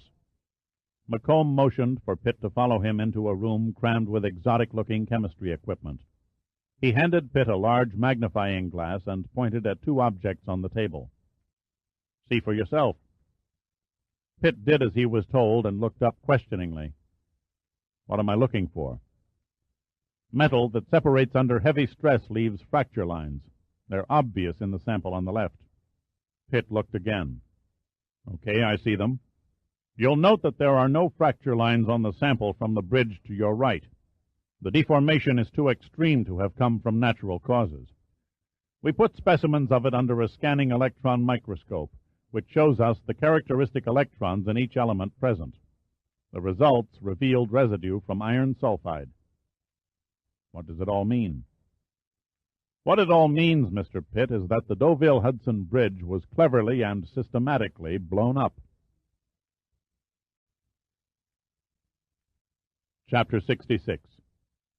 "A grisly business," Preston Beatty exclaimed with an odd sort of pleasure. "One thing to butcher a human body, but quite another to serve it for dinner." "Would you care for another beer?" asked Pitt. "Please." Beatty downed the final swallow in his glass. "Fascinating people, Hattie and Nathan Pilcher. You might say they came up with the perfect solution for disposing of the corpus delicti." He motioned around the bar, which was busy with the early evening 2-for-1 drinks crowd. "This tavern we're sitting in rests on the very foundations of Pilcher's Inn. The townspeople of Poughkeepsie burned down the original in 1823, when they learned of the ghastly deeds that had gone on behind its walls." Pitt gestured for a barmaid. "What you're saying is that the Pilchers murdered overnight guests for their money and then put them on the menu." "Yes, exactly." It was clear that Beatty was in his element. He recited the events with relish. "No way to take a body count, of course. A few scattered bones were dug up, but the best guess is that the Pilchers cooked between 15 and 20 innocent travelers in the 5 years they were in business." Professor Beatty was considered the leading authority on unsolved crimes. His book sold widely in Canada and the United States, and had on occasion touched the nonfiction bestseller lists. He slouched comfortably in the booth and peered at Pitt through blue-green eyes over a salt and pepper beard. His age, Pitt guessed from the stern, craggy features and the silver-edged hair, was late 40s. He looked more like a hardened pirate than a writer. "The truly incredible part," Beatty continued, "is how the killers were exposed." "A restaurant critic gave them a bad review," Pitt suggested. "You're closer than you know," Beatty laughed. "One evening a retired sea captain stopped overnight. He was accompanied by a manservant, a Melanesian he'd brought on board his ship many years before in the Solomon Islands. Unfortunately for the Pilchers, the Melanesian had once been a cannibal, and his educated taste buds correctly identified the meat in the stew." "Not very appetizing," said Pitt. "So what happened to the Pilchers? Were they executed?" "No. While awaiting trial, they escaped and were never seen again." The beers arrived, and Beatty paused while Pitt signed the tab. "I've pored through old crime reports here and in Canada, trying to connect their modus operandi with later unsolved murders, but they passed into oblivion along with Jack the Ripper." "And Clement Massey," said Pitt, broaching the subject on his mind. "Ah, yes, Clement Massey, alias Dapper Doyle." Beatty spoke as if fondly recalling a favorite relative. "A robber years ahead of his time. He could have given lessons to the best of them." "He was that good?" "Massey had style and was incredibly shrewd. He planned all his jobs so they looked like the work of rival gangs. As near as I can figure, he pulled off 6 bank hold-ups and 3 train robberies that were blamed on someone else." "What was his background?" "Came from a wealthy Boston family. Graduated Harvard summa cum laude. Established a thriving law practice that catered to the social elite of Providence. Married a prominent socialite who bore him 5 children. Elected twice to the Massachusetts Senate." "Why would he rob banks?" Pitt asked incredulously. "For the hell of it," Beatty replied. "As it turns out, he handed over every penny of his ill-gotten gains to charity." "How come he was never glamorized by the newspapers or old pulp magazines?" "He had vanished from the scene long before his crimes were tied to him," Beatty replied. "And that came only after an enterprising newspaper reporter proved that Clement Massey and Dapper Doyle were one and the same. Naturally, his influential friends and colleagues saw to it that the scandal was quickly covered up. There wasn't enough hard evidence for a trial anyway." "Hard to believe that Massey was never recognized during a hold-up." "He seldom went along," Beatty laughed. "Like a general directing a battle behind the lines, he usually stayed in the background. All the jobs were pulled out of state, and even his own gang didn't know his true identity. Actually, he was recognized on one of the few occasions he directed a robbery at first hand. But the witness testimony was scoffed at by the investigating marshal. After all, who could believe that a respected state senator was a closet bandit? Odd that Massey didn't wear a mask. A psychological turn-on, said Beatty. He probably flaunted himself just to experience the excitement that comes from crowding your luck. A double life can be a super challenge for some men, and yet, deep down, they want to get caught, like a husband cheating on his wife who throws lipstick-covered handkerchiefs in the family laundry hamper. Then why the Wacketcher Depot robbery? Why did Massey risk everything for a paltry $18? I've spent more than one night staring at the ceiling over that enigma. Beatty looked down at the table and moved his glass around. Except for that caper, Massey never pulled a job that paid less than 25 grand. He disappeared right after that. I'd get lost, too, if I was the cause of 100 deaths. Beatty took a long swallow of his beer. Because he ignored the station master's plea to stop the train and allowed women and children to plunge into a cold river, he became enshrined in the annals of crime as a savage mass murderer instead of a Robin Hood. How do you read it? He wanted to rob the train, Beatty answered matter-of-factly. But something went wrong. There was a bad storm that night. The train was running late. Maybe he was thrown off schedule. I don't know. Something screwed up his plans. What was on the train for a robber? Asked Pitt. $2 million in gold coin. Pitt looked up. I read nothing about a gold shipment on the Manhattan Limited. St. Gaudens's $20 gold pieces struck in 1914 at the Philadelphia Mint, bound for the banking houses in New York. I think Massey got wind of it. The railroad officials thought they were being clever by rerouting the gold car over half the countryside instead of dispatching it direct over the main track. Rumors were the car was attached to the Manhattan Limited in Albany. No way to prove anything, of course. The loss, if there was a loss, was never reported. The bank bigwigs probably figured it better suited their image to hush the matter up. That may explain why the railroad nearly went broke trying to salvage the train. Perhaps. Beatty became lost in the past for a minute. Then he said, "Of all the crimes I've studied in all the police archives of the world, Massey's penny ante robbery at Wacketcher intrigues me the most. It smells for another reason." How so?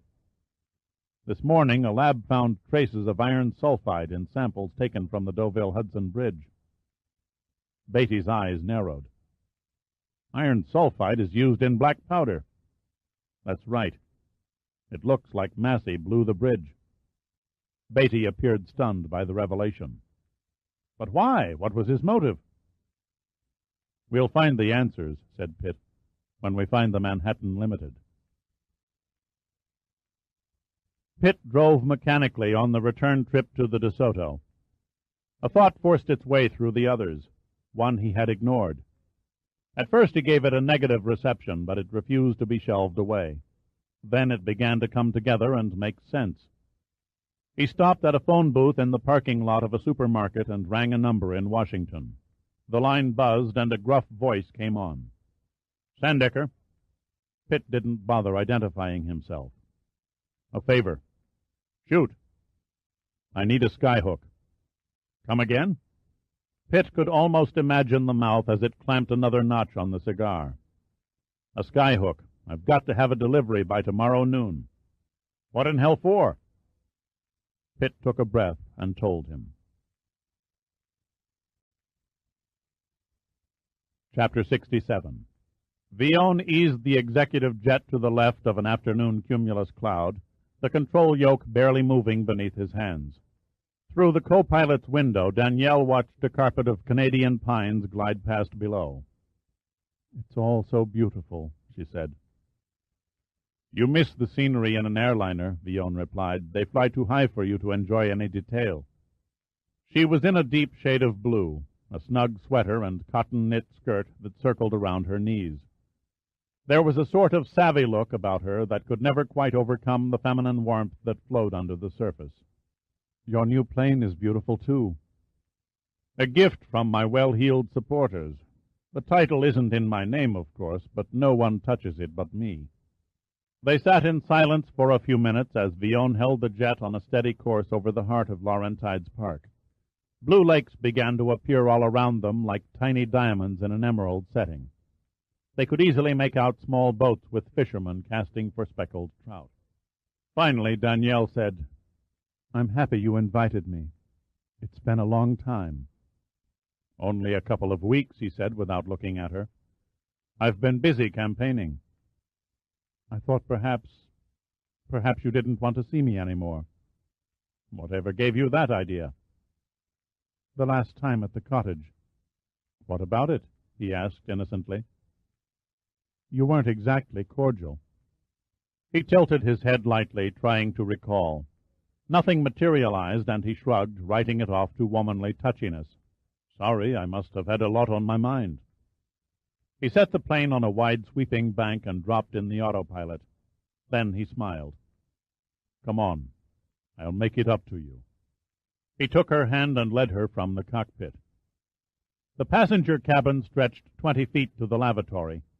There were 4 seats and a sofa, a thick carpeted floor, a fully stocked wet bar, and dining table. He opened a door into a private sleeping compartment and bowed toward a queen-sized bed. "The perfect love nest," he said, "intimate, secluded, and far from prying eyes." The sunshine poured through the windows and spread over the bed-sheets. Danielle sat up as Villon padded from the passenger cabin and passed her a drink.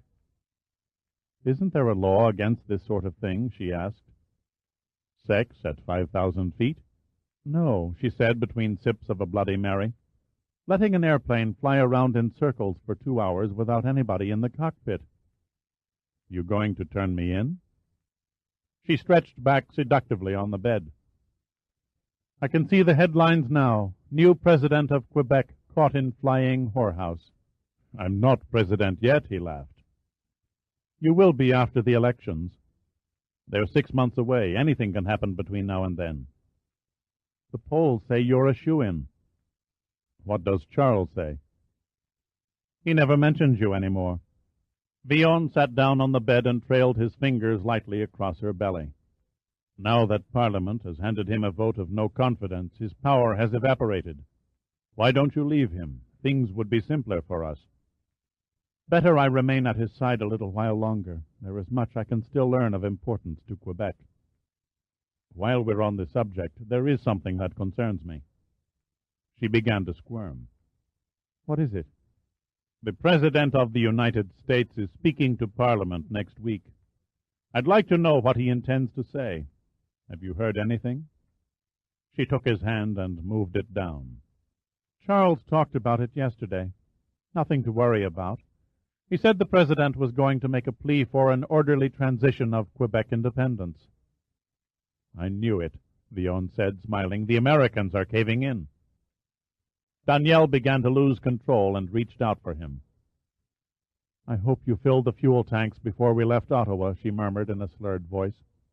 "We have enough for 3 more hours flying time," he said, and then he came down on top of her. "There is no mistake," Sarva said into the phone. "Absolutely none," replied Commissioner Finn. "My man saw them board Mr. Villon's plane. We've tracked them on Air Force radar.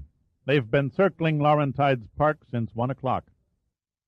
"Your man is certain it was Henri Villon?" "Yes, sir, there was no doubt," Finn reassured him. "Thank you, Commissioner." "Not at all, Prime Minister. I'll be standing by." Sarva replaced the receiver and paused a moment to rally his senses. Then he spoke into the intercom. "You may send him in now."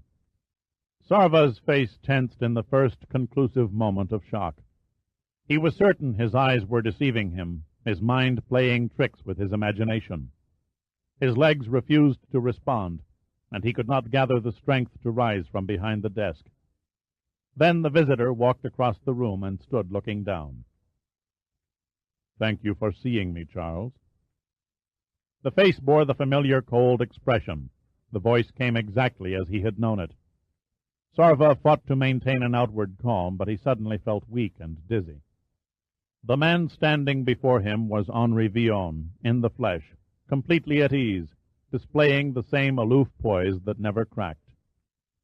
I thought you were campaigning in Quebec," Sarva stammered. I took time out to come to Ottawa in the hope you and I might declare a truce. The gap between our differences is too wide, Sarva said, slowly regaining his composure. Canada and Quebec must learn to live together without further friction, said Villon. You and I should too. I'm willing to listen to reason. There was a subtle hardening in Sarva's voice. Sit down, Henri, and tell me what's on your mind. Chapter 68. Alan Mercier finished reading the contents of a folder marked Most Secret and then reread them. He was stunned. Every so often he flipped the pages backward, attempting to keep an open mind, but finding it increasingly difficult to believe what his eyes conveyed. He had the look of a man who held a ticking bomb in his hands. The President sat across from him, seemingly detached, patiently waiting. It was very quiet in the room. The only sound was an occasional crackle from a smoldering log in the fireplace. 2 trays of food sat on the large coffee table that separated the two men. Mercier was too engrossed to eat, but the President consumed the late dinner hungrily.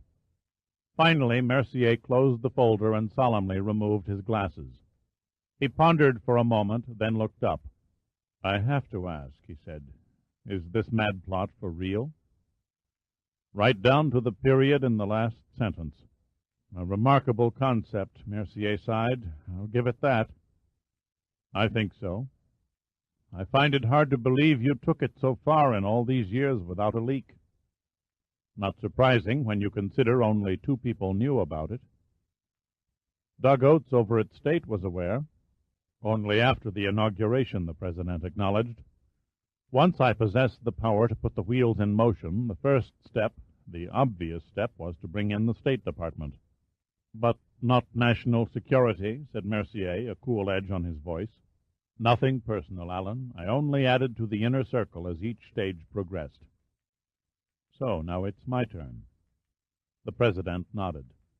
I want you and your staff to recruit and organize influential Canadians who see things as I do.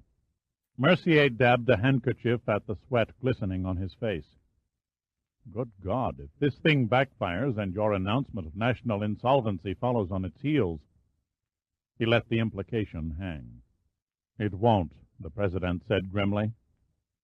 You may have reached too far, but if it is accepted, at least in principle, think of the opportunities.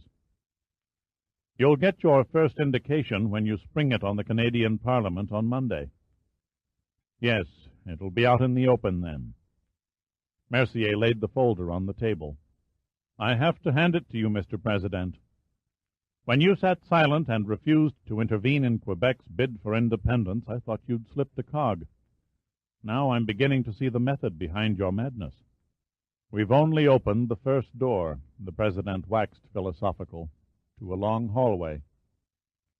Don't you think you're counting too heavily on finding the North American treaty? Yes, I suppose you're right.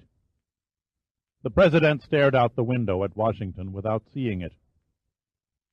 But if a miracle happens on the Hudson River by Monday, we may have the privilege of designing a new flag. Chapter 69. The Skyhook was just what its name suggested.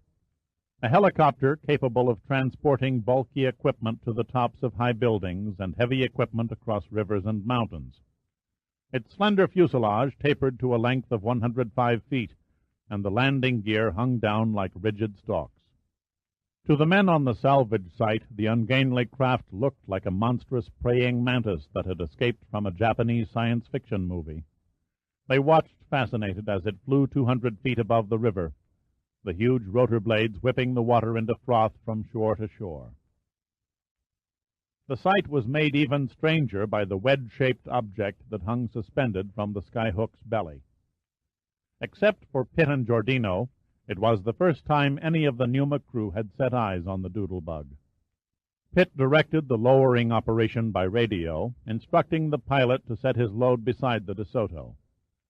The Skyhook very slowly halted its forward motion and hovered for a few minutes until the doodlebug's pendulum motion died.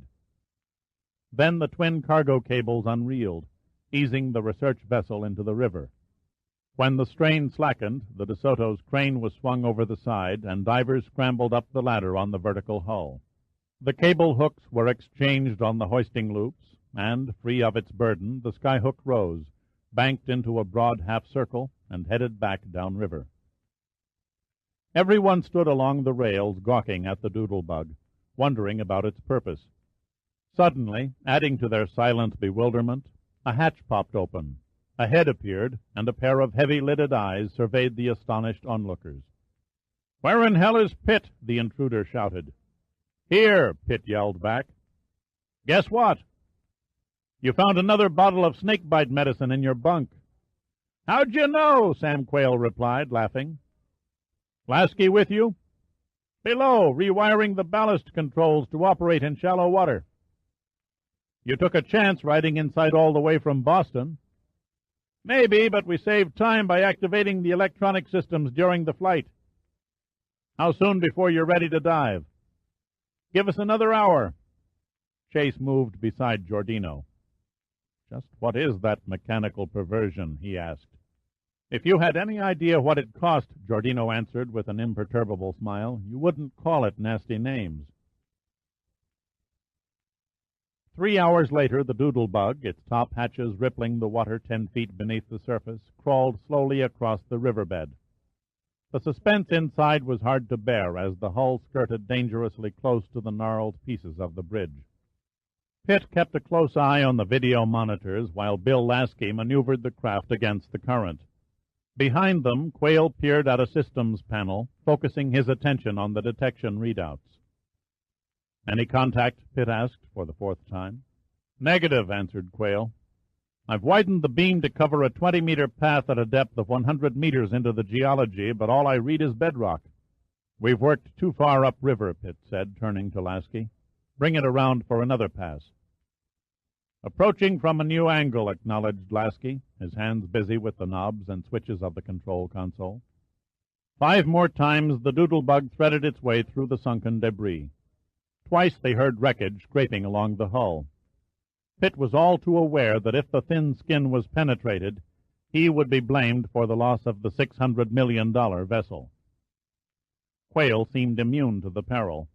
He was infuriated that his instrument remained mute. He was particularly angry at himself for thinking the fault was his. "Must be a malfunction," he muttered. "I should have had a target by now." "Can you isolate the problem?" Pitt asked. "No, damn it," Quayle abruptly snapped. "All systems are functioning normally. I must have miscalculated when I reprogrammed the computers." The expectations of a quick discovery began to dim. Frustration was worsened by false hopes and anticipation. Then, as they turned around for another run through the search grid, the river current surged against the exposed starboard area of the Doodlebug and swept its keel into a mudbank. Lasky struggled with the controls for nearly an hour before the vessel worked free. Pitt was giving the coordinates for a new course when Giordino's voice came over the communication speaker. "De Soto to Doodlebug, do you read?" "Speak," said Pitt tersely. "You guys have been pretty quiet." "Nothing to report," Pitt answered. "You better close up shop. A heavy storm front is moving in. Chase would like to secure our electronic marvel before the wind strikes." Pitt hated to give up, but it was senseless to continue. Time had run out. Even if they found the train in the next few hours, it was doubtful if the salvage crew could pinpoint and excavate the coach that carried Essex and the treaty before the President's address to Parliament. "Okay," said Pitt, "make ready to receive us. We're folding the act." Giordino stood on the bridge and nodded at the dark clouds massing over the ship. "This project has had a curse on it from the beginning," he mumbled gloomily. "If we don't have enough problems, now it's the weather." "Somebody up there plain doesn't like us," said Chase, pointing to the sky. "You blaming God, you heathen?" Giordino joked good-naturedly. "No," answered Chase, looking solemn. "The ghost." Pitt turned. "Ghost?" "An unmentionable subject around here," said Chase. "Nobody likes to admit they've seen it." "Speak for yourself." Giordino cracked a smile. "I've only heard the thing. Its light was brighter than hell when it swung up the old grade to the bridge the other night. The beam lit up half the east shoreline. I don't see how you missed it." Wait a minute, Pitt broke in. Are you talking about the phantom train? Giordino stared at him. You know? Doesn't everyone? Pitt asked in mock seriousness. 'Tis said the spectre of the doomed train is still trying to cross the Deauville-Hudson Bridge to the other side. You don't believe that? Chase asked cautiously. I believe there is something up on the old trackbed that goes chug in the night. In fact, it damn near ran over me. When? A couple of months ago, when I came here to survey the site. Giordino shook his head. At least we won't go to the loony bin alone. How often has the ghost called on you? Giordino looked at Chase for support. 3 times. You say some nights you heard sounds but saw no lights? The first 2 intrusions came with steam whistles and the roar of a locomotive, explained Chase. The 3rd time we got the full treatment. The clamor was accompanied by a blinding light. I saw the light, too, Pitt said slowly. What were your weather conditions? Chase thought a moment. As I recall, it was clear and blacker than pitch when the light showed. That's right, added Giordino. The noise came alone only on nights the moon was bright. Then we've got a pattern, said Pitt. There was no moon during my sighting. All this talk about ghosts isn't putting us any closer to finding the real train, said Giordino blandly. I suggest we get back to reality and figure a way to get under the bridge wreckage in the next— He hesitated and consulted his watch. 74 hours. I have another suggestion, said Pitt. Which is? To hell with it. Giordino looked at him, ready to smile if Pitt was joking. But he was not. What are you going to tell the President? A strange, distant look came over Pitt's face. The President? He repeated vaguely. I'm going to tell him we've been fishing in the air, wasting an enormous amount of time and money searching for an illusion. What are you getting at? The Manhattan Limited, Pitt replied. It doesn't lie on the bottom of the Hudson River. It never has. Chapter 70. The setting sun was suddenly snuffed out by the clouds. The sky went dark and menacing. Pitt and Giordino stood on the old track bed, listening to the deep rumbling of the storm as it drew closer. And then lightning crackled, and the thunder echoed, and the rain came. The wind swept through the trees with a demonic whine. The humid air was oppressive and charged with electricity. Soon the light was gone, and there was no color, only black, pierced by brief streaks of white. Raindrops, hurled in horizontal sheets by wind gusts, struck their faces with the stinging power of sand. Pitt tightened the collar of his raincoat, hunched his shoulders against the tempest, and stared into the night. How can you be sure it will appear? Giordino shouted over the gale. Conditions are the same as the night the train vanished, Pitt shouted back. I'm banking on the ghost having a melodramatic sense of timing. I'll give it another hour, said a thoroughly miserable Chase, and then I'm heading back to the boat and a healthy slug of Jack Daniels. Pitt motioned them to follow. Come on, let's take a hike down the track bed. Reluctantly, Chase and Giordino fell in behind. The lightning became almost incessant, and, seen from shore, the DeSoto looked like a gray ghost herself. A great shaft of brilliance flashed for an instant across the river behind her, and she became a black outline. The only sign of life was the white light on the mast that burned defiantly through the downpour. After about half a mile, Pitt halted and tilted his head as if listening. I think I hear something. Giordino cupped his hands to his ears. He waited until the last thunderclap died over the rolling hills. Then he heard it too, the mournful wail of a train whistle. You called it, said Chase. It's right on schedule. No one spoke for several seconds as the sound grew closer, and then there came the clang of a bell and the puff of the exhaust. It was drowned out momentarily by another burst of thunder. Chase swore later that he could feel time grinding to a stop. At that moment a light came around a curve and washed its beam on them, the rays eerily distorted by the rain. They stood there, each seeing the yellow reflections on the face of the others. They stared ahead, disbelieving, yet certain it was not a trick of their imaginations. Giordino turned to say something to Pitt, and was astounded to see him smiling. actually smiling at the expanding blaze. "Don't move," Pitt said with incredible calm. "Turn around, close your eyes, and cover them with your hands so you aren't blinded by the glare." Instinct dictated they do just the opposite. The urge for self-preservation, to run or at least throw themselves flat on the ground, tore at their conscious senses. Their only bond with courage was Pitt's firm words. "Steady, steady. Be ready to open your eyes when I yell." God, it was unnerving. Giordino tensed for the impact that would smash his flesh and bones into a ghastly spray of crimson and white. He made up his mind he was going to die, and that was that. The deafening clangor was upon them, assaulting their eardrums. They felt as though they had been thrust into some strange vacuum where 20th-century reasoning lost all relevance. Then, as if by magic, the impossible thing passed over them. "Now!" Pitt shouted above the din. They all dropped their hands and stared, eyes still adjusted to the dark. The light was now aimed away and traveling down the abandoned track bed, the locomotive sound diminishing in its wake.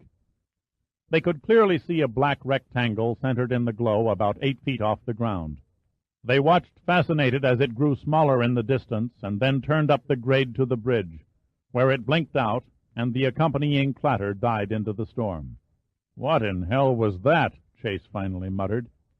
"An antique locomotive headlamp and an amplifier," answered Pitt. "Oh, yeah?" grunted Giordino skeptically. "Then how does it float in mid-air?" "On a wire strung from the old telegraph poles." "Too bad there has to be a logical explanation," said Chase, sadly shaking his head. "I hate to see good supernatural legends debunked."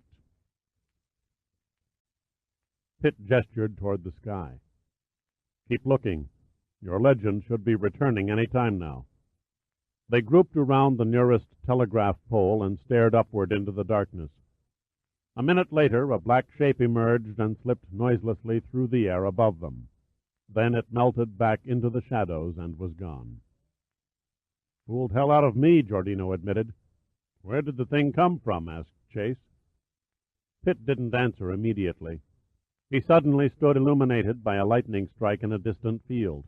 The flash revealed a contemplative look on his face. Finally, he said, "You know what I think?" "No, what?" "I think we should all have a cup of coffee and a slice of hot apple pie." By the time they knocked on Ansel McGee's door, they looked like drowned rats.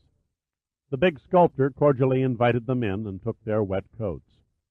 While Pitt made the introductions, Annie McGee, true to expectations, hurried into the kitchen to rustle up coffee and pie. Only this time it was cherry. "What brings you gentlemen out on such a miserable night?" asked McGee. "We were chasing ghosts," Pitt replied. McGee's eyes narrowed. "Any luck?" "May we talk about it in the depot office?" McGee nodded agreeably. "Of course. Come, come." It took little urging for him to regale Chase and Giordino with the history behind the office and its former occupants. As he talked, he built a fire in the pot-bellied stove. Pitt sat silently at Sam Harding's old roll-top desk. He'd heard the lecture before, and his mind was elsewhere. McGee was in the midst of pointing out the bullet in Hiram Meacham's chessboard when Annie entered, carrying a tray with cups and plates. After the last scrap of pie was gone, McGee looked across the office at Pitt. "You never did say whether you found a ghost." "No," Pitt replied, "no ghost. But we did find a clever rig that fakes the phantom train." McGee's broad shoulders drooped, and he shrugged. "I always knew someone would discover the secret someday. I even had the local folks fooled. Not that any of them minded. They're all quite proud of having a ghost they can call their own. Sort of gives them something to brag about to the tourists." "When did you get wise to it?" Annie asked. "The night I came to your door. Earlier I was standing on the bridge abutment when you sent the phantom on a run. Just before it reached me, the lamp blinked out and the sound shut down." "You saw how it worked then?" "No, I was blinded by the glare. By the time my eyes readjusted to the dark, it was long gone. Baffled the hell out of me at first. My gut instinct was to search the ground level. That only added to my confusion when I failed to find tracks in the snow. But I'm a man with a curious streak. I wondered why the old rail bed was torn up and hauled away down to the last cross-tie, and yet the telegraph poles were left standing. Railroad officials are a tight-fisted lot. They don't like to leave any reusable equipment behind when they abandon a right-of-way. I began following the poles until I came to the last one in line. It stands at the door of a shed beside your private track. I also noticed that the headlamp was missing from your locomotive. "I have to give you credit, Mr. Pitt," said McGee. "You're the first to hit upon the truth." "How does the thing operate?" asked Giordino. "The same principle as a chairlift on a ski slope," McGee explained. "The headlamp and a set of 4 speakers hang suspended from a continuous cable strung along the crossbars of the telegraph poles. When the light and sound package reaches the edge of the old Deauville Bridge, a remote switch shuts off the batteries, and then it makes a 180-degree turn and returns to the shed." "Why was it that some nights we only heard the sound but saw no lights?" asked Chase. "The locomotive headlamp is rather large," answered McGee. "It's too easily detectable. So on moonlit nights I remove it and run only the sound system." Giordino smiled broadly. "I don't mind admitting Chase and I were ready to take up religion the first time it paid us a visit. I hope I didn't cause you any unnecessary inconvenience." "Not at all. It was a great source of conversation." "Annie and I stand on the river bank nearly every day and watch your salvage operation. Looks to me like you've experienced problems. Have any pieces of the Manhattan Limited been pulled up yet?" "Not even a rivet," Pitt answered. "We're closing the project down." "That's a shame," McGee said sincerely. "I was rooting for your success. I guess the train wasn't meant to be found." "Not in the river, at any rate." "More coffee, anyone?" Annie came around with the pot. "I'll take some," said Pitt. "Thank you." "You were saying," McGee probed.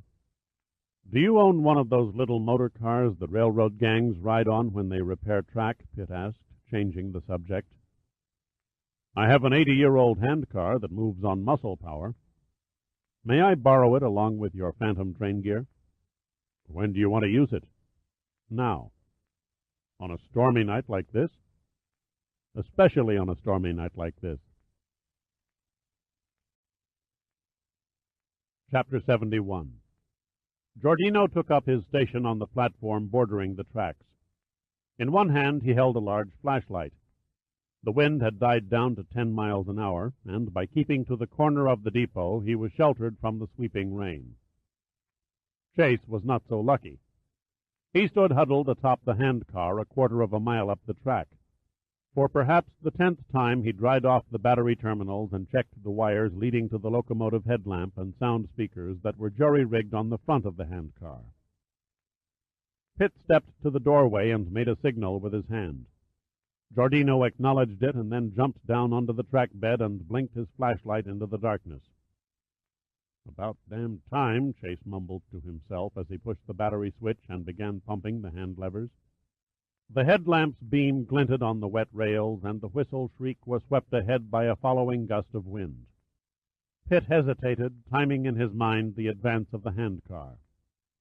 Satisfied that Chase was approaching at a good clip, he re-entered the office and absorbed the warmth from the stove. "We're rolling," he said briefly. "What do you hope to learn by recreating the robbery?" asked McGee. "I'll know better in a few minutes," Pitt replied evasively. "I think it's exciting," Annie bubbled. "Annie, you act out the role of Hiram Meacham, the telegrapher, while I play the station agent, Sam Harding," Pitt instructed. "Mr. McGee, you're the authority. I'll leave it to you to take the part of Clement Massey and lead us through the events step by step." "I'll try," McGee said, "but it's impossible to reconstruct the exact dialogue and movements of 75 years ago." "We won't need a perfect performance," Pitt grinned. "A simple run-through will do fine." McGee shrugged. "Okay. Let's see. Meacham was seated at the table in front of the chessboard. Harding had just taken a call from the dispatcher in Albany, so he was standing near the phone when Massey entered. He walked to the doorway and turned around, holding out his hand in simulation of a gun. The locomotive sounds drew nearer and mingled with the occasional boom of thunder. He stood there a few seconds listening, and then he nodded his head. "This is a hold-up," he said. Annie looked at Pitt, unsure of what to do or say. After the surprise wore off, said Pitt, the railroad men must have put up an argument. Yes, when I interviewed Sam Harding, he said they tried to tell Massey there was no money in the depot, but he wouldn't listen. He insisted that one of them open the safe. They hesitated, Pitt conjectured. In the beginning, said McGee, his voice taking on a hollow tone. Then Harding agreed, but only if he could flag the train first. Massey refused, claiming it was a trick. He became impatient and fired a bullet through Meacham's chessboard. Annie hesitated, a blank look on her face. Then, carried away by her imagination, she swept the board off the table and scattered the chess pieces over the floor. Harding begged, tried to explain that the bridge was out. Massey would have none of it. The headlamp beam on the handcar flashed through the window. Pitt could see that McGee's eyes were looking into another time. Then what happened? Pitt prompted. Meacham grabbed a lantern and made an attempt to reach the platform and stop the train. Massey shot him in the hip. Pitt turned. Annie, if you please. Annie rose from her chair, made a few steps toward the door, and eased down in a reclining position on the floor. The handcar was only 100 yards away now. Pitt could read the dates on the calendar hanging on the wall from the headlamp. The door, Pitt snapped. Open or closed? McGee paused, trying to think. Quickly, quickly, Pitt urged. Massey had kicked it closed. Pitt pushed the door shut. Next move. Open that damn safe. Yes, Massey's very words, according to Harding.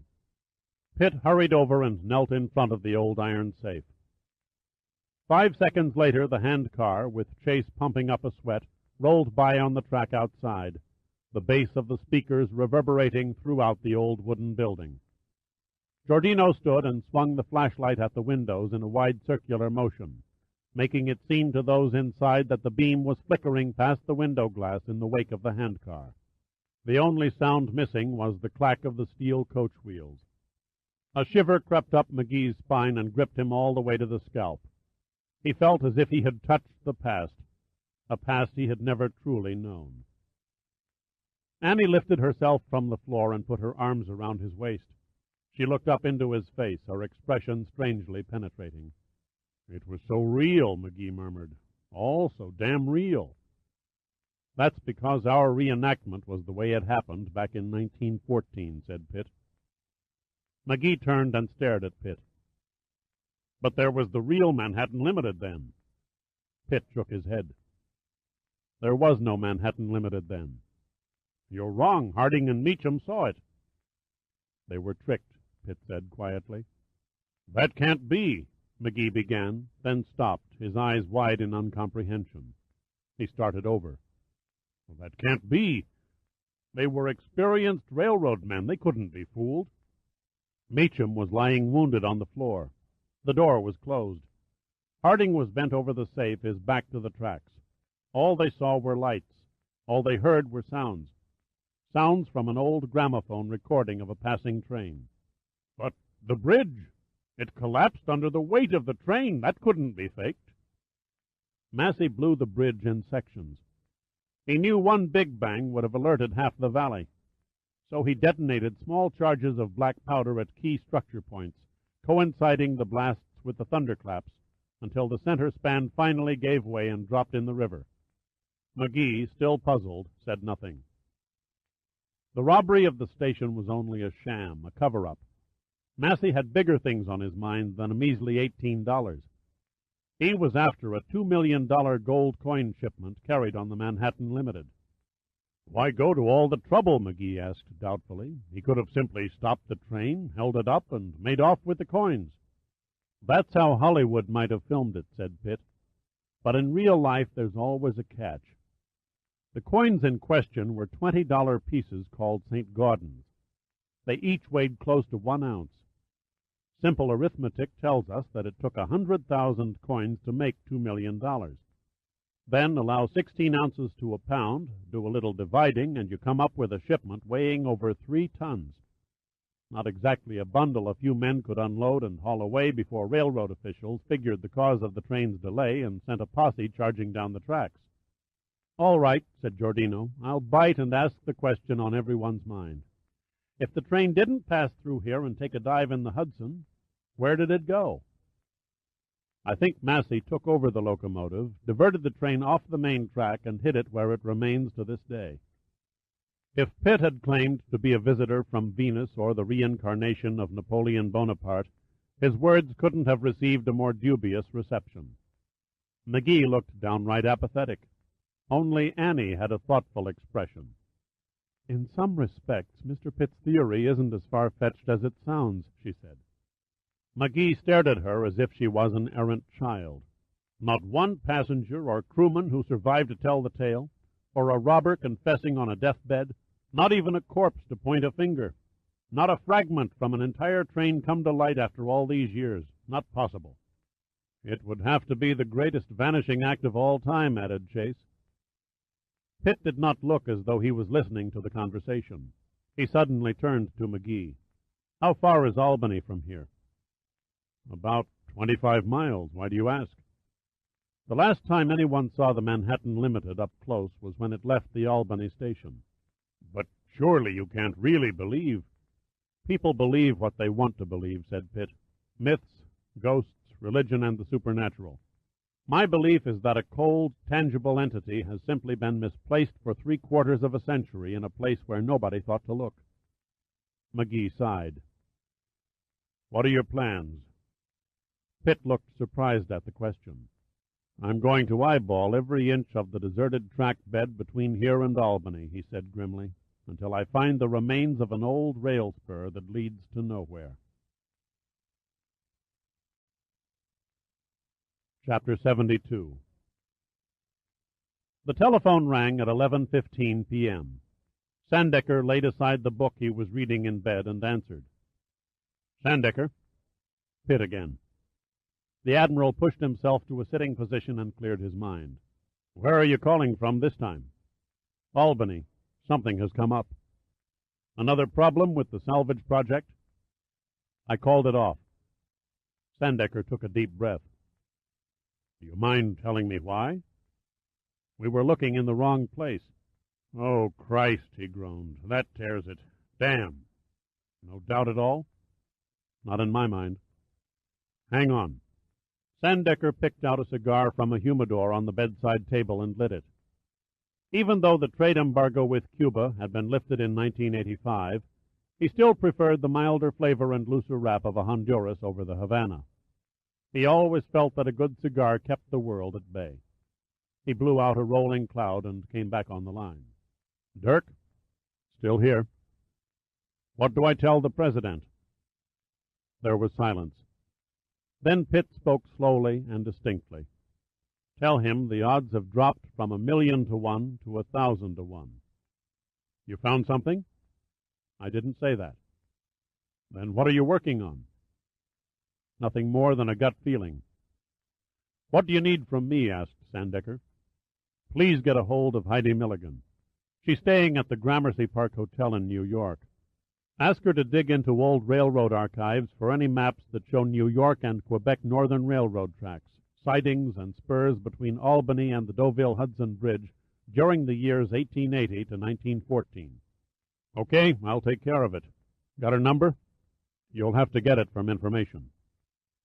Sandecker took a long puff on the cigar. "How does it look for Monday?" "Grim. You can't rush these things."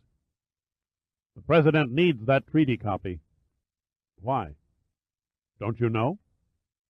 Moon clammed up when I asked. "The President is speaking before the House of Commons and the Senate of the Canadian Parliament. His speech centers around a plea for merging our two countries into one. Alan Mercier let me in on it this morning. Since Quebec went independent, the maritime provinces have been considering statehood. The President is hoping to talk the western provinces into joining too. That's where a signed copy of the North American Treaty comes in. Not to coerce or threaten, but to eliminate the red tape jungle of the transition and stonewall any objections and interference from the United Kingdom. His pitch for a unified North America is only 58 hours away. You get the action?" "Yes," Pitt said sullenly. "I've got it now. And while you're at it, thank the President and his little group for letting me know at the last minute. Would it have mattered otherwise?" "No, I guess not." Where can Heidi get in touch with you? I'll keep the DeSoto moored at the bridge site as a command post. All calls can be relayed from there. There was nothing more to say, so Sandecker simply said, Good luck. Thanks, Pitt came back, and then the line went dead. Sandecker had the number of Heidi's hotel in less than a minute. He dialed direct and waited for the connection. Good evening, Gramercy Park Hotel, a sleepy female voice answered. Commander Milligan's room, please. A pause. Yes, room 367. I'll ring. Hello, a man answered. Is this Commander Milligan's room? Sandecker demanded impatiently. No, sir, this is the assistant manager. The commander is out for the evening. Any idea when she'll return? No, sir, she didn't stop at the desk when she left. You must have a photographic memory, said Sandecker suspiciously. Sir. Do you recognize all your guests when they pass through the lobby? When they're very attractive ladies who stand 6 feet tall and wear a cast on one leg, I do. I see. May I give her a message? Sandecker thought a moment. No message. I'll call again later. 1 minute, sir. I think she passed by and entered the elevator while we've been talking. If you will hold on, I'll have the switchboard ring her room and transfer your call. In room 367, Brian Shaw laid down the receiver and walked into the bathroom. Heidi lay in the tub, covered by a blanket of bubbles, her cast-enclosed leg propped awkwardly on the edge of the tub. Her hair was covered by a plastic shower cap, and she lazily held an empty glass in one hand. Venus born of the foam and the sea, Shaw laughed. I wish I had a picture of this. I can't reach the champagne, she said, pointing to a magnum of Tattinger Brut Reserve Vintage in an ice bucket perched on the wash basin. He nodded and filled her glass. Then he poured the remainder of the chilled champagne over her breasts. She yelped and tried to splash him, but he ducked nimbly back through the doorway. I owe you for that, she shouted. Before you declare war, you've got a call. Who is it? I didn't ask. Sounds like another dirty old man. He nodded at a wall phone mounted between the tub and the commode. You can take it here. I'll hang up the extension. As soon as her voice came on the line, Shaw clicked the connection and then kept his ear pressed to the receiver. When Heidi and Sandecker finished their conversation, he waited for her to hang up. She didn't. Smart girl, he thought. She didn't trust him. After 10 seconds, he finally heard the disconnect as she placed the handset in its cradle. Then he dialed the hotel switchboard. May I help you? Yes. Could you ring room 367 in a minute and ask for Brian Shaw? Please don't say who you are. Nothing else? When Shaw himself answers, just punch off the connection. Yes, sir. Shaw returned to the bathroom and peered around the door. Truce? Heidi looked up and smiled. How'd you like it if I did that to you?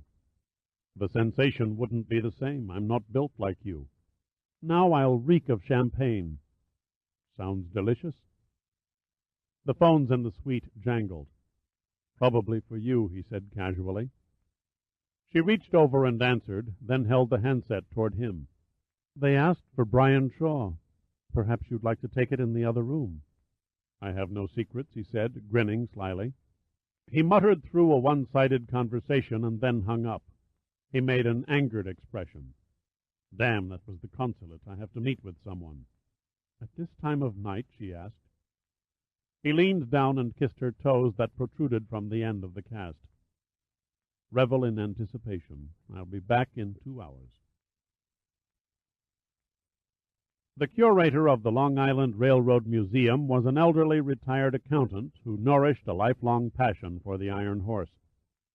He walked yawning through the relics on display, while grumbling incessantly about being abruptly awakened in the dead of night to open the building for an FBI agent.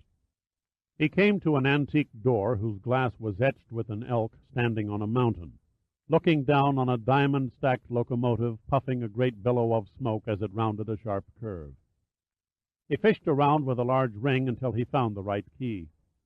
Then he unlocked the door, swung it open, and switched on the lights. He paused and stuck out an arm, blocking Shaw's way. Are you sure you're an FBI man? Shaw sighed at the stupid wording of the question and produced a hastily forged ID card for the third time. He waited patiently for the curator to read the fine print again. "I assure you, Mr. Reinhold."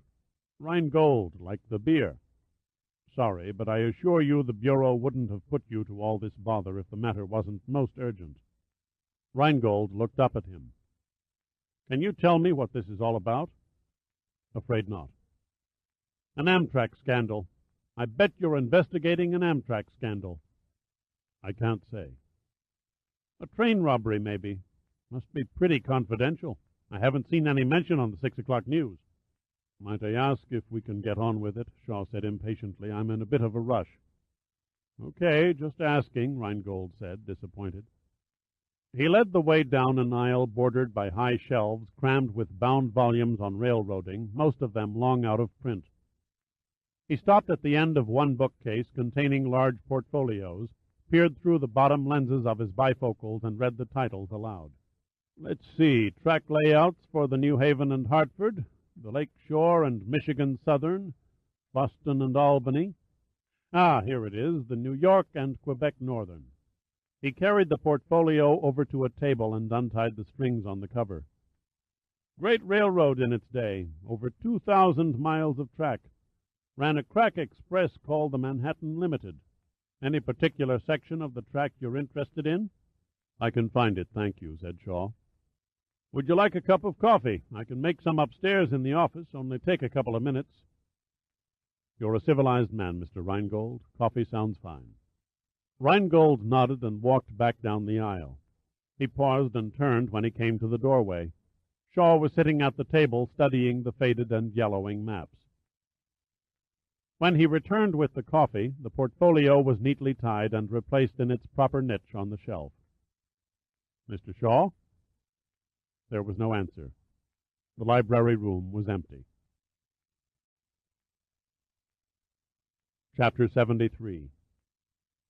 Pitt felt inspired and determined, even exhilarated. A deep sense of knowing he had opened a door that had been overlooked for generations acted on him like a stimulant. With an optimism that was not there before, he stood in a small empty pasture and waited for the two-engine jet to float in for a landing. Under normal procedures, the feat would have been impossible. The field was pockmarked by old tree stumps and riddled with dry gullies. The longest flat spot ran no more than 50 feet before ending at a moss-covered rock wall. Pitt had expected a helicopter, and he began to wonder if the pilot had a death wish or had brought the wrong aircraft. Then he watched in fascination as the wings and engines began to slowly tilt upward while the fuselage and tail remained horizontal. When they reached 90 degrees and were facing skyward, the plane stopped its forward motion and began to settle to the uneven ground. Soon after the wheels touched the grass, Pitt walked up to the cockpit door and opened it. A boyish face with freckles and red hair broke into a cheery grin. "Morning, you Pitt?" "That's right." "Climb in." Pitt climbed in, secured the door, and sat in the co-pilot seat. "This is a VTOL, isn't it?" "Yeah," the pilot replied. "Vertical takeoff and landing, made in Italy. Scinletti 440. Nice little flyer, finicky at times, but I sing Verdi to it, and it's putty in my hands." "You don't use a helicopter?" "Too much vibration. Besides, vertical photography works best from a high-speed airplane." He paused. "By the way, the name's Jack Wessler." He didn't offer to shake hands. Instead, he eased the throttles toward their stops, and the Scinletti began to rise. At about 200 feet, Pitt twisted in his seat and stared back at the wings as they turned horizontal again. The craft began increasing its forward speed and soon returned to level flight. "What area would you like to photomap?" asked Wessler. "The old railroad bed along the west bank of the Hudson as far as Albany." "Not much left." "You're familiar with it?" "I've lived in the Hudson River Valley all my life. Ever hear of the Phantom Train?" "Spare me," Pitt replied in a weary tone. "Oh, okay." Wessler dropped the subject. "Where do you want to begin rolling the film?" "Start at the McGee place." Pitt looked around the rear cabin. It was void of equipment. "Speaking of film, where is the camera and its operator?" "You mean cameras, plural." We use two, their lenses set at different angles for a binocular effect. They're mounted in pods under the fuselage. I operate them from here in the cockpit. What altitude will you fly? Depends on the focal lenses. Altitude is computed mathematically and optically. We're set to make our run at 10,000 feet. The view of the valley from above was heady. The landscape unfurled and spread to the horizons, crisp and green, crowned by spring clouds. From 5,000 feet the river took on the shape of a huge python crawling through the hills, with low islands sometimes dotting the channel like stepping stones in a small stream. A vineyard country here, and an orchard land broken by an occasional dairy farm. When the altimeter read 10,000, Whistler made a sweeping turn to slightly west of north. The DeSoto crept beneath, looking like a tiny model in a diorama. "Cameras are rolling," Whistler announced. "You make it sound like a movie production," said Pitt. "Almost. Each picture overlaps the next by 60%. That way, one particular object will show up twice at slightly different angles with varied highlights. You can detect things that are invisible from ground level, remnants of man-made disturbances hundreds or even thousands of years old." Pitt could see very clearly the scar of the track bed. Then it abruptly stopped and vanished into a field of alfalfa. He pointed downward. "Suppose the target is completely obliterated." Whistler peered through the windshield and nodded. "Okay, there's a case in point.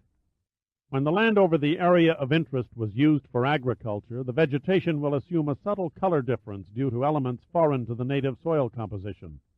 The change might be missed by the human eye, but the camera optics and enhanced color tone in the film will exaggerate features in the earth beyond reality."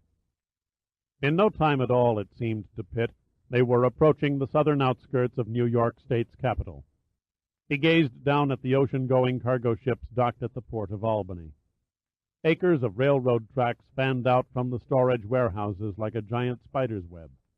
Here the old rail bed disappeared for good under the heavy foot of modern development. "Let's make another run," said Pitt. "Coming around," acknowledged Whistler. 5 more times they swept the fading New York and Quebec northern tracks, but the faint, fragile line through the countryside still looked solitary, undivided by discernible offshoots. Unless the cameras spotted something he couldn't detect, the only hope he had of finding the Manhattan Limited was Heidi Milligan. The maps had vanished from the portfolio in the Railroad Museum, and Heidi had no doubt who had stolen them. Shaw had returned to the hotel later that night, and they had made fluid and gentle love until early morning. But when she awoke, he was gone. Too late, she realized that he had listened in on her conversation with Admiral Sandecker. More than once, during their love-making, she had thought of Pitt. It was very different with him. Pitt's style was consuming and savage, and impelled her to respond with savage intensity. Their time in bed had been a competition, a tournament that she never won. Pitt had drowned her, left her floating in a haze of exhausted defeat. Deep down it galled her independent ego, and her mind refused to accept his superiority, and yet her body hungered for it with sinful abandon.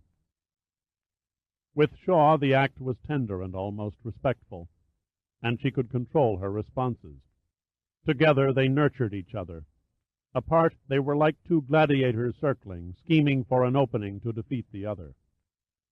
Pitt always left her spent and with a feeling she'd been used. Shaw was using her, too, only for a different purpose, but strangely it didn't seem to matter. She longed to come back to him like someone returning from a stormy voyage. She sat back in a chair in the library room of the museum and closed her eyes. Shaw thought he had forced her into a dead end by stripping the records. But there were other sources of railroad lore, other archives, private collections or historical societies. Shaw knew she could not afford the time-consuming journeys to check them out. So now she had to think of another avenue to explore. And what Shaw couldn't know, couldn't project in his scheming mind, was that she wasn't trapped at all. "Okay, Mr. Smartass," she muttered to the silent bookshelves. "Here's where you get yours." She called over the yawning curator, who was still grumbling about inconsiderate FBI agents. I'd like to see your old dispatch records and logbooks. He nodded cordially. We have catalogued samplings of old dispatch material. Don't have them all, of course, too voluminous to store. Just tell me what you want, and I'll be happy to search it out for you. Heidi told him, and by lunchtime she had found what she was looking for. Chapter 74. Heidi stepped off the plane at the Albany airport at 4 o'clock in the afternoon. Giordino was there waiting for her. She brushed off an offer of a wheelchair and insisted on walking on her crutches to the car. How are things going? She asked as Giordino pulled the car into traffic and turned south. Doesn't look encouraging. Pitt was poring over aerial photographs when I left the boat. No trace of a branch track showed up anywhere. I think I've found something. We could damn well use a piece of luck for a change, Giordino muttered. You don't sound enthusiastic. My school spirit has been bled out of me. Things that bad? Figure it out. The President goes before the Canadian Parliament tomorrow afternoon. We're dead. No way in hell we'll come up with a treaty by then, even if one exists, which I doubt. What does Pitt think? She asked. About the train being someplace else besides buried in the river, I mean. He's convinced it never reached the bridge. What do you believe? Giordino gazed expressionless down the road. Then he smiled. I believe it's a waste of breath to argue with Pitt. Why? Because he's stubborn? No, Giordino answered. Because he's usually right. For hours, Pitt had stared through binocular glasses at the photo blow-ups, his brain interpreting the detail in 3 dimensions. The zigzag rail fences separating pastures from bordering woodlands, the automobiles and houses, a red and yellow hot air balloon that made a colorful splash against the green landscape. They were all revealed in amazing clarity. Even an occasional railroad tie could be distinguished on the weed-strewn trackbed. Time after time he retraced the almost arrow-straight line between the destroyed bridge and the outskirts of Albany's industrial section, his eyes straining to pick out a minute detail, the tiniest suggestion of an abandoned rail spur. The secret stayed kept. He finally gave in and was leaning back in a chair, resting his eyes, when Heidi and Giordino entered the DeSoto's chart room. Pitt stood tiredly and embraced her. How's the leg? He asked. On the mend, thank you. They helped her to a chair. Giordino took her crutches and leaned them against a bulkhead. Then he set her briefcase on the deck beside her. Al tells me you've drawn a blank, she said. Pitt nodded. Looks that way. I have some more bad news for you. He said nothing, waiting. Brian Shaw knows everything, she said simply. Pitt read the embarrassment in her eyes. Everything covers a lot of territory. She shook her head in frustration. He stole the maps of the old rail line from the museum before I had a chance to study them. Do him damned little good unless he's got a clue to their value. I think he's guessed, Heidi said softly. Pitt sat thoughtful for a moment, rejecting any attempt at cross-examining Heidi. The damage was done. How Shaw came to lay his hands on the key to the enigma no longer mattered. Incredibly, he felt a tinge of jealousy, and he couldn't help wondering what Heidi saw in the older man. Then he's in the area, probably sneaking around the countryside this minute, added Giordino. Pitt looked at Heidi. The maps may be worthless to him. Nothing resembling a rail spur shows on the aerial photos. She picked up the briefcase, set it in her lap, and opened the locks. But there was a rail spur, she said. It used to cut off the main line at a place called Mondragon Hook Junction. The atmosphere in the chart room suddenly galvanized. Pitt said, Where is that? I can't pinpoint it exactly without an old map. Giordino quickly glanced through several topographical maps of the valley. Nothing here, but these surveys only go back to 1965. How did you discover this Mondragon Hook? Asked Pitt. Elementary reasoning, Heidi shrugged. I asked myself where I would hide a locomotive and 7 Pullman cars where no one could find them for a lifetime. The only answer was underground. So I began working backward and checked old Albany dispatch records before 1914. I hit pay dirt and found 8 different freight trains that hauled ore cars loaded with limestone. Limestone? Yes, the shipments originated from a junction called Mondragon Hook and were destined for a cement plant in New Jersey. When? In the 1890s. Giordino looked skeptical. This Mondragon Hook could have been hundreds of miles from here. It had to be below Albany, said Heidi. How can you be sure? New York and Quebec Northern records don't list ore cars carrying limestone on any freight trains that pass through Albany. But I did run across a mention of them in a dispatch log from the Germantown rail yard where there was a switch of locomotives. Germantown, said Pitt. That's 15 miles downriver. My next step was to search through old geological maps, Heidi continued. She paused and slipped one from her briefcase and flattened it on the table. The only underground limestone quarry between Albany and Germantown lay here. She made a mark with a pencil. About 9 miles north of the Deauville-Hudson Bridge and 3/4 of a mile west. Pitt put the binocular glasses to his eyes and began scanning the aerial photos. Here, due east of the quarry site, is a dairy farm. The house and barnyard have erased all remains of the junction. Yes, I see it, Heidi said excitedly. And there's a paved road that runs toward the New York State Thruway. Small wonder you lost the trail, Giordino said. The county laid asphalt over it. If you look closely, said Pitt, you can pick out a section of old rail ballast as it curves from the road for 100 yards and ends at the foot of a steep hill, or mountain as the natives would label it. Heidi peered through the binoculars. Surprising how clear everything becomes when you know what to search for. Did you happen to turn up any information on the quarry? Giordino asked her. That part was easy, Heidi nodded. The property and the track right-of-way were owned by the Forbes Excavation Company, which operated the quarry from 1882 until 1910, when they encountered flooding. All operations were halted and the land was sold to neighboring farmers. I hate to be a wet blanket, said Giordino, but suppose the quarry was an open pit. Heidi gave him a considering look. I see what you mean. Unless the Forbes Company mined the limestone from inside the mountain, there'd be no place to hide a train. She scanned the photo again. Too much growth to tell for sure, but the terrain appears unbroken. I think we should scout it out, Pitt said. All right, Giordino agreed. I'll drive you. No, I'll go alone. In the meantime, call Moon and get some more bodies up here. A platoon of Marines in case Shaw brings in reinforcements. And tell him to send us a mining engineer, a good one. Round up any old-timers around the countryside who might remember any strange goings-on at the quarry. Heidi, if you feel up to it, kick the local publishers out of bed and dig through old papers for any relevant news items that were pushed to the back pages by the Deauville-Hudson Bridge collapse. I'll know better where we stand when I inspect the quarry. Not much time left, Giordino said gloomily. The president makes his speech in 19 hours. I don't have to be reminded. Pitt reached for his coat. All that's left for us now is to get inside that mountain. Chapter 75. The sun had set and was replaced by a quarter moon. The evening air was crisp and sharp. From his vantage point, high above the old quarry entrance, Shaw could see the lights of villages and farms miles away. It was a fair and picturesque land, he thought idly. The sound of a piston-engined plane intruded on the silent countryside.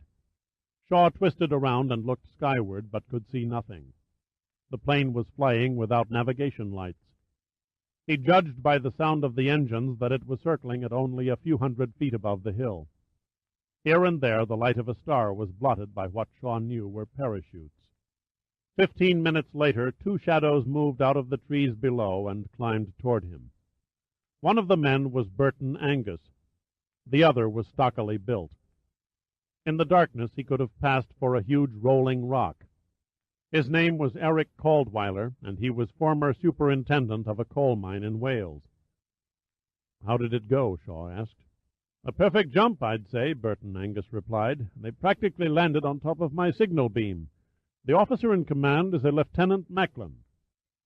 Shaw ignored one of the cardinal rules of undercover night operations and lit a cigarette. The Americans would know of their presence soon enough, he reasoned. Did you find the quarry entrance? You can forget about it, said Caldweiler. Half the hillside slipped away. It's buried? Aye, deeper than a Scotsman's whiskey cellar. The overburden is thicker than I care to think about. Shaw said, Any chance of digging through? Caldweiler shook his head. Even if we had a giant drag line, you're talking 2 or 3 days. No good. The Americans could show up at any time. Might gain entry through the portals, said Caldweiler, stoking up a curved briar pipe, providing we can find them in the dark. Shaw looked at him. What portals? Any heavily worked commercial mine requires 2 additional openings, an escapeway in case the main entrance is damaged, and an air ventilation shaft. Where do we start searching? Shaw asked anxiously. Caldweiler was not to be rushed. Well, let's see. I judge this to be a drift mine, a tunnel in the side of the hill where the outcropping broke the surface. From there, the shaft probably followed the limestone bed on a downward slope. That would put the escapeway somewhere around the base of the hill. The ventilator?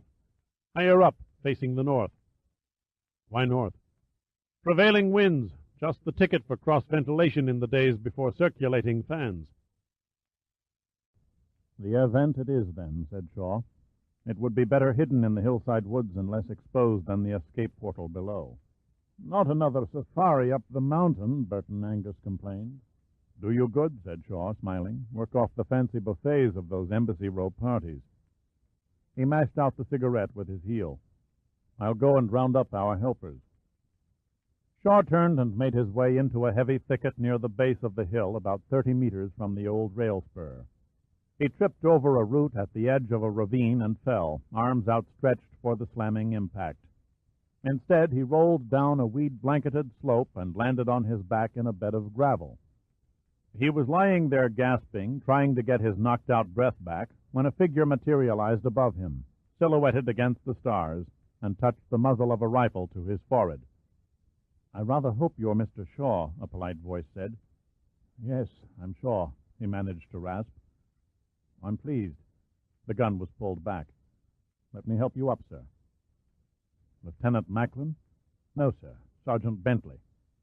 Bentley was dressed in a military black and gray camouflaged night smock with pants that tucked into paratroop-style boots. He wore a dark beret over his head, and his hands and feet were the color of ink. He carried a netted steel helmet in one hand. Another man stepped out of the darkness. A problem, Sergeant? Mr. Shaw had a bit of a tumble. You Macklin? Asked Shaw, getting his breath back. A set of teeth gleamed brightly. Can't you tell? Under that minstrel makeup, you all look alike to me. Sorry about that. Have you accounted for your men? All 14 of us sound and fit, which is quite something for a jump in the dark. I'll need you to look for a portal into the hill, some sign of excavation or depression in the earth. Begin at the base of the hill and work toward the summit on the north side. Macklin turned to Bentley. Sergeant, gather the men and have them form a search line 10 feet apart. Yes, sir. Bentley took 4 steps and was swallowed up in the thicket. I was wondering, Macklin said idly. What? Asked Shaw. The Americans. How will they react when they find an armed force of Royal Marine paratroopers entrenched in upstate New York? Hard to say. The Americans have a good sense of humor. They won't be laughing if we have to shoot a few of them. When was the last time? Shaw muttered in thought. You mean since British men-at-arms invaded the United States? Something like that. I believe it was in 1814 when Sir Edward Parkenham attacked New Orleans. We lost that one. The Yanks were angry because we burned Washington. Suddenly they both tensed. They heard the roaring protest of a car engine as it was shifted into a lower gear. Then a pair of headlights turned off the nearby road onto the abandoned rail spur. Shaw and Macklin automatically dropped to a crouch and peered through the grass that grew on the lip of the ravine. They watched the car bump over the uneven ground and come to a stop where the track bed disappeared under the slope of the hill. The engine went quiet, and the man got out and walked in front of the headlights. Shaw wondered what he would do when he met up with Pitt again. Should he kill the man? A hushed command to Macklin, even a hand signal, and Pitt would go down under a dozen knife thrusts from men who were trained in the art of silent murder. Pitt stood for a long moment, staring up the hill as if challenging it. He picked up a rock and threw it into the darkness of the slope. Then he turned and climbed back behind the steering wheel. The engine came to life, and the car made a U-turn. Only when the taillights became dim red specks did Shaw and Macklin stand up. "I thought for a moment that you were going to order me to snuff the beggar," said Macklin. "The thought crossed my mind," replied Shaw. "No sense in prodding a hornet's nest. Things should get warm enough come daylight." "Who do you suppose he was?" "That," said Shaw slowly, "was the enemy." Chapter 76. It was good to capture a moment of togetherness. Danielle looked radiant in a bareback dinner dress of green shadow-print silk chiffon. Her hair was center-parted and swept back with a comb of gilded flowers decorating one side. A gold spiral choker adorned her throat. The candlelight glinted in her eyes when she glanced across the table. As the maid cleared the dishes, Sarva leaned over and kissed her softly on one hand. "Must you go?" "I'm afraid so," she said, pouring him a brandy. "My new fall wardrobe is ready at Vivonne, and I made an early appointment for tomorrow morning to have my final fittings." "Why must you always fly to Quebec? Why can't you find a dressmaker in Ottawa?" Danielle gave a little laugh and stroked his hair. "Because I prefer the fashion designers in Quebec to the dressmakers of Ottawa." "We never seem to have a moment alone." "You're always busy running the country." "I can't argue the point. However, when I do make time for you, you're always committed elsewhere." "I'm the wife of the Prime Minister," she smiled. "I can't close my eyes and turn my back on the duties expected of me." "Don't go," he said tonelessly. "Surely you want me to look nice for our social engagements," she pouted. "Where will you be staying?" "Where I always stay when I spend the night in Quebec City, at Nancy Sewell's townhouse." "I'd feel better if you returned home in the evening." "Nothing will happen, Charles." She bent down and kissed him lukewarmly on the cheek. "I'll be back tomorrow afternoon. We'll talk then." "I love you, Danielle," he said quietly. "My dearest wish is to grow old with you by my side. I want you to know that." Her only reply was the sound of a door shutting. The townhouse was in Nancy Sewell's name, a fact that was unknown to Nancy herself. A best-selling novelist and a native Canadian, she lived in Ireland to beat the staggering taxes brought on by inflation. Her visits to family and friends in Vancouver were infrequent, and she had not set foot in Quebec in over 20 years. The routine never varied. As soon as the official car dropped Danielle at the townhouse and a Mountie was stationed outside the entrance gate, she went from room to room slamming doors, flushing the toilet, and setting the FM radio dial on a station that broadcast soothing music. When her presence was secure, she walked into a closet and parted the clothes, revealing a door that led into a seldom-used stairwell in the adjoining building. She hurried down the steps to a single-car interior garage that opened on a back alley. Henri Villon waited punctually in his Mercedes-Benz. He reached over and embraced her as she leaned across the front seat. Danielle relaxed for the automatic response of his kiss, but the show of affection was fleeting. He pushed her back, and his expression turned businesslike. "I hope this is important," he said. "It's becoming more difficult to break away." "Can this be the same man who recklessly made love to me in the Prime Minister's mansion?" "I wasn't about to be elected President of Quebec then." She withdrew to her side of the car and sighed. She could sense that the excitement and passion of their clandestine meetings was fading. There was no illusion to be shattered. She had never kidded herself into believing their special relationship could go on forever. All that was left now was to bury the hurt and remain cordial, if not intimate, friends. "Shall we go somewhere?" he said, breaking her reverie. "No, just drive around." He pressed the button to the electric garage door opener and backed into the alley. The traffic was light as he drove down to the riverfront and joined a short line of cars waiting to board the ferry to the east shore. Nothing more was said between them until Villon steered the Mercedes up the ramp and parked near the bow, where they had a view of the lights dancing on the St. Lawrence. "We have a crisis on our hands," she said finally. "Does it concern you and me, or Quebec?" "All three." "You sound grim." "I mean to be." She paused. Charles is going to resign as Prime Minister of Canada and run for President of Quebec. He turned and stared at her. Repeat that. My husband is going to announce his candidacy for President of Quebec. Villon shook his head in exasperation. I can't believe he'd do it. That's the dumbest thing I've ever heard. Why? There's no rhyme or reason for such a stupid decision. I think it stems from anger. He hates me that much. She lowered her eyes. I think he suspects something between us. Perhaps even knows. He may be out for revenge. Not Charles. He's not given to childish reactions. I was always so careful. He must have had me followed. How else could he have caught on? Villon tilted his head back and laughed. Because I as good as told him. You didn't, she gasped. To hell with that fastidious little toad. Let him stew in righteous self-pity for all I care. There's no way the sniffling bastard can win the election. Charles Sarvat has few friends in the Parti Québécois. The mainstream of support belongs to me. The ferry dock was only 100 meters away when a man got out of the fifth car behind Villon's Mercedes sedan and joined the passengers turning to the parking deck after lining the railings to enjoy the view.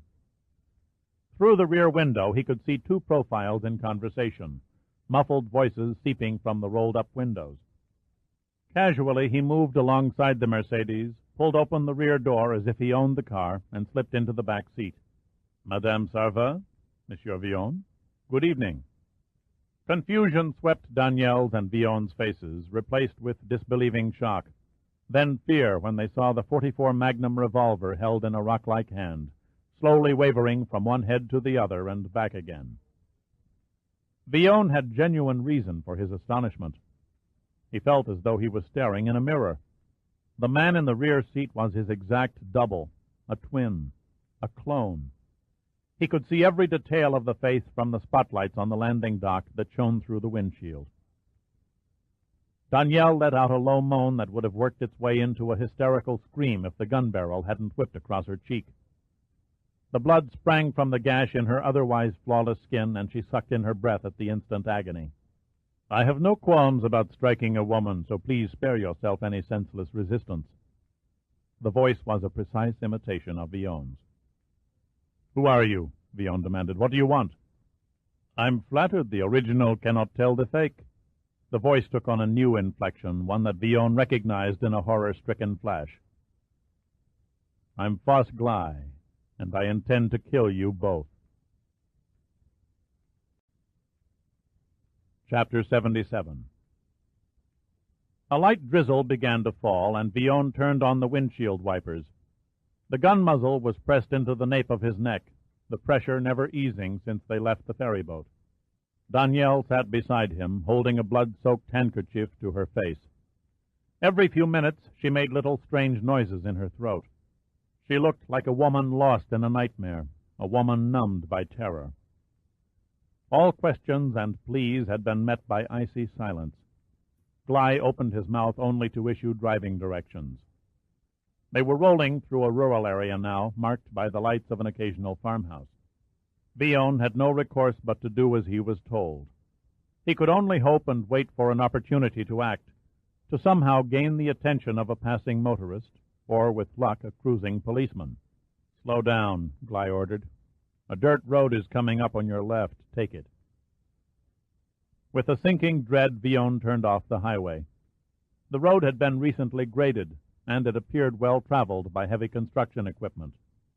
I thought you were dead, Villon said, trying for a response. Gley did not answer. That British intelligence agent Brian Shaw said you crashed a stolen boat into the side of a Japanese cargo ship. Did he tell you my body was never found? At last he had Gley in a talking mood. That was a start.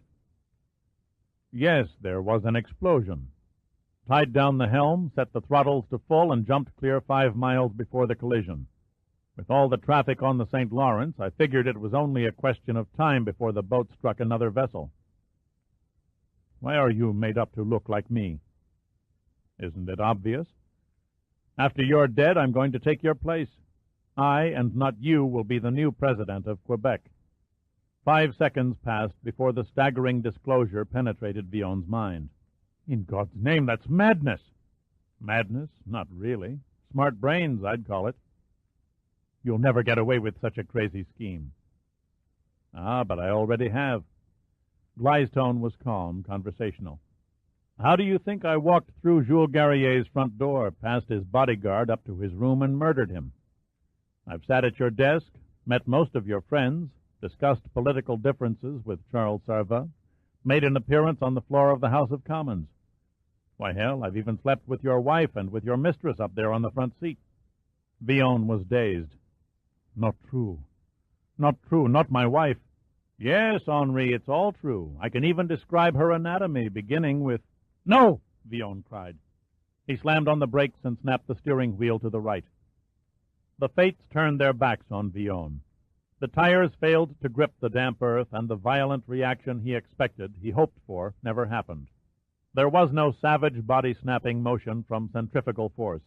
Instead, the car slid slowly around in lazy circles. Keeping his balance, his aim only slightly diverted, Gly pulled the trigger. The .44 Magnum shell shattered Villon's collarbone and passed through the windshield. A scream poured from Danielle's mouth and then died away into terror-choked sobbing. The car gradually came to a gentle stop in the wet grass beside the road. Villon's hands jerked from the steering wheel. He threw his head against the backrest of the seat, tightly gripped the gaping wound, and clenched his teeth in pain. Gly stepped outside and pulled open the driver's door. He roughly shoved Villon toward Danielle and climbed in. "I'll take it from here," he snarled. He crammed the gun barrel into Villon's side under the armpit. "Don't get cute again." To Danielle, it looked as if half of Villon's upper shoulder had been blown away. She turned and vomited on the door panel. Gly made a U-turn and returned to the road. In half a mile, a huge yellow-painted earth mover appeared in the headlights. Beside it was an excavated ditch 10 feet deep and 15 feet across. A high mound of earth was piled up along the opposite side. As Gly drove along the edge, Danielle could make out a large concrete pipe that stretched along the bottom of the ditch. They passed a silent row of trucks and earth-moving equipment. The engineer's office, a battered old converted house trailer, sat dark and empty. The construction crew had gone home for the night. Gly pulled up at a place where the new drainage line was being covered over. He braked, judging the angle of the incline down to the roof of the pipe. Then he gunned the engine and drove the Mercedes into the ditch. The front bumper struck the circular concrete and sprayed sparks. The rear end slewed around until the car came to rest on its side, the headlights on a slight angle upward. Gly took 2 pairs of handcuffs from his coat pocket. He clamped one to the steering wheel and Villon's left hand. He repeated the process on Danielle with the other set. "What are you doing?" Danielle asked in a hoarse whisper. He paused to stare at her. The raven hair was messed, and the beautiful features were marred by the bloody tear. The eyes were those of a doe paralyzed with fright. A hideous grin spread across his face. "I'm fixing it so you and your lover can spend eternity together." "No reason to murder her," Villon groaned through the agony. "For God's sake, let her go free." "Sorry," said Gly callously. "She's part of the bargain." "What bargain?" There was no answer. Gly slammed the door and began climbing up the sloping embankment. He rapidly reached the top and disappeared into the darkness. A few minutes later, they heard the sound of a heavy diesel engine knocking to life. The engine began to strain as though it was working under a heavy load. The throaty roar of the exhaust drew closer, and then a huge silver scoop crept out over the rim of the ditch. Suddenly it tilted downward, and 3.5 cubic yards of dirt rained down around the roof of the Mercedes. Danielle let out a pitiful cry. "Oh, Mary, Mother of Jesus! He's going to bury us alive! Oh, no! Please, no!"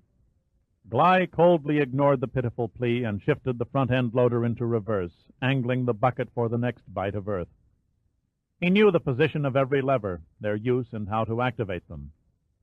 For 2 nights he had practiced, filling sections of the ditch so expertly that the dirt-moving crew had never noticed that an extra 20 feet of the open pipeline had been filled for them between work shifts.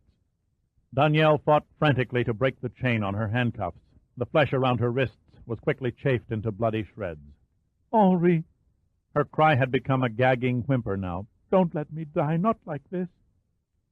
Villon did not seem to hear. The end would come sooner for him. He knew he was only a few seconds away from bleeding to death. "Odd," he whispered.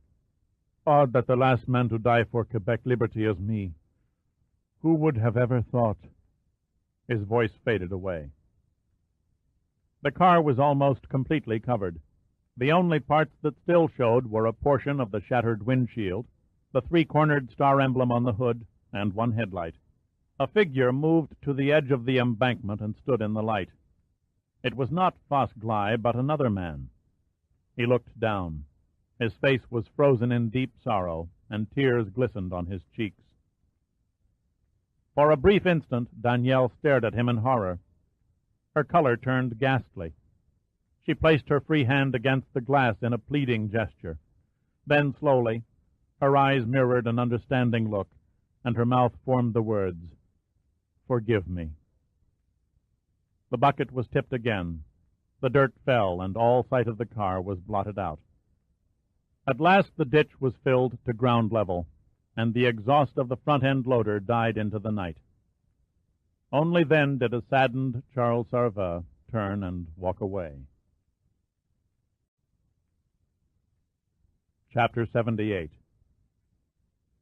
The airfield at Lac St. Joseph, deep in the hills northeast of Quebec City, was one of several belonging to the Royal Canadian Air Force that had been shut down because of budget cuts. Its 2-mile runway was off-limits to commercial aircraft, but was still used by the military for training and emergency landings. Henri Villon's plane stood in front of a weathered metal hangar. A fuel truck was parked beside it, and 2 men in raincoats were making a pre-flight check. Inside, in an office bare of furniture except for a rusting metal workbench, Charles Sarva and Commissioner Finn stood in silence and watched the proceedings through a dirty window. The earlier drizzle had turned into a driving rain that leaked through the roof of the hangar in a dozen places. Foss Gley was stretched out comfortably on a blanket. His hands were clasped behind his head, and he was oblivious to the water that splashed beside him on the cement floor. There was an air of smugness about him, of complacency almost, as he gazed up at the metal-beamed ceiling. The Villon disguise was gone, and he was himself again. Outside, the pilot jumped from the wing to the ground and dog-trotted to the hangar. He poked his head in the office door. "Ready when you are," he announced. Gley came to a sitting position. "What did you find?" "Nothing.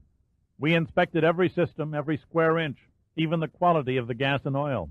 Nobody's tampered with it. It's clean." "Okay, start up the engines." The pilot nodded and ducked back into the rain. "Well, gentlemen," said Gley, "I guess I'll be on my way." Sarva silently nodded to Commissioner Finn.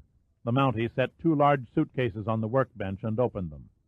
"$30 million well-worn Canadian dollars," said Finn, his face deadpan.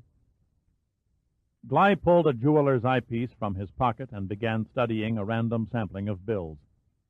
After nearly 10 minutes, he repocketed the eyepiece and closed the suitcases. "You weren't joking when you said well-worn. Most of these bills are so wallet-battered you can hardly read the denominations." "As per your instructions," Finn said testily. "It was no simple matter scraping up that much used currency on such short notice. I think you'll find them all negotiable." Gley walked over to Sarva and held out his hand. "Nice doing business with you, Prime Minister." Sarva rebuffed Gley's gesture. "I'm only happy we caught on to your impostor scheme in time." Gley shrugged and withdrew his empty hand.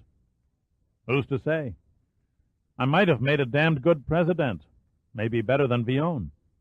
"Pure luck on my part that you didn't," said Sarva. "If Commissioner Finn hadn't known Henri's exact whereabouts when you brazenly walked into my office, you might never have been apprehended. As it is, my sad regret is that I can't have your neck stretched on the gallows."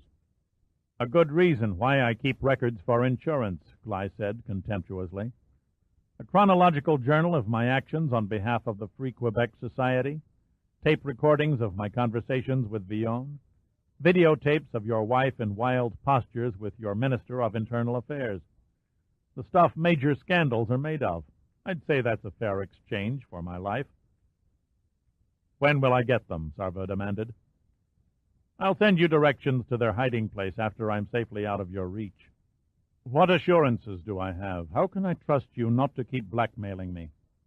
Gly grinned fiendishly. None. None at all. You're filth, Sarva hissed angrily, the excretion of the earth. Are you any better? Gly snapped back.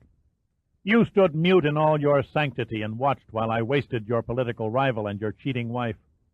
And then you had the gall to pay for the job with government funds. You stink even worse than I do, Sarva. The best of the bargain was yours. So save your insults and sermons for the mirror. Sarva trembled, the rage seething inside him. I think you better get out. Get out of Canada.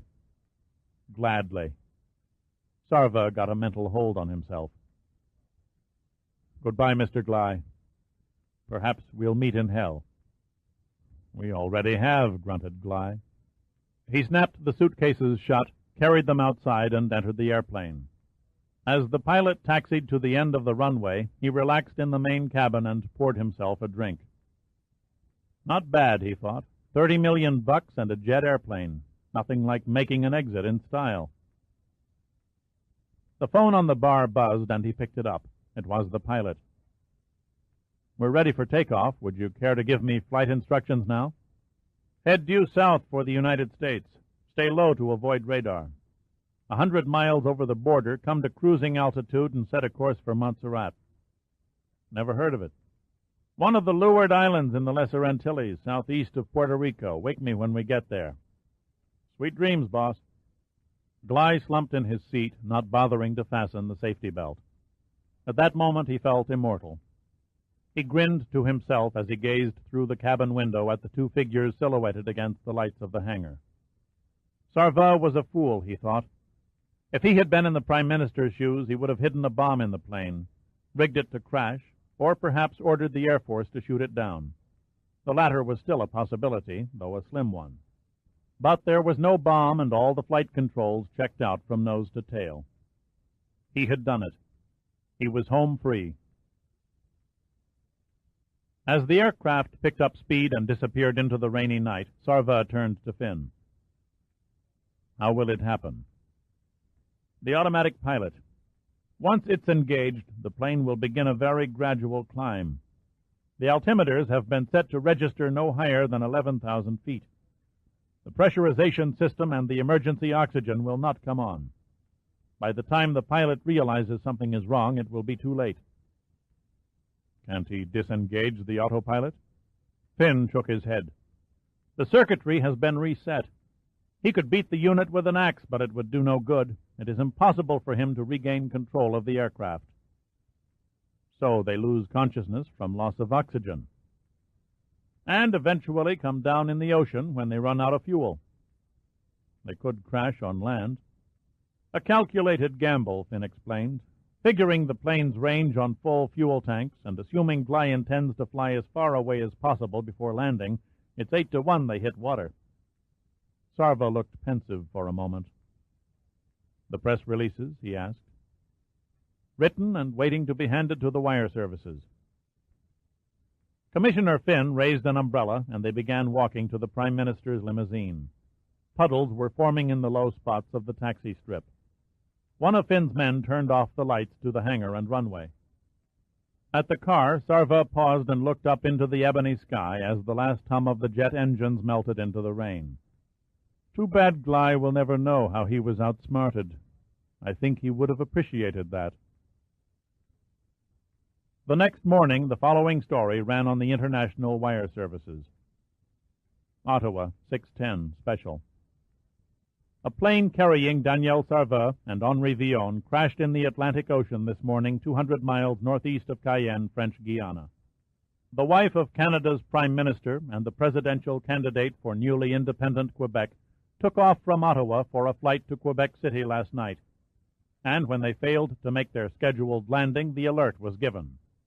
Villon was piloting his own plane, and Madame Sarva was the only passenger on board. All radio contact went unanswered. Because Canadian air controllers did not immediately suspect the twin jet Albatross had flown into the United States, Hours were lost on a fruitless search between Quebec and Ottawa. Not until an Air France Concorde reported an aircraft flying erratically south of Bermuda at 55,000 feet, 8,000 feet above the maximum altitude for which Villon's Albatross was certified, did anyone begin to make a connection. U.S. Navy jets were scrambled from the carrier Kitty Hawk near Cuba. Lieutenant Arthur Hancock was the first to spot the Albatross and reported seeing a man motionless at the controls. He followed until the plane went into a slow spiral dive and plunged into the ocean. "We have no firm grasp on the cause," Ian Stone, a spokesman for Canadian Air Authority, said.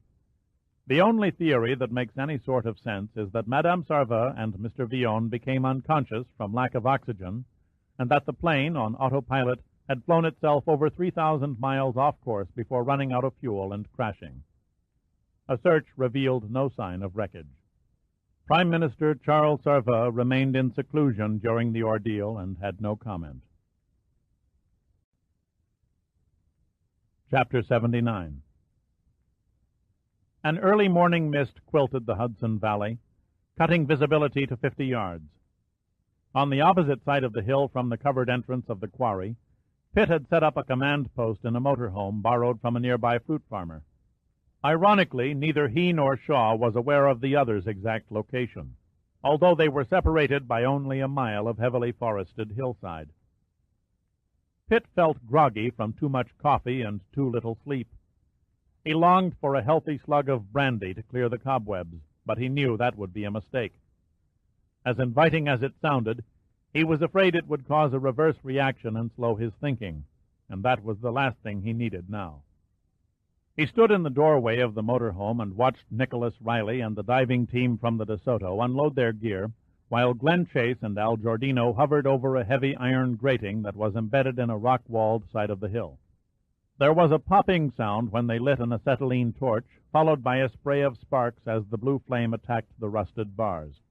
"I won't guarantee that opening behind the grating is an escape shaft," said Jerry Lubin, "but I'd have to say it's a safe bet." Lubin had arrived a few hours earlier from Washington and was accompanied by Admiral Sandecker. A mining consultant with the Federal Resources Agency, Lubin was a small, humorous man with a pawnbroker nose and bloodhound eyes. Pitt turned and looked at him. "We found it where you said it'd be." "An educated guess," said Lubin. "If I had been mine superintendent, that's where I would have put it." "Somebody went to a lot of work to keep people out," said Sandecker. "The farmer who once owned the land." This from Heidi, who was perched on an overhead bunk. "Where did you come by that tidbit?" asked Lubin. "A kindly editor, a female, I might add, got out of her boyfriend's bed to open local newspaper files for me. The story is that about 30 years ago, 3 scuba divers drowned inside the shaft. 2 of their bodies were never found. The farmer sealed up the entrance to keep people from killing themselves on his property." "Did you find anything about the landslide?" Pitt asked her. "A dead end. All files prior to 1946 were destroyed by a fire." Sandecker pulled at his red beard thoughtfully. "I wonder how far those poor bastards got before they drowned." "Probably made it to the main quarry and ran out of air on the return trip," Pitt speculated. Heidi spoke the same thought that suddenly crossed everyone's mind. "Then they must have seen whatever is in there." Sandecker gave Pitt a worried look. "I don't want you to make the same mistake." The victims were undoubtedly weekend divers, untrained and under-equipped. "I'd feel better if there was an easier way." "The air vent is a possibility," said Lubin. "Of course," Sandecker exclaimed. "Any underground mine needs air ventilation." "I didn't mention it before because it would take forever to find it in this fog. Besides, whenever a mine is closed, the air portal is filled in and covered over. There's always the hazard of a cow or a human, especially a child, falling in and vanishing." A knowing look crossed Pitt's face. "I have a feeling that's where we'll find our friend Brian Shaw." Lubin stared quizzically. "Who's he?" "A competitor," said Pitt. "He wants to get inside that hill as badly as we do." Lubin gave an offhand shrug. "Then I don't envy him. Digging through a portal shaft the width of a man's shoulders is a bitch of a job." Lubin would have got no argument from the British. One of Lieutenant Macklin's men had literally stumbled and fallen on the scar in the earth that hid the ventilator shaft. Since midnight, the paratroops had been feverishly laboring to clear the rubble-filled passage. The work was back-breaking. Only one man at a time could dig in the narrow confines. Cave-in was a constant threat. Buckets hastily stolen from a neighboring orchard were filled and pulled to the surface by ropes. Then they were emptied and dropped for the next load. The mole dug as fast and as hard as he could. When he was ready to drop from exhaustion, he was quickly replaced. The excavation went on without pause. "What depth are we?" asked Shaw. "About 40 feet," replied Caldweiler. "How much further?" The Welshman furrowed his brow thoughtfully. "I judge we should strike the main quarry in another 120 feet.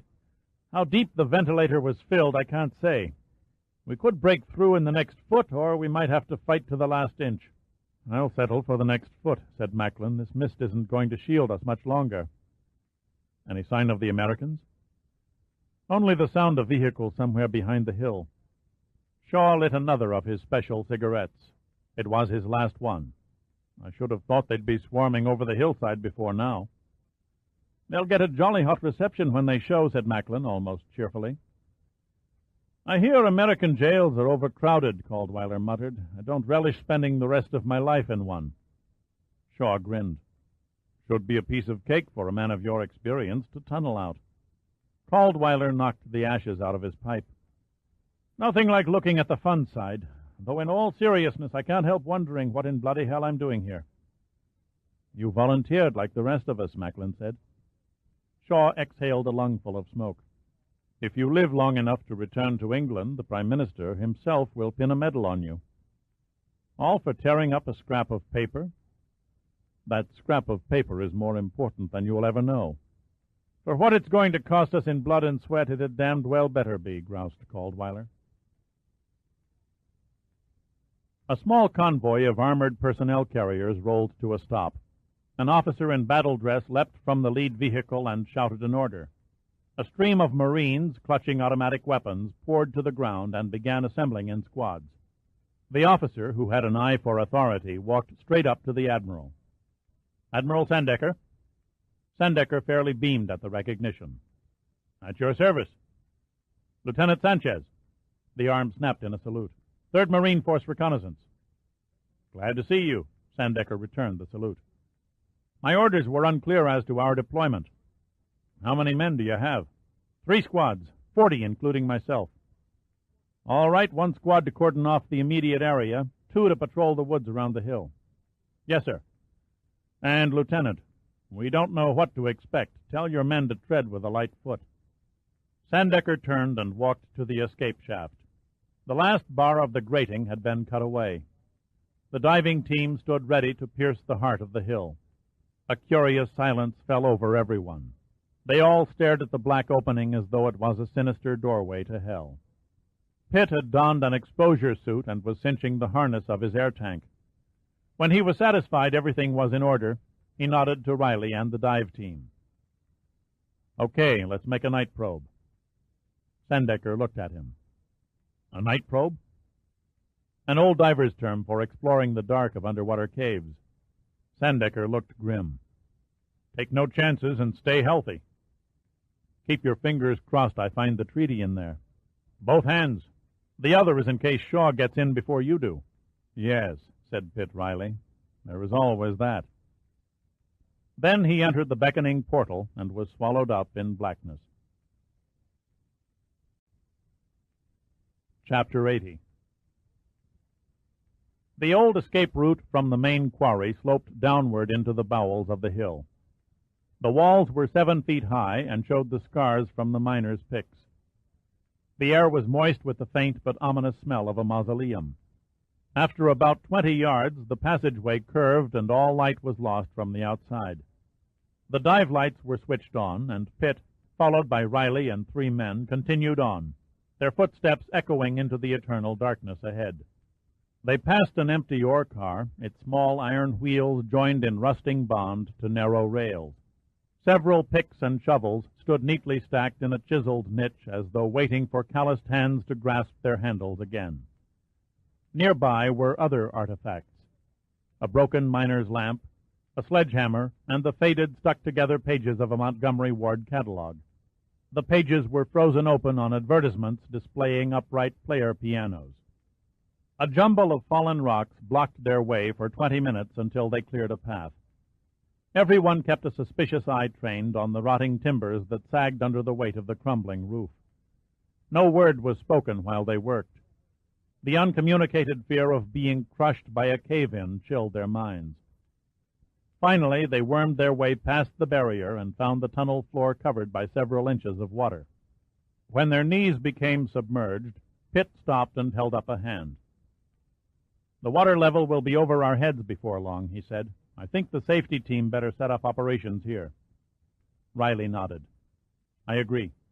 The three divers, who were to remain behind in case of an emergency, began stacking the reserve air tanks and securing the end of an orange fluorescent cord that was wound around a large reel. As they arranged the gear, the dive lights danced spasmodically on the passage walls, and their voices seemed alien and magnified.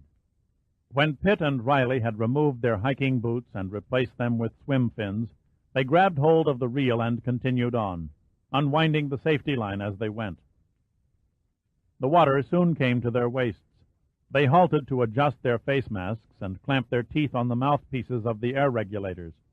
Then they dropped into the liquid void. Below the surface it was cold and gloomy.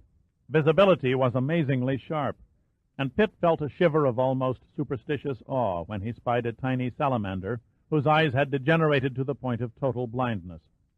He marveled that any kind of life form could exist in such entombed isolation. The quarry's escape shaft seemed to stretch downward like a great sloping bottomless pit. There was something malignant about it, as though some cursed and unmentionable force lurked in the shadowy depths beyond the beams of the dive lights. After 10 minutes, by Pitt's dive watch, they stopped and took stock. Their depth gauges registered 105 feet. From beneath his face mask, Pitt's eyes studied Riley. The dive master made a brief check of his air pressure gauge and then nodded an okay to keep going. The shaft began to widen into a cavern, and the sides turned a dirty gold color. They had finally passed into a gallery of the limestone quarry. The floor leveled out, and Pitt noted that the depth had slowly risen to 60 feet. He aimed his light upward. The beam reflected on what looked like a blanket of quicksilver. He ascended like a ghost in flight and suddenly broke into air. He had surfaced in an air pocket below the ceiling of a large domed chamber. A crowd of stalactites fell around him like icicles, their conical tips ending inches above the water. Too late, Pitt ducked under to warn Riley. Unable to see because of the surface reflection, Riley rammed his face mask into the tip of a stalactite, shattering the glass. The bridge of his nose was gashed and his eyelids were sliced. He would not know until later that the lens of his left eye was gone. Pitt threaded his way through the cone-shaped trunks and gripped Riley under the arms. "What happened?" Riley mumbled. "Why are the lights out?" "You met the wrong end of a stalactite," said Pitt. "Your dive light is broken. I lost mine." Riley did not buy the lie. He removed a glove and felt his face. "I'm blind," he said matter-of-factly. "Nothing of the sort." Pitt eased off Riley's mask and gently picked away the larger glass fragments. The dive master's skin was so numb from the icy water that he felt no pain. "What rotten luck. Why me?" "Stop complaining. A couple of stitches and your ugly mug will be as good as new." "Sorry to screw things up. I guess this is as far as we go." "You go." "You're not heading back?" "No, I'm pushing on." "How's your air?" "Ample." "You can't kid an old pro, buddy. There's barely enough left to reach the backup team. You keep going and you forfeit your round-trip ticket to the surface." Pitt tied the safety line around a stalactite. Then he clamped Riley's hand on it. "Just follow the yellow brick road and mind your head." "A comedian you ain't. What do I tell the Admiral? He'll castrate me when he learns I left you here." "Tell him," Pitt said with a tight grin, "I had to catch a train."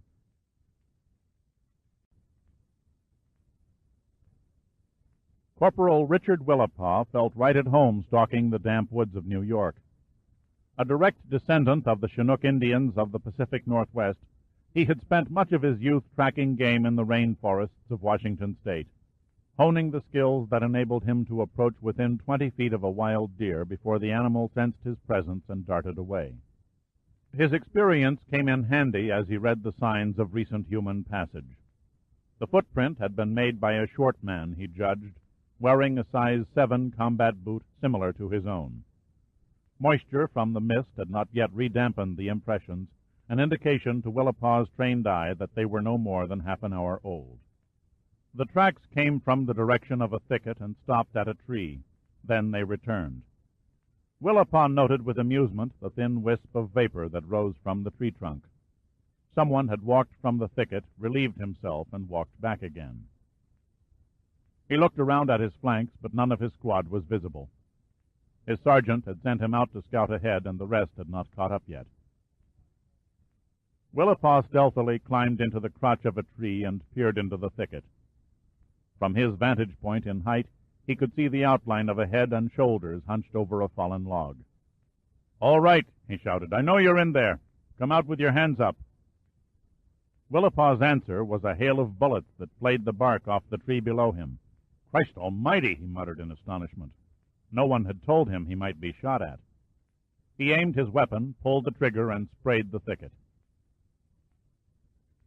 The firing on the hill intensified and echoed through the valley. Lieutenant Sanchez snatched up a field radio. "Sergeant Ryan, do you read?" Ryan answered almost immediately. "Ryan here. Go ahead, sir." "What in hell is going on up there?" "We stumbled on a hornet's nest," Ryan replied jerkily. "It's like the Battle of the Bulge. I've already taken 3 casualties." Sanchez was stunned by the appalling news. "Who's firing on you?" "They ain't no farmers with pitchforks. We're up against an elite outfit." "Explain." "We're being hit with assault rifles by guys who damn well know how to use them." "We're in for it now," Shaw shouted, ducking his head as a continuous burst of fire raked the leaves above. "They're coming at us from the rear." "No amateurs, those Yanks," Macklin yelled back. "They're biding their time and whittling us down." "The longer they wait, the better." Shaw crawled over to the pit where Caldweiler and 3 others were still frantically digging, oblivious to the battle going on around them. "Any chance of breaking through?" "You'll be the first to know when we do," the Welshman grunted. The sweat was pouring down his face as he hauled up a bucket containing a large boulder. "We're near 70 feet down. I can't tell you any more than that." Shaw ducked suddenly as a bullet ricocheted off the rock in Caldweiler's hands and took away the left heel of his boot. "You better lay low till I call you," Caldweiler said calmly, as though remarking about the weather. Shaw got the message. He dropped down into the shelter of a shallow depression beside Burton Angus, who looked to be enjoying himself, returning the fire that blasted out of the surrounding woods. "Hit anything?" asked Shaw. "Sneaky bastards never show themselves," said Burton Angus. "They learned their lessons in Vietnam." He rose to his knees and fired a long, leisurely burst into a dense undergrowth. His answer was a rain of bullets that hammered into the ground around him. He abruptly jerked upright and fell back without a sound. Shaw crouched over him. Blood was beginning to seep from 3 evenly spaced holes across his chest. He looked up at Shaw, the brown eyes beginning to dull, the face already turning pale. "Bloomin' queer," he rasped. "Getting shot on American soil. Who would have believed it?" The eyes went unseeing, and he was gone. Sergeant Bentley slipped through the brush and looked down, his expression granite. "Too many good men are dying today," he said slowly. Then his face hardened, and he cautiously peered over the top of the embankment. The fire that killed Burton Angus, he judged, came from an elevation. He spotted a perceptible movement high in the leaves. He set his rifle on semi-automatic fire, took careful aim, and ripped off 6 shots. He watched with grim satisfaction as a body slipped slowly out of a tree and crumpled to the moist ground. Corporal Richard Willipawh would never again stalk the deer of his native rainforest. Chapter 81. Soon after the shooting had broken out, Admiral Sandecker put in an emergency radio call for doctors and ambulances from the local hospitals. The response was almost immediate. Sirens were soon heard approaching in the distance as the first of the walking wounded began filtering down from the hillside. Heidi limped from man to man, applying temporary first aid, offering words of comfort while fighting back the tears. The worst thing was their incredible youth. None of them looked as if they had seen their 20th birthdays. Their faces were pale with shock. They had never expected to bleed or even die on their home ground, fighting an enemy they had yet to even see. She happened to look up as Riley came out of the escape portal, led by 2 members of the diving team, his face masked in blood. A sickening fear rose within her when she saw no sign of Pitt. Dear God, she thought wildly, he's dead. Sandecker and Giordino noticed them at the same time and rushed over. "Where's Pitt?" Sandecker asked, fearful of the answer. "Still in there somewhere," Riley mumbled. "He refused to turn back. I tried, Admiral. Honest to God, I tried to talk him out of going on, but he wouldn't listen." "I would have expected no less of him," Sandecker said lifelessly. "Pitt is not the kind of man to die." Giordino's expression was set, his tone resolute. "He had a message for you, Admiral." "What message?" "He said to tell you he had a train to catch." "Maybe he made it into the main quarry," Giordino said, suddenly hopeful. "Not a chance," said Riley, putting a dampener on any optimism. "His air must be gone by now. He's surely drowned." Death in the Stygian blackness of a cavern deep inside the earth is something nobody cares to think about. The idea is too foreign, too horrible to dwell on. Lost and trapped divers have been known to have literally shredded their fingertips to the bone, trying to claw their way through a mile of rock. Others simply gave up, believing they had re-entered the womb. The last thing on Pitt's mind was dying. The mere thought was enough to instill panic. He concentrated on conserving his air and fighting against disorientation, the ever-present specter of cave divers. The needle on his air pressure gauge quivered on the final mark before empty. How much time did he have? 1 minute, 2, perhaps 3 before he inhaled on a dry tank. His fin accidentally kicked up a blinding cloud of silt that effectively smothered the beam of his light. He hung motionless, barely making out the direction of his air bubbles past the face mask. He followed them upward until he emerged into clear water again, and then began fly-walking across the ceiling of the cavern, pulling himself along with his fingertips. It was a strange sensation, almost as if gravity didn't exist. A fork in the passage loomed out of the darkness. He could not afford the luxury of a time-consuming decision.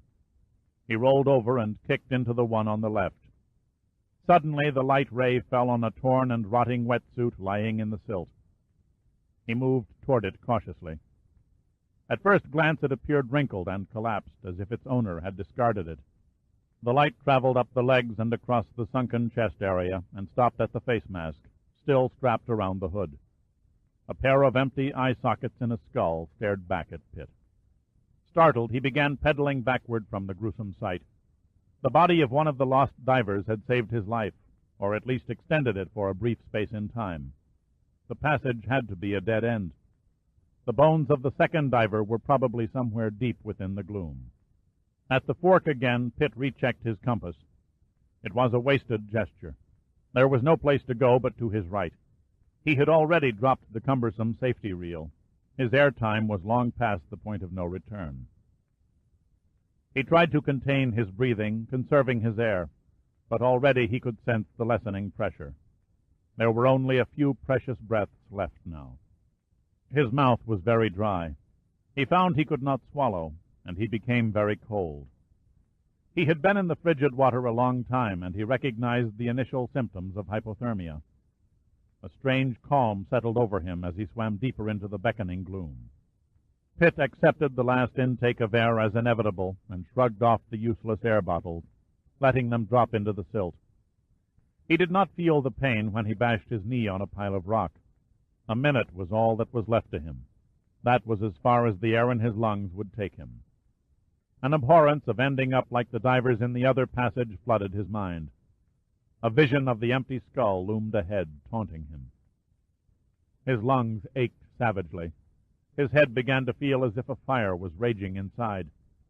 He swam on, not daring to stop until his brain ceased to function. Something glinted up the passage in the light. It seemed miles away. Darkness crept into the fringes of his vision. His heart pounded in his ears, and his chest felt as though it was being crushed. Every atom of oxygen in his lungs was gone. The final desperate moments closed in on him. His night probe had ended. Chapter 82. Slowly but relentlessly the net tightened as Macklin's dwindling force fought on. The bodies of the dead and wounded lay amid a sea of spent cartridge casings. The sun had burned away the mist. They could see their targets better now, but so could the men surrounding them. There was no fear. They knew their chances of escape were impossible from the start. Fighting far from the shores of their island fortress was nothing new to British fighting men. Macklin hobbled over to Shaw. The lieutenant had his left arm in a blood-stained sling and a foot wrapped in an equally bloody bandage. "I'm afraid we've run our course, old man. We can't keep them back much longer." "You and your men have done a glorious job," said Shaw, "far more than anyone expected."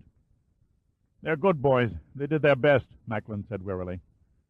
"Any chance of breaking through that bloody hole?" "If I ask Caldweiler one more time how he's doing, he'll probably bash my brains out with a shovel. Might as well toss a charge down there and forget it." Shaw stared at him thoughtfully for a moment. Then suddenly he scrambled over to the edge of the pit. The men hauling up the buckets looked as if they were ready to drop from exhaustion. They were drenched in sweat, and their breath came in great heaves. "Where's Caldweiler?" asked Shaw. "He went down himself. Said no one could dig faster than him." Shaw leaned over the edge. The air shaft had curved, and the Welshman was out of sight. Shaw yelled his name. A lump of dirt shaped like a man came into view far below. "What now, damn it?"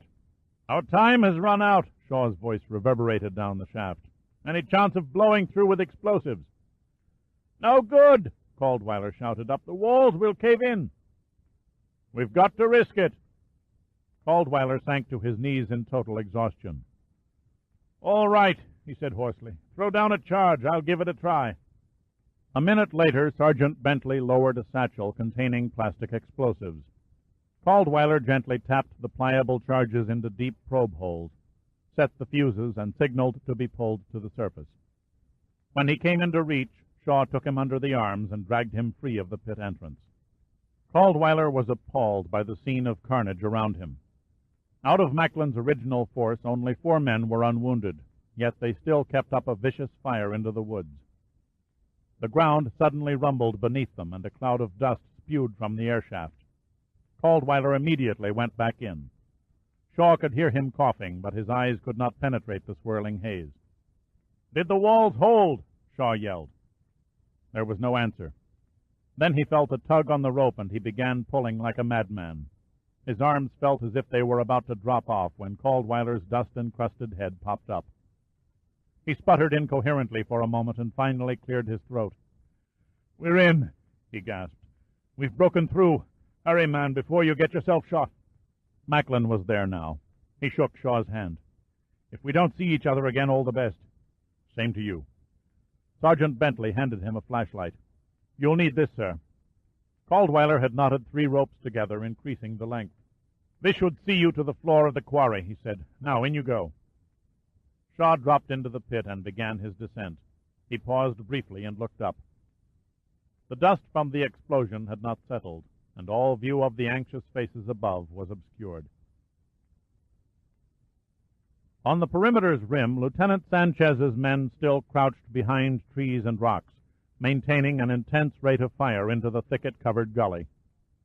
Since the first shots, he had lost 1 dead and 8 wounded. He also had been hit, a bullet passing through his thigh and out again.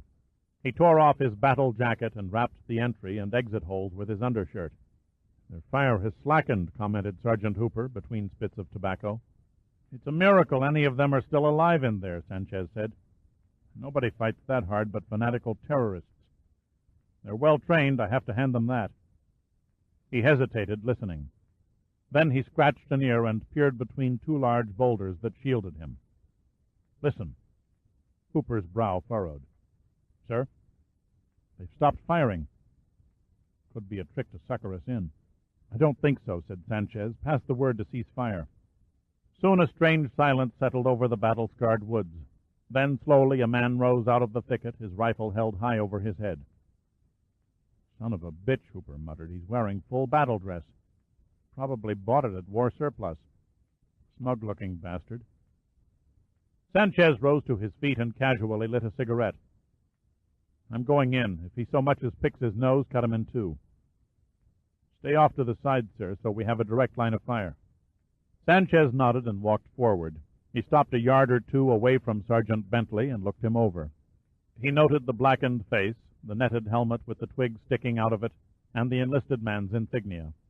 There was no trace of fear in the face. In fact, there was a spreading smile. "Good morning to you, sir," greeted Bentley. "You in charge here?" "No, sir. If you will please follow me, I'll take you to him." "Are you surrendering?" Bentley nodded. "Yes, sir."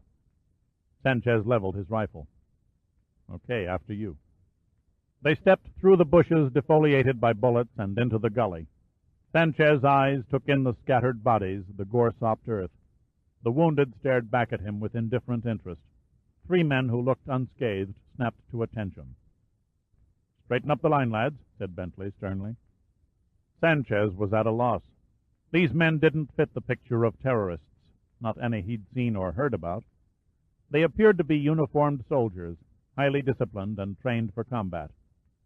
Bentley led him up to 2 men resting beside an excavated hole in the ground. The one who looked like he'd been rolling in dirt for a detergent commercial was bent over the other, cutting away a boot that was filled with blood. The man stretched beside him on the ground gazed up at Sanchez's approach and threw a jaunty salute. "Good morning." A cheerful lot, thought Sanchez. "Are you in command here?" "Yes, indeed," replied Macklin. "May I have the honor of your name, sir?" "Lieutenant Richard Sanchez, United States Marine Corps." "Then it's diamond cut diamond. I'm Lieutenant Digby Macklin of Her Majesty's Royal Marines." Sanchez stood there open-mouthed. All he could think of to mumble was, "Well, I'll be damned." The first thing Shaw noticed as he eased himself down the ventilator shaft was the dank and musty stench that welled up to meet him. After about 20 yards, he could no longer reach out with his feet and touch the encircling earth walls. He clutched the rope in a near-death grip and beamed his light into the dark. Shaw had dropped into a vast cavern, at least 40 feet from floor to ceiling. It was empty except for a large pile of debris in one corner. The rope ended 12 feet from the ground. He shoved the flashlight under his armpit, took a deep breath, and released his grip. He fell like a pebble falling down a well through the blackness, a frightening experience he would never care to repeat. A gasp was squeezed from his lungs when he landed. He should have struck clean, his legs taking most of the impact. But when he fell to one side, his outflung wrist smashed against something hard, and he heard the sickening crack as it fractured. Shaw sat there for 2 or 3 minutes, lips tightened in agony, feeling sorry for himself. Finally, he snapped abruptly to his senses, realizing it was only a question of minutes before the Americans would be coming down the air shaft, and struggled to a sitting position. Groping in his waist for the flashlight, he pushed the switch. Thank God it still worked. He found himself next to railroad tracks of a narrow gauge that ran from the cavern into a tunnel carved at one end. Awkwardly, he one-handedly slipped off his belt and made a crude sling, then rose to his feet and struck out along the track into the tunnel. He walked between the rails, careful not to trip on the raised ties. The tracks ran level for 50 yards and then started to slant up a slight incline. After a while, he stopped and played the beam into the darkness ahead. What seemed like 2 monstrous red eyes reflected back at him. Cautiously, he moved forward, stubbed his toe against something solid, looked down and saw another set of rails. They were spiked at a much wider gauge, even wider than the ones British trains ran on, Shaw judged. He came out of the tunnel into another cavern. But this was not an ordinary cavern. This was an immense crypt filled with dead.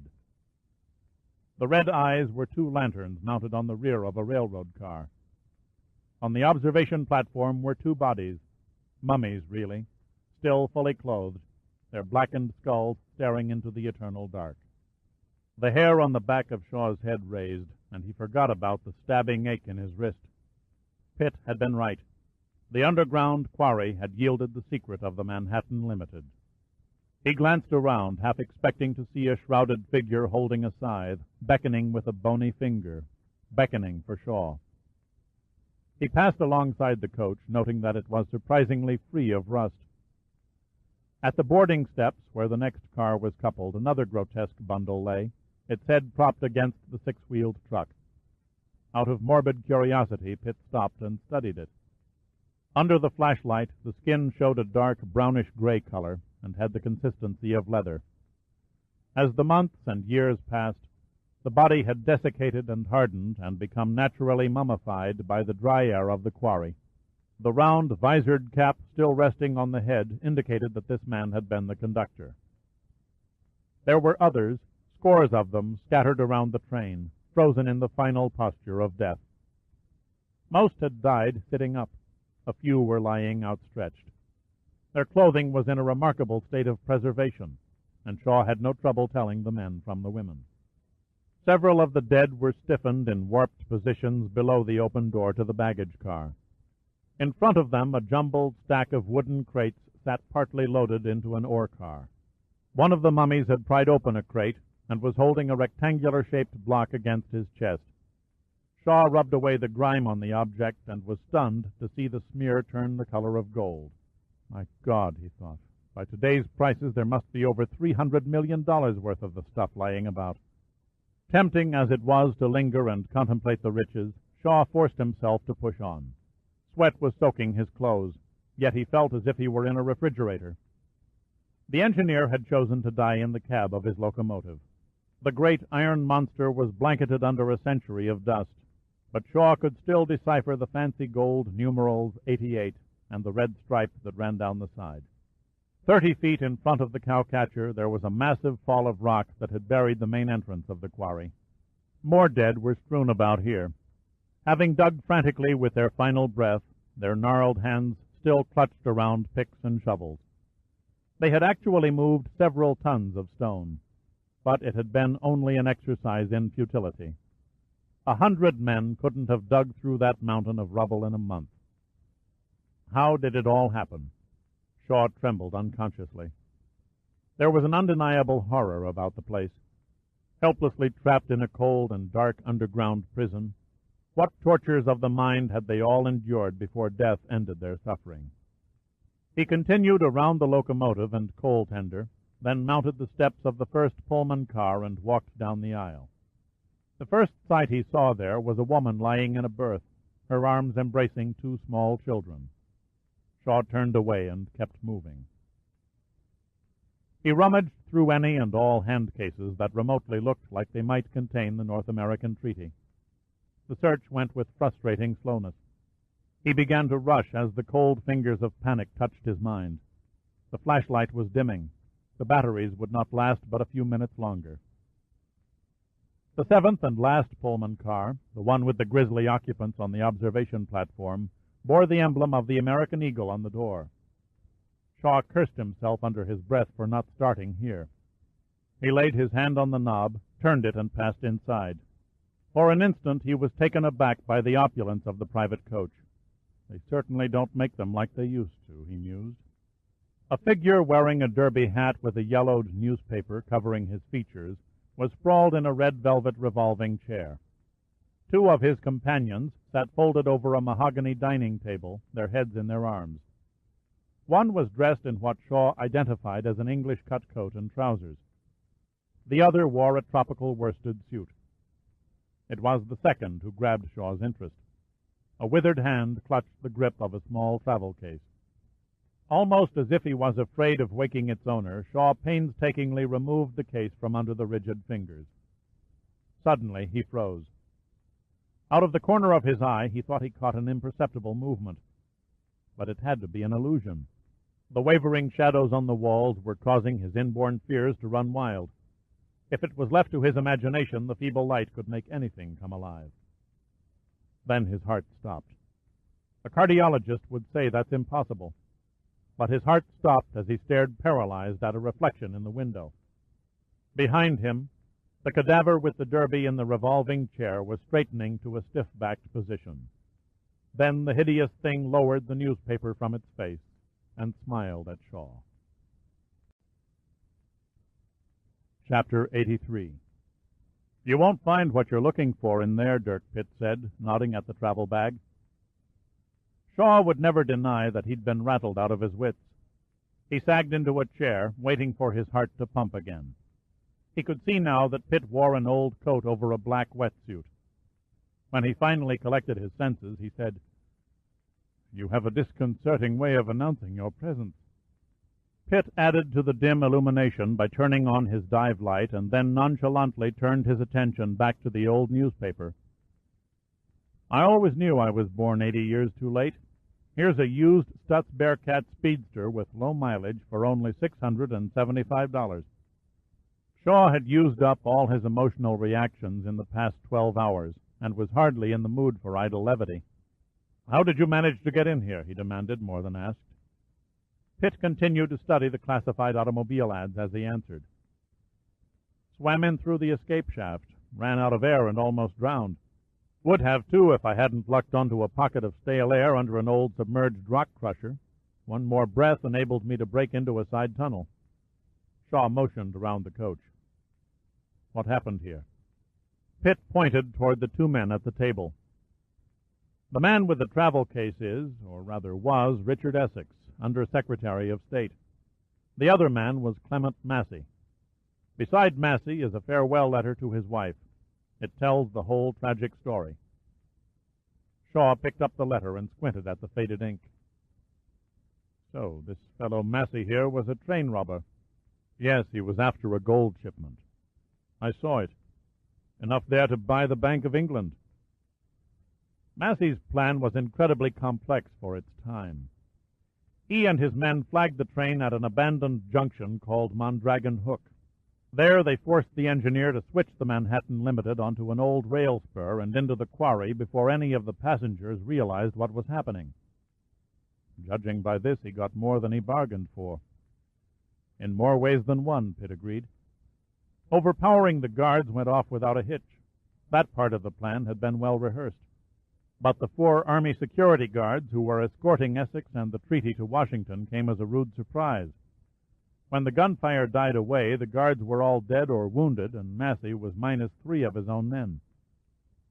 "Apparently it didn't stop him," said Shaw, reading on. "No, he went ahead and faked the Deauville-Hudson Bridge accident.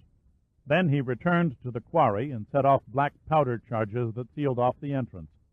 Now he had all the time in the world to unload the gold and flee out the escape exit." "How was that possible if it was filled with water?" "The best laid plans, etc.," said Pitt.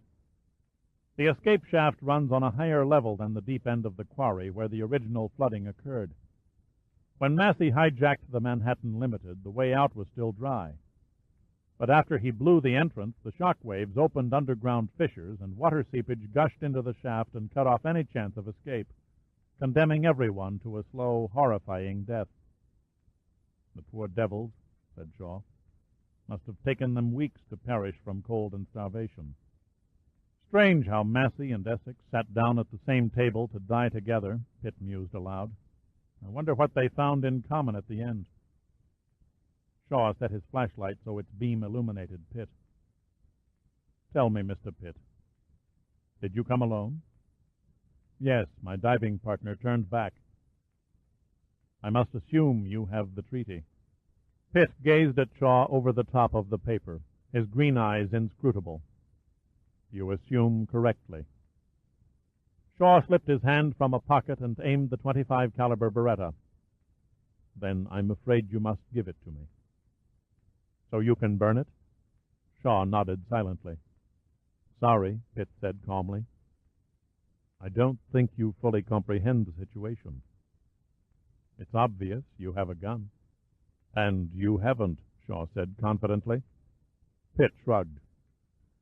"I admit it didn't occur to me to bring one. The treaty, Mr. Pitt, if you please." "Finders keepers, Mr. Shaw." Shaw exhaled a breath in a long, silent sigh. "I owe you my life, so it would be most inconsiderate of me to kill you. However, the treaty copy means far more to my country than the personal debt between us." "Your copy was destroyed on the Empress of Ireland," Pitt said slowly. "This one belongs to the United States." "Perhaps, but Canada belongs to Britain, and we don't intend to give it up. The empire can't last forever. India, Egypt, and Burma, to name a few, were never ours to keep," said Shaw. "But Canada was settled and built by the British." "You forget your history, Shaw. The French were there first, then the British. After you came the immigrants, the Germans, the Poles, the Scandinavians, and even the Americans who moved north into the western provinces.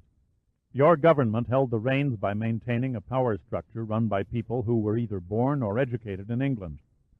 The same is true of your Commonwealth countries. Local government and large corporations may be managed by native employees, but the men who make the major decisions are sent out by London, a system that has proven most efficient. Geography and distance will eventually defeat that system, said Pitt. No government can indefinitely rule another thousands of miles away. If Canada leaves the Commonwealth, so might Australia or New Zealand or even Scotland and Wales.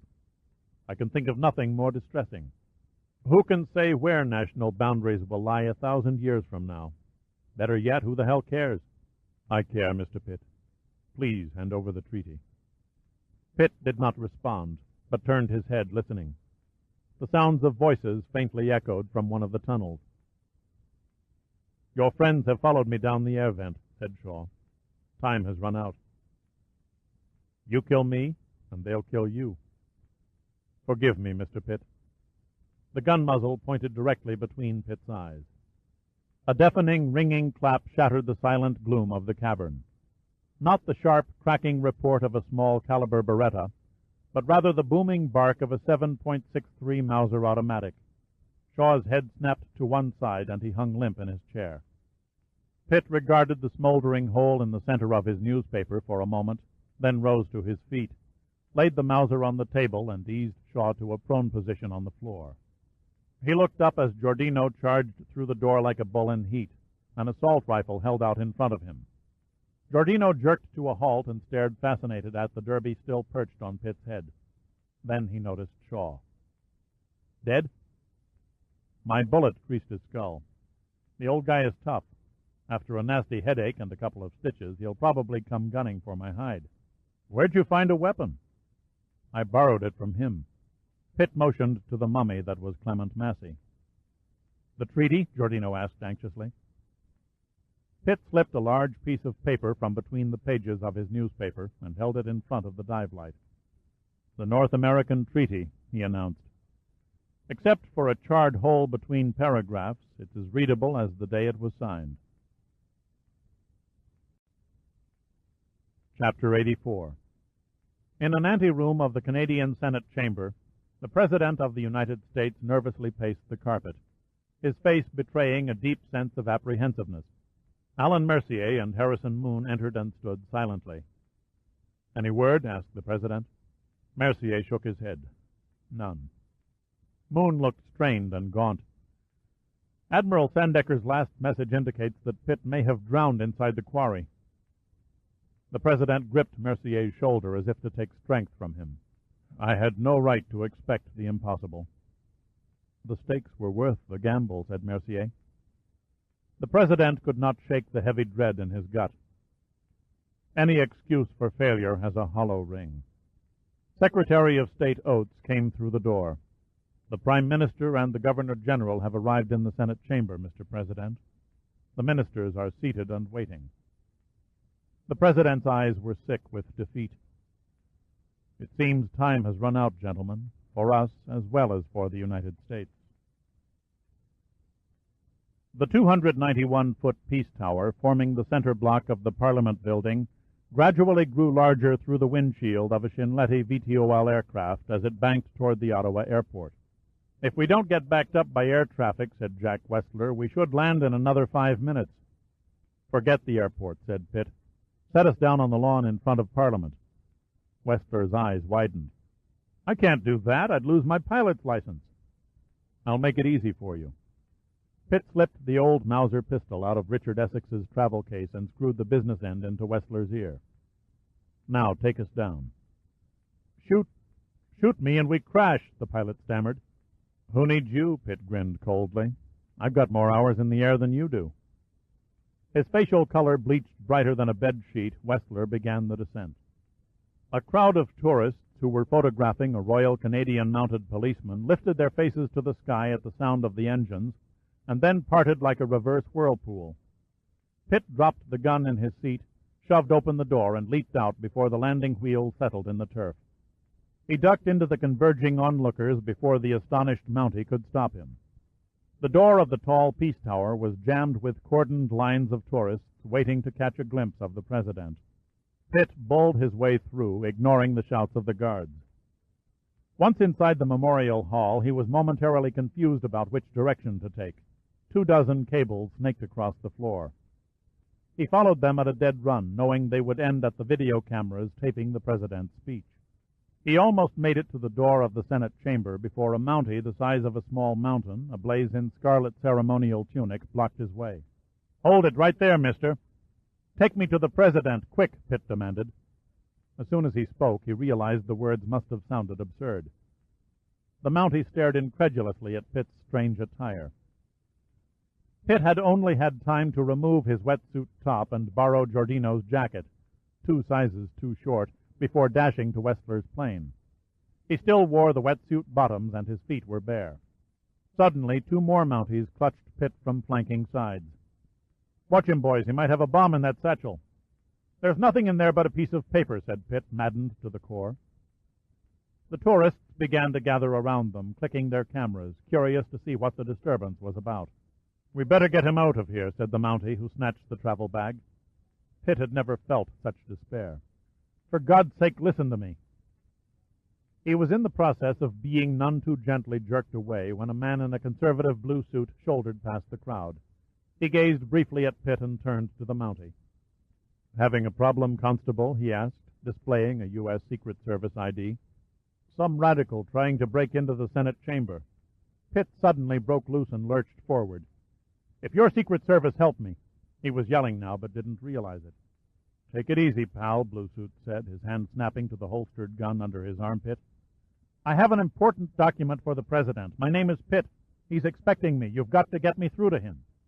The Mounties pounced on Pitt again, this time with fire in their eyes. The Secret Service agent held up a restraining hand. "Hold on." He stared at Pitt skeptically. "I couldn't take you to the president, even if I wanted to." "Then get me to Harrison Moon," Pitt snarled, getting fed up with the absurdity of it all. "Does Moon know you?" "You better believe it." Mercier, Oates, and Moon were sitting in the anteroom of the Senate, watching the president on a television monitor, when the door burst open and a horde of Secret Service men, Mounties, and building guards, dragging Pitt with at least a half-dozen set of hands, flooded into the room like a tidal wave. "Call off the hounds," Pitt shouted. "I've got it." Mercier spun to his feet, open-mouthed. He was too stunned to react immediately. "Who is this man?" Oates demanded. "My God, it's Pitt," Moon managed to blurt. His arms pinned, an eye swelling from a sneak punch, Pitt nodded toward the battered old travel bag held by the Mountie. "The treaty copy is in there." While Mercier vouched for Pitt and swept the security people from the room, Oates studied the contents of the treaty. Finally, he looked up hesitantly. "Is it real? I mean, there's no chance of a forgery?" Pitt collapsed in a chair, tenderly probing the growing mouse under his eye, the long mission seemingly finished. "Rest easy, Mr. Secretary. You're holding the genuine article." Mercier turned from closing the door and quickly thumbed through a copy of the president's speech. "He's about 2 minutes away from his closing statement." "We better get this to him fast," said Moon. Mercier looked down at the exhausted man in the chair. "I think Mr. Pitt should have that honor. He represents the men who died for it." Pitt abruptly sat up. "Me? I can't go in front of 100 million viewers watching the Canadian Parliament and interrupt a presidential address. Not looking like a masquerade party drunk." "You won't have to," said Mercier, smiling. "I'll interrupt the president myself and ask him to step to the anteroom. You take it from there." In the deep red setting of the Senate chamber, the leader of the Canadian government sat stunned at the President of the United States' invitation to begin negotiations for merging the 2 nations. It was the first any of them had heard of it. Only Sarva sat unperturbed, his face calm and unreadable. A wave of mutterings coursed through the chamber as the President's national security advisor stepped to the lectern and whispered in his ear. An interruption of a major address was a break in custom, and was not to be taken without a minor fuss. "Please excuse me for a moment," the President said, heightening the mystery. He turned and stepped through the doorway to the antechamber. In the President's eyes, Pitt looked like a derelict from hell. He came forward and embraced him. "Mr. Pitt, you don't know how happy I am to see you." "Sorry I'm late," was all Pitt could think to reply. Then he forced a crooked smile and carefully held up the whole paper. The North American Treaty. The President took the treaty and carefully scanned its contents. When he looked up, Pitt was surprised to see tears rimming his eyes. In a rare instance of emotion, he muttered a choked, "Thank you," and turned away. Mercier and Moon sat down before the TV monitor and watched the President return to the lectern. "My apologies for the interruption, but a document of great historical significance has just been handed to me. It is called the North American Treaty." 10 minutes later, the President concluded solemnly, "And so, for 75 years, under the terms set forth, Canada and the United States have unknowingly been existing as two nations, while under international law they were only one." Mercier let out a long sigh. Thank God he didn't slap them in the face by saying they belonged to us. "The future will not look upon us kindly," the President continued, "if we fail to consider the tremendous potential our former leaders have laid before us. We must not stand separate from one another as we have in the past. We must not look upon ourselves as English-Canadian or Anglo-American or French-Canadian or Mexican-American. We must all look upon ourselves as simply Americans, because that's what we are, North Americans." The ministers of Parliament and the premiers of the provinces reflected various degrees of emotion. Some sat quietly enraged, some showed thoughtful contemplation. Others nodded as though in agreement. It was clear the President was not holding the treaty over their heads like a club. He made no demands or threats, but they never doubted for a moment that the power was there. Our histories are closely entwined, our people strikingly similar in lifestyles and outlook. The only fundamental difference between us is a viewpoint toward tradition. If the provinces of Canada decide to go separate ways, they face a long and difficult journey that can only end in collision with others. For the good of all, this must not happen. Therefore, I call upon you to join with me in building the mightiest nation on earth, the United States of Canada. In the Senate chamber, the applause was mild and scattered after the President's address. The listeners sat numb, unsure of how to take his proposal for a single nation. The unthinkable had at last been brought out in the open. Mercier sighed and turned off the TV monitor. "Well, it's begun," he said softly. Oates nodded. "Thank God the treaty got here in time, or we might have witnessed a political disaster." Instinctively, they all turned to voice their thanks to the man who had done so much to incur their debt. But Dirk Pitt had fallen sound asleep.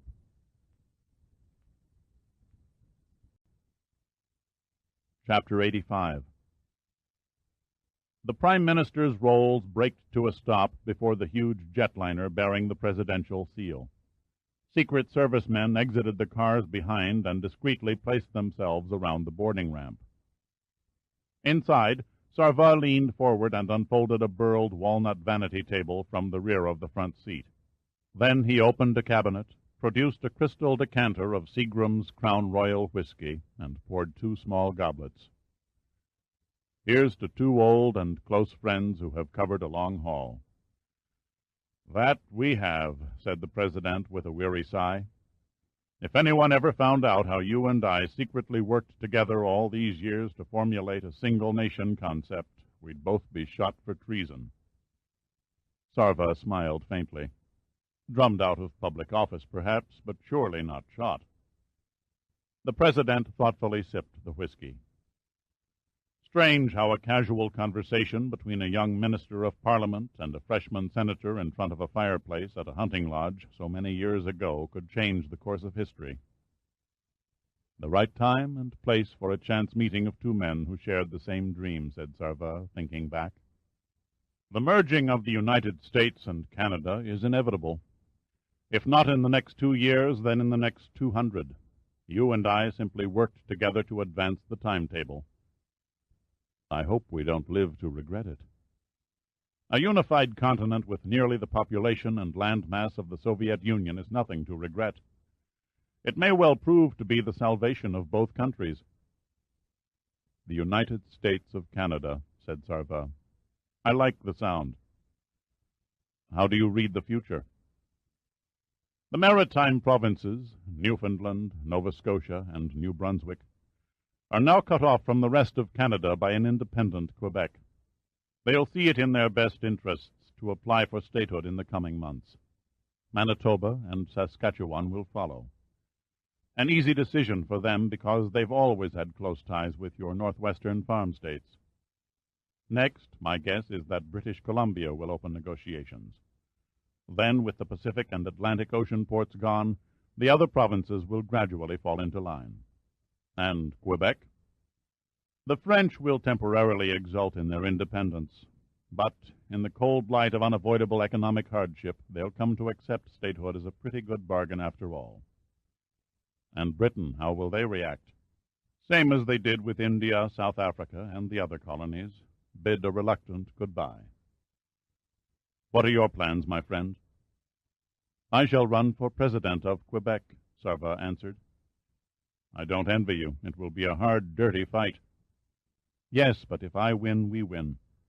Quebec will be one step closer to joining the Union. And, most important, I'll be in a position to guarantee the flow of electrical energy from James Bay, and make sure that you are included and benefit from the development of your oil field discovery in Ungava Bay. The President set his empty goblet on the vanity table and looked at Sarva. I'm sorry about Danielle. The decision to tell you about her liaison with Henri Villon didn't come easy. I wasn't certain how you'd take it, or if you'd even believe me. I believed you, said Sarva sadly. I believed you because I knew it to be true. If only there had been another way. There wasn't. Nothing was left to say. The President opened the car door. Sarva took hold of his arm and held him back. One final question must be settled between us, he said. Go ahead. The North American Treaty. If all else fails, will you force Canada to abide by the terms? Yes, the President replied, and there was a hard glint in his eyes. There is no turning back now. If I have to, I will not hesitate to enforce the treaty.